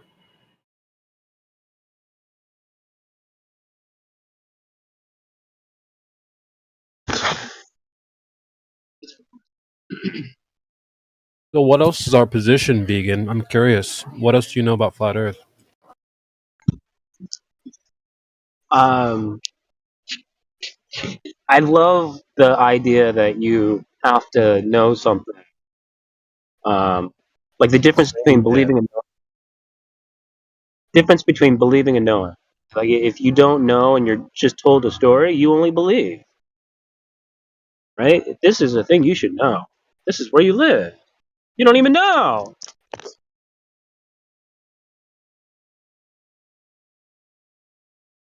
I don't know what you're on today, dude. You're a funny dude.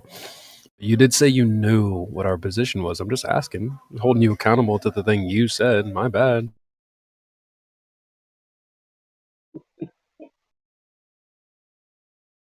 Think we believe stories? Or is it you that believe the story?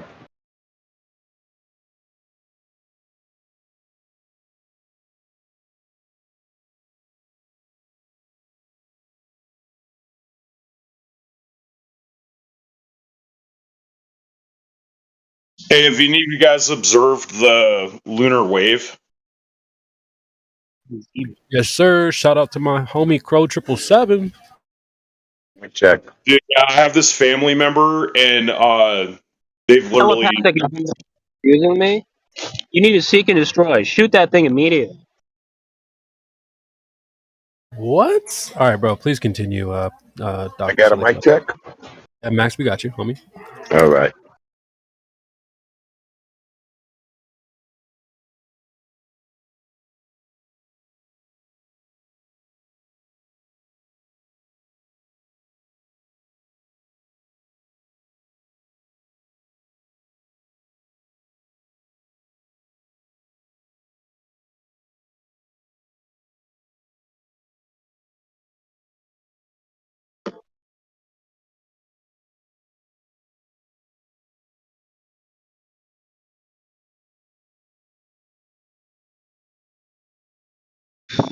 was just addressing Vegan's point about knowing and believing, and about believing stories.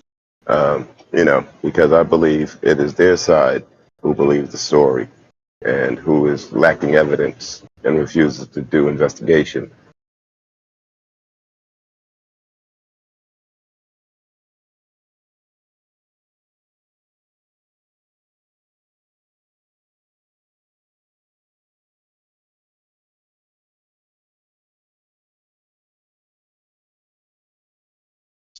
Am I scared of panel? Because it gets quiet after I speak. No, you're good, Max. I'm just eating and trying to call somebody out in the chat for being a faker.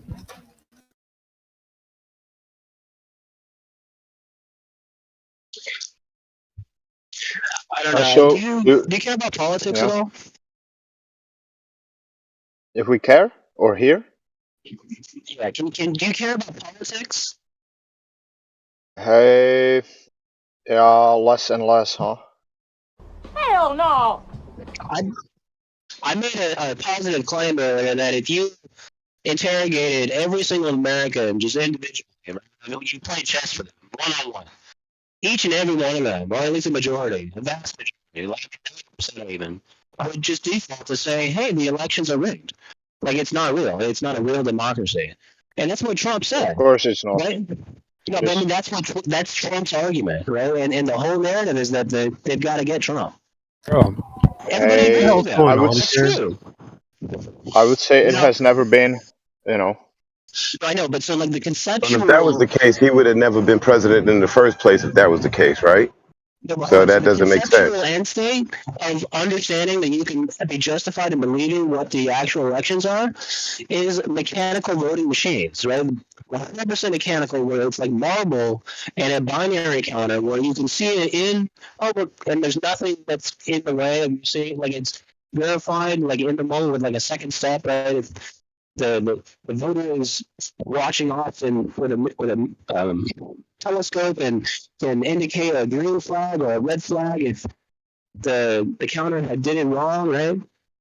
And like it just every time there's a red flag, everybody stops and just like there's going to be a way of handling that and blah blah blah. Right? Like it's just step by step. When they see it objectively, like there's no way to get it wrong. They see the physical thing as it changes, as it updates. That's I like that. May I say? Bro, what are you talking about, man? May I say? I like that. And the idea that we're upset with Trump because he was not able to articulate every little detail, but he was right spiritually, right? Like everybody doesn't believe it's right. They think it's rigged. I think he should have called for that.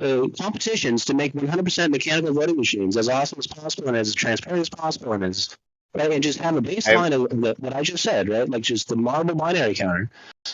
That's That's just cute. you're able to have. That's cute. That's cute that you think. That's cute that he saying thinks. it's cute. It's not like an argument. You have to have an actual argument. I didn't even get to Don't finish the social engineer statement. me. Dude, calm down. Let people speak. You've been speaking for a minute. We got your point. Let other people respond. All I said it was cute that you think that elections are still real. Hey, and I would also say it's cute to think that elections ever mattered and were ever real. I mean, we are on the flat Earth server. So if you guys like see the scope of the lie, and I would just like to add that there's a bit more out there, not just this one.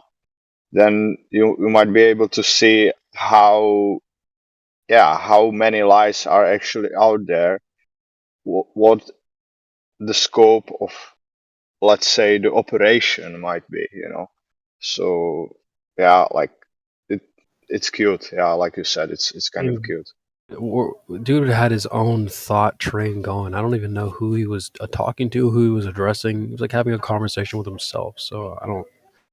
And he left anyway, so that was just Oh yeah. So yeah, there you go. As soon as Sonny started trying to address something, he's like, yeah. Like, dude, what the fuck, man? And so listen, the last thing I heard him say was, don't try to social engineer me. It sounds like the job was already taken over by someone else. Don't worry about us.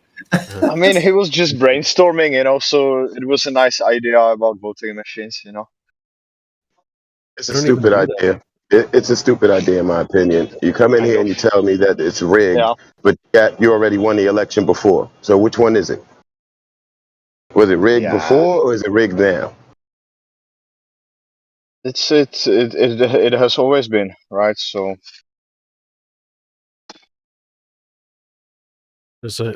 I don't know. I couldn't even tell. Is he a Glober or not? Because like came and he's like, well, I know what the flat earther's position is. I'm like, well, what is it? Oh, so the elections. Oh, what? Hey, it doesn't matter, Luke. It doesn't really matter because if you study some other things, like I just got into let's say personality types, you're going to find out that there will always be some amount of people that will doubt things, there will always and question. There will always be some amount of people that will not care, and there will always be some amount of people that will always believe or the official narrative that comes from the authority. And so the question, if let's say Nazi Germany came today into Germany, and if people would follow exactly what they should follow and is being said by the authority, then I will say yes, there will be, let's say, 60 to 70% of people that will go and put people into gas chambers again, and that is just how things work, how people function. And therefore the idea that I have to change mind, let's say in this setup on the Discord, change mind of 100% of the people, well, it just doesn't make any sense, so.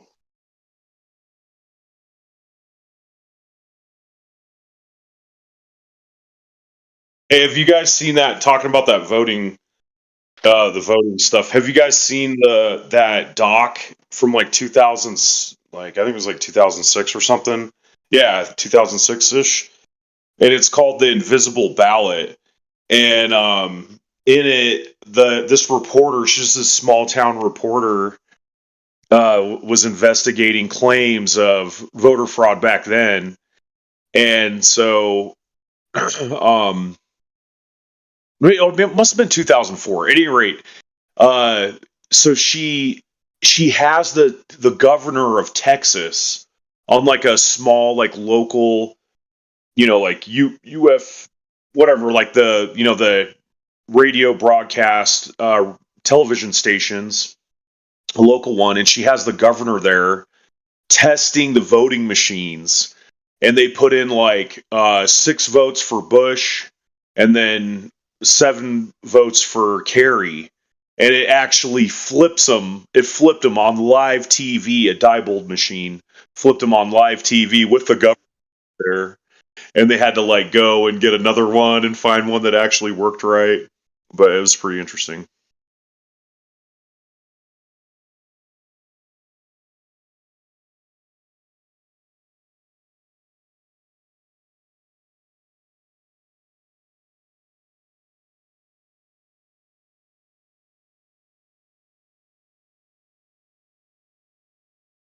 Is there a positive correlation between flat Earth believing and political disposition? No. No? No, it's independent, completely non-exclusive to this group of people. So no. Okay. It's like people try to do that with like, oh, so you're all Christians then? Like, no, that's not an exclusive thing to this group of people. There's a large swath of variety in any group of people that you could collect. It's like saying all globe earthers are Christians or something like that. Obviously, you would say that's flawed. So no.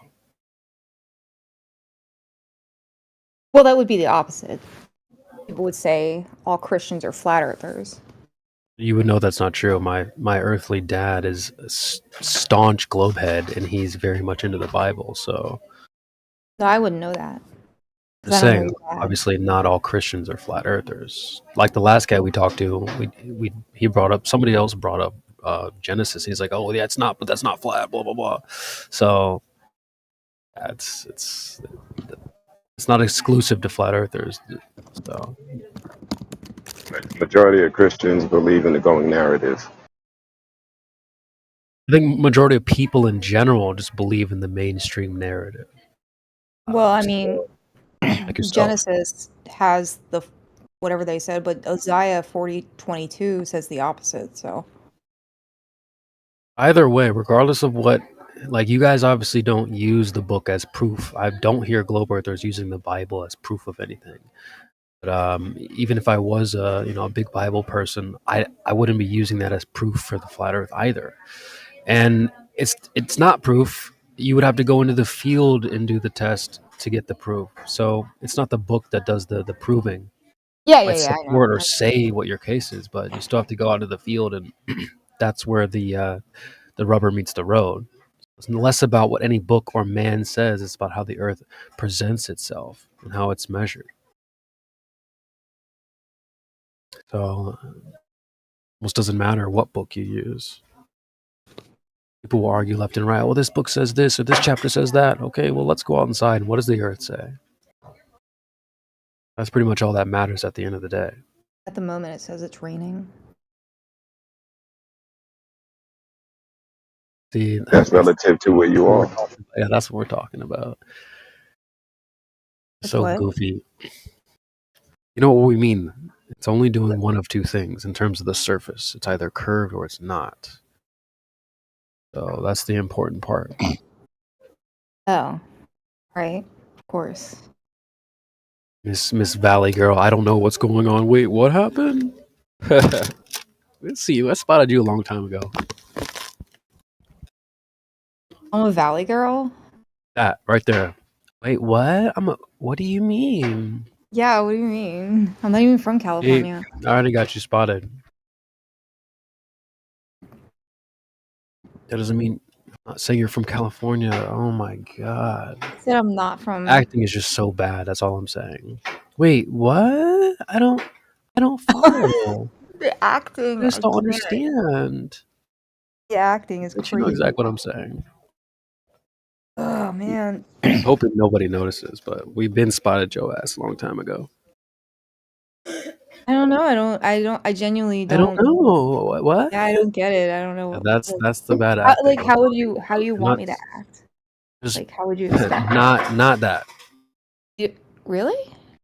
I don't know. Like, how Really? would you Wait, expect me to what? be? I totally don't understand. I don't. I No, don't. not like that. It's just be like super. You know what you're doing, or Alex. whatever. Like, stop. You know what you're doing. So we see it too. So just stop tripling, doubling, quadrupling down on the whatever it is you're doing. And just be a normal, regular person. Or Hey, what I'm doing. No, I'm just a silly, goofy person. That's just how it is. Sorry. well, none of you gotta find something to take serious. You guys goof about way too much stuff. Like you know, this is a sincere topic where people genuinely believe that like the Earth's not a globe. So like let's get to the money at something, somewhere, sometime. Like why does it have to be goofing central 24/7? I don't know. We were having a good conversation last night. I think. Mhm. Yeah, but we have to keep you on a damn leash to stay focused. We're talking about like, testing distance to the horizon. You're like, well, like I've been on a boat. Like, so get the shit about your boat. Yeah. That's No, not I was addressing. like, I was saying that like, if you're on a boat, you look to the horizon. You don't always see those markers as you would if you were standing closer to it. Yeah, and that's why I kept telling you, you don't need a boat. You're like, No, well, you don't maybe need if a I get boat, but you were using the water as an example. boat. Yeah, but that's why you need distance markers. Just Yeah. like looking out over the water. Or if you're like, well, if I get in a boat and then I just start sailing away, Mm-hmm. well, how are you going to track how far away from the shore you are? Because boats have like on them, they have like Does the boat that you radar. have that? Yes. Okay, and so it can update you at any time exactly where you are from what position. Yes. No, Yeah, what was it's the question? radar. Or From it's what position? yeah, it's satellite positioning. It's exactly what it is. So you're tracking it from what position? Your boat starts at a particular position, so it keeps track of where you start.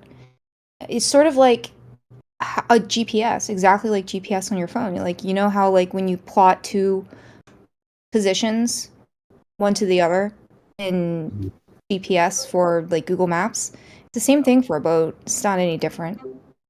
And up to like what kind of accuracy are we talking here? It's pretty accurate. Like to what? To what degree? I don't know exactly the degree. I can't say for. Sometimes that GPS be a little off. You know what I'm saying? Well, it can't be that far off because it basically has to keep account of the depths that you're currently in, because if you're boating at night, you can't necessarily see the water very well. Like you can't see markers very well because they're not really lit. So you have to navigate purely by satellite or purely Yeah. with that device. So because you need to keep track, or else you're going to run aground. So Okay. it has to be It's extremely tracking accurate. depth and distance. Yeah, it has to track your distance because it has to tell you where you came from and where you're What kind of going. boat Because, do like you I have? said, a regular one. I don't know. It's a What is what a is it? Like a regular boat? 33. It's like a 33-foot 1988 Tierra, something like Let me that. look that up. 1988. Yeah. But anyway, you don't need Or any of that. 1987 Tierra. Let me see. Yeah.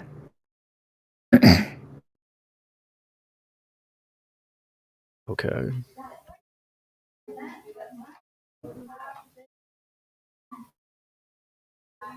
Space audits. I don't remember. All right, I see it. Yeah. Well, I mean, like we said before, sometimes you just need to put the obstacle right in front of you and step over it. So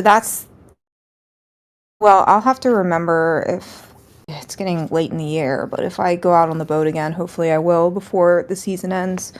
I'll take a video of it and I'll show it. I'll show you what it looks like. I'm less concerned with the boat itself.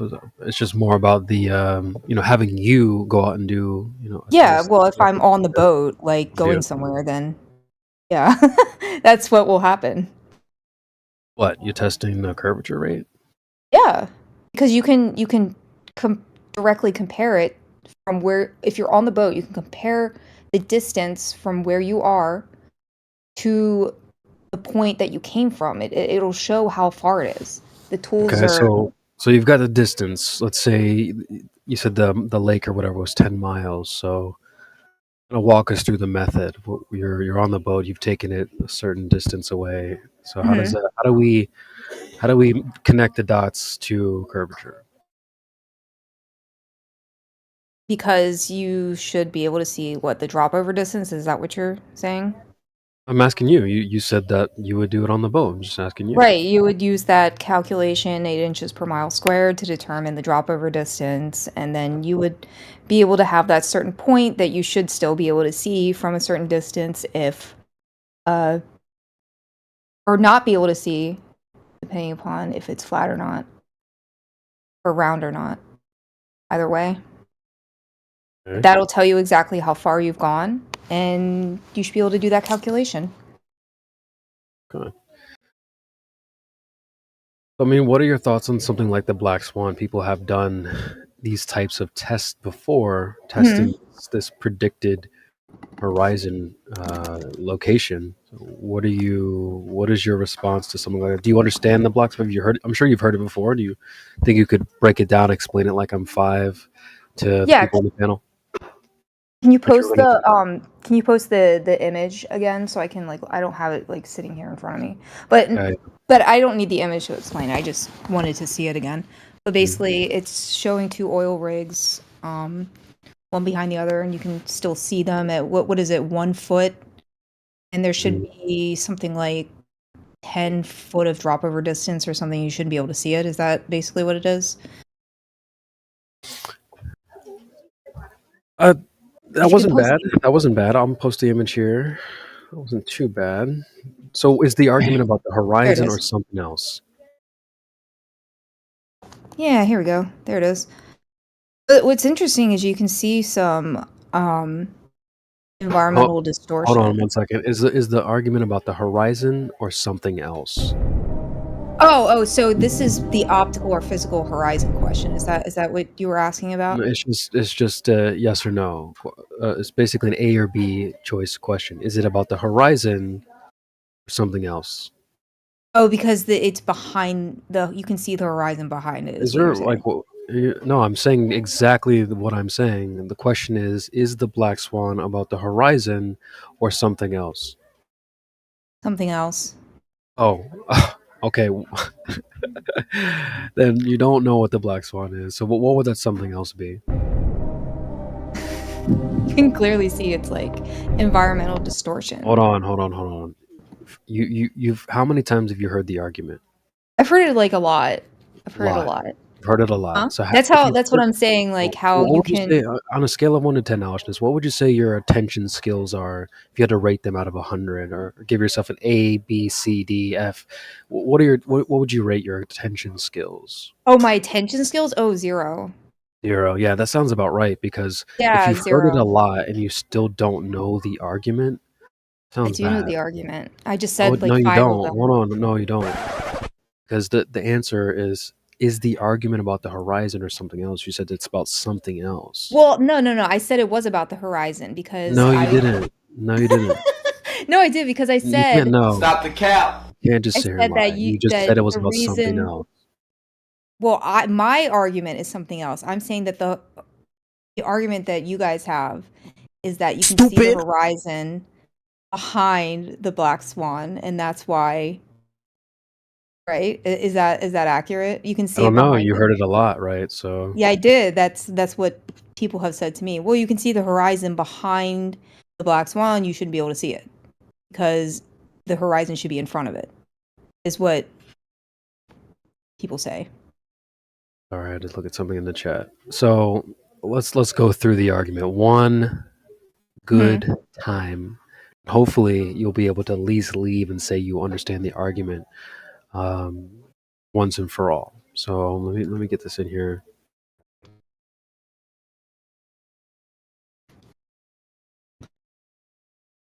No, I'm perfectly aware of how terrible my attention You can is. work on that. No, I'm disabled. The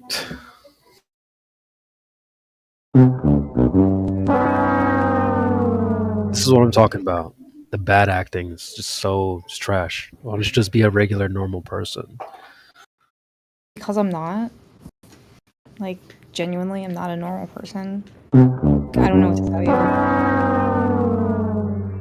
Embarrassing. It's embarrassing to not be a normal person. I gave my ex a big hard time about this because she did a little of the self-deprecating. Isn't that the word? You know, where you shit on yourself all the time. I completely got her to stop doing that. You got to stop doing that. Stop with the like, oh, I'm a poor person. No, just be normal. Okay, you can pay attention to things. If you've heard something 1,000 times, you should at least be able to understand it once. I do understand it. I understand it. No, you don't. All right, well then tell me, what is it? Go ahead. Well, I'm reading your little thing here. It's not fair. It's not really fair. Pretend like I'm 5 and explain this whole argument to me if you understand it. Go ahead. Okay. Well, you have these 2 oil rigs that are in California, and one of them, according to drop over distance, should not be visible. Because Correct. Incorrect. Wait, correct or incorrect? Did you hear the sound effect? No, I'm saying from a globe perspective. I'm thinking from a globe perspective. Has nothing to do with not seeing them, Alishness. That's why I asked you, is it about the horizon or something else? People will be like, oh, no, it's about the rigs. It's about this, it's about that. No, it's about the horizon. The horizon. Yeah. So you're like, well, you wouldn't be able to see the rig. It's not about seeing the rigs. Those things are only there for one reason and one reason only: distance markers. If they weren't there, if you just remove them from the picture, you have no way of gauging how far you're looking. So because those are planted into the ground, boom, boom.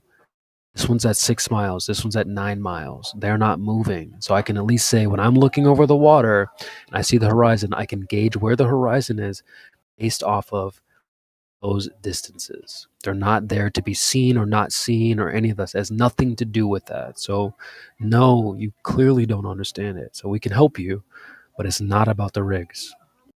Okay. Not about how wavy they are or how tall they are, or none of that stuff. It's about this is what you guys have to understand, where it all started. Let's go back to day one.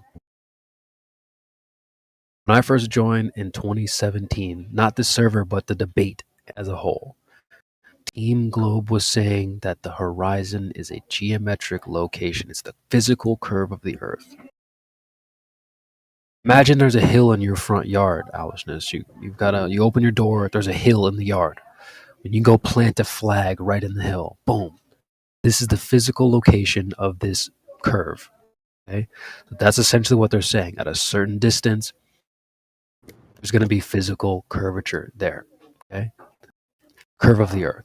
Our rebuttal to that was that it's an optical thing. It's not physical. And there are many, many variables for why the horizon changes and moves. One of those reasons would be maybe weather. You said it was raining where you are. Well, poor weather conditions are going to affect your visibility distance. Observer's height is another one. How high off the ground you are is going to affect how far away or how close the horizon appears to be. Another one would be refraction.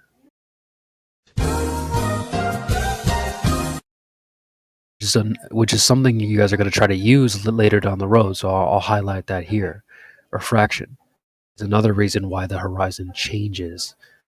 Okay, so there's multiple reasons and variables for why the horizon is an optical effect, not a physical position, like a hill that you could plant a flag in. So that was the original argument coming from the globe. Physical, geometric curve of the Earth.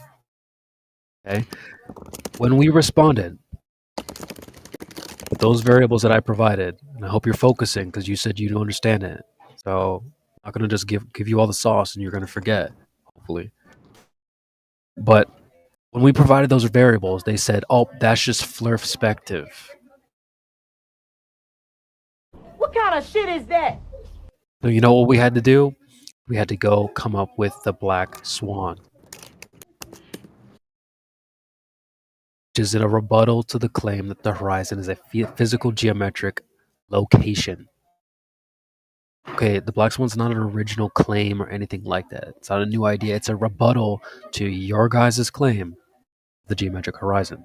So we're going out and testing that geometric horizon. Now let's go through the argument. If the Earth is a sphere with a radius of 3,959 miles,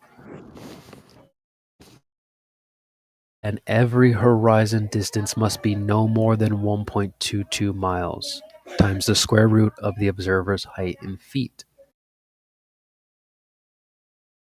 I'll post the Earth curve calculator, and you can take a look at D1 horizon distance. Let me try to get some better screenshots here. 1 second.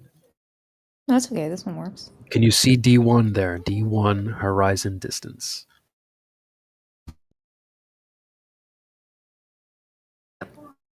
What does that number say right there? 1.2240360, I think, something like that. I can't read it that well. Correct. So that's where the 1.22 number comes from. Mm-hmm.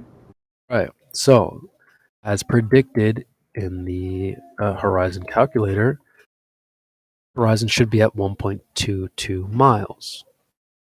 I'm still going to get the screenshot for those listening. 1 second here. 1 second.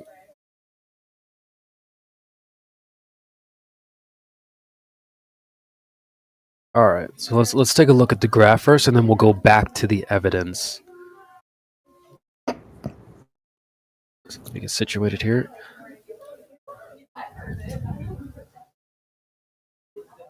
All right. All right. So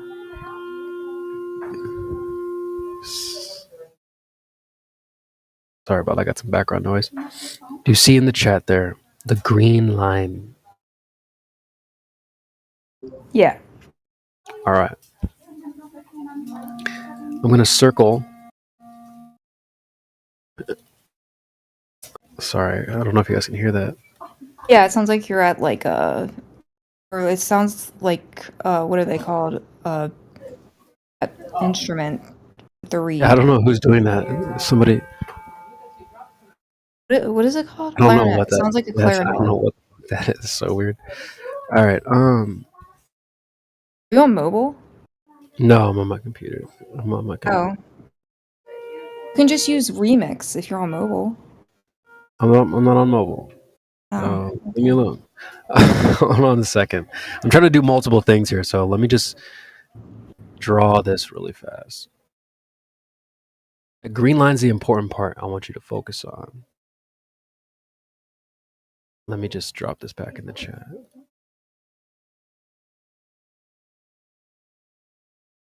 All right, do you see where I circled behind the red arrow, H1, circled the green line there? See that? Yep. So let's flip back to the evidence and take a look at the evidence here. Mm-hmm.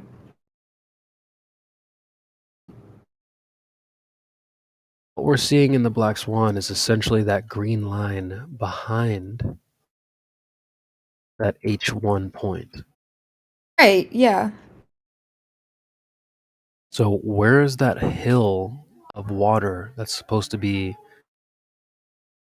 blocking you from seeing that where where I circled that line, the green line where I circled? I'm not even supposed to be seeing that. It's supposed to be blocked by a huge hump of water. So like, do you see the problem here? Yeah. So what would your, like, why are we seeing that if there's supposed to be a huge hill of water blocking you from seeing the horizon at that point? I mean, wouldn't you? You're talking, yeah, behind the oil rigs, right? Is what you're talking about? In the, well, that's where you see the horizon. So what I circled in the green line is essentially the surface of the Earth behind the target, right? Because this farthest target's at 10 miles. I have that in the calculator. I have it set for 10 miles. I can post that for anyone that's doubting me there. No, I can see it. It doesn't really say in the thing that I posted, except for the top one. But Yeah, that's what I was looking at. okay, yeah. Well, so it's set at 10 miles. So clearly we're seeing past that. That's why I've circled the surface of the water behind that, the green line. So based off the predictions, because you know the Globe's always like, well, we make predictions. Globe makes predictions. Well, not this one. This prediction is something you can test. So we're seeing the surface of the Earth behind that target, and there's supposed to be a huge hump in the way.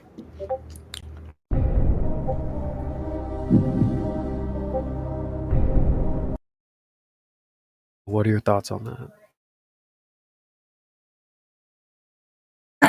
Essentially, the question is, where is the hump? I don't know how to answer that question. I really don't know exactly what you would be looking for in terms of a hump. What do you mean? What do you mean? What are you looking for? You're not even supposed to see based off of the prediction. Why? There's no way you should be seeing. Now I have to draw again. There's no way you should be seeing that where I circled green line behind the target. But you're still gonna see, like, even if you're looking at a hill, you're still gonna see the top of that hill. Okay, well, the top of the so let's go back to your yard. You open your front door. There's a hill there, Right.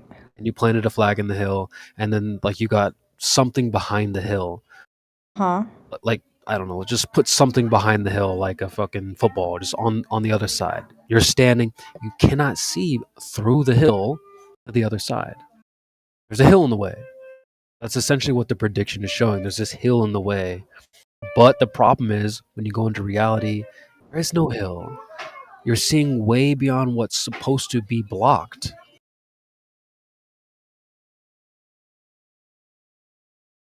You would need something further away than 10 miles. No, you wouldn't. Again, focus. The horizon's supposed to be at 1.22 miles. You don't need to move the goalpost way farther past that.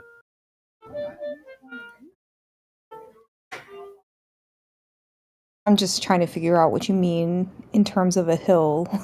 Look Like, at I really the graph. genuinely Look do at the not graph I understand. posted. Look at the graph I posted. Do you see? Yeah, I mean, I I'm gonna post it see, again. I You see see, this is horizon. There's a green line, yeah. big hill, big hump, and from the H0, the blue arrow, that's how Huh. high off the ground you are.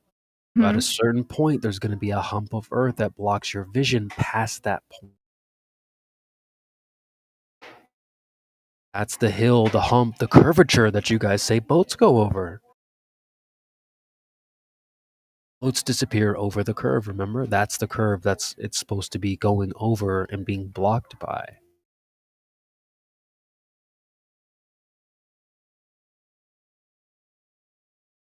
Oh, man. I'm like, You really, see, I'm this isn't that struggling, hard to man. understand. This isn't that hard to understand. Let me draw I'm again. struggling. No, you're doing the fake I don't understand thing. It's genuinely not fake. Like, I legitimately do not You said understand. you understood it already, though, Alishness. Well, no. It's that I understand what I don't think you do. I Let me highlight for you. somebody's playing Yankee Doodle for you. Yeah, but Yeah. focus. You're gonna see a line regardless of whether. No, you won't, because Why there's wouldn't supposed to you? be. Oh my god! Oh my god! Why wouldn't you Bird see? brain, you gotta pay attention. I am paying attention, There's but what supposed to be horizon. Do you even know what? right? Do you even remember what you're on the globe side? So what would your argument be? Your argument is supposed to be that there's a physical curve of the earth, things that boats Mhm. go over. Mhm. And you're like, but I don't see why there would be a physical curve of the earth there. That's what you're saying to me right now. No, that's not what I'm saying That's at all. exactly what you just said. You're like, well, there always would be a line. Why would there be a hump? Because that's the thing Yeah. you're supposed to be arguing for, ding dong. Yeah, I understand that, but Well, you're flip-flopping you're back and not forth gonna saying, well, be why you're would not there gonna be a be able hump? to. Okay, there is a hump. Well, why would there be a hump? Okay, there is a hump. We Well, need to you get this wouldn't be girl able a to beach because you're visually. flip-flopping all over the place. Okay, So let me. visually, it's supposed to be blocking your vision past that point. Okay, here, let me. So Let me you put see, I it here. highlighted there for you, the green Yeah. line. Yeah. Stuff you see the dotted line, that's showing that your vision essentially to the horizon.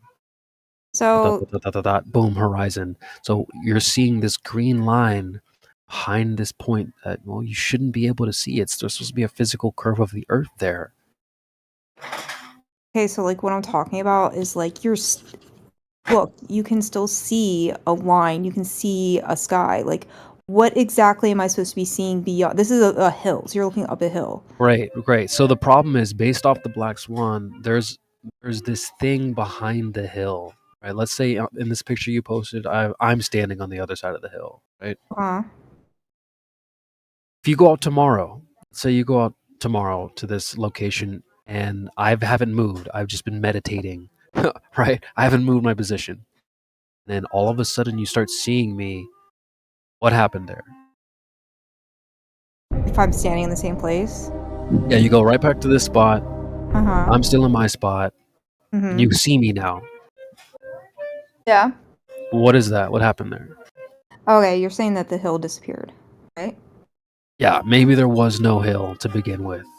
Yeah, that's basically what we're saying. So that's what you're seeing with the black. That's why it's called the black swan, because you're seeing what you should not be seeing. There's supposed to be a hill blocking your view of this. You're seeing it. So maybe there's no hill after all, which is exactly what we've been saying this whole time. How tall are the oil rigs? See, we already covered this. I don't know if you're getting DMs or whatever, but we already covered this. It's not about how I'm not tall. getting DMs. Great, then focus then, because then I already told you the first thing. One of the first things I said was, I asked you, is it about the horizon or something else? The rigs are only there for distance, so you know how far you're looking. But people go, oh, well, how tall are they? Blah blah blah. None of that matters. It doesn't matter how tall they are. You're seeing the horizon past the hill. How tall they are is irrelevant. That's why I circled the green line, not the red arrow. The red arrow would be the rig at its distance. That doesn't matter though, because you're seeing the horizon beyond the rig. So it doesn't matter how tall it is. You're seeing the horizon way too far. It'd be like you see me and you see more land behind me. You're seeing the land behind me when there's this huge hump of hill that was supposed to be there.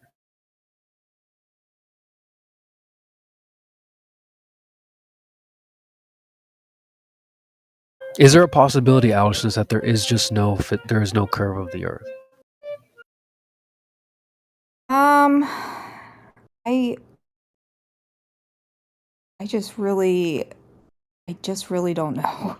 Like, Yes or no? yes, I believe that the Earth is round. Like, I really do. No, I'm asking you if there's a possibility. See, you got to focus. Is there a possibility that there just was no curve to begin with? I guess I'll say anything is possible. So yeah. Anything's possible.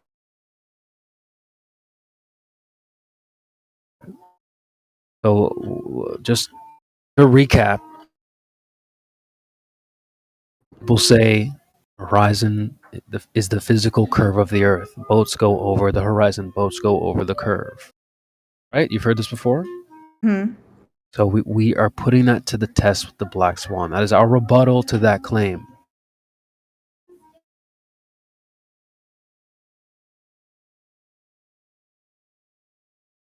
Understand that so far? Yeah.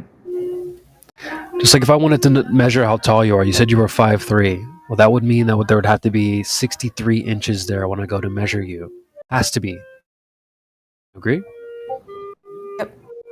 All right. Now, if I go and measure your height, there's not 63 inches there. That'd be a problem, right? At least a problem for the thing that you claimed, you being 5'3". So this is the same methodology applies. Claiming the Earth is a certain height as well. That must mean that at a certain distance, the horizon has to be at 1.2 miles. Has to be. Has to be.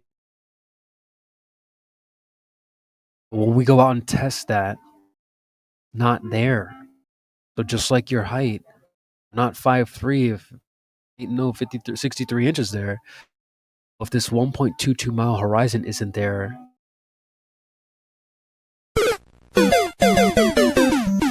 that means bye-bye. That means that claim was cap. Not true. That's all this is claiming, or this is all this is testing. Doesn't matter how tall the rigs are, or they could be in Mexico or whatever. But the horizon is past this 1.22 mile mark.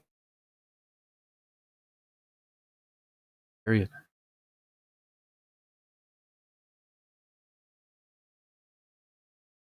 Do you get it now?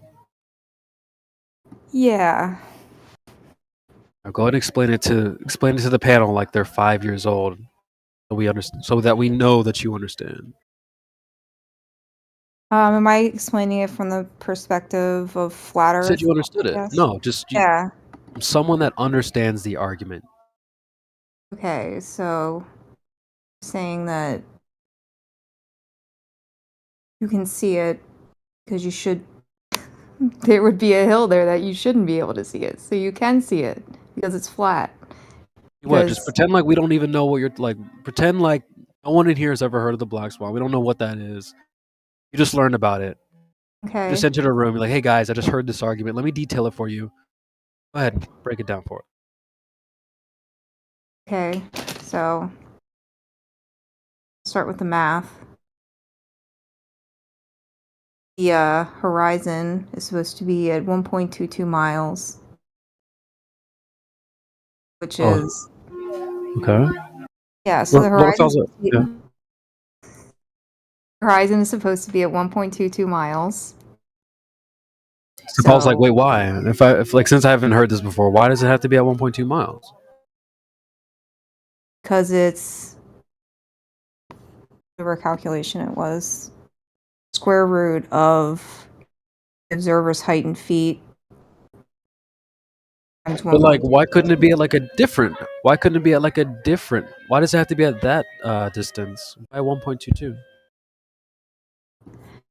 That's just what the calculation says. If you use the curve, the Earth curve calculator, if your eye height is at 1 foot off the ground, okay, and your target distance, the horizon distance would be 1.22 miles from you. Okay, all right, I'm following so far. Okay, Yeah. go ahead. The black swan shows that it is not that distance because they are 6.21 miles and 9.41 miles from the viewer at 1 foot.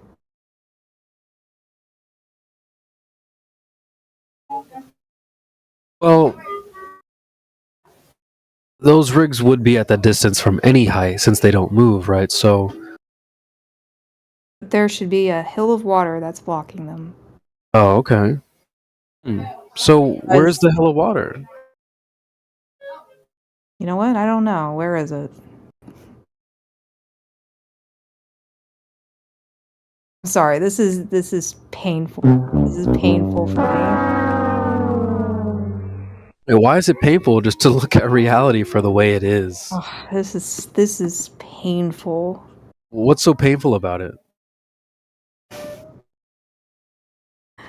Because I'm taking into account how tall the oil rigs are, and you told me not to. No, why would you need to do? Listen, you don't need to know how tall they are. Yeah, because you can see things. No, but you know what you see is what you see that the problem. Where the problem lies is that red circle that I drew. Do you see the red circle? Yeah. Does that have anything to do with how tall the oil rigs are? Yes. Owlishness, don't make me disconnect you from the call. But No, don't disconnect me. That red circle, is that the rigs or the water? It's the water. Okay, so where I circled, is that how tall the rigs are? No. Oh. So what I'm going to draw now this time, I'm going to take that red arrow and make it even taller. I'm going to make it this tall. How tall? Okay, so let me save it. I'm just going to make it crazy stupid tall. We're going to make it like ridiculous tall. Here. Okay. All right, that's where the rig is, that red arrow. Or this one. Now I've made it this tall, okay? Okay. You still see the green line behind it. So it doesn't matter how tall it is, no matter how far the horizon is. This is why you guys gotta stop getting hung up on the, well, how tall is it? And none of that matters. You're seeing the horizon. Way too far. Way too far. That red circle is where the horizon, or you're at least seeing behind the rig. That's where the horizon, it might even be farther than that. The problem is you're seeing behind this point. The horizon's supposed to be there in the middle.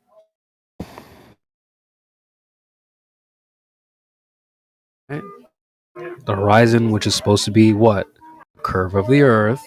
Mm. It's supposed to be right here. I'm going to draw another circle right there in the middle.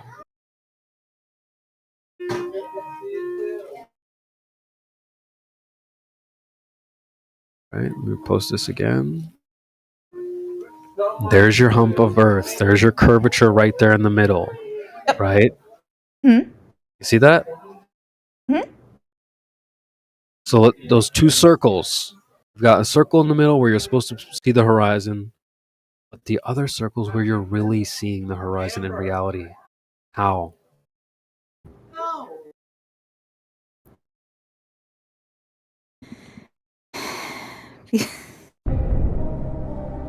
Oh my god. You know the answer. There's really only one answer to this. Yeah. I asked you if there was a yeah. possibility of it earlier. You said yes. Why not just say Yeah. that? Why not just say Because well, it's just not it, man. what? What's not what? It's just not it, man. That's not what. It's just not it. Oh no. That's not acceptable. What's Not not what? just it's not No. That's not gonna fly. What's not what? it's not flat, man. I'm sorry. Based on what? Where's the hill? I mean, even if you have a hill, you can see the Where is crest it? of that. You can like Where is see the crest of the hill though. You can Where? still see. Where? Huh? Where? Because Not because why I'm I'm asking where. Where in reality? where okay. I'm gonna give you a fresh Black Swan image. Can you draw a line on it where the crest is? Again, look. I don't know why you're not looking at the graph. The dotted line shows where you're seeing to that crest.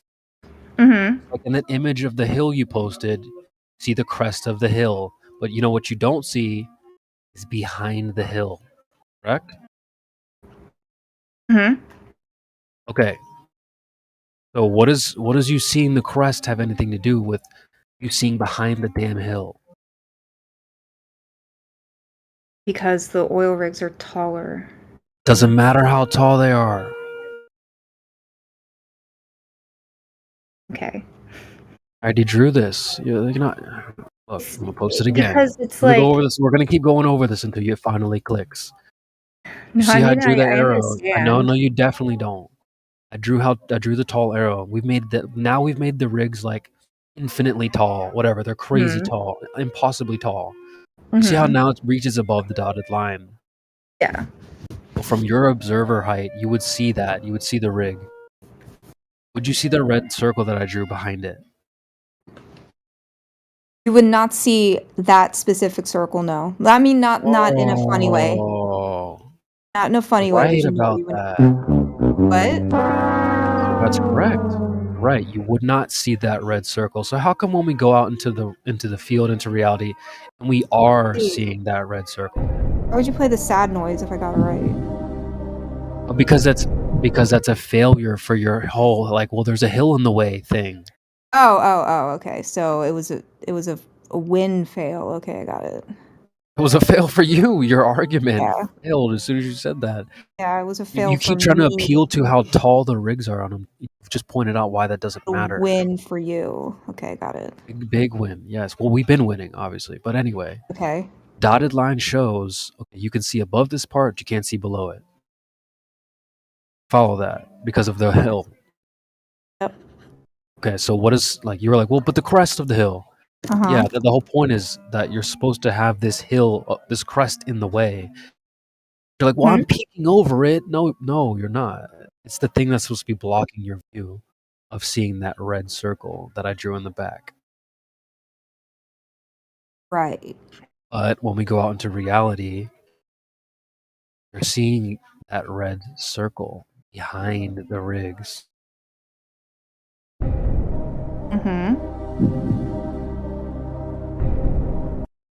What do you have to say about that?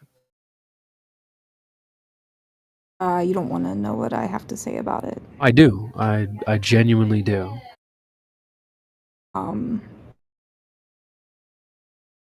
because of water distorting what you're seeing, like actually visually. No? What? Because of water distorting, now I'm Mhm. seeing over this hill of water. Yeah, it's an optical illusion. No, no, no, You no, no, know? no. Hold on. Your argument, remember, Aloysius, this is what you guys always do. Do Your people argument always say that? starts with, yes, this is why you guys can't get past the Black Swan. Your argument is supposed to be what? The Earth has a physical curve of the Earth.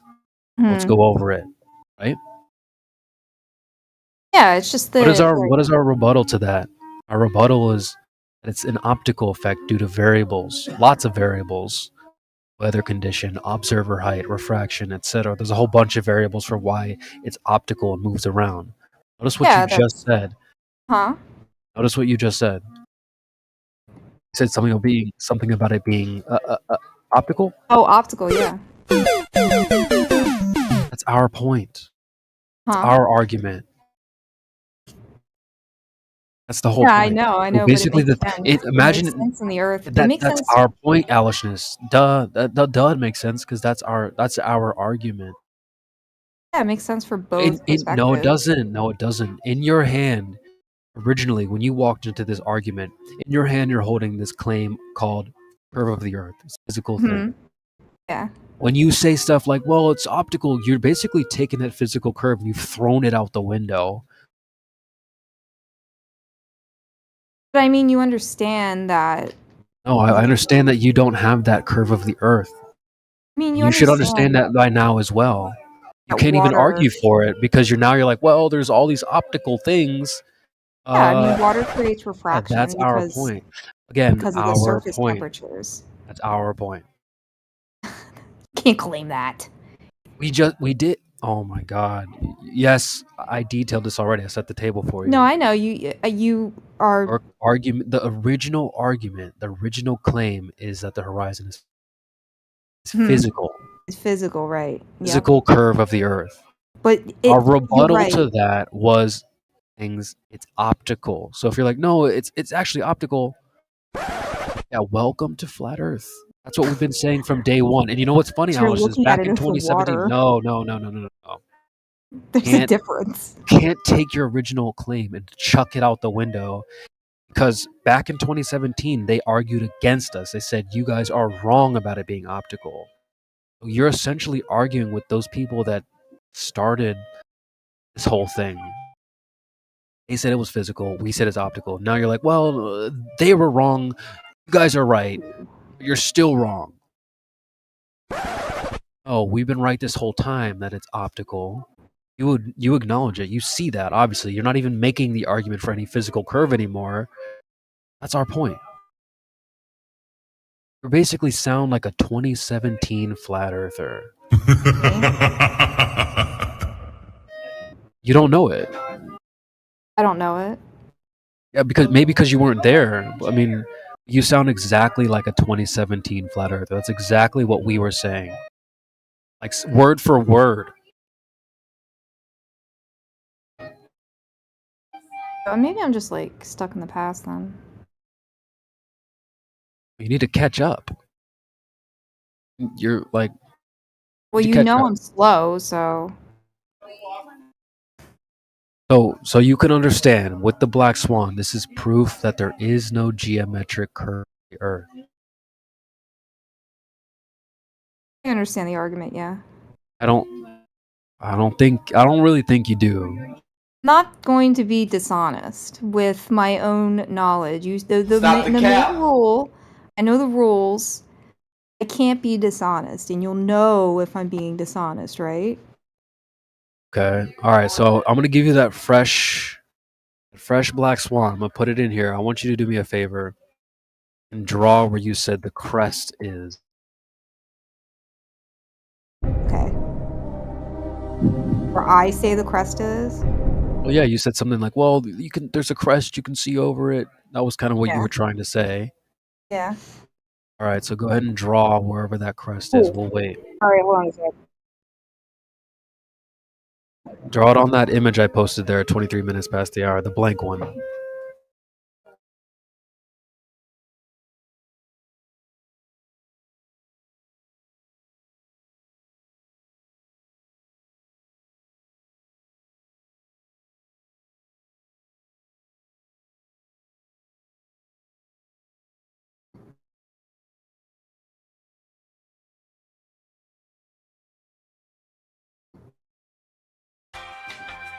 Sorry about that. Sorry about that. Oh, it's all good. Just take your time. I want you to get this right. So it's all good. We'll wait. I opened something and then like 50 things opened.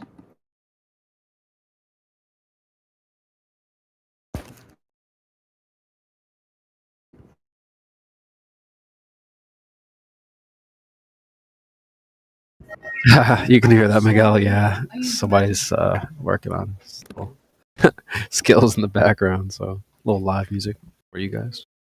Yeah, I like it. What's happening now?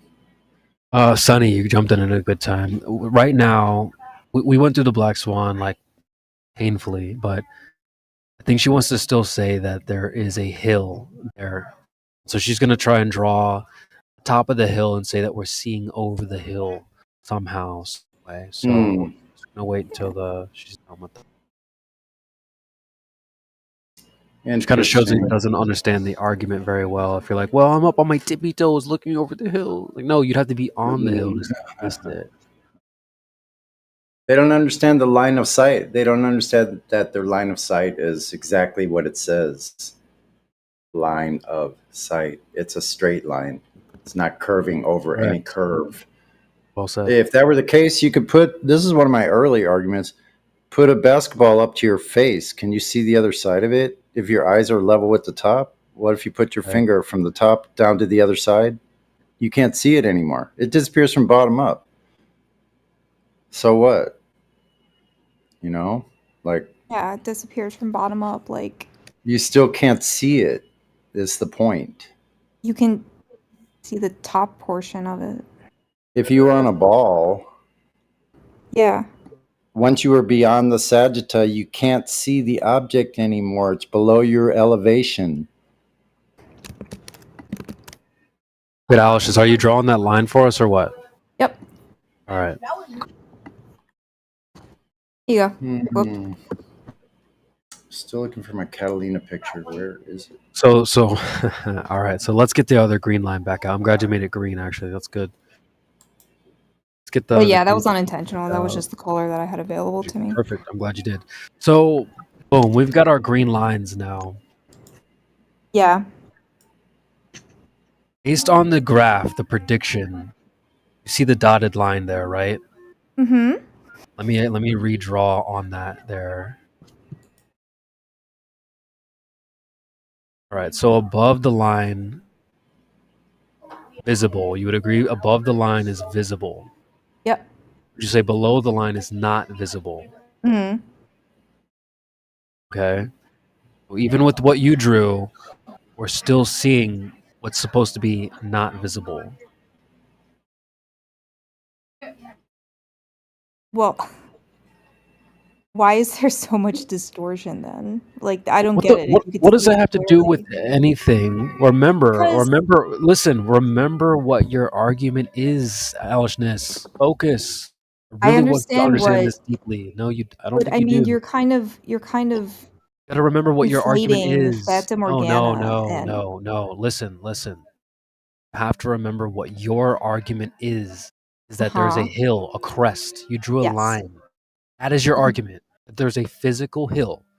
So when you start arguing for other things that are optical, you've taken your original argument and you've just thrown it out the window. Got rid of it completely. You're now agreeing with us that there's a bunch of optical effects going on. Right. You know what none of the effects are? Like, out of all those variables, one that's important that you're supposed to be arguing for is the one that's not there.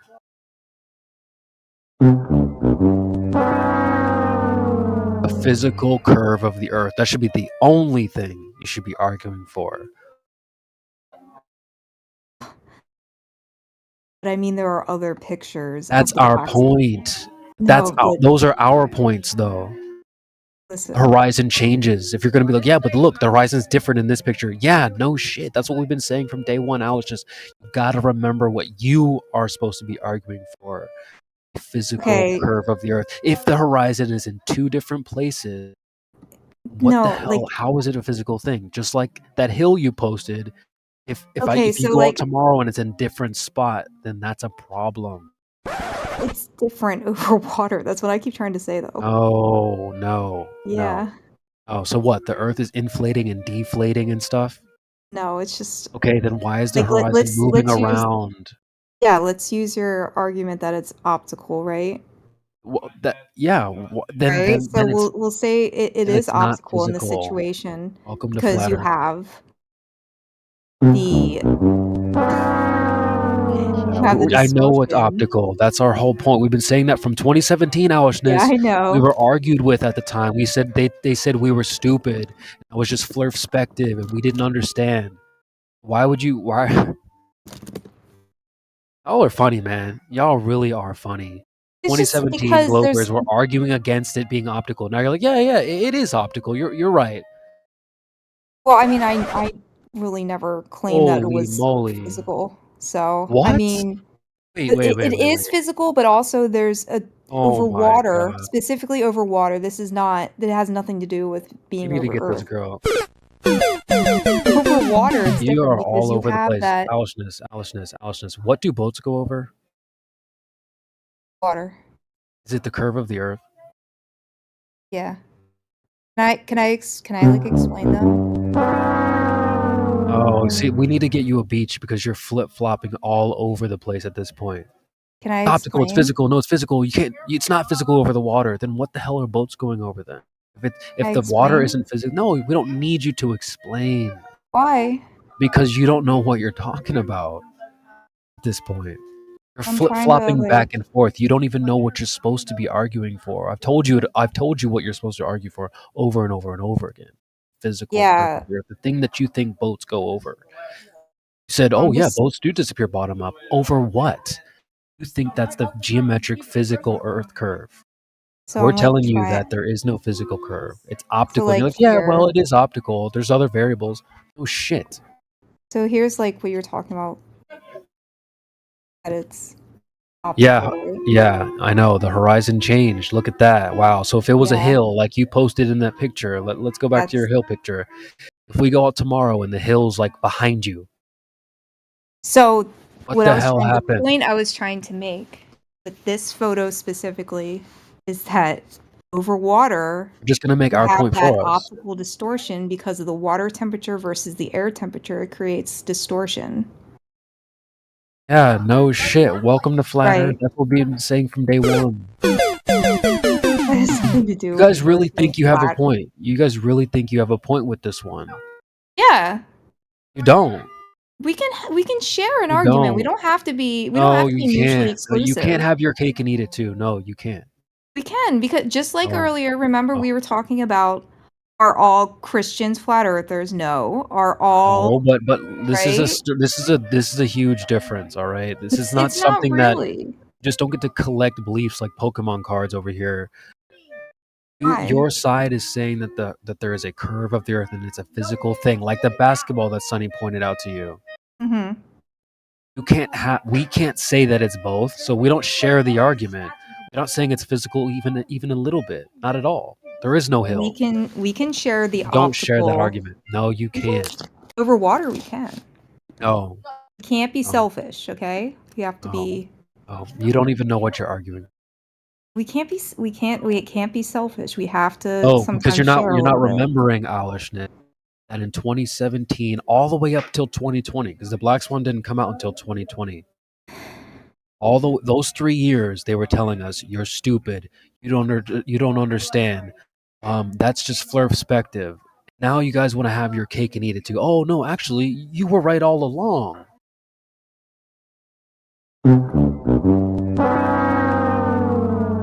Yeah, so much for that physical curvature. You guys have basically chucked it out of the window. Like, yeah, well, it's optical sometimes. Yeah, Oh, under certain conditions. Not oh always. no. So under what conditions is it physical? When you're actually like over the earth, Which would be all which of would it. be the ground, like not water. So what do Not boats go over not the then again? ocean. What do boats go over? Ugh. You go over the water. Yeah. It's just too easy. We can go all day. You're like, well, the water isn't physically curving. That's what you said Yeah. yesterday that it was, Alishness. It is. Yeah. We were talking Okay, about that's what Phil. we're testing at the water. You're like, yeah, well, you can't use the water. You see I'm why saying in this we need to get you a beach because you're flip flopping like crazy right now. Well, I showed you the image of the black that is also of That's the black our swan, point. right? That's So our point. That's that's our what it point. actually That's looks our like. point.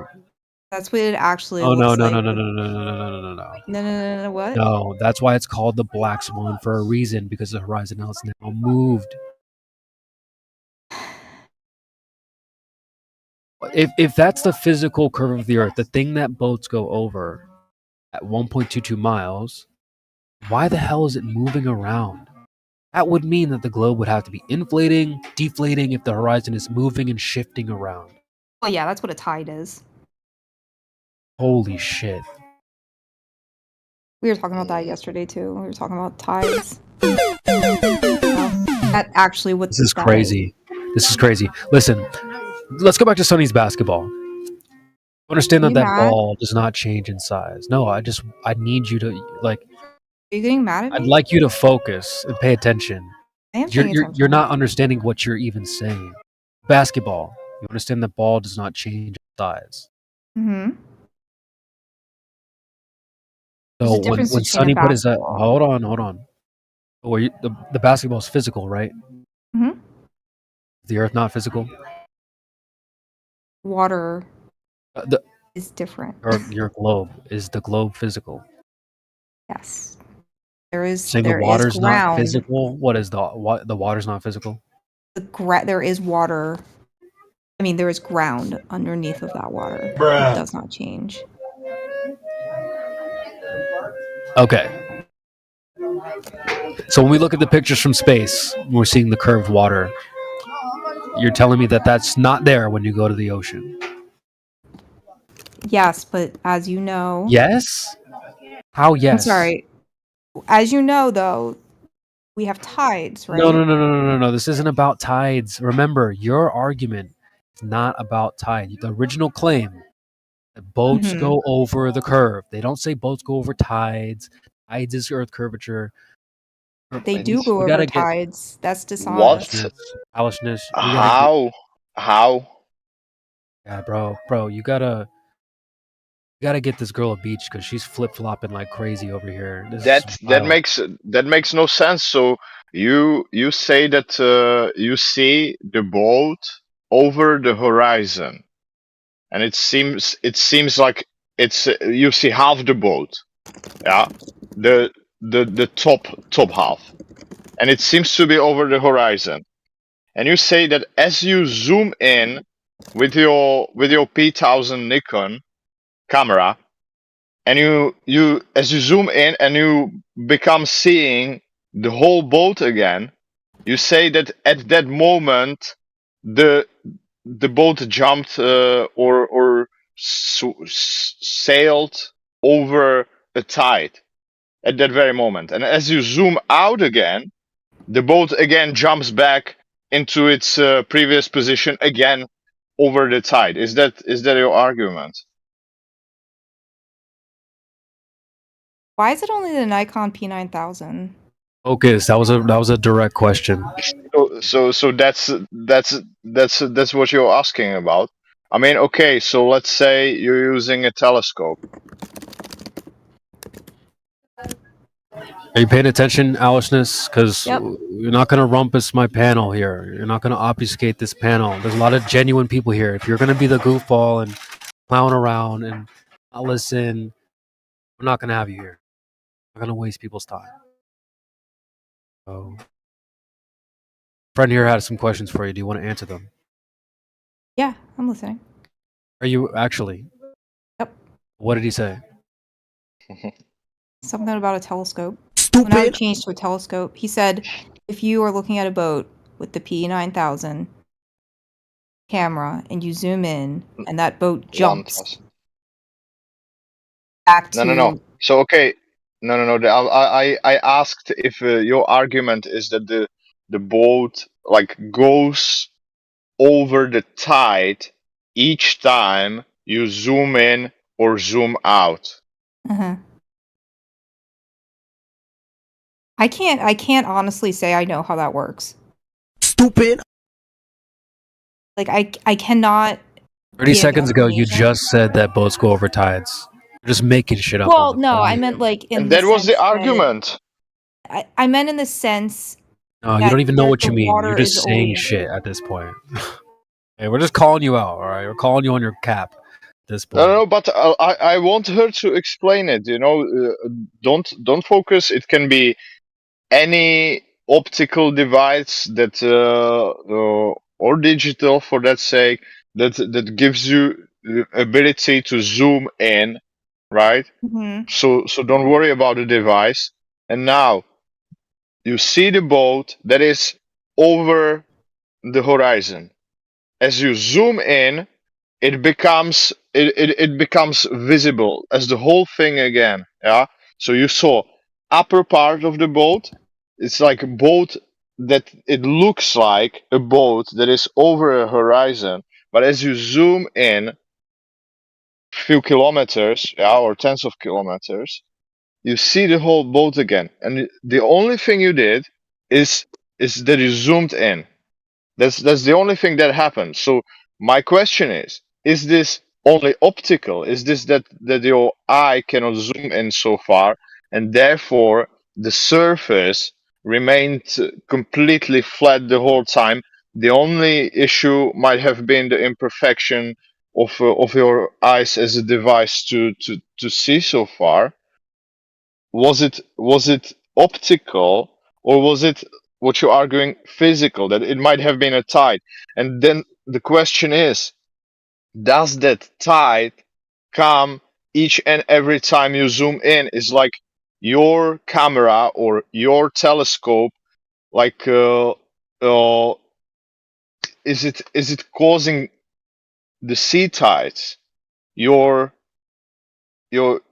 telescope, is it causing the sea tides, and therefore the ship moving forwards, backwards on the tides? That's my question. Okay, that's a lot of questions that you just asked at the same time. There's one question. There's No, one that's a question. lot to unpack because Mm-mm. you asked Oh, he's me. just addressing what you said. Right, but you I'm just asked me like clarifying the 4 question. questions. No. So This is one question. you said, is it physical or Optical optical? or yeah, one right. question. That well, that was That's one question. okay. So it is, in your perspective, optical. It's supposed to be physical, right? Okay, and how? Tell me. How is it physical then? Physical. Man, I have to go over this again. Because you have that. Oh, yeah. You have that 1.22 mile physical horizon. That's in the math, but not in the field. Not in the field. So we're asking you in the field, where is it? Yes. If you can, like, we go together to the beach, we see a ship, we see half of the ship, we zoom in, we see a whole ship. Where is the horizon then? I'm going to be honest, I do not know how that works, and I'm not going to pretend like I do. Oh, okay. But that's why maybe, because you're talking paper, and I can now take a paper and draw a picture, Yeah, and draw a drawing I even.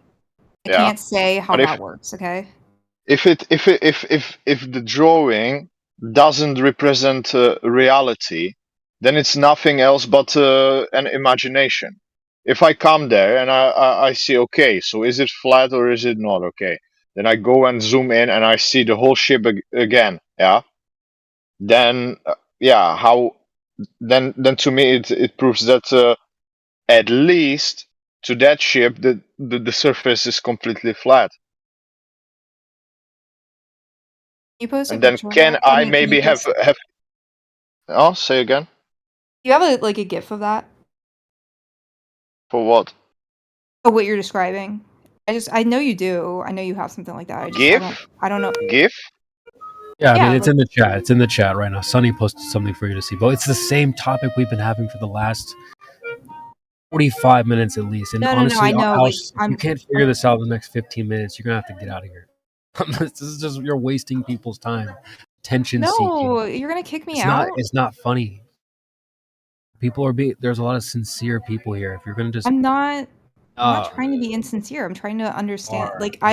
You're trying to understand. Basing your belief off something you just claimed you can't even understand.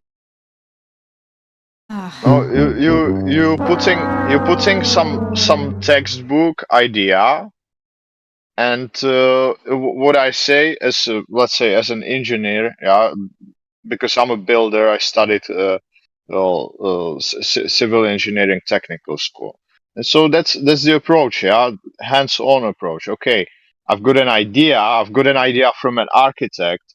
Can it be built? On the paper is paper. You can do anything with the paper, yeah. And that comes to drawings, that comes to studies, that comes to any sort of ideas. Yeah, you've got an idea, and now you have the reality. And there's in a building site, there's a person that has to make it work, and sees, okay, but we also have like physics, and something can be done, and something is really just an imagination of the person. So my question is, okay, now you're saying what you're basing everything on is just like some textbook, some paper, yeah, and you don't actually have this checked in reality, and you see that actually might be the problem, you know.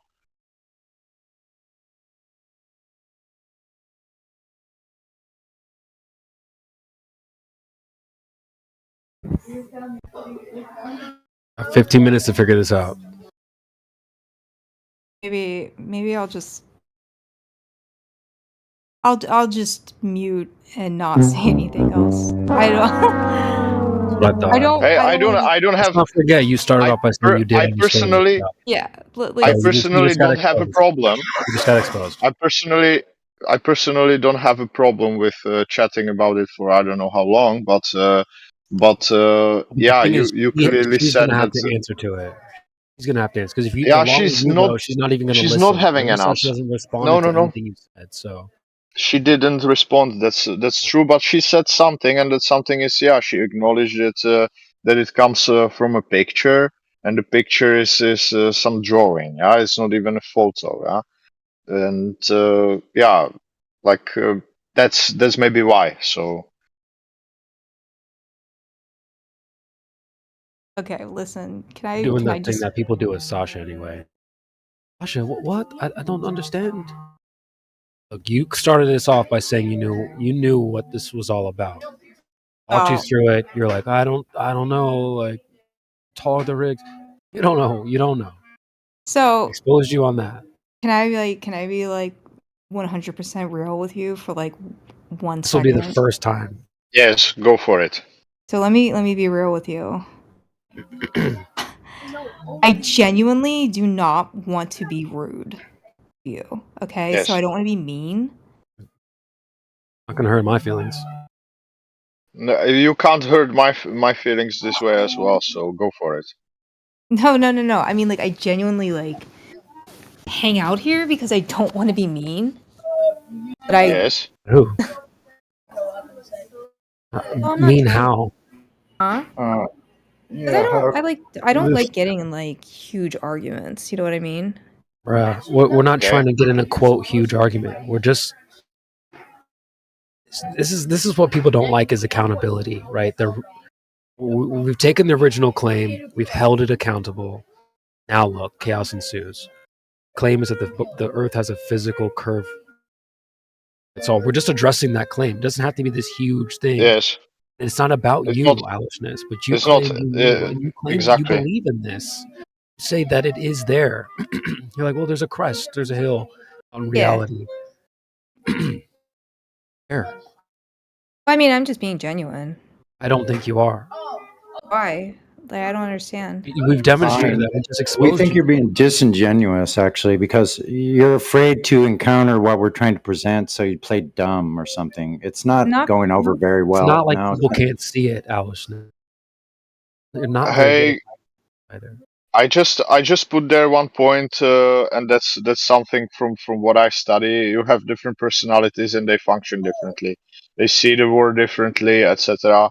And I don't have to go to too much details by saying, but I can say, yeah, she might mean something else by being genuine than you guys think, and this kind of stuff. It doesn't really matter what we say is that you like I said, it's not personal. Yeah, it's just you say something, you claim something, and that you also want to like prove something, huh?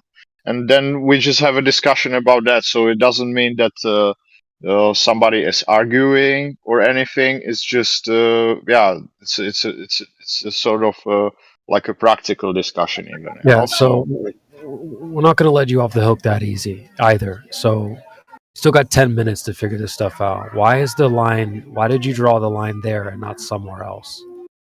Minutes until like what? You don't want to find out. You said you've got 15 minutes and until yeah, you're going to figure it out. You don't want to find out, so just go and tell us like why. Yeah. I don't listen. I would rather just concede than be banned. I'm not going to ban you, but just why? Why did you draw the line there?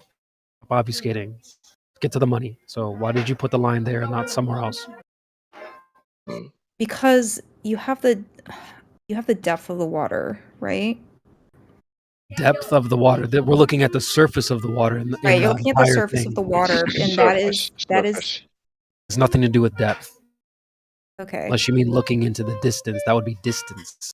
Yeah, so you're looking into the distance, and you can see obviously an optical, like you said, an optical distortion of the of the black swan that's further away.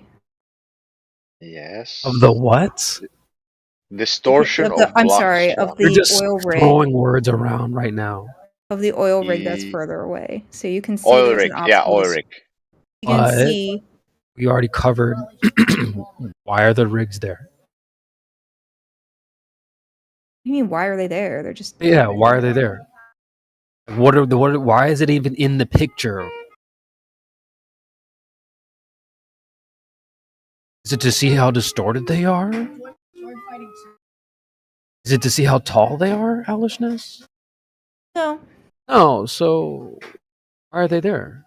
Why are they even in the frame? to show that it's optical. Oh my god, bro. Stupid! You haven't been paying attention this whole time. What we I am already paying told attention. you. No, you're clearly not. Because then you would know what the rigs are there for, which we already said to you multiple times. I can't What are they there unlearn for? something that like You I haven't really learned All right, you got 8 minutes left. Until Anyone else what? want to tell her why the rigs are there? Clearly, she doesn't know. Not there to see how tall they are. They're not there to see what they look like or how pretty they are. Well, they're there to for drill oil. distance marker. All right, Yes, this is why it's not about any of that. It's not about how high they are above the water. It's not about anything but where they enter the water. That is a certain location, period. You could remove them at that point as long as you know where they enter the water. That's the only part we're concerned with. Where's the All right. horizon in comparison to where they enter the water? I just changed my mind. A ban might be actually up for order because you're not going to waste my people's No, time no, here. no, please don't ban me. Oh, you know. All right, so you drew the line there. Yeah. Why there and not somewhere else? I mean, to be honest, the line I drew is just kind of at the bottom of where you can see the first rig Okay. because you can see beyond that it's optical distortion. Well, No. really? What Yeah. about wave distortion? I don't know what that is. Oh, I guess not. Look, there's waves in the picture. Can you see the texture difference where you drew the line between Yeah. what looks like a mirror finish out where the boat is in between the two rigs? Uh-huh. You see how it's shiny out there and rough and closer? where the wind is hitting the water makes it look darker. Do you see that? Look, I'm going to post another image for you. No, I know. I see what you're talking about. Yeah. Okay, wait. I'm going to post this image for you. It really makes it blatantly clear where the horizon is. And I want you to answer again, where is the horizon in this image? And also, the timestamp is in this from the original video. And the title is right there as well. You could go there yourself in the video itself from start to finish. So where is the horizon in this photo? This still. It's just been darkened contrast. That's all. I contrast darkened it. Oh, hold on a sec. Sorry. It's okay. Where's the horizon in this image I posted at 54 minutes? I don't know if she got a call or something, but everyone in the chat can see exactly what's happening. Cat. No, I'm sorry. My cat started screaming, and I didn't want it to be obnoxious. No, it's okay. Yeah. Where is the horizon in this picture that I posted at 54 minutes? The still.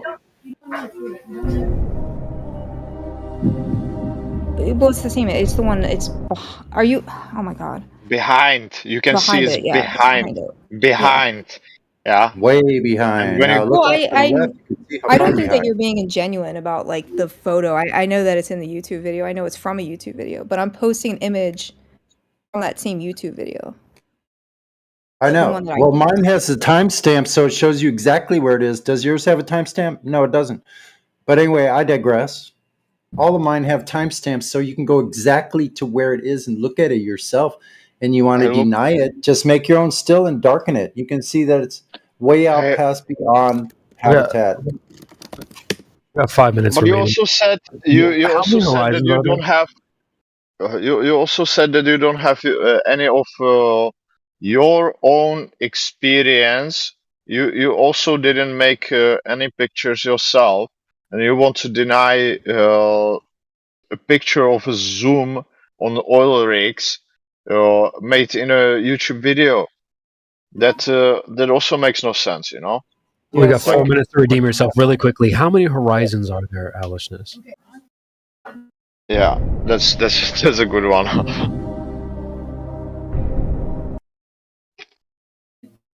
So there's like 3. 3 horizons. 3 horizons. Holy Yeah. shit, dude. Holy And So how you many of zoom them, in. and how many of them are actual visible? Draw them. No, just before we get to that, draw all 3 of them. And how do you like skip them? Hey, does the first one disappear as you zoom in? Let's say, yeah, to the half of what it is. Does the horizon disappear? You know, the first one, and then you jump on the second horizon, or like how does it happen? You know, I've heard 3 draw the 3. horizons. Let's start with that. Why don't you draw the 3 horizons? Let's take a look at that. Yeah, could you please do that? Do that in see if you could do that in the image I posted though. Please. So what I'm talking Yeah, about. draw it on Sunday. No, we don't explain it. Just go to MS Paint, draw the 3 lines, and then you Go to can MS pick up from Paint, there. You got whatever 3 you're in. minutes to hurry up. 54 the 54 minute after the hour image I posted. Use that. Draw 3 lines. Show us where they are. I'll use the one that Asian Bear posted. Well, Whatever, just fine hurry up. then. Okay.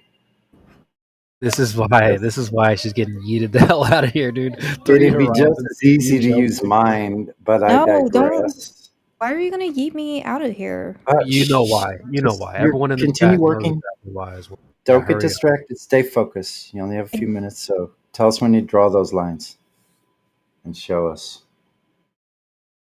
If you could label them, that'd be great.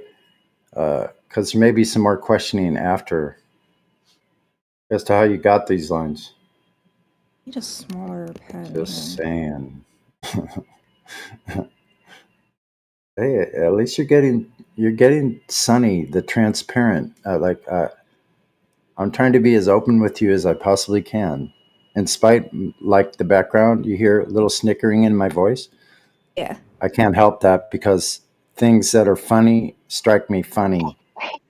Yeah, And that's so why I'm like. Don't get distracted. Just draw the lines. Hurry up. I'm just draw the drawing lines. the lines. Okay. All Thanks for We've been working giving with you a us. lot of attention, so like Yeah, this is try to crazy. work with They say the boats go over the horizon, not it goes over this horizon, then that horizon, then another horizon. So we have 3 horizons. Yeah. Which one is the curve of the Earth? So, but which one? Which one is the horizon? It's a first time in my life that anybody would let her answer. Tell me that there are 3 horizons. Well, that photo has 3 different perspectives. Horizon means that you don't see behind the horizon. How come you have a horizon and you see what is behind the horizon? And you see it behind another horizon. Yeah, you're just making shit up. So, got like 6 seconds to hurry up. To redeem yourself. How could you possibly have a horizon where something's supposed to be blocked afterwards and still have the boat visible after? That's the horizon. And all you did was take your line and put it at demarcations where you see the water darken and lighten is not an indication of curvature. You still see the stanchions entering the water from the oil rigs going into the water, past out further, and you had the last line correct. That's where the horizon is. The last line is where the visual horizon is. Yeah. Yeah, there's no such thing as hold on. There's no such thing as an invisible horizon, bro. Yeah, that's redundant, Allison. By definition, the horizon is something that's apparent to so. No, because saying visible horizon is completely redundant. It's not because it is. It's not because that's like what the definition of horizon is. I just said that. So may I give you the definition? Visible. Definition of horizon: the line at which the Earth's surface and the sky appear to meet. Appear to meet. Yeah, that's not visible. Yes, because it's optics, right? Your measuring tool is your eye. So to your eye, what does appear to be a horizon is the line at which, Earth's surface and the sky appear to meet. Yeah, for your eye. Oh, we got that. That's So how can you have marked a line that is line between water and water, optical, where like different colors of water appear to meet, but it's all optical. It's just optical illusion because you're looking from a distance. Your eye is not a perfect tool at such a distance. So you have marked lines between water and water. Then again, water and water. And the third one is water and sky. The earth and the sky. So how can you make 3 horizons which when those 2 don't meet the definition of what it is to what we call a horizon? You see? You understand what I asked? So what's your rebuttal, ding dong? Ding dong. Do you understand what I asked you? Yeah, she just look. You got to make a closing statement here because you're not going to continue to waste people's time. This is crazy. Just making shit up at this point. Your own definition of a horizon. Yes, you are. Yeah, your own definition of what a horizon is and all these other things. So because the definition of horizon indicates that it's optical, like you said. We already know what it is, our friend. No. That's not the definition. Yes, it is. Don't change the definitions. Where the sky appears and the earth, sky and the earth appears to meet. Sky and the earth to meet. Yes, because we're talking optics. Right, because we're talking optics. Yes, we're agreeing on that that's point. That's the language you're using when you're talking optics. Yeah, you watch with your eye. Where does the sky? It's not where they meet. It's from your position. Yeah, which might be several kilometers. You look at what seems to be an edge. It's not an actual edge. That's the funny thing. So it only appears to your eye, but that's the line. Yeah. And that's what you're calling a horizon.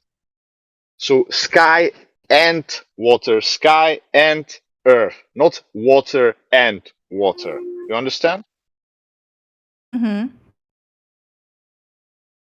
So those two lines don't meet the definition of what is to be a horizon. Only one of them meets the definition. What is your rebuttal, True. Alishness? Go. That is true what you said. He's saying you're wrong. What? He's saying that Yeah, I'm wrong. he's Yeah, I saying know. you're wrong. So Yes, I know. yes, that's what I said. I'm agreeing. But the Oh reason my God, this is why. Complete failure.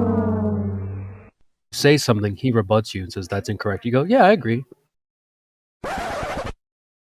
I'm not allowed to agree that I'm wrong. Oh, yes, you are. Yeah, you gotta go. You're done. You're done. Just a waste of time. So, everyone in the chat sees it. Everyone in the panel's been giving you enough time. It's just enough wasting people's time. This fake, I don't know. Oh, I'm just a poor dumb woman. No. Dude, we're done with this here. Sorry. This is 3 Horizons. What was that? Hey guys, you have to give them the credit for the creativity. Just that be was honest. really- It's nice. It's nice, Well, you know. in a way, I can see what you're saying, but that was actually painful. I'm like, man, like, Don't sync up my chat either, before I move you the hell But out. hey, it's interesting, you know, to I'd see. like to, it is. I'd like to knock them down each line at a time. Is there sky No. above first line, and then yes or no, and then is there sky above? So the obvious answer to the second line is you have a boat right on the line. How could there be sky? And then you have this. Yeah, third guys. You got the line. whole last hour, so and it got But nowhere. you So have ended to up with 3 understand that Horizons. for me it's fun because once you understand how people function, really, you know, each one of them. This guy is like that. You can really categorize these things, and then you can study them deeply, and you understand. Okay, this person will always follow. You give this person to push a button, and it comes from an authority. This person knows that behind the wall is somebody who's going to suffer when they push the button. Will they not like the decision? No, they will not like it. Will they push the button? They will fucking push the button. Yeah. Why? So Because listen, somebody who is of an authority said so. Yeah. So Right, I agree once you with know you. these things and you have it black and white, you're just having fun, you know, by observing that shit. Well, I agree, and I was going to say kudos to CB for pointing it out back, and you had to keep going, reiterating back to what the purpose was. And I think from the whole thing, what I learned is she did not get the message at all about what the point is at all. She still didn't. After it's Exactly, at being all. explained 6 Yes. times. Yeah, I'm and telling you, some things are stronger. You know, some things are stronger for different. Like I say, you have personalities that will always do their own shit. You know, and don't listen to an authority unless the authority is legitimate. Like Then you have myself. personalities that will act like this. You have ones that will act like that. The shit is predictable, and it is funny to observe how and what I presented is literally fucking physical thing, and you see how this programming in this person is stronger anyway. Yeah. Yeah, you literally Because can it is see backed it. by somebody who is of an authority. So once Joe Biden says, "Okay, it is so," we live on this this shape, then she's going to be fine. She's going to be talking to her ladies about it. Yeah. Yeah, You understand what I mean, huh? Yeah, yeah.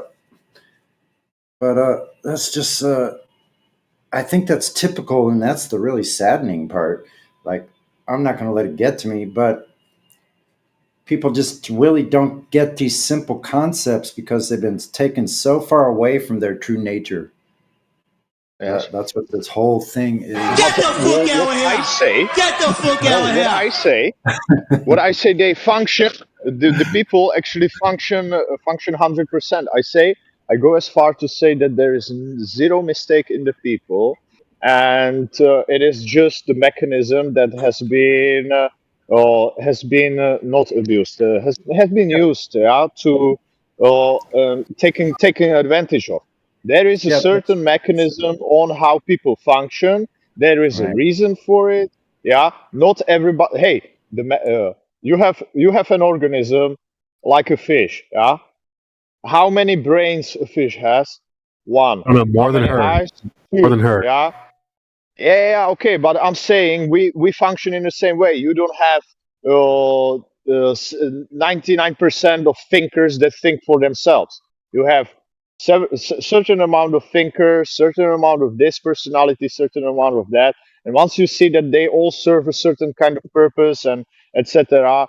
And yeah, I'm just saying, the ones that are like followers, you also need that. You actually need all of it. You need somebody to be like caring, somebody to be like feelings kind of stuff. You need all of that. And yeah, this person, she will not uh, it's like in a beehive, yeah, let's say, or ant's nest, yeah. The worker ant is not going to be like, oh, but I'm not sure if what the queen said is good or not. I'm just going to do my thing, so But dude, like this bee there's is just drunk flying around, doesn't even know, like it's just doing its own random thing. That's part of the yeah. problem as well. Like Sonny Look, said, there, freaking go ahead yes, and finish your point, yes. bro. I'll let you finish. Yeah, but I say it's a constant. This thing can be measured. What I'm saying, it's a constant, and it has to be treated as such. And so you can like shout on a cat for being a cat and not being a dog, and on a dog that the dog should become a cat. It doesn't change the fact that you're probably going to spend your life or doing something that is going to cause you stress and is going to be pointless because you're never going to achieve what you're trying to achieve. And yeah, I don't see a mistake in them. I see a mistake in the perception of what should be done with the situation with them. So being okay, now we have to all talk to each other and decide together what is the best thing that should be done. Where in the reality, once you observe how this thing functions, you see, oh, it actually can never be achieved. Therefore, it's a scam. Yeah, I just wanted to address something Sonny said. Like, you're right. We did have to freaking go over the same thing over and over here. Like, you will never change your mind. What's up, Not from your position. You hold on. Oh no. Do you believe that? Huh? Who said I didn't believe before? No. I read through that bull junk you wrote down. I read through that. I sifted through What all did that. I write? Yeah. What did I write? Oh no. Can I ask my question? Do you believe? In what? You don't believe. I do believe. You just answered it. You don't believe. Next question.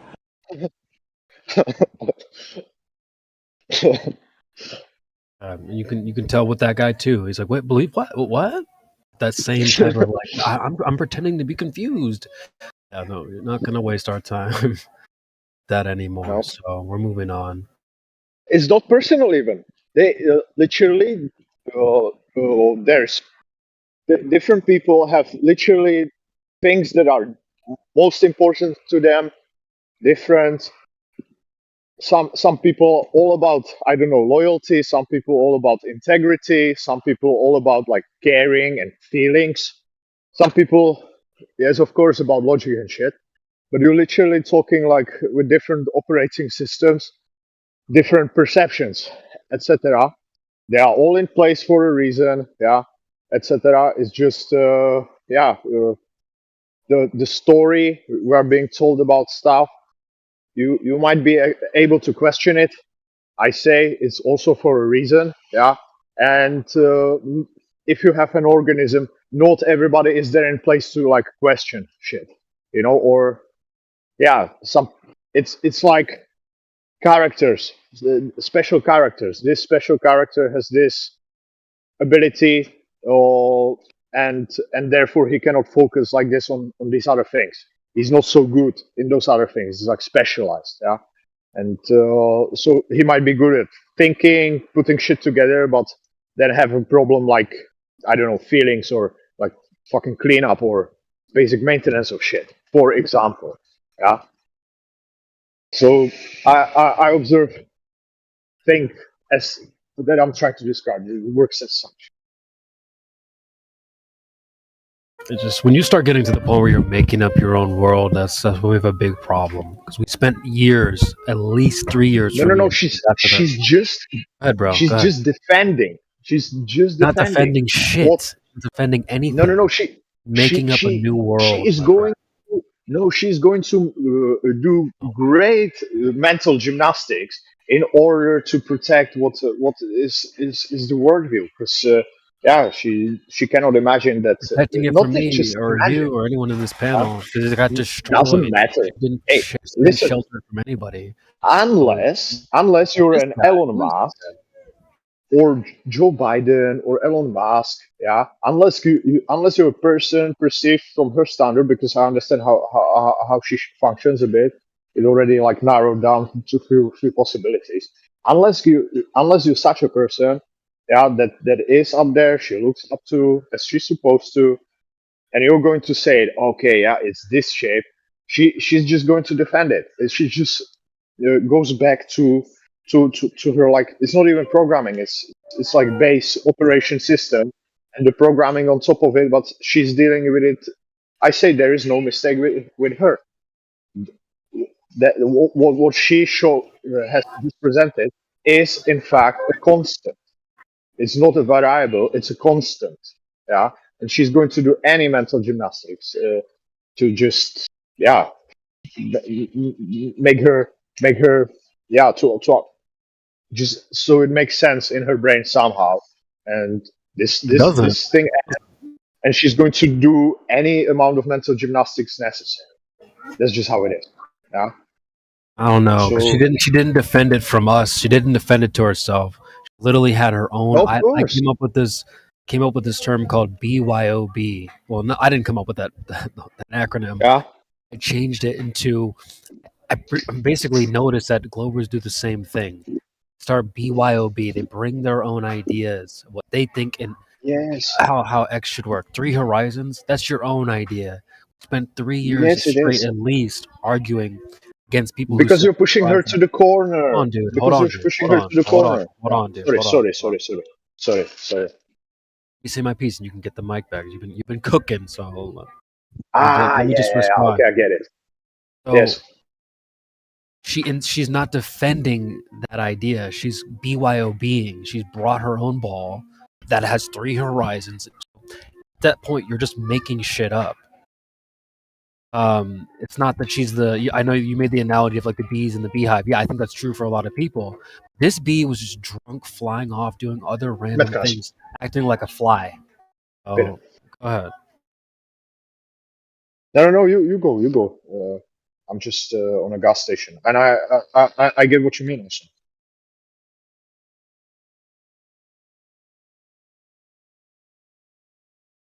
Vanavond, you hear me? Yeah. I just wanted to. I mean, I didn't want. I know. I know exactly what you mean, and this is not the only rabbit hole I've been in. I mean, I've been through few, and there's more than just this stuff that you guys observe over here. Yeah, and like I say, now that I understand how the personalities work, you can literally narrow it down, and there's certain amounts of people that you can just write off. That in this moment, with your position, unless you're Joe Biden, Donald Trump, or Elon Musk, some person of that sort, that you have no chance, like zero, to change their mind about this subject, and that's it. Yeah, I would agree with that. No matter what evidence was presented, and you know how people come here all the time. Well, if you just saw pictures from space, would you believe it? Okay, well, if we showed you evidence for the flat Earth, would you believe it? In the face of the evidence, you still Basically, it was like, nah, not flat. Just saw why it was flat. We just completely shredded this idea of this physical curve of the Earth. You couldn't even argue Yep. for it anymore. She was coming up with excuses. Oh, well, it's optical. It's this, that. Yeah. Well, no shit. That's what we've been saying for day one. Oh, you're welcome. And that's what allows me to have fun, you know, because I already know the result. I'm just observing, like, okay, that's funny, you know. It's because it's still funny, you know. It's just yeah. I don't know. I don't know. It's not like ha funny. It's more like sad. Hey, once you know the other things that I know, and how the shit goes like deeper and deeper and deeper, and once you see the real scams, then because this is one of them. I'm not saying it's not, but then it's like okay, how does it function? How do they like really get us? Where's the thing? And yeah, this is one of them that I'm like describing a bit. I'm not even going like super deep, you know, just a little bit like observations and shit. But yeah, then you're like, okay, yeah, so first thing, I don't have to like waste energy because I literally have these stones here, these things that really show me that okay, it's literally black and white. It literally is set in stone. There's a certain operation system for this unit, certain operation system for that unit. I myself am based on certain operation system that has a certain purpose to it, etc. Yeah.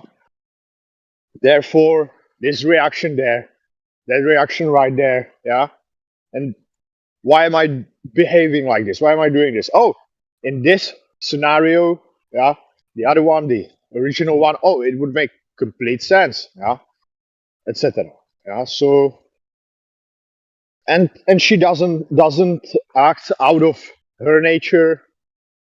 It all makes sense. It's just like I say, unfortunate maybe, yeah, that that the current thing that or let's say the current managers of the narrative be lying, and these people are nothing else but falling prey because they cannot themselves decide to not obey the narrative.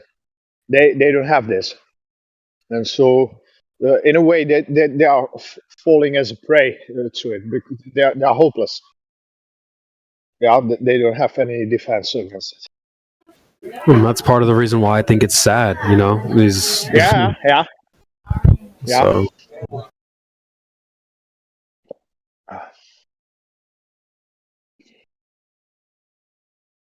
yeah, that's true.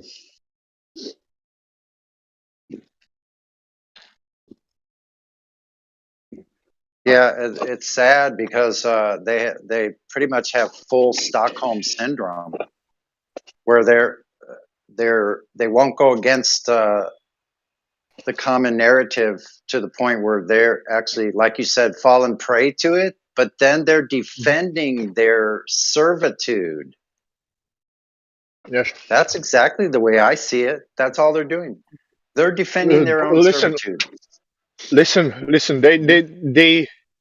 They serve. They know they serve, and it's not like somebody is better, somebody is worse.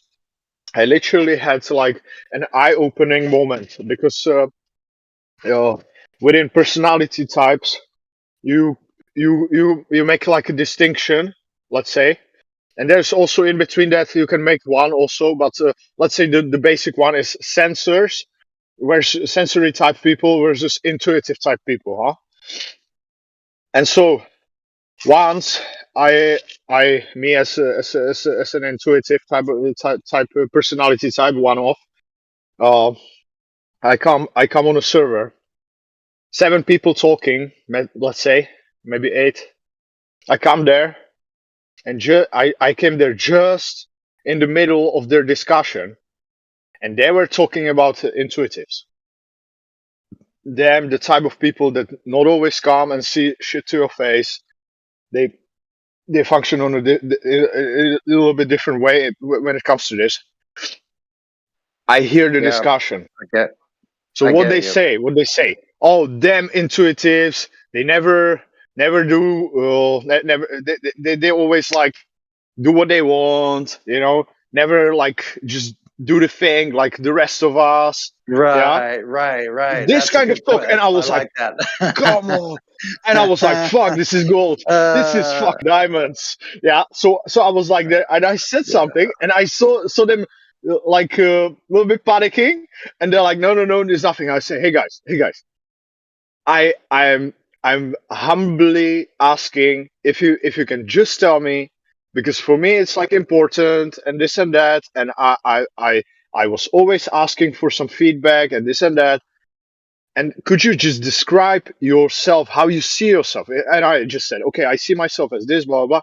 Okay, and it doesn't fit, blah, blah. Yeah, okay, you see all of this. Please describe how you see the thing for me, So the guy just felt comfortable, and the other ones as well felt some sort of comfort. I knew I'm witnessing something like, it was like David Cattenberry, or how the guy's called with the documentary animal movies. And I'm like, fuck, this is something. So the person started describing. So say, okay, so imagine, he said, or imagine to describe it like a machine that has wheels. And the wheels are turning, and pretty much, for the machine to work, all the wheels have to be turning.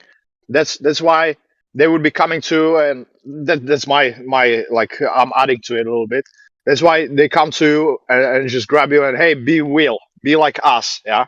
Because he sees with the same mistake as we do, like that everybody is the same, where everybody is not the fucking same. They have the same mistake in their brain, and so. You would be telling him, hey, come, just do and be yourself and do it for yourself. And he's like, no, that's not me.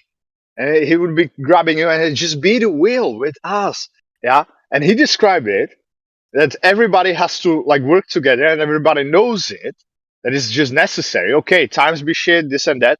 But there's nothing else. We have to fucking work together. What if we don't? It doesn't make sense. Yeah, so just be real.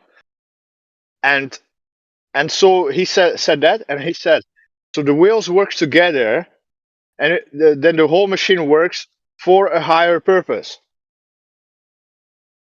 That's how he described it. And the guy, the other people also like, yeah, like talking in the same way. And so that actually might give you an idea, because once you study them, it is exactly that. It is exactly that, the sensory and the intuitives, and then you can divide the line, and you can actually okay, how does this person function? What is difficult for this person? Yeah, I want to chime in. I'm listening along with you. I have my headset on now. I'm about to go out on my bike. So I'll be listening in. I'm just kind of like riding along. If you can imagine what I'd be doing outside in sunny San Diego. It rained all day yesterday almost. Now it's sunny again. Yeah, nice. So out on the bike. Yeah, but I'll be listening. Like I said, it's good to hear you. Yes. I relate quite well. Actually, I just want to comment on the intuitive part. I'm an intuitive also, and I think a lot of us, I think there's a high number of us that are like this in this server. We seem to be a conglomerate of a bunch of intuitive people. Yes, very intuitive people. It is to be expected at places like this, It is to be expected, but like I say, just to be aware that these things are a constant is already changing like the whole perspective, because then you see, okay, my only move then is not to spend time changing this person's mind, that person. You say my only move is what? Go and be Joe Biden, huh? Or be Elon Musk, yeah?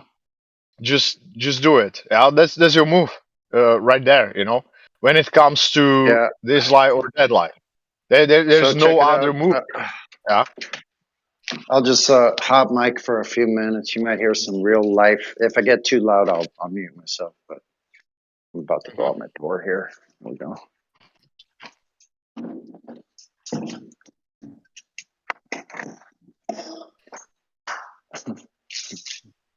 Sounds we all know and love. Let's see. I'm about to. As I put my key away and about to ride, I already checked the gas pressure is really important in a bicycle. Yes. Very, very important. And I've had to walk home numerous times with flats before. It's not a lot of fun, but I know how to do it. I usually aren't carrying enough to change it and re-inflate it out in the wild, so I'm not normally any more than about 5 miles away from home. I can walk that easy pushing the bike. But I have a really good feeling about this time. Basically got brand new tires. Front one's getting a little bit worn, but it's still good.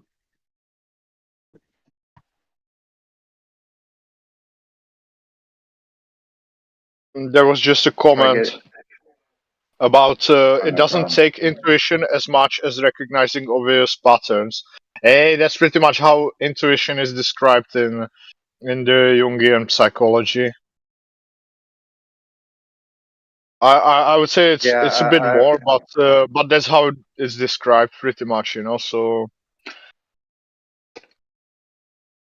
they don't listen. I say it like this: when you talk to them about patterns that you recognize, you're going to have, let's say, quote unquote lefties that will be able to see some of the patterns, but they will want the source. Where did you take it? And once you understand the personality types of where they come from, you see that for them it's like the community and helping is like everything, based on how they function. And then I say it's like the knowledge in that sphere is supposed to be like community based, something like academia based, and that's what I see in their like natural state. When the thing would be working, it would actually be something that is in a way impenetrable, because they don't rely just on their own critical thinking, but it's more like kind of hive kind of thing. Yeah. So if the academia was in order, that thing should be actually quite, it would be something that you can like is impenetrable. But with the state of an academia at this moment, of course it's fucked up, right? But once you understand the personality types and like they can change their mind, but once you understand through how much pain would they have to go in order to change their mind, it's not just like that. Yeah, for us it might be painful to like hear something that is illogical, doesn't make sense, and for them, in order to change their mind, they would like lose the community. And so therefore, because they are so tied to the community, it would literally mean that they would have to get out of the community, which for them is way more painful than for us, I'd say. And so once you understand it, kind of like what would they have to go through personally, you kind of get, oh yeah, it really is like painful for them. So just like changing their minds about shit, unless it's proven. So they're literally like saying, okay, I will take what you're saying, but I will have to get through so much pain that you better have it backed by something. And you say, okay, but I can't because it's all fucking rotten. It's all corrupted. And I say, yeah, but what should I do? Yeah. So that's kind of the situation. How this person, the sort of left leaning, let's say, it's not all of them, but yeah, sort of this kind of person, what is their perspective, you know? So, for example,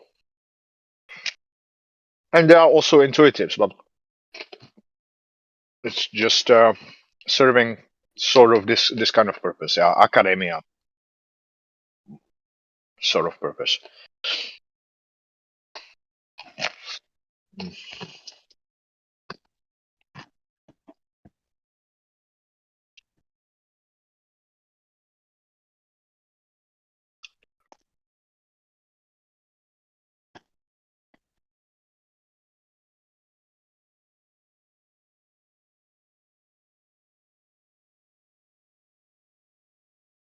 So it's not just common sense.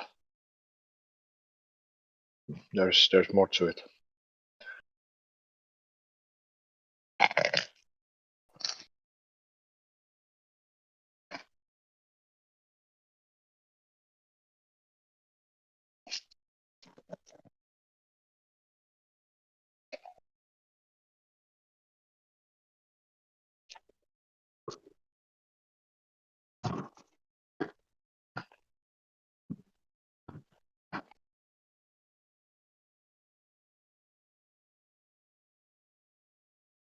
And too many personality types, pattern recognition in real time looks like they don't understand what it is. It looks it might look like crazy talk to some of them.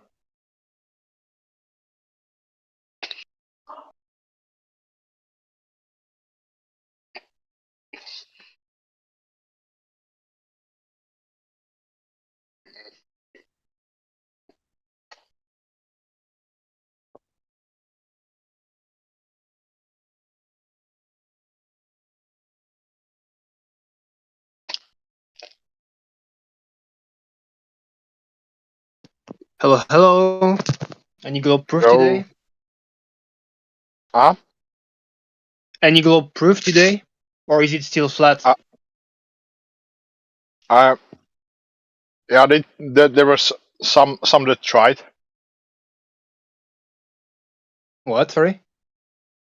There were some that tried, but we ended with the theory of 3 horizons. What? 3 horizons? Uh-huh.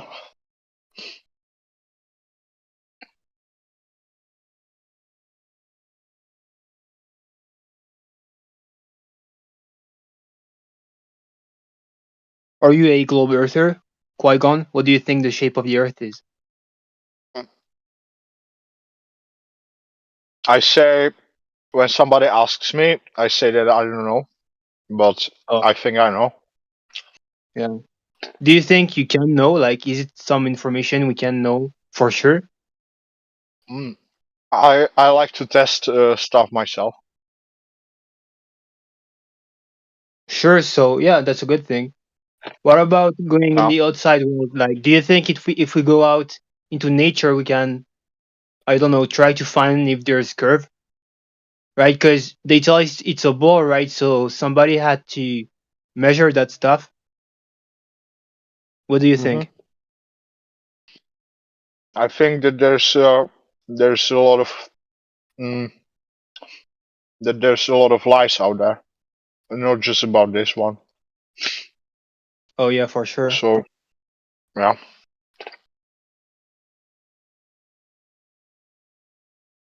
Have you seen pictures of the black swan? Does that ring a bell? Maybe, I don't know. Black swan? Yeah, the black swan. I'm not sure. Okay, I'll post it in live stream voice text. Basically, it's they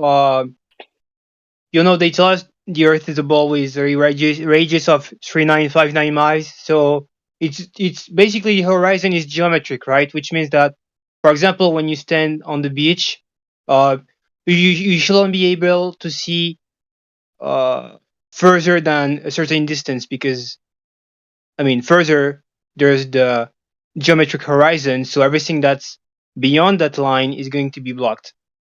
Oh yeah, thanks, Miguel. do you see live stream voice text? I think I can tag you. I'm watching it now. Oh yeah.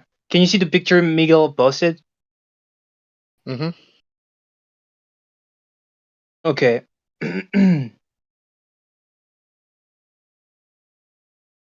So I'll just read it out loud. If you don't understand understand the argument, right? Just stop me and I'll explain further, right? Okay. So right. So as I said, I they do. tell us that. Yeah. Sorry. Go Yeah, on. I do understand. I do understand the whole thing. So Yeah. So you understand that this observation is not possible on the globe, right? At least not on the globe Yeah. that with the measurements they tell us it has. Exactly. So like I said, at this point, I like to say. So I say it like this. Yeah, those globe Earth arguments are weak. What shape does it have exactly? I have no idea. Yeah. Yeah. But because how can I say it? At this point, like this amount of lies, because then you also see sometimes the thing that is there, like the counter argument. Then you find even this counter argument, even though it seems real, no matter what rabbit hole. Now I'm in the flat Earth thing, okay. But other rabbit holes, once you explore them, you see that the counter argument that you're like being provided is sometimes like 70-80% true, and within those 20% that like are not being mentioned really is actually quite a lot of information. Actually those 20% make complete different sense out of the thing, and therefore like once you get to the 20% of like what like didn't fit in, you get a completely different idea. So it's not that I would be saying at this moment that I say anything against like the flat Earth arguments. I'm just saying that I've never been able to myself test it to such a point that would satisfy me and say, okay, now I can say 100% is this or that. Now I know it for sure, because there's just so many lies out there.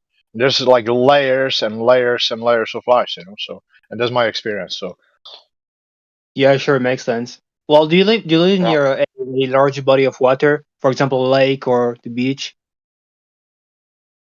no, I'm not arguing against that. Hey, the line No, is. yeah, I know. No, yeah, I'm just Yeah. saying.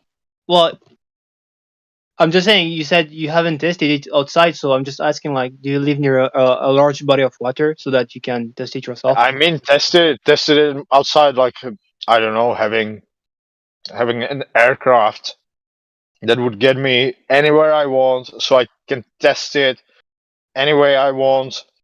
Having go up there and touch the how it's called, the firmament.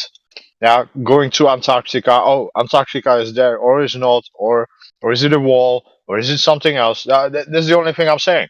No, yeah, I mean, sorry, maybe I wasn't making myself clear enough. I'm just saying, Black Swan stuff is about observation of a larger body of water. So I'm just asking, but hey, but this, I'm not denying. I'm not denying the lie. I'm not denying anything. I'm talking like details, because okay, how do you know how big is the thing actually? Like the Earth. Yeah, what do you know? What is behind? And like, yeah, maybe the size of the thing also can make some difference. Like I'm just saying that there's so many things we might like have like zero idea about, and we are here on Discord. What can we test? Okay, so we can test like some stuff with some Nikon. We can talk about the line. Okay, that's all fine, but you see, they be lying about stuff. So what is it that they lie about? I don't know. It can be whatever. In my experience, the bubbles like this one, the flat Earth bubble, and you guys being within, is usually like self-contained, and once you get outside of the bubble, you get like more of different kinds of information. You see? So okay, here the discussion is about the line. I'm not denying any of that. I just say that the truth of like what it really is. Maybe it's like what they say in the Bible. Maybe it's something else. I don't know. That's totally fine. Yeah, I think that's a fair position to be at. You don't necessarily have to make any claims about the construct of the whole reality of the whole existence, because we're standing on the ground. I can travel across this plane, but to make a claim about what's beyond this place that we are, there, definitely don't. I wouldn't say you can make a definitive position. So to make, like, the Glovers have the position that they make a claim of the whole construct, right? They say they know the geometry as a globe, then they know what's beyond that, what's in the middle of the galaxy, and they make all these claims that it's just made up stories. So you're not taking even that position because you don't really know, right? Yep. Yeah, that's a fair. Your position is pretty fair. It's pretty, I will say, logistical, in my opinion. Yeah, logical. Yeah. Yeah. Yes. And I mean, the scope of the lies is the amount of lies, the depth. So just the scope of things we are being lied to about, to the point where the lives we live are. Now that I know some of the things, now that I have uncovered quite an amount of lies, I also get to the point that I get an idea of what we are actually being robbed of. And that's there's things that we know. There's things that are axiomatic, and there is stuff that there is things that we can verify that it's just on the realist level, and we're not gonna throw the baby with the bathwater. We can throw the cartoon away. We can say, hey, now I know I don't live in this cartoon that was presented to me since I'm a child, right? You can recognize that in a sense. I'm not talking just about flat Earth, because there's more. I'm not talking flat Earth either. I'm talking more. Okay. Because flat Earth is a term. It's not what something is. You're not a flat earther. You're not a term on a piece of paper. That's not who you are. No, I'm not. I'm just a critical thinking person. But I'm saying that anybody that makes a claim about the shape of the whole universe, nobody in here, I think, is making a claim about the whole shape. Unless it's a Glover believer, right? They do have the claim that they know the geometry of the whole, let's say, Earth and the waters, and what's the limitations of it. They do have a positive claim, but you're not doing that. No. What I'm saying is that, okay, so this is one thing, okay, so shape of Earth, fine, yeah. So that has to do with history, that has to do with science, that has to do with that. So then we know, okay, so they'd be lying about science, they'd be lying about history, they'd be lying about what's the shape. What else are they lying about? Okay, and then you go psychology, then you go here, then you go there, and you uncover the other ones, and you are confused with the stuff, etc., until you get to the point where we're starting to get into what the thing that was before might have looked like. Yeah, since we literally somehow got here, and the thing we are living in is sort of like North Korea. Literally cut out of information about you, yourself, your nature, the place you are in, like everything, to the point, yeah, where you like, yeah, completely incapable of anything, just atomized, no idea what you are, who you are, what the fuck has happened. Yeah. Well, you're throwing the baby That's with what the I'm talking. bathwater, dude. You're throwing the baby with the bathwater. Because we know where we are. I mean, you are in your body, and you're very capable of doing things, right, and verify things for yourself. I mean, you have God-given senses that at least point out a certain frame of reference in an axiomatic reality that you can't deny, even though you don't know the limitations of reality. You know those limitations, but at least your immediate experience, you have to at least acknowledge that and not just say, I don't know anything. Because if you're just gonna say, I don't know nothing, I don't know anything, everything is a lie, I don't say that. I don't say that. No. I don't say that. I don't say that. Hopefully, yeah. Yeah. I say I can't test the shape of Earth to the point which I would be comfortable with.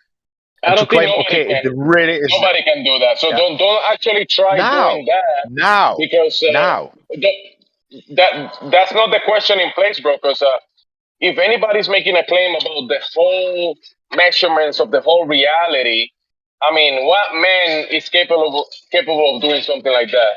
Like I think there is. I think once you disassemble the lies to a certain point, you start also seeing, okay, but that also points to something, and it actually does, because like I said, this is one rabbit hole. Okay, now you discover there's a lie about the shape, but I say there is. What if there is no shape? What if it's shapeless, like a, I don't know, like a lake? You can't attribute a shape to I can't say to something, because we're gonna lack the frame of reference. You might have to be God to be able to look from outside of the system and say, oh, this is the shape of it. But hey, I just say when you come to certain let's say discussions, let's say most of the discussions that come to happen nowadays, it's like, oh, we cannot say nothing for certain. I say, fuck off. There's actually quite a lot of things that you can say for certain. You know? So there's a lot of things that we can tell for certain. Yes. Yeah.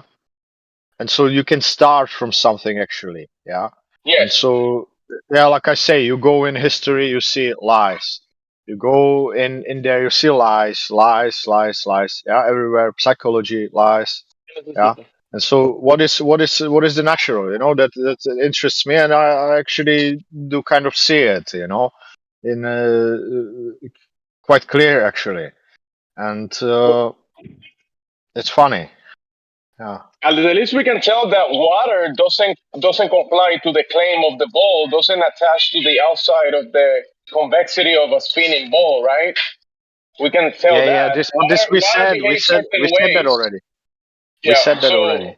Yeah. In our immediate experience, at least we know certain things that, like, are realist level. So we don't deny that stuff. We can't be just deniers of the real thing. Of course.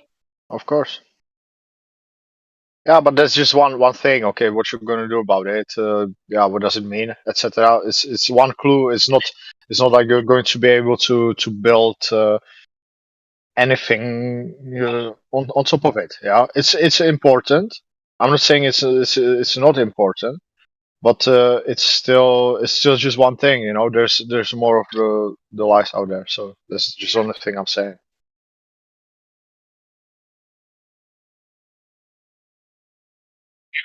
It's one piece of the puzzle. One piece of the puzzle. That's it. At a time, sure. You do one step at a time, right? Yes. Take one step at a time, sure. Yes. Yeah, I don't think anybody has to make a claim of a positive claim about the whole construct. So you can have your position. I think it's interesting. I think it's a good thing to be interested in, though. You know, like, okay, so it's not this, it's not that. How is it then? Why is it so? Yeah, etc. And so that's just the questions that rise after you come to see, okay, so now I know it's not that shape. What am I going to do about it? Am I going to like try to change minds of people? Or that I told you I'm studying the personality things, and you can't, not from the position you are in, you can't. So it's pointless. And plus, what are you going to achieve actually? Like, Be that what's the guy point? that's just trying to convince people about the shape of the earth or otherwise. You don't have to be that guy.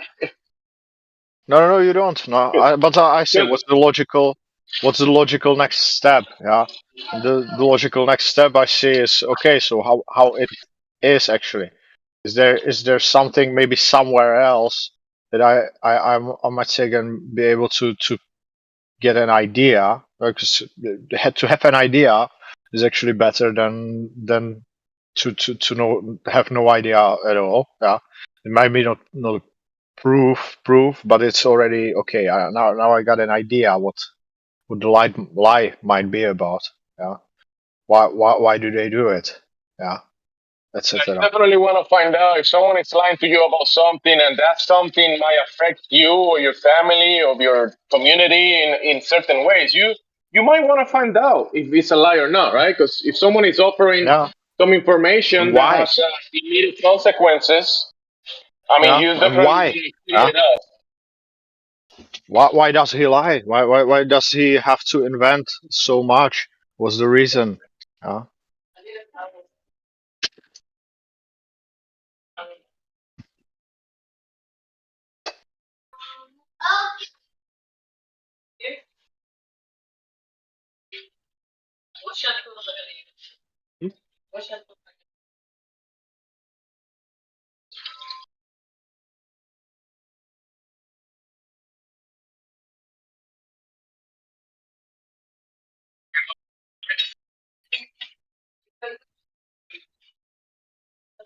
That might be an impossible task. Then why? You might have to go to the source of the lie and ask them yourself. Why? Why are you lying to me, bro? I think you can also, yeah, you can also, like I said, yes, okay, but that's not the only way how you can find out why somebody lied. That's not the only way. Yeah, if somebody is a detective, or the detective can find out why somebody did what they did without actually speaking to that person that committed the crime themselves. You can put together a lot just studying, observing other aspects of the reality other than the shape of the earth itself. So that, You like think I said, about it in logistics because you say you're thinking about it pretty logical. I mean, men or mankind or certain people, some people want to have an advantage against other people, right? So if they can hold the keys of the administration and hold the keys of certain important topics about the truth about reality, I mean, they can control resources. They can control, let's say, what you do daily, like your job. They might offer you a job that is just a waste of time, like looking into a computer to figure out what's happening in a black hole, right? And they might, you know, the human resource is very important, and if they can control people's minds and therefore control what they do in their day to day, that's a pretty powerful position to be at. Yeah, true.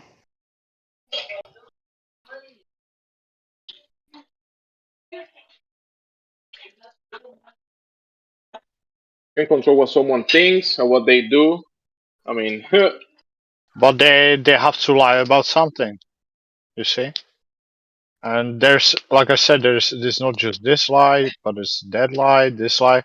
So you know, I'm just saying, and I'm touching upon something that you probably have no awareness of. But once you also see like how certain people function, how certain personalities function, what they will always do, what they will never do, what they will sometimes do, what is important for them, what is like the most important value they have, this person, that person, and like on which basis do they operate, and you see a little bit through it, then you see that the natural setup of the whole, let's say, quote unquote, organism, if I would take a whole humanity as an organism, kind of like a structure, then you see that we actually function now at the lowest possible setup, which is It's almost like a traumatic state, like a state of trauma, fear, scarcity. No, which is survival of the fittest, which I really at this point don't see as any like any it is literally the lowest possible settings of the machine. Yeah, if I say that the organism or a machine, if you want this to run this way or that way, it makes zero sense to choose this sort of setup unless your position is like of a parasitic nature. Yes, I agree with you in that. Because we are literally made in such a way that yes, I can do stuff myself on my own, but it's not meant to spend the whole life in this setting. We are literally meant for cooperation with the Yes, things I agree like with that. the fact that you are smart is not towards yourself and your self enrichment. It is meant to be towards a community. It is meant to be towards something. And you have people that can put stuff together, and then you have people that like take it, sort it out a bit, and put it into the action. And then you have people that put things together, and you have the ones that take advantage of yeah. that, steal it. And somebody does the fucking maintenance. Somebody does the fucking maintenance. Somebody does caring. Somebody does feelings maintenance. You know, and overall, every single one of them has like purpose, value, and they navigate their life. Yeah, so somebody feels responsible for other people's feelings and like helping them and put them together. And there's no talking this person out of that. That's their life. You might as well just fucking end it for them if you don't want them to perform this. And literally their whole like settings, internal settings, like their system is made in such a way that they are 100% for this task. Yeah, to read people, to help them in this way, in that way. Yeah, and so and for them, other people other aspects of the person, other aspects of the people that they meet might be slightly unknown. They do something, and they don't have another option. That might be the lower setting that you were talking about, because but also they have to do something 100%, concentrate on that only, and that's the only thing they can do. That might be the setting that you were explaining, the lower setting. But they also need something in order to perform well. But also what I'm trying to say is like when they see the other person, they see different aspects of the person. So for somebody, it might be easy to like see what the other people think about, yeah, and kind of have it like black and white. And for other people, like it will be easy to read, really easy to read what they feel and where do they come from with this one. And for other people, different aspects might be more present. And so we are made in such a way that it really is organism-like. It really is made for cooperation, like a beehive, ant nest, or something like that. The idea of survival of the fittest is literally the stupidest possible setting that you can use in when it comes to us You want humans. you want a Stupid. machine that can produce abundance instead of this lower setting that is running on scarcity and fear and kind of like running. The machine is running with missing gears. You want the machine to be running with all of the gears possible. And if one gear Yes. breaks down, you want the support and the maintenance that you were talking about to replace that gear, fix it, or support it, right?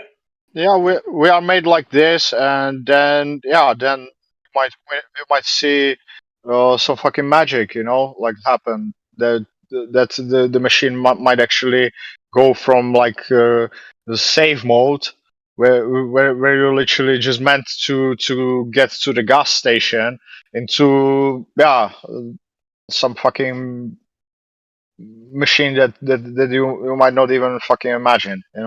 That's what I'm trying to say. An efficient machine that can even do a more efficient job than it was supposed to do, because we're not just machines, right? We're not just the organism that behaves like a No, of parasite. course not. We go beyond those limitations. We do have limitations, but when we're running in this scarcity fear system, there are limitations self-imposed. Of course. Not self-imposed. Not self-imposed, but I like to show it. Okay, so with my personality type, I live in the moment. I collect knowledge pretty much about how things function, practical or not. I'm tilted more towards practical knowledge, but you see, we can talk about any topic, and I'm going to have a knowledge, some amount of knowledge about it. And so I collect knowledge like a Pokemon, and I'm trying to draw, let's say, a map of what might be the reality. What I'm saying, not everybody does that. Yeah, they do it, but not even between the intuitives. They do it, but not to such a degree. Yeah. So I have a guy that is specialized like this, but what does the guy do? Does he like feel that he's going to like now just on his own do the shit for himself? No, he doesn't care what he wants. Yeah, he doesn't give a flying fuck. Yeah, you can look at the machine and see where it needs maybe an extra gear, or you need to take a gear out of here and put it in another place. What I'm saying that there's another person, and for this guy, it's easy to start shit, but it's very difficult to finish. And he can't do it even on his own. Like play this, like it's like playing football with nobody, just on your own. So you're not going to play football most of the time. Like why? Then you have another person, and that they have their stack, their settings in such a way that they like plan shit. So you have personalities that like plan stuff 25 years ahead. Other than that, it's like easy for them to plan. It's easy for them to stick to the plan, and unless they have fucking 5 plans, plan A, plan B, plan C, plan D, they don't feel comfortable, but they do it automatically. It's like normal for them. And so what is difficult for this person? To begin shit. They have to finish, like obsessively, like fucking almost autistically finish stuff, but it's like super difficult for them to begin stuff. So like, okay, so now we have one person that like loves to observe, loves to fucking put shit together, and creates a map, where you have other person that is perfect for creating strategy. So there's one person cannot want shit for himself, but this other person like is all about what they want, and they want to go to the point B to finish. And what does this person want to do? He's like caring for what other people want. It's literally like making him happy. So it's not fucking cash. It's not having 1,000 ladies. It's not this or that. It's literally just this. Give him this shit, and it's going to be like fulfilled. Yeah. And this person, what the other person that wants give? They give appreciation, and he gives this, and just it's this language. Yeah, one person needs appreciation, the other person needs recognition. This one needs to be fucking whatever. Yeah, and each person has this language. So they are like, okay, money is fine, but I'm just happy now. Yeah, because I see I'm fucking appreciated. Yeah, so fuck the money. You have people like this. That might be money. That might be the energy that someone needs to do something. It's not necessarily. It might be a stimulation or incentive to do something. And if it's appreciation, that might be your money. That might be the currency that drives you. Yeah, but that's the thing. He like goes to the therapist and it's like, okay, yeah, I've been told I want money, but then I don't do nothing. So what do you really want? The therapist asked. Have you ever thought what do you really want? And he's like, okay, I don't know. And then he goes on the fucking self-discovery and this and that. And then he discovers, oh, the only thing I wanted was appreciation. Bam, okay. Yeah, you see?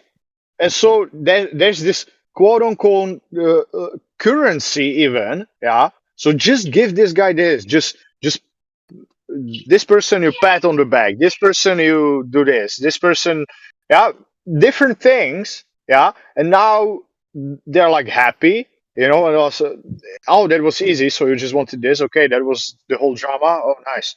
Yeah.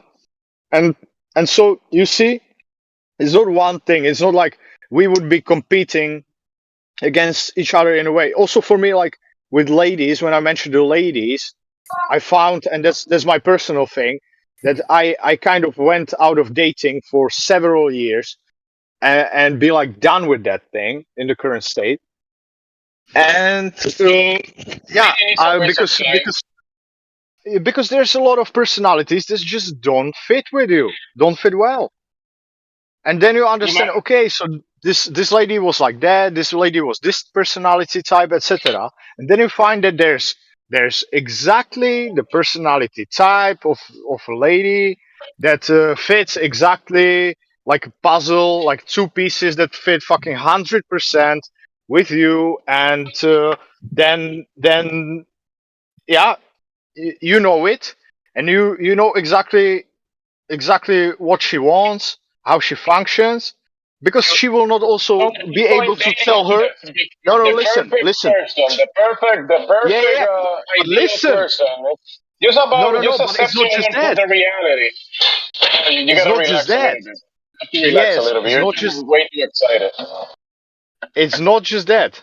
It's also that you have to know that. Yes, because you have to know. Have to know that she is the thing and how she functions, because you might also end up with a person not knowing that she is that, yeah, and then she will not tell you what she wants or not, because people don't always function this way. And so now that you have a fucking manual to the thing and you have the person also, now you can actually do something. Yeah, now you can actually understand what she fucking wants. Yeah. So it's those two. Dating other guys, and they're waiting for they're expecting something, you to be something else, and you're expecting them to be something else, instead of accepting each other and finding some common ground and trying to make it work, because you're not gonna find a perfect person. You're not gonna find it. That imaginary character in your mind. That imaginary character in your mind. It's overrated. That princess that was sold in Disney, that Disney princess or the Disney king. I mean, that stuff is just fantasy land. You're not gonna, like you said, you're not gonna find out. You're not gonna find out the real each person until you spend real time with them, and you're gonna have to take the risk to find that real person. You're in one day or 2 days. One person is not gonna find the whole version of that person, because you guys are going to grow together and learn things together, and one day have children and start learning from that perspective, because you don't know what's going to happen after you have children. You don't know how you're going to be. Yeah, I know. I know you said. I disagree. I'm the one trying to disagree now. You say, yeah, but you're doing like color commenting on top of what I'm saying. I mean, I don't need you to do that. Oh. I don't need your help for me to say something. I don't need your help. Oh, okay. Yeah, so you want to tell me what I said? I disagree. So no, I'm saying and you can say what you say, but I don't need you to help me say what I have to say. Wait, remember, there's a panel here, and there's more than you listening. So when I say something, it's not to you. We're talking about in general, because I don't know you. I don't know what you have done. I don't know how you think. I'm saying the way I can explain it to you from my perspective. But if you don't agree the way I'm saying it, I mean, whatever, right? But you don't have to be in the middle of my sentence saying, no, no, yes, yes, no, no, how, maybe no. You don't have to do that. Oh, because I could have provided you some details, but that was only for that point. Yeah, that's fine. Because I'm telling you about the stuff that you don't have any awareness about. So What do you mean? I was just trying to put it. I've dated. I have family. I have children. I grew up with a huge Yeah, family. So correct. I do know what I'm talking about. I do know because I have the real Yeah, Islam. you do. I have Oh yes, firsthand knowledge. that's great. That's great. This I understand, and this I was not assuming that you were living in some it's fine. Yeah, I understand that, but that's not what I'm talking about. But that's what I'm talking about. Yeah, and I get it. See the difference? I completely get it. I just say So I don't need your that. approval to tell me what I have to say, bro. Just without being rude. I don't need you to approve what I'm trying to say. I don't need that. No, it's not. It's not about approval. It's about sharing knowledge. And if I'm talking about It's sharing something, knowledge, but if I'm trying to say something you don't have to jump in the middle of my sentence to stop me from saying it because you don't. this I get. I usually listen. This might be also my mistake because I'm not so quick yet between assessing who is what kind of personality is who and etc. I'm not yet so quick. You have guys that like are able to read the other person within fucking minutes. I'm not there yet, so that's fine. I also say that let's say for me or for certain personality types, this isn't perceived as rude. Is perceived as time saving, because then Bro, we are but able you should to still let other people talk, bro. Other people No, should be able that's to fine. talk. It's been okay. You've been very respectful. It's just the timing of whenever we jump between each other. We just try to be concise on your point, and I allow you to finish your point. And then whenever I'm trying to say something, you allow me to finish my point. I'm not saying you're being a bad person or anything. I'm just. And you like it this way. I get it. Yeah. Like I said, if it's done towards me or towards certain personality types, they generally appreciate it because it gets quicker to the point, and that's for certain people is the goal. So like, okay, I don't have to explain that. Then we jump towards the other thing. I see you understand that, and then we just skip time actually. But We're not being very I get it. specific because the topic that we're talking about doesn't have a science to it. Like you were talking about dating, It does. there's no science to that. So when we're talking about That's what I'm something, trying to say. when we're talking about, let's say, a sex tone or a level, we can be very specific on that kind of stuff, right? Like a plum level or something like that. We can be super specific. It does. I'm trying to say it does have science to it, actually. Sure. What is the independent variable? Just kidding. What is what? What is the observed phenomena and what is your hypothesis? Because you're saying there's a science to dating. So what is the observed phenomena? What is your hypothesis? It's put together. The tool I'm currently using is based on Jungian psychology, and yes, you can actually categorize the shit out of it, people, and you can put it in as many brackets as you wish, and it clicks and makes sense. So yeah, it's all good. I will disagree that dating is science. I will disagree that there is a science to it. We can disagree on that. Okay, that's fine. That's fine. It requires a bit more dive deep into. But what I'm saying, just for an example, from my let's say dating life experience, is that I wouldn't be able, if even if I met the personality type that I'm describing, which is less than 1% of the population, even if I met her in the time that I had no awareness of the thing, I still wouldn't be able to get anything out of it, because I would act based on the knowledge that I had at the time. So I would be acting towards her as a lady, when in fact she is much more, and there's so much you can milk out of it just by knowing the person and meeting her or him, etc., as they are, and understanding that, because the things function so differently, and you don't really know how and on There which you go. So basis. there is not a specific Like, science. why you There is not a acting? scientific theory that can determine dating, and this is the book of dating, and this is the science book of dating. There is not a recipe. There is not a perfect recipe for it. So you just gotta. Not just dating. Not just dating. Exactly. Not just dating. I think dating is just a waste of time, actually. It is. Yeah, that's also my standpoint, and I'm saying not just this sort of relationship, but personal relationships in general.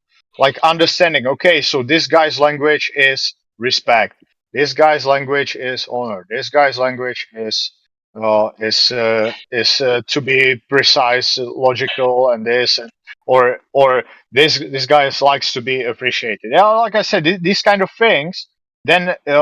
Then you don't have to ask questions like, why do you behave like this all of a sudden? Oh, he's doing this, because then you actually find, oh, he's doing it for this reason. Oh, I now get it. Yeah, or a lady for that sake, because there are also different personality types over there, and you can actually understand the people, and also the people themselves don't know many times why do they act as they like, because some people are more strong within themselves. Some people need to be let's say, feel safe in order to be honest with themselves. Yeah. So at And the least we otherwise, can come to a conclusion that dating, there's no science to dating, so we agree to that, right? to dating. Yeah, there's no science to it. Like you said, there's a science to it. I mean, and I said, what is the no. phenomena and the hypothesis, and I think you didn't get my point. I said not just. I said I personally wouldn't use it for dating, because I personally don't like dating, especially after the fact that I know that I don't have to kiss 1,000 frogs in order to get one princess that's actually going to yeah. But there's no science to it. Do you hear what I'm saying or not? No. I said I disagree with the statement that there is no science to it, because I said yes, you can actually categorize the shit out of it. That was my statement. You know what science is?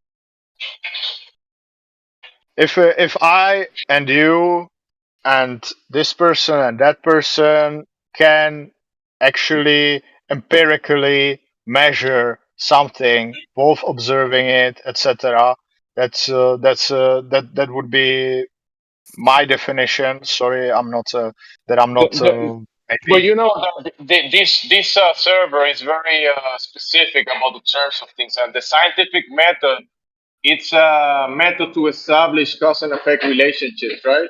In the natural world, observing natural observable phenomena, then making a hypothesis, a valid hypothesis, and then with experimentation, establishing a cause and effect relationship and trying to determine what is the cause of the effect.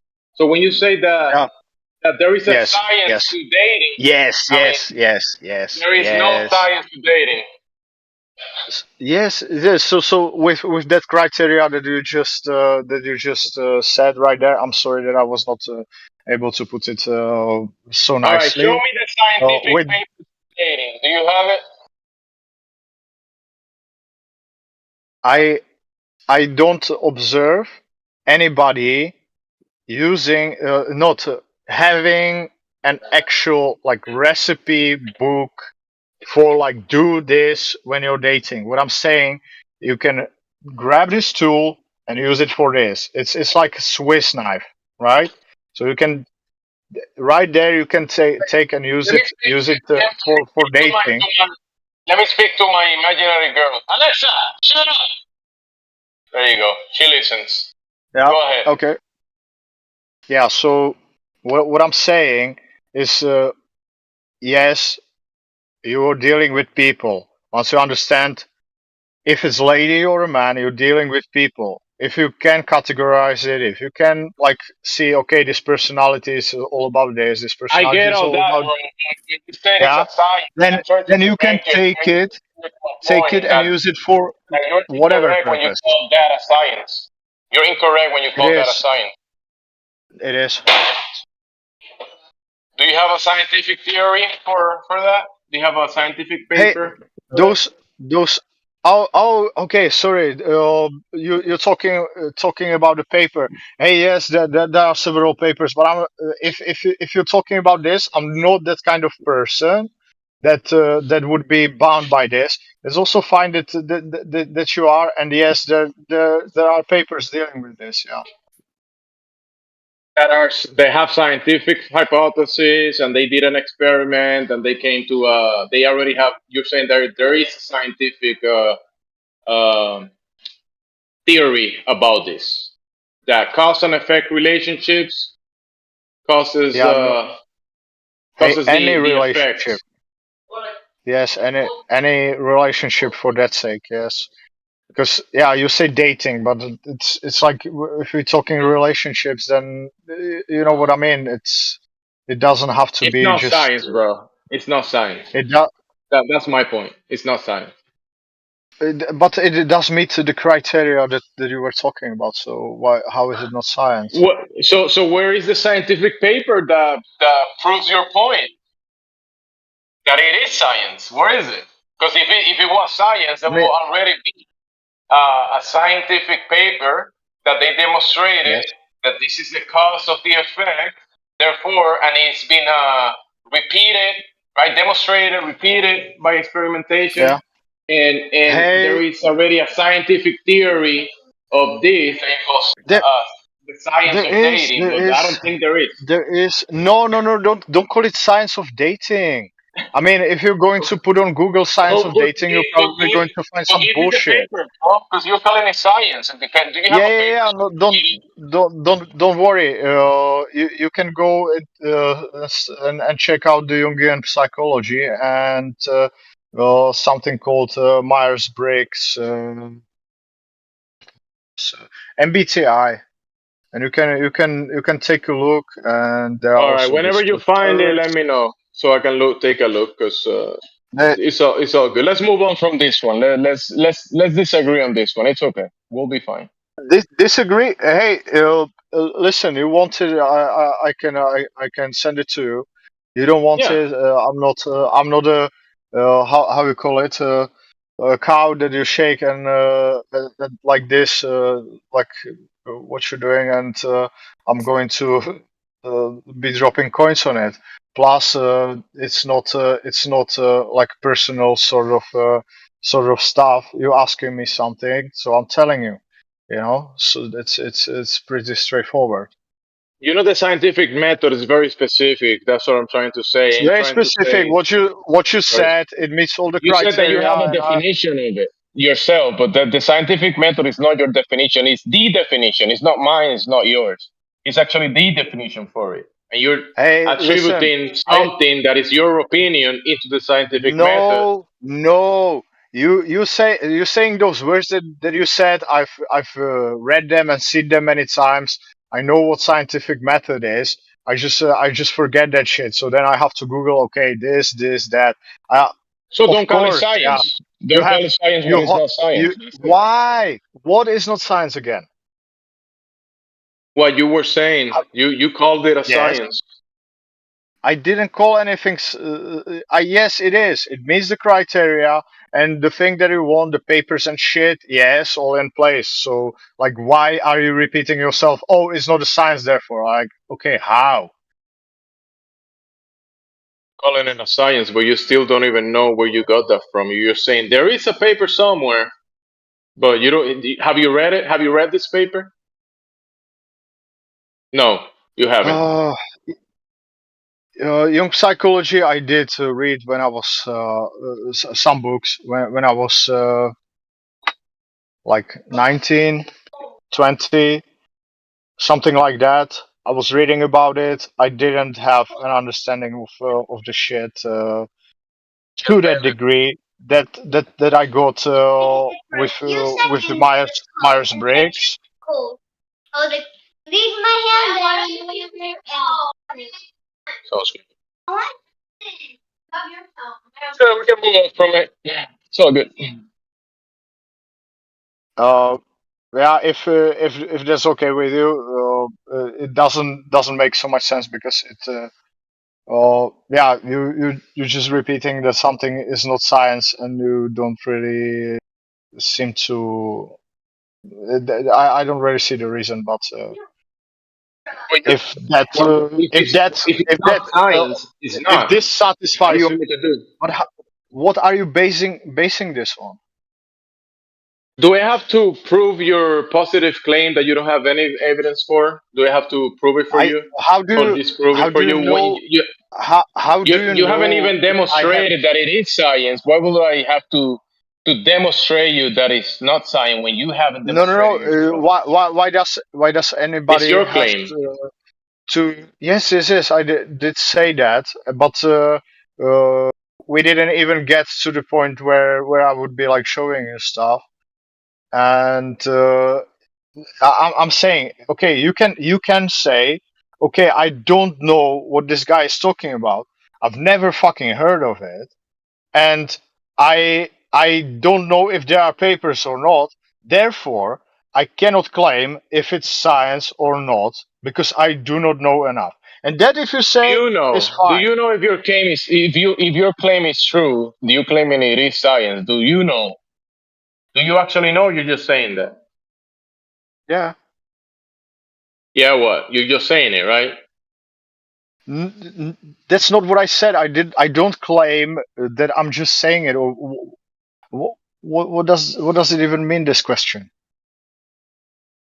You're claiming that I have to disprove your scientific claim when you don't even haven't. No, no. I'm just talking about your word choice.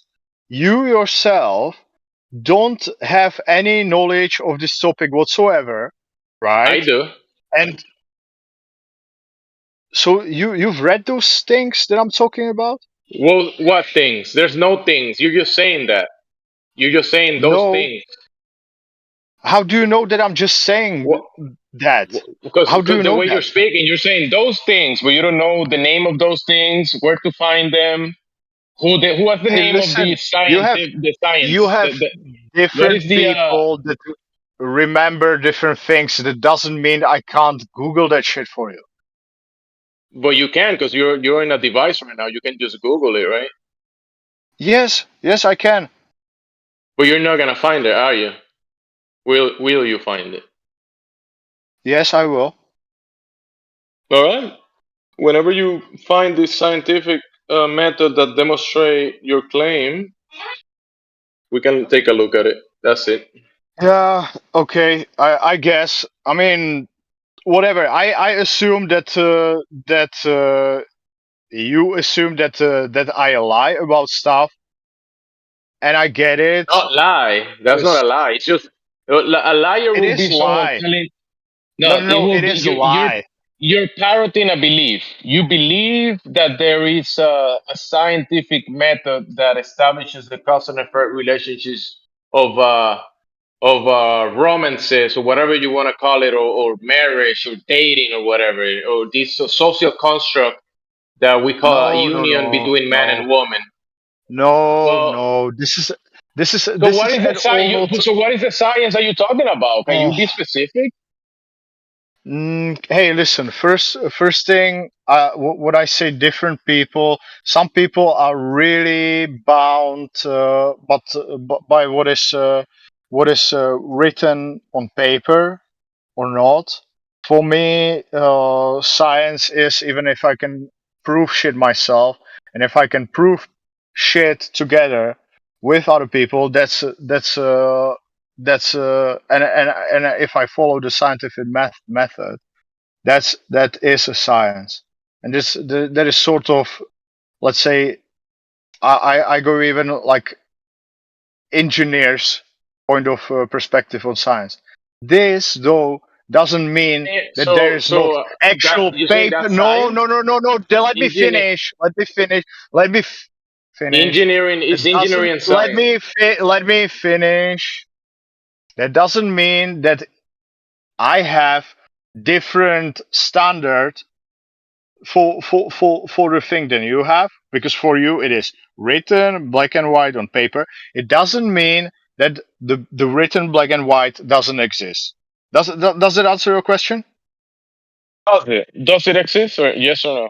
Does it? Yes, does it? Okay, I can satisfy all your whatever So paper thing. Yes. if you write it down on a cartoon, a fantasy idea of whatever romance you have, and then you label it science, is that science? Nope.